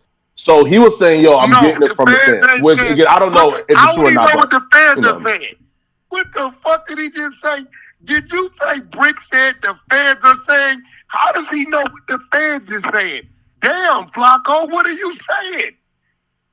So, Flacco, you think it's just a coincidence that 2 people connected to Brick Baby just recently got arrested by the feds? Pee Wee Longway and now Lil Durk. You think that's just a coincidence? Oh, my God, I'm muting up. Is that a coincidence to you, Flacco? Man, listen, bro. If you think that Brick Baby got Pee Wee Longway, like, look, listen. I feel like at this point, bro, that's a reach, bro. Right now, listen, the Durk thing, I can probably hear y'all on it, but the Pee Wee come on, bro. But do you think it's he was the last nigga with him? Right. Your boy Brick Baby might have went bad, bro, and it's looking like he definitely went bad, bro. And I really believe Big U and Brick Baby got you tied up over there, bro. I've never spoken to Big U though. I do want to say that. I know this. Academic said it's a local dude who was dropping the pin and for where these people was at around LA. And you just said, Flacco, earlier that Quando Rondo came to LA, checked in, or where he from, we know what he claimed, and you said right after the murder, he went back to Georgia and dropped his flag. That's what you just said, right, Flacco? Yes, Wack. I do believe, though, Wack, that it was, that it was somebody that he checked in with, but I don't think that person was Brick Baby.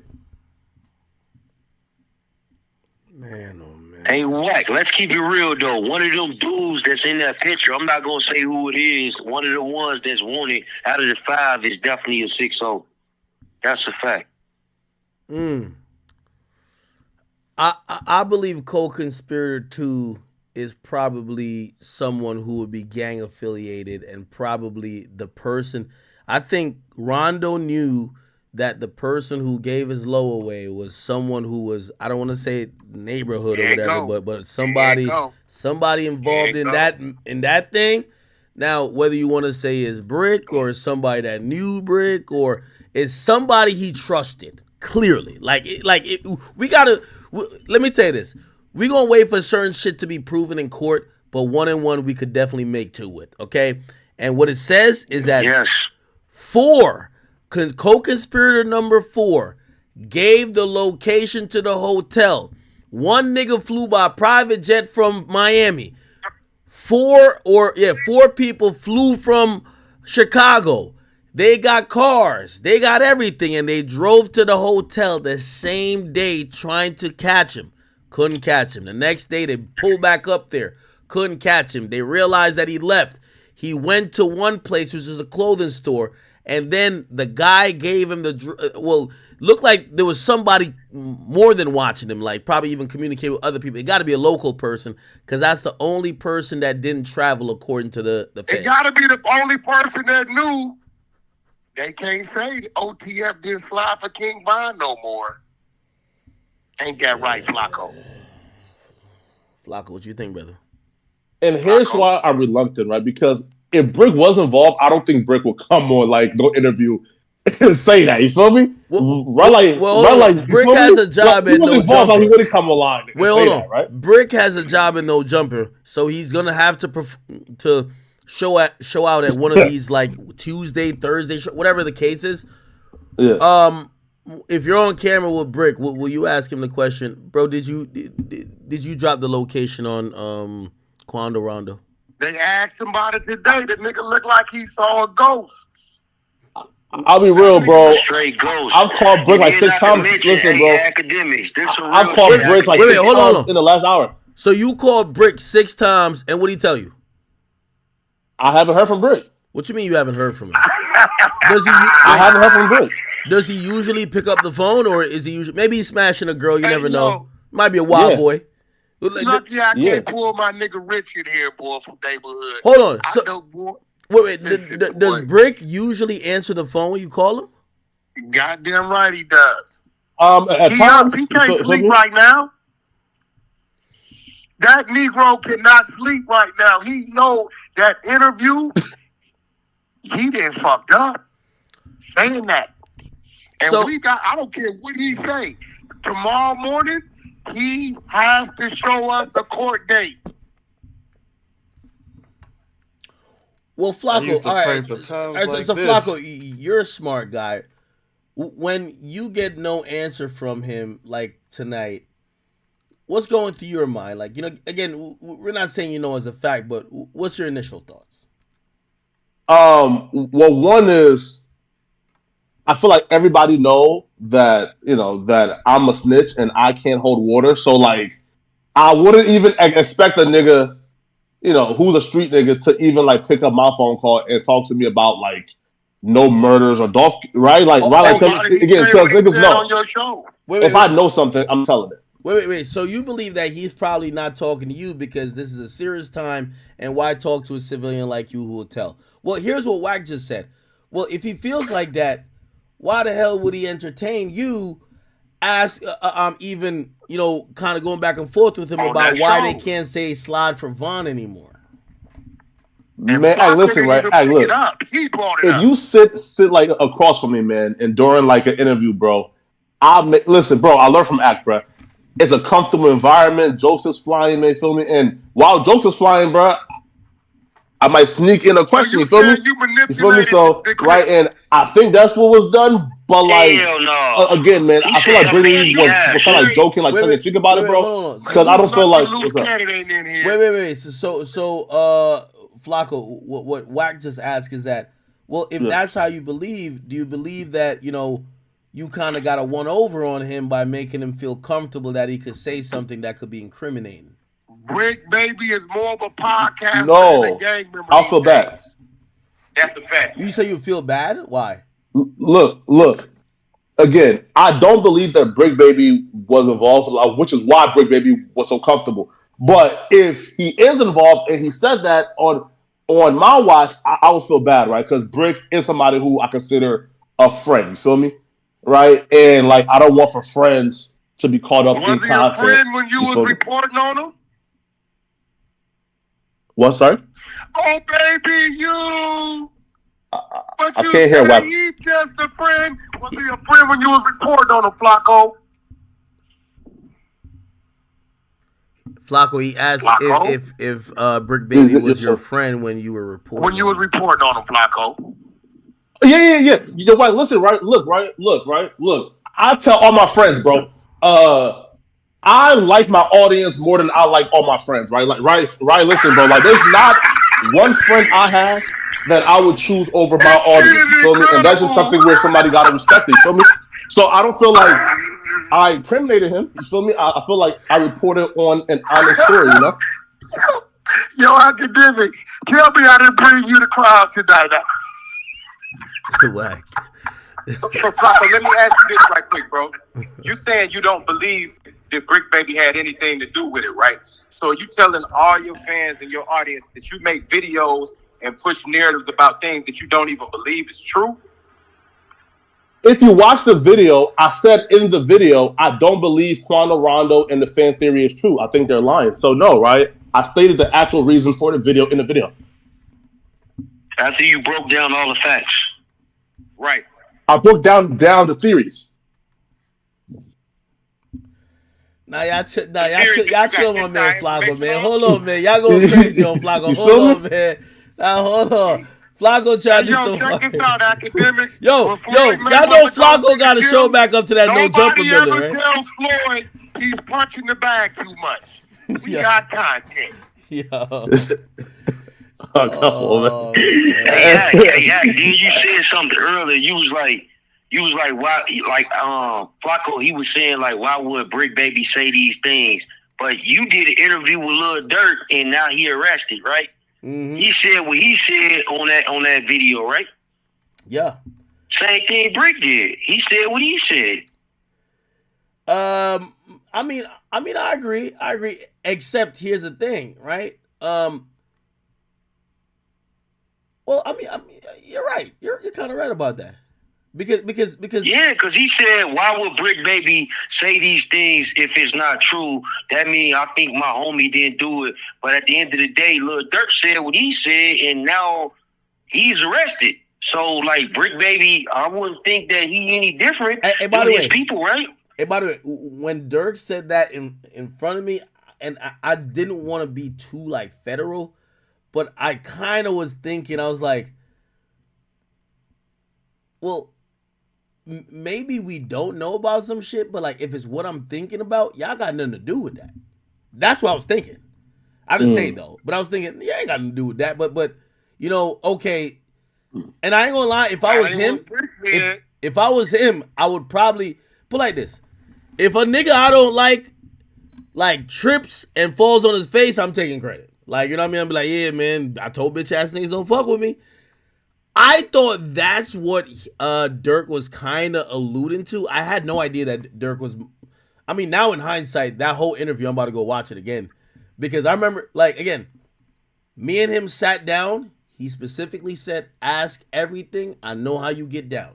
I know what doing an interview with Act gonna mean. It's all good. Ask whatever.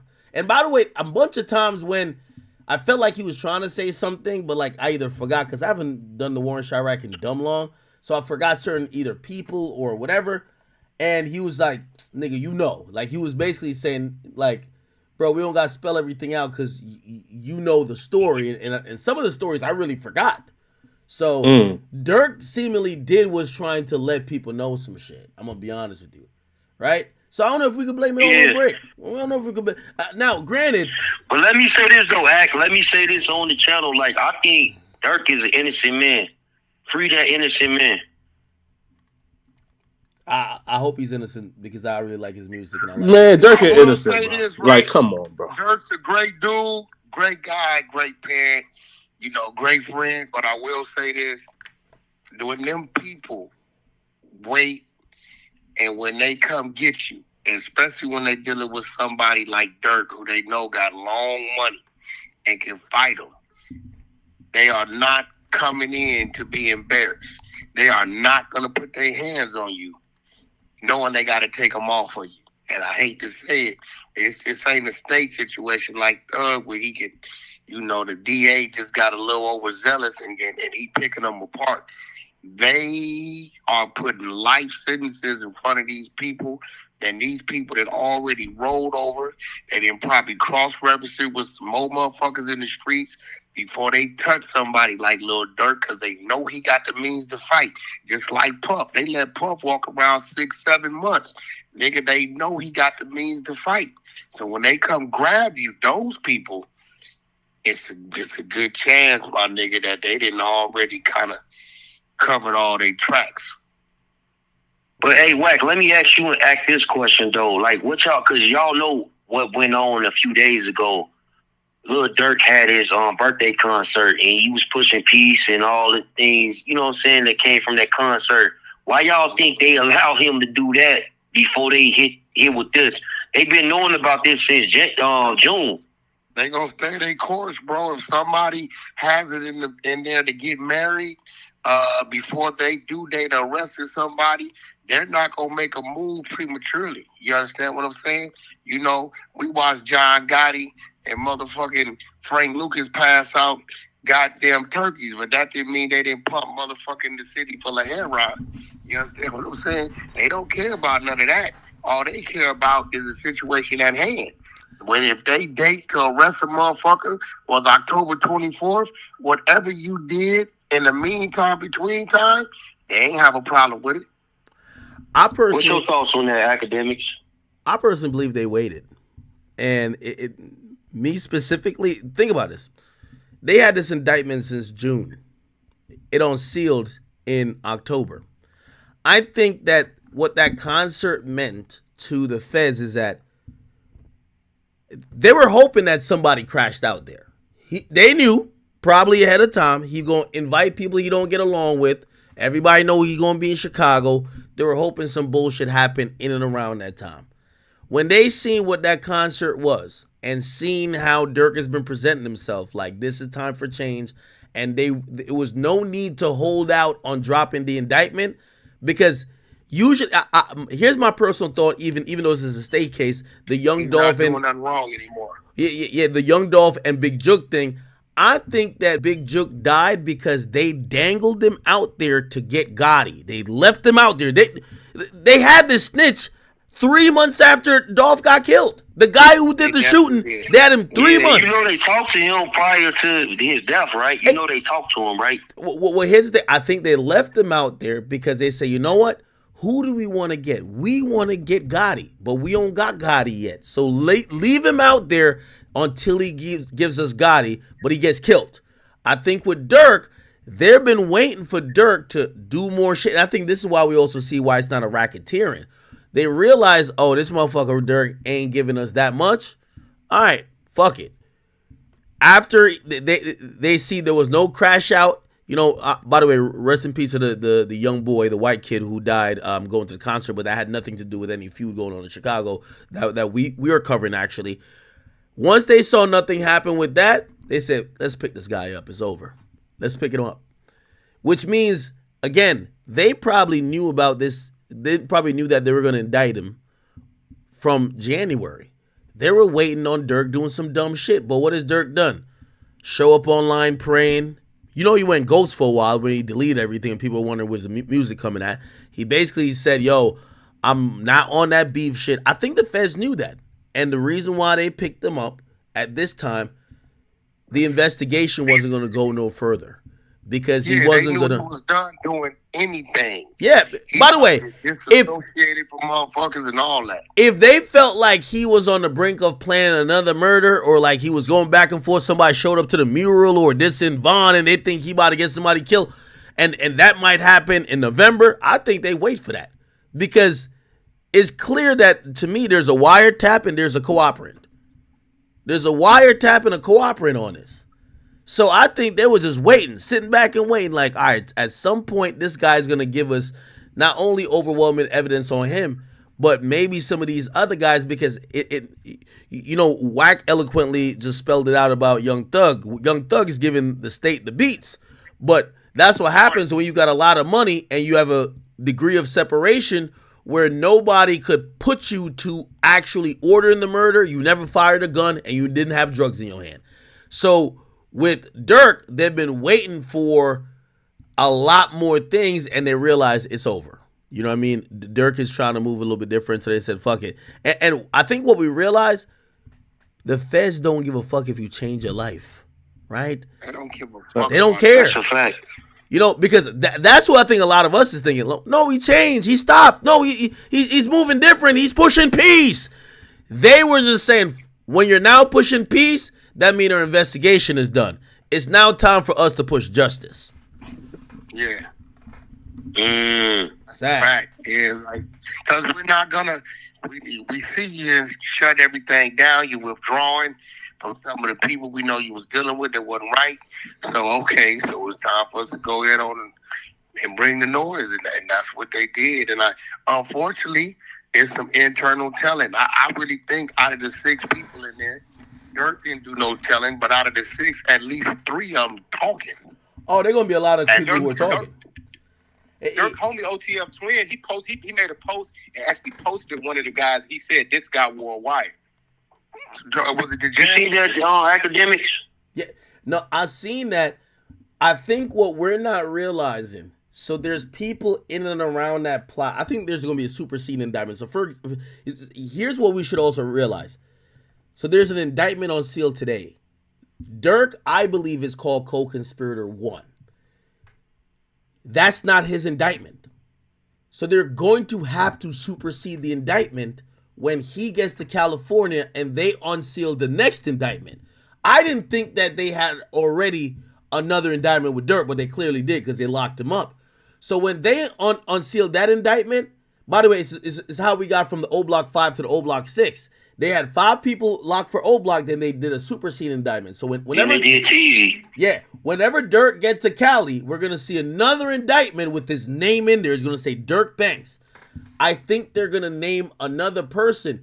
I think there's cooperants. I think the shooter might be a cooperant, number 1. But not only that, I think that other people ancillary to it that's not named in this indictment are gonna be cooperants. Because here's a problem with the Durk thing.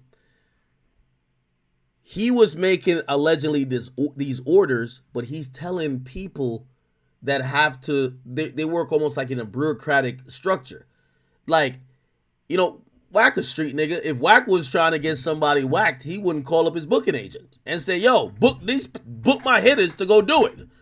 You know, like. Nah, that ain't even listen, bro, at the end of the day, that ain't my business. So not my business how you get to the lake, my nigga. Yeah. So with that in mind, we get to realize there's gonna be a few people involved, and again, it's gonna be the civilians. I keep saying co-conspirator 3. They say that person's job is only to book flights, hotels, and transportation. When the feds run down on them and saying you booked the flights for a murder back and forth, 2 days, basically in 2 days, there's no way you didn't know about the murder. That person is probably an assistant. That person is probably like, that person's gonna tell who gave them instructions to book those flights. They're gonna hand over the phone. Here's the phone. Here's but let me ask y'all this though. Let me ask y'all this. One last thing. They quote Durk saying to co-conspirator 3, "Hey, don't book nobody that is under no name that's associated with me." That means they got the phone. They got that phone. They again, if y'all ever see when the feds get like the report from like either the cell companies for text or calls, they said they got the picture of the nigga license. When you got the pictures that were sent, you got the phone. That's what that means. Which means they already did a subpoena or that person's already cooperating. But who wouldn't cooperate if you get your assistant to do it and the feds come scare them? He'll take my phone. As long as you don't charge me. And that person right now ain't charged. Go ahead. Hey, I was gonna ask you though, like both of y'all, but like far as with this whole scenario, you got Diddy, right? Diddy, no one stood by him. A few people did, you know what I'm saying? We heard about them, but pretty much nobody in the industry stood behind Diddy for the people who was behind Diddy this whole time, right? Mm-hmm. Like with Lil Durk stimulus package. We heard about the stimulus package. Lil Durk get on your song, he gonna go crazy. You think any rapper is gonna stand behind Lil Durk and free Lil Durk and put all them posts up? What? Every rapper's gonna do it. You got to realize the Diddy thing, once you get into sexual assault and kids, like, people don't want to fuck with that.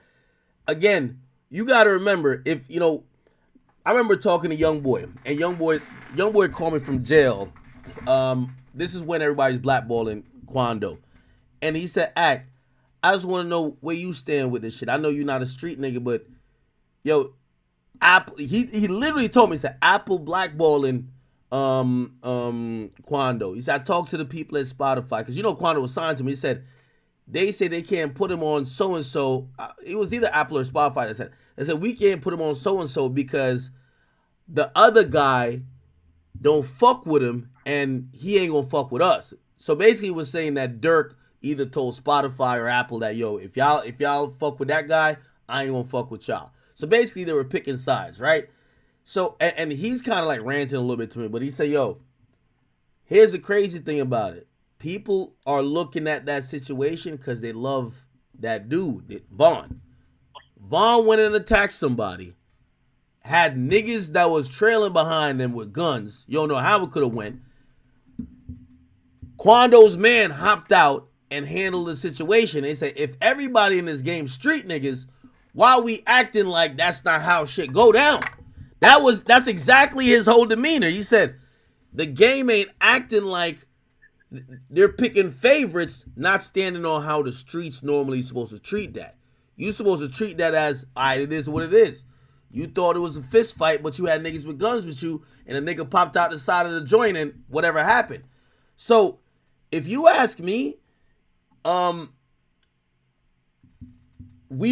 you would think that people wouldn't, would be staying away from Durk, but Durk is a favorite.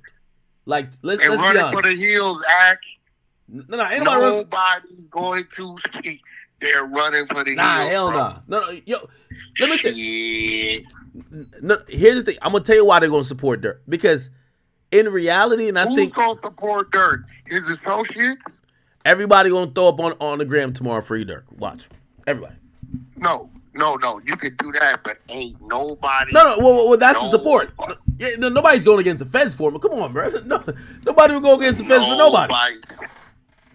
Listen, it's not gonna happen. The only one you might see do it, I'm gonna keep it real. You ain't gonna like this. The only one you might see do it is Meek Mill. Meek Mill. That's because the governor is his friend, and he's okay. Hey, well, I mean... Hey, but let me ask you this right quick, Ed. Yeah. Do you feel like, okay, with the superseding indictment, right? Do you feel like in that superseding indictment, we possibly could see Durk being charged with some of these acts of violence that he been connected to, that niggas try to blame him for? Even the Atlanta case, do you think they might bring that back up? So when Durk gets to Cali and they unseal what they got against him, for whatever reason, I don't believe that this is the only thing. I think it's gonna get escalated to a racketeering. You got to remember they only put murder for hire because that case is unsealed, and that's the top charge, the murder for hire, which is a conspiracy. But they're gonna unseal, I believe, a racketeering, and I wouldn't be surprised if they didn't bring up the Atlanta case that was dropped with Vaughn. I wouldn't be surprised that they don't bring up other shootings, maybe even in Chicago. We all know FBG Cash passed away. Not saying Durk had nothing to do with that. I wouldn't be surprised. You don't know how much shit they didn't told though. Yeah, man, but Durk already confessed though. Durk said, bro, we left that boy under a tree. Yo. Wait up. What Flacco? What? Say that again. Durk, listen. So after FBG Cash was shot and killed and found under a tree, Durk rapped next to Duty Low and them. We left that boy under a tree. Can you repeat that and say that in your Brick Baby voice, please? Nah, come on, man. Hey, listen. We in these clubhouse streets. They're in death for the cloud chasing. The other team in the 100 side, main floor. If y'all between them two floors, we don't know what y'all doing. We over here with my brother Academics, my motherfucking comrade Flacco. I don't know where Remo left it. He probably got too hot. We got Big Chuck. We got Ghost from Death for the Cloud Chaser, my man Prince. You know what I'm saying? And we in here with Act, and we going up with this shit. Let's keep it moving. Shout out to the chat. Man. Hey, well, so I think it was Ghost that said that. To answer your question, that superseding indictment, I think is gonna look bad. You know, the murder for hire already, I think it looks horrible because when I was reading the indictment, remember, we didn't even know that, you know, I think we all believe now Durk is co-conspirator 1 now that he's locked up. But when I read that, I said, whoever co-conspirator 2 is, he's the one who puts Durk in a jail cell because according to the indictment, it says Durk said these things to him, which means you need him to snitch to corroborate that he got instructions, right? Hey, no, Durk told me this, right? Because otherwise, Durk might have that degree of separation to say, hey, I deal with these guys for music. I talked to OTF Didi. He signed to my label, but, yo, I don't tell these guys to do no murder. You're going to need someone to say, he told me to go do that. He promised me $100,000 if I killed this guy. And when I seen that, I said, whoa, that puts Durk pretty much in jail if he's cooperating. When you was reading it, what did I tell you? I said, in about an hour or two, you're going to know who co-conspirator number 1 is. Did I not tell you that? No, you're definitely right. But here's the thing, too. That next indictment is going to be crazy because here's the thing. Already, I think this is a very serious charge. I think what they're going to do is they're going to just pile on to Durk. They're not just going to only have him try to beat a murder for hire because here's the thing. Who knows? Shit, maybe a witness could recant their statement or whatever the case is, even though it's pretty good evidence based on what they're saying. I think they're going to come with so many other crimes that it's going to look as if maybe, not saying Durk is going to have a plea deal possibility, but basically there ain't no way you're going to get out of jail. Like, I think that's how they're going to try to do it. Durk ain't doing no telling. I think and by the way, there's going to be other things told on by other people. And when they pick other people, those people going to continue to tell. And it's just going to be a domino effect. And by the way, a good majority of Chicago might be cleaned up in a minute. And by the way, for everybody who's also thinking about this, like on the same train of thought as I'm thinking about this, keep in mind Durk's name is not mentioned in this current indictment tonight, but they picked him up tonight. You know, people always try to flirt around with this shit when it comes to Diddy, why he ain't run. Well, based on the indictment they dropped tonight, when Durk read that, even though his name wasn't mentioned, he knew he was going to be next. That's why they probably locked him up tonight. Yo, After you see this indictment, it's no way that you continue to do anything but run. So let's just go get you tonight, because if we drop this indictment tonight and we don't drop an indictment with your name on it, which they are going to drop whenever they get to whatever, you're gonna realize, because everybody reading the indictment know who they are. Like the guy who gave the drop knows he's 4. The guy who was booking the flights know he's 3. The guy who pulled the trigger, but that's not named, which I gotta imagine he's in jail somewhere, right? I think he's cooperating, but he's 2. And co-conspirator 1, the guy who was telling them, yo, I want these people dead. You know you're 1, right? So everybody know who they are.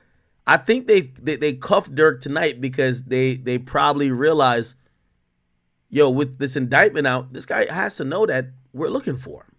He has to know he's next. So we'll see.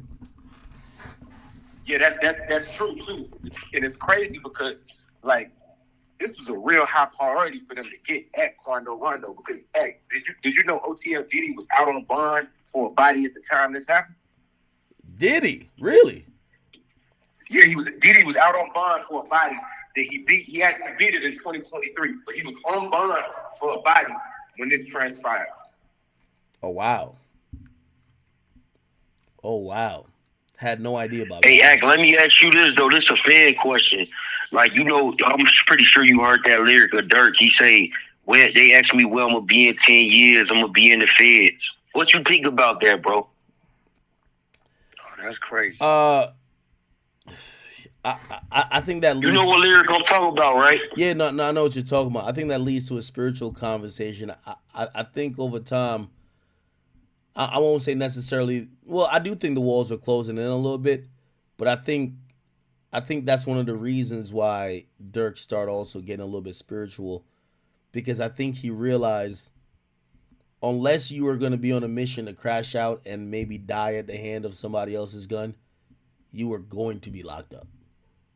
You know what I mean? Like it was no other chance. So I think this started leading to some of the spirituality for him. But we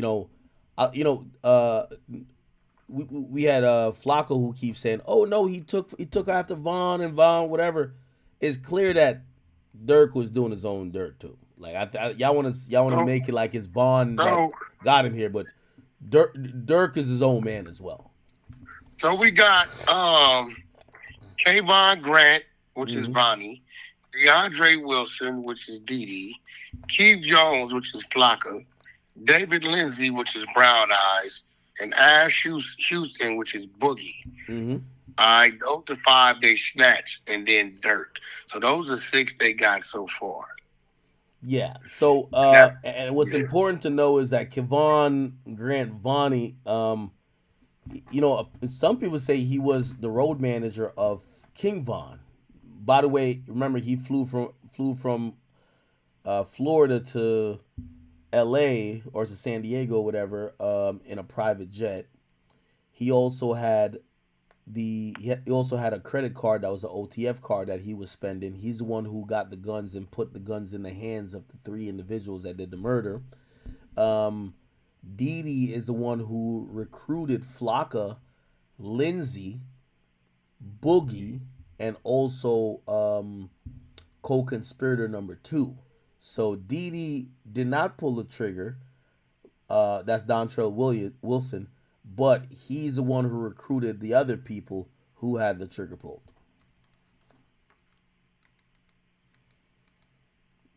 I'm telling you. And Didi is his cousin. Right? I'm not too sure about that. That might be true. Yeah, from what I know, I think Didi is his cousin. Yeah, I'm gonna be honest with you, man. On another note, right? What up? The Abercrombie former CEO Mike Jeffries on sex trafficking, they grant him a $10 million bond, but denied Diddy a $50 million bond. Both of them in there for sex trafficking. Well, that's some news. I actually didn't follow up on the bond. Hey, well, but that does make sense, though. You want me to tell you why I think it makes sense? Remember Harvey Weinstein? One's white, one's black. We could also say that, but I'll give it to remember Harvey Weinstein was also granted a bond. So here's the main problem that Diddy did wrong, right? And everybody knows this. He right? called the witnesses 58 times. If he never contacted the witnesses, I think he gets been all right.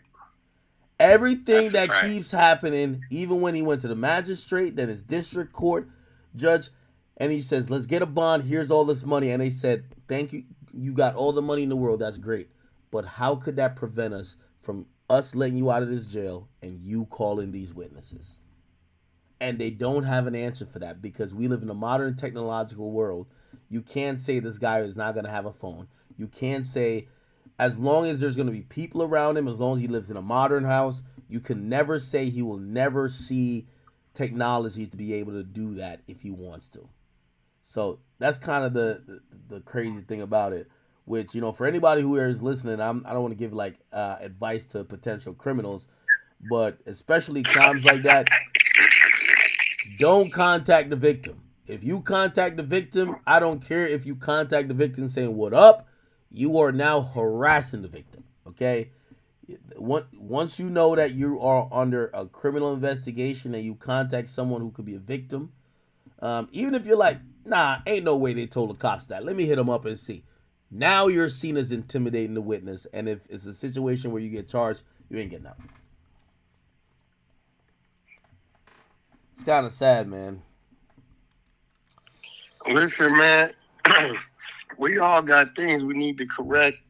I'm telling all the youngsters, you hustle on the block to get off the block. You can't take the whole block with you. When you start your companies and businesses, make sure it's a name that's far away from your street gang, your street organization. Have partners that's sharing partners in your business so it all don't fall on you. All the decision making don't fall on you. And listen, bro, when you wash your hands and get them clean, don't stick them back in the mud. You understand what I'm saying? Do not do that, bro, because longevity equals success. And you don't want to get successful without any longevity. You know what I'm saying?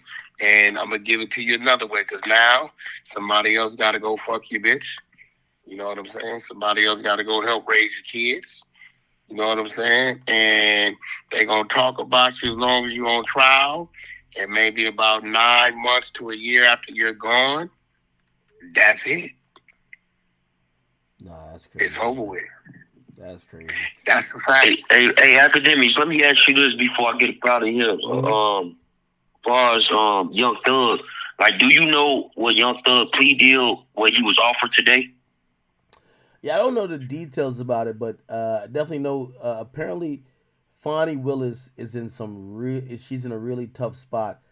She's there's some other proceedings that she might get into because of the Trump stuff, but she's gonna be reelected as DA, so she's planning to be around for a long haul. But this is the most embarrassing thing that could ever happen. The longest case in Georgia state history, 150 and they're days, losing it. And not only they're losing it, they're getting spanked. Here's the thing: they've wasted millions of dollars in tax money. The judge already said she won't consider a dismissal with prejudice, which means it would be a dismissal without prejudice. I think if she gave it with prejudice, it would put the prosecutors out of their misery because they can't try it again.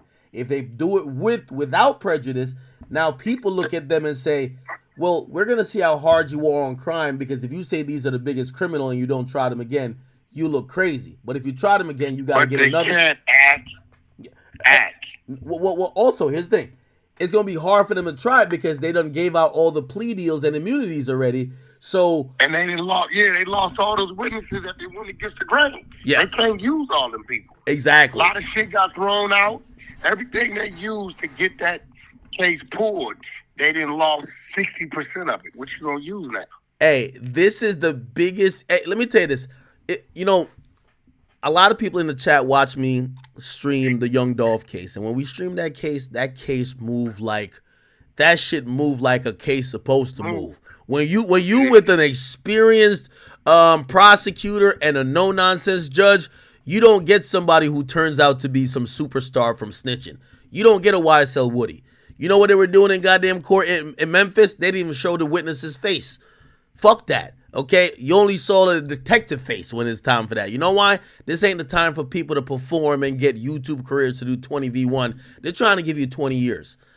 They got a slack, real loose operation going on up in Fulton County. And, you know, with all due respect to all my black queens, those two women, Mrs. Love and Mrs. Hilton, they have done a huge disservice to everybody who's a tax-paying citizen to Fulton County, because they done wasted all your tax resources that could have went to getting better roads, better school facilities, better after-school programs, but they wasted millions of dollars saying they got to prosecute Young Thug. And again, even if you're just like that grandma who lives on Cleveland Ave or whatever, and you're saying Thug is the problem, they didn't even do it right. This looks like a sham. This looks crazy, right? Not only, even if this doesn't end the mistrial, even if it ends in a guilty trial, this shit gonna get overturned on appeal. There's too many objections, too many. Like, this shit is a shit show. So that's what I said too. That's the same thing I said, that it was gonna go like 24 months after if he found guilty, it'll be overturned by appeal. That's what I say. Same thing. Now, here's the thing. What I think they probably offered Thug, and I have no proof of this, I think they probably offered Thug maybe like 5 years and probably 15 years probation. Say, hey, 5 years, 15-year probation. We'll count like the 2 you did before. You only got to do 2 more. But I think at this point, Brian Steele and them just realize they're in a position of power. Why even go with that? Again, and it's not like rolling the dice anymore, because this shit is going to be overturned in appeal. 100,000,000,000%. So why bail out the state with some whack-ass plea that they didn't want to give you before? You know, when they gave Gunn a plea, they didn't give Thug a plea reportedly. So now they want to come back with a plea because their case is falling apart? Fuck them. You're going to either beat it overall or get a mistrial. And let's see if they're down to pay that bread to try you again. Regardless, they look crazy. So, man, it's a worse example of the legal system I've ever seen. And when did it become evident to you? Because I know in the past you were saying, like, previously the Thug was cooked. You felt like it was over for him. When did it become evident to you that he definitely probably beat this shit? And again, I don't think beating it. I think it's a sham of a case. I think if it was done a legitimate trial and it goes to a jury, they make RICO cases, right? They make racketeering cases that you can't beat it, because all they have to prove is that that organization you're in is a criminal organization, and whether all of the crimes they're trying to say that organization did, I know people are stuck on the did he kill Nut or not, but it doesn't matter if he killed Nut or not. Look at your text. My man Prince just sent me some more content. Yeah. Did you have that already? Look at your text. Did you have that already? Yeah. We read that. Yeah, that's bad work. That's bad. Oh, work. yeah. So, I told you, Grant. So Grant Grant's a big dog. He flew private jet. He got the credit card. He rented the rooms. He went and got the ski mask. He bought it in cash, though. You get what I'm saying? Bought the ski mask. He showed up. He met everybody. He handed out 3 guns. One was a fully automatic. It had the switch on it, right? And he handed out to all the shooters. And here's the thing. He was in the car with Dee Dee. And then the other 3 was in the car with the driver, Houston. So it was 6 of them. No, they telling niggas is telling to have all them details. That's internal. Hey, internal rap. Hey, I know they were telling, but the only thing they didn't tell in the indictment, they said they went to a burger spot. I was thinking, is it In and Out? I don't know. What's the poppin' burger spot you would go to discuss who's getting paid? Right after they do the murder, they go to the spot to say, when we getting paid? They went to a burger spot, man. The only way you could know the nature of that conversation, we know surveillance, so you can know, like, oh, they went into the burger spot. But the nature of that conversation, that y'all were there and y'all were discussing A, B, C, and D after the murder, somebody out of the 6 was telling. They went back to the cops and said and clarified, yeah, when we went to the burger spot, after we killed somebody, so we was saying when we gonna get paid. and blah, blah, blah, blah, blah, blah. And by the way, the DD dude is also screwed because he's going to be high up in the chain of the conspiracy because he's the one who paid the 3 shooters. So he got them paid. Yeah. Yo, so who they saying wore the wire? Well, here's the thing. The people who they're saying with the wire, they don't know if it's connected to this or other things just in the realm of OTF being investigated. I think what we've realized in the last couple months, OTF has realized that they're under investigation and some shit's not making sense. Some niggas getting locked up for a gun, no bond, niggas can't find him, niggas don't hear about him. You know what I mean? Jam not getting out the jam, all type of stuff. It was looking. I mean, Wack, you would know. You know how the legal process goes. If a nigga gets locked up and some spooky shit start happening, you might be like, something not going right with him.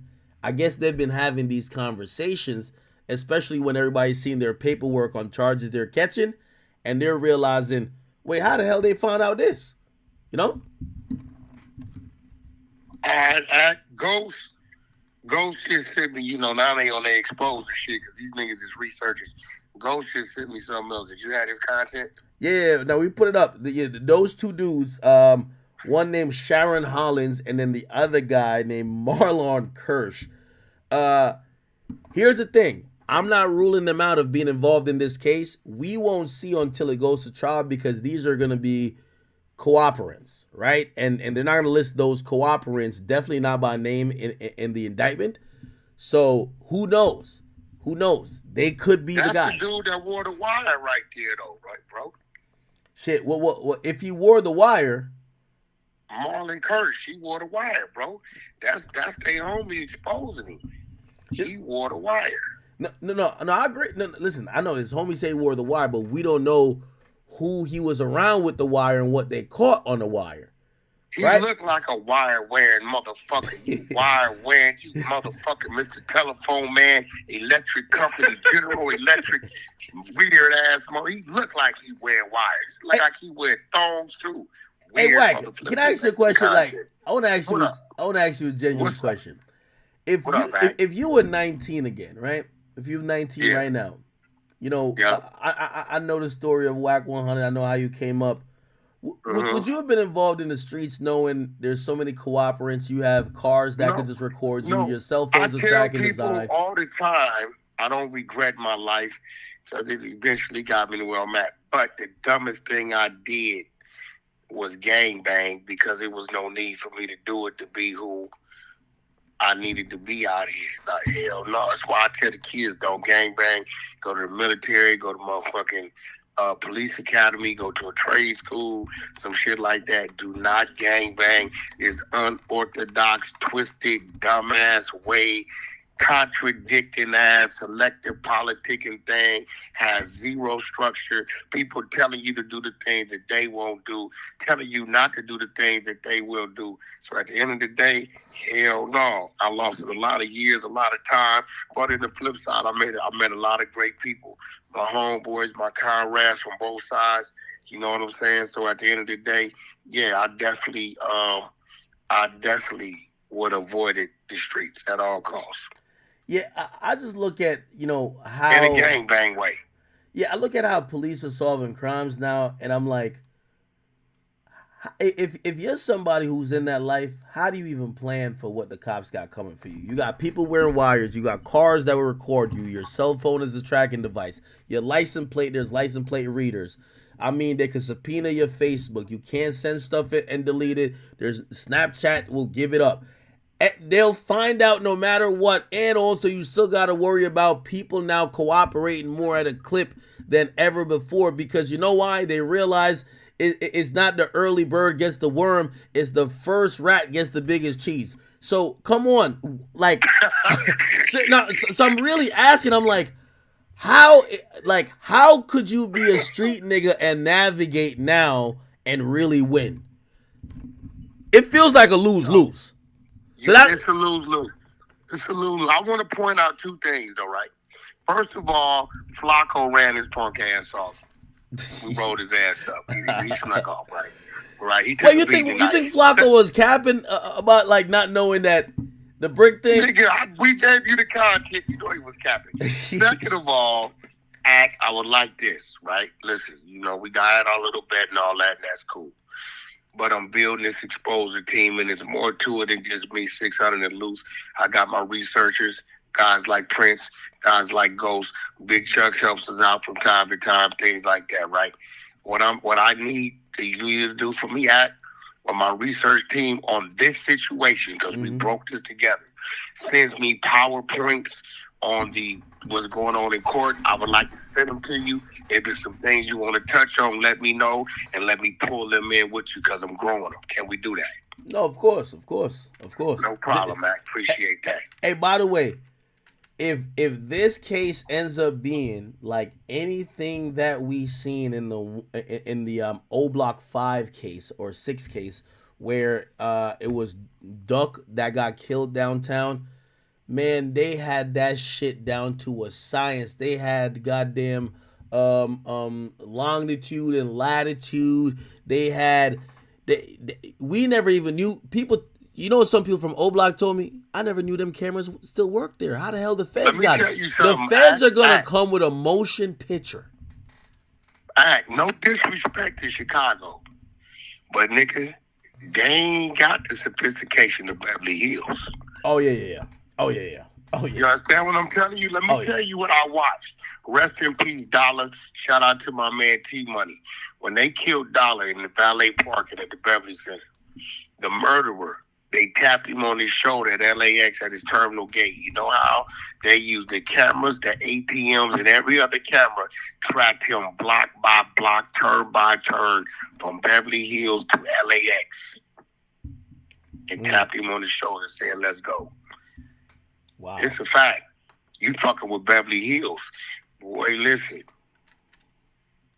You do not fuck around over there. And by the way, like, you're the best person to explain this. Explain the Beverly Center from a perspective of somebody who might live, I don't know, they live in Idaho and they're like, all right, okay, they just caught this guy as a gas station. Like, where would you say? Okay, the Beverly Center is the equivalent.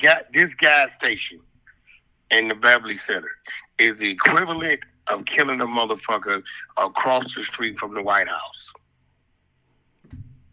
I agree. Period. It's the equivalent of killing a motherfucker across the street from the W Hotel at Times Square. You understand what I'm saying?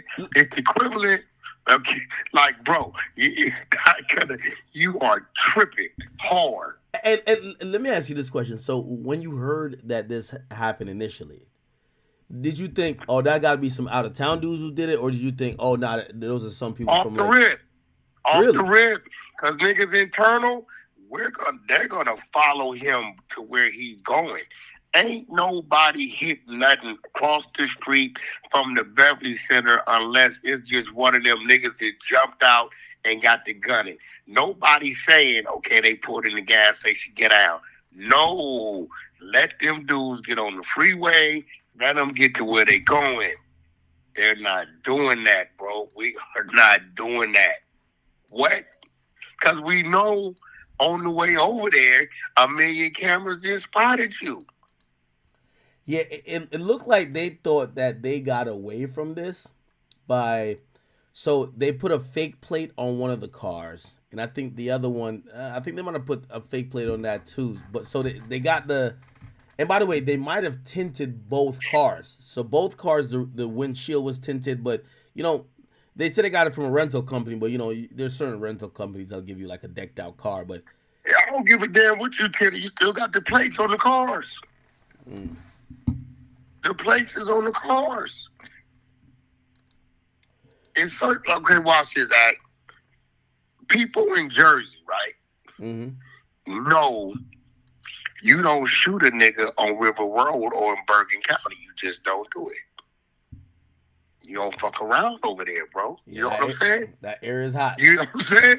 That you follow a nigga out of there. You don't do it over there. When you from certain places, you just know, like, no, like out here, I'm from the valley. I'm not fucking with nobody in Burbank, bro. certain places you just know you don't do it. You follow them, get them somewhere else. Not over there, bro. It's too many eyes, too many cameras. And when you do things in those little cities, if they don't come down hard on it, smash it, and make an example, they know somebody else gonna come try. So they're gonna make an example to let the world know, don't come over here with that. Take it over there, not over here. You got a better chance getting away with this shit in Hollywood than playing over here in Beverly Hills, bro. Yeah. Yeah. Wow. Man, oh man. I'm gonna send some prayers for Durk. I don't know if that'll matter, but I hope it does. Jeez. Listen, I'm gonna let you rock out. Yeah. I brought the clubhouse streets over here to assist you, the exposers. Have my man Prince on the 100 side, my man Big Chuck and Ghost from Death for the Cloud Chasers. They're my comrades. You know, we all work together on shit. When they give me different, when this case starts, when they send me different points, I'll send them over to you. If it's something you want to discuss, you know, just give my team the opportunity to come over here and build with you, because I'm trying to build them. You know me, I like to shed the light on my people. Shout out to my queen R&B. Shout out to the 100 side of Clubhouse. We over there in the late night team. I'm finna come over there and put my time in with you, because I got to put y'all show up, so I got to show up. Appreciate you, Act. I'm going to call you tomorrow. Let's discuss some other business. Yeah. It's all love. To the chat, all love. Appreciate y'all support. Appreciate y'all for hearing me out. I respect y'all, and let's continue to build. Appreciate you, Act. Appreciate you, bro. Oh, man. Yo, chat, man. I try to do a regular stream today, man. I had so many things planned. I'm like, yo, I'm about to get him like 6 hours of content. I'm about to do an hour or two on this. I'm like, nah, this is, yeah, they got, it's like when they arrested the O Block 5 dudes, I'm like, yeah, they got them, but they ain't got like the main guy. And I'm like ready to do all these other topics. And I'm like, I'm going to give y'all a Drake mix after, because it's Drake's birthday. And man, this shit just fucked me up, man. This shit just fucked me up, bro. Man, I don't even know what to say, bro. I have no idea. And I know it's weird because it's a little bit conflicted feeling, because, you know, I'm a Law and Order type of guy. Yeah, I definitely know that. But it's like I have an affinity and a love and appreciation and a respect for Durk, where, you know, you kind of be like, no, that's my guy. But, and also I'm a little bit in disbelief. I really can't believe they arrested Durk, dog. I can't fucking believe it.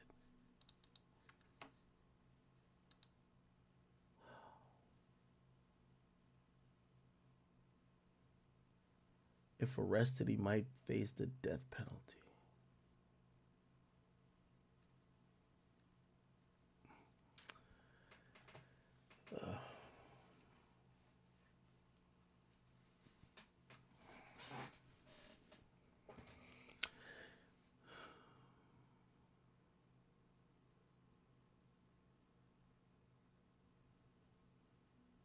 Chat. I think I'm gonna call it a night, man. I'm gonna call it a night. We'll be back on tomorrow. Yeah, I can't cover another topic tonight, and we do have other topics, but we'll get to those tomorrow. We'll get to this again tomorrow as well. Yeah.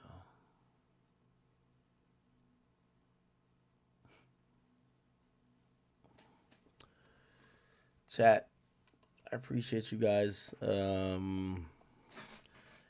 Just lastly, I want to say, you know, Durk, Keith, rest in peace, Fredo, Reese,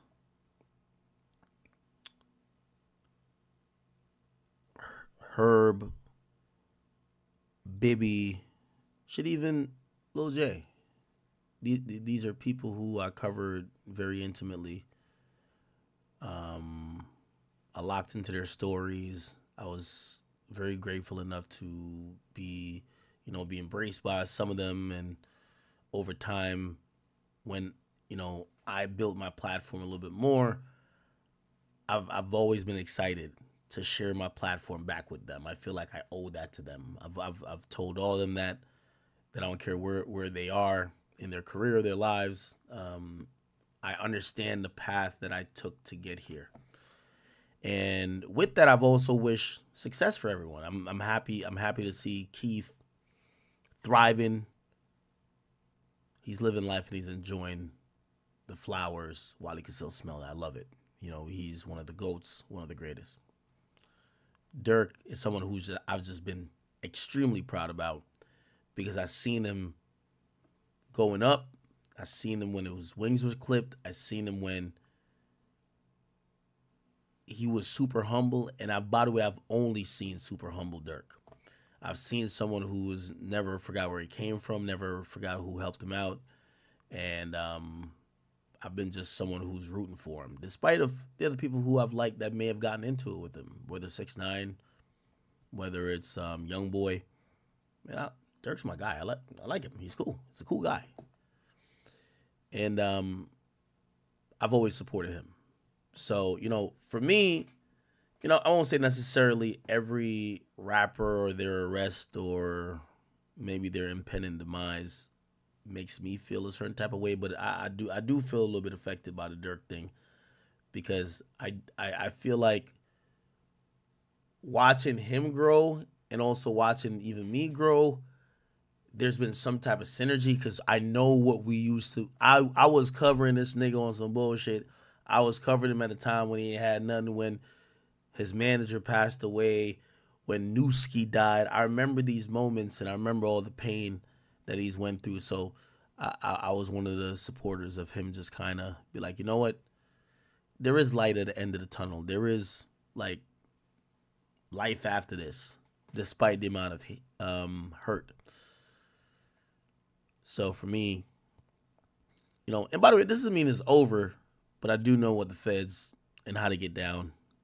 I know how shit goes. So, again, still not writing my dude off. I'm always going to be a supporter of his. And as much as I try to cover this story, I'm secretly and hoping that he's innocent, even if some of the evidence might prove to be otherwise. But, yeah.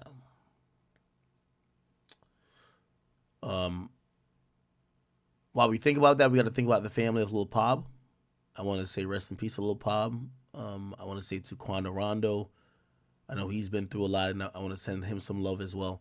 But also I want to send love to India tonight. I want to send love to the family and the kids, the multiple kids of Lil Durk, their mothers as well, and other people and family members and friends who rely on Durk. Durk was supporting like a city in terms of the amount of people who relied on him for things. So I hope everybody is doing good tonight. And I think we've covered the major things. If you guys didn't see, I went over the indictment. The indictment in full, even though you can just rewind the stream and watch it because we read the whole thing. It's on the blog site. We still didn't get to some of the other stuff. I want to do XQC and also the gag order thing with Diddy. We didn't get to it. We'll get to it tomorrow. All right. Chat. Love y'all. I appreciate everybody who called in. Annoying TV, thank you, my brother.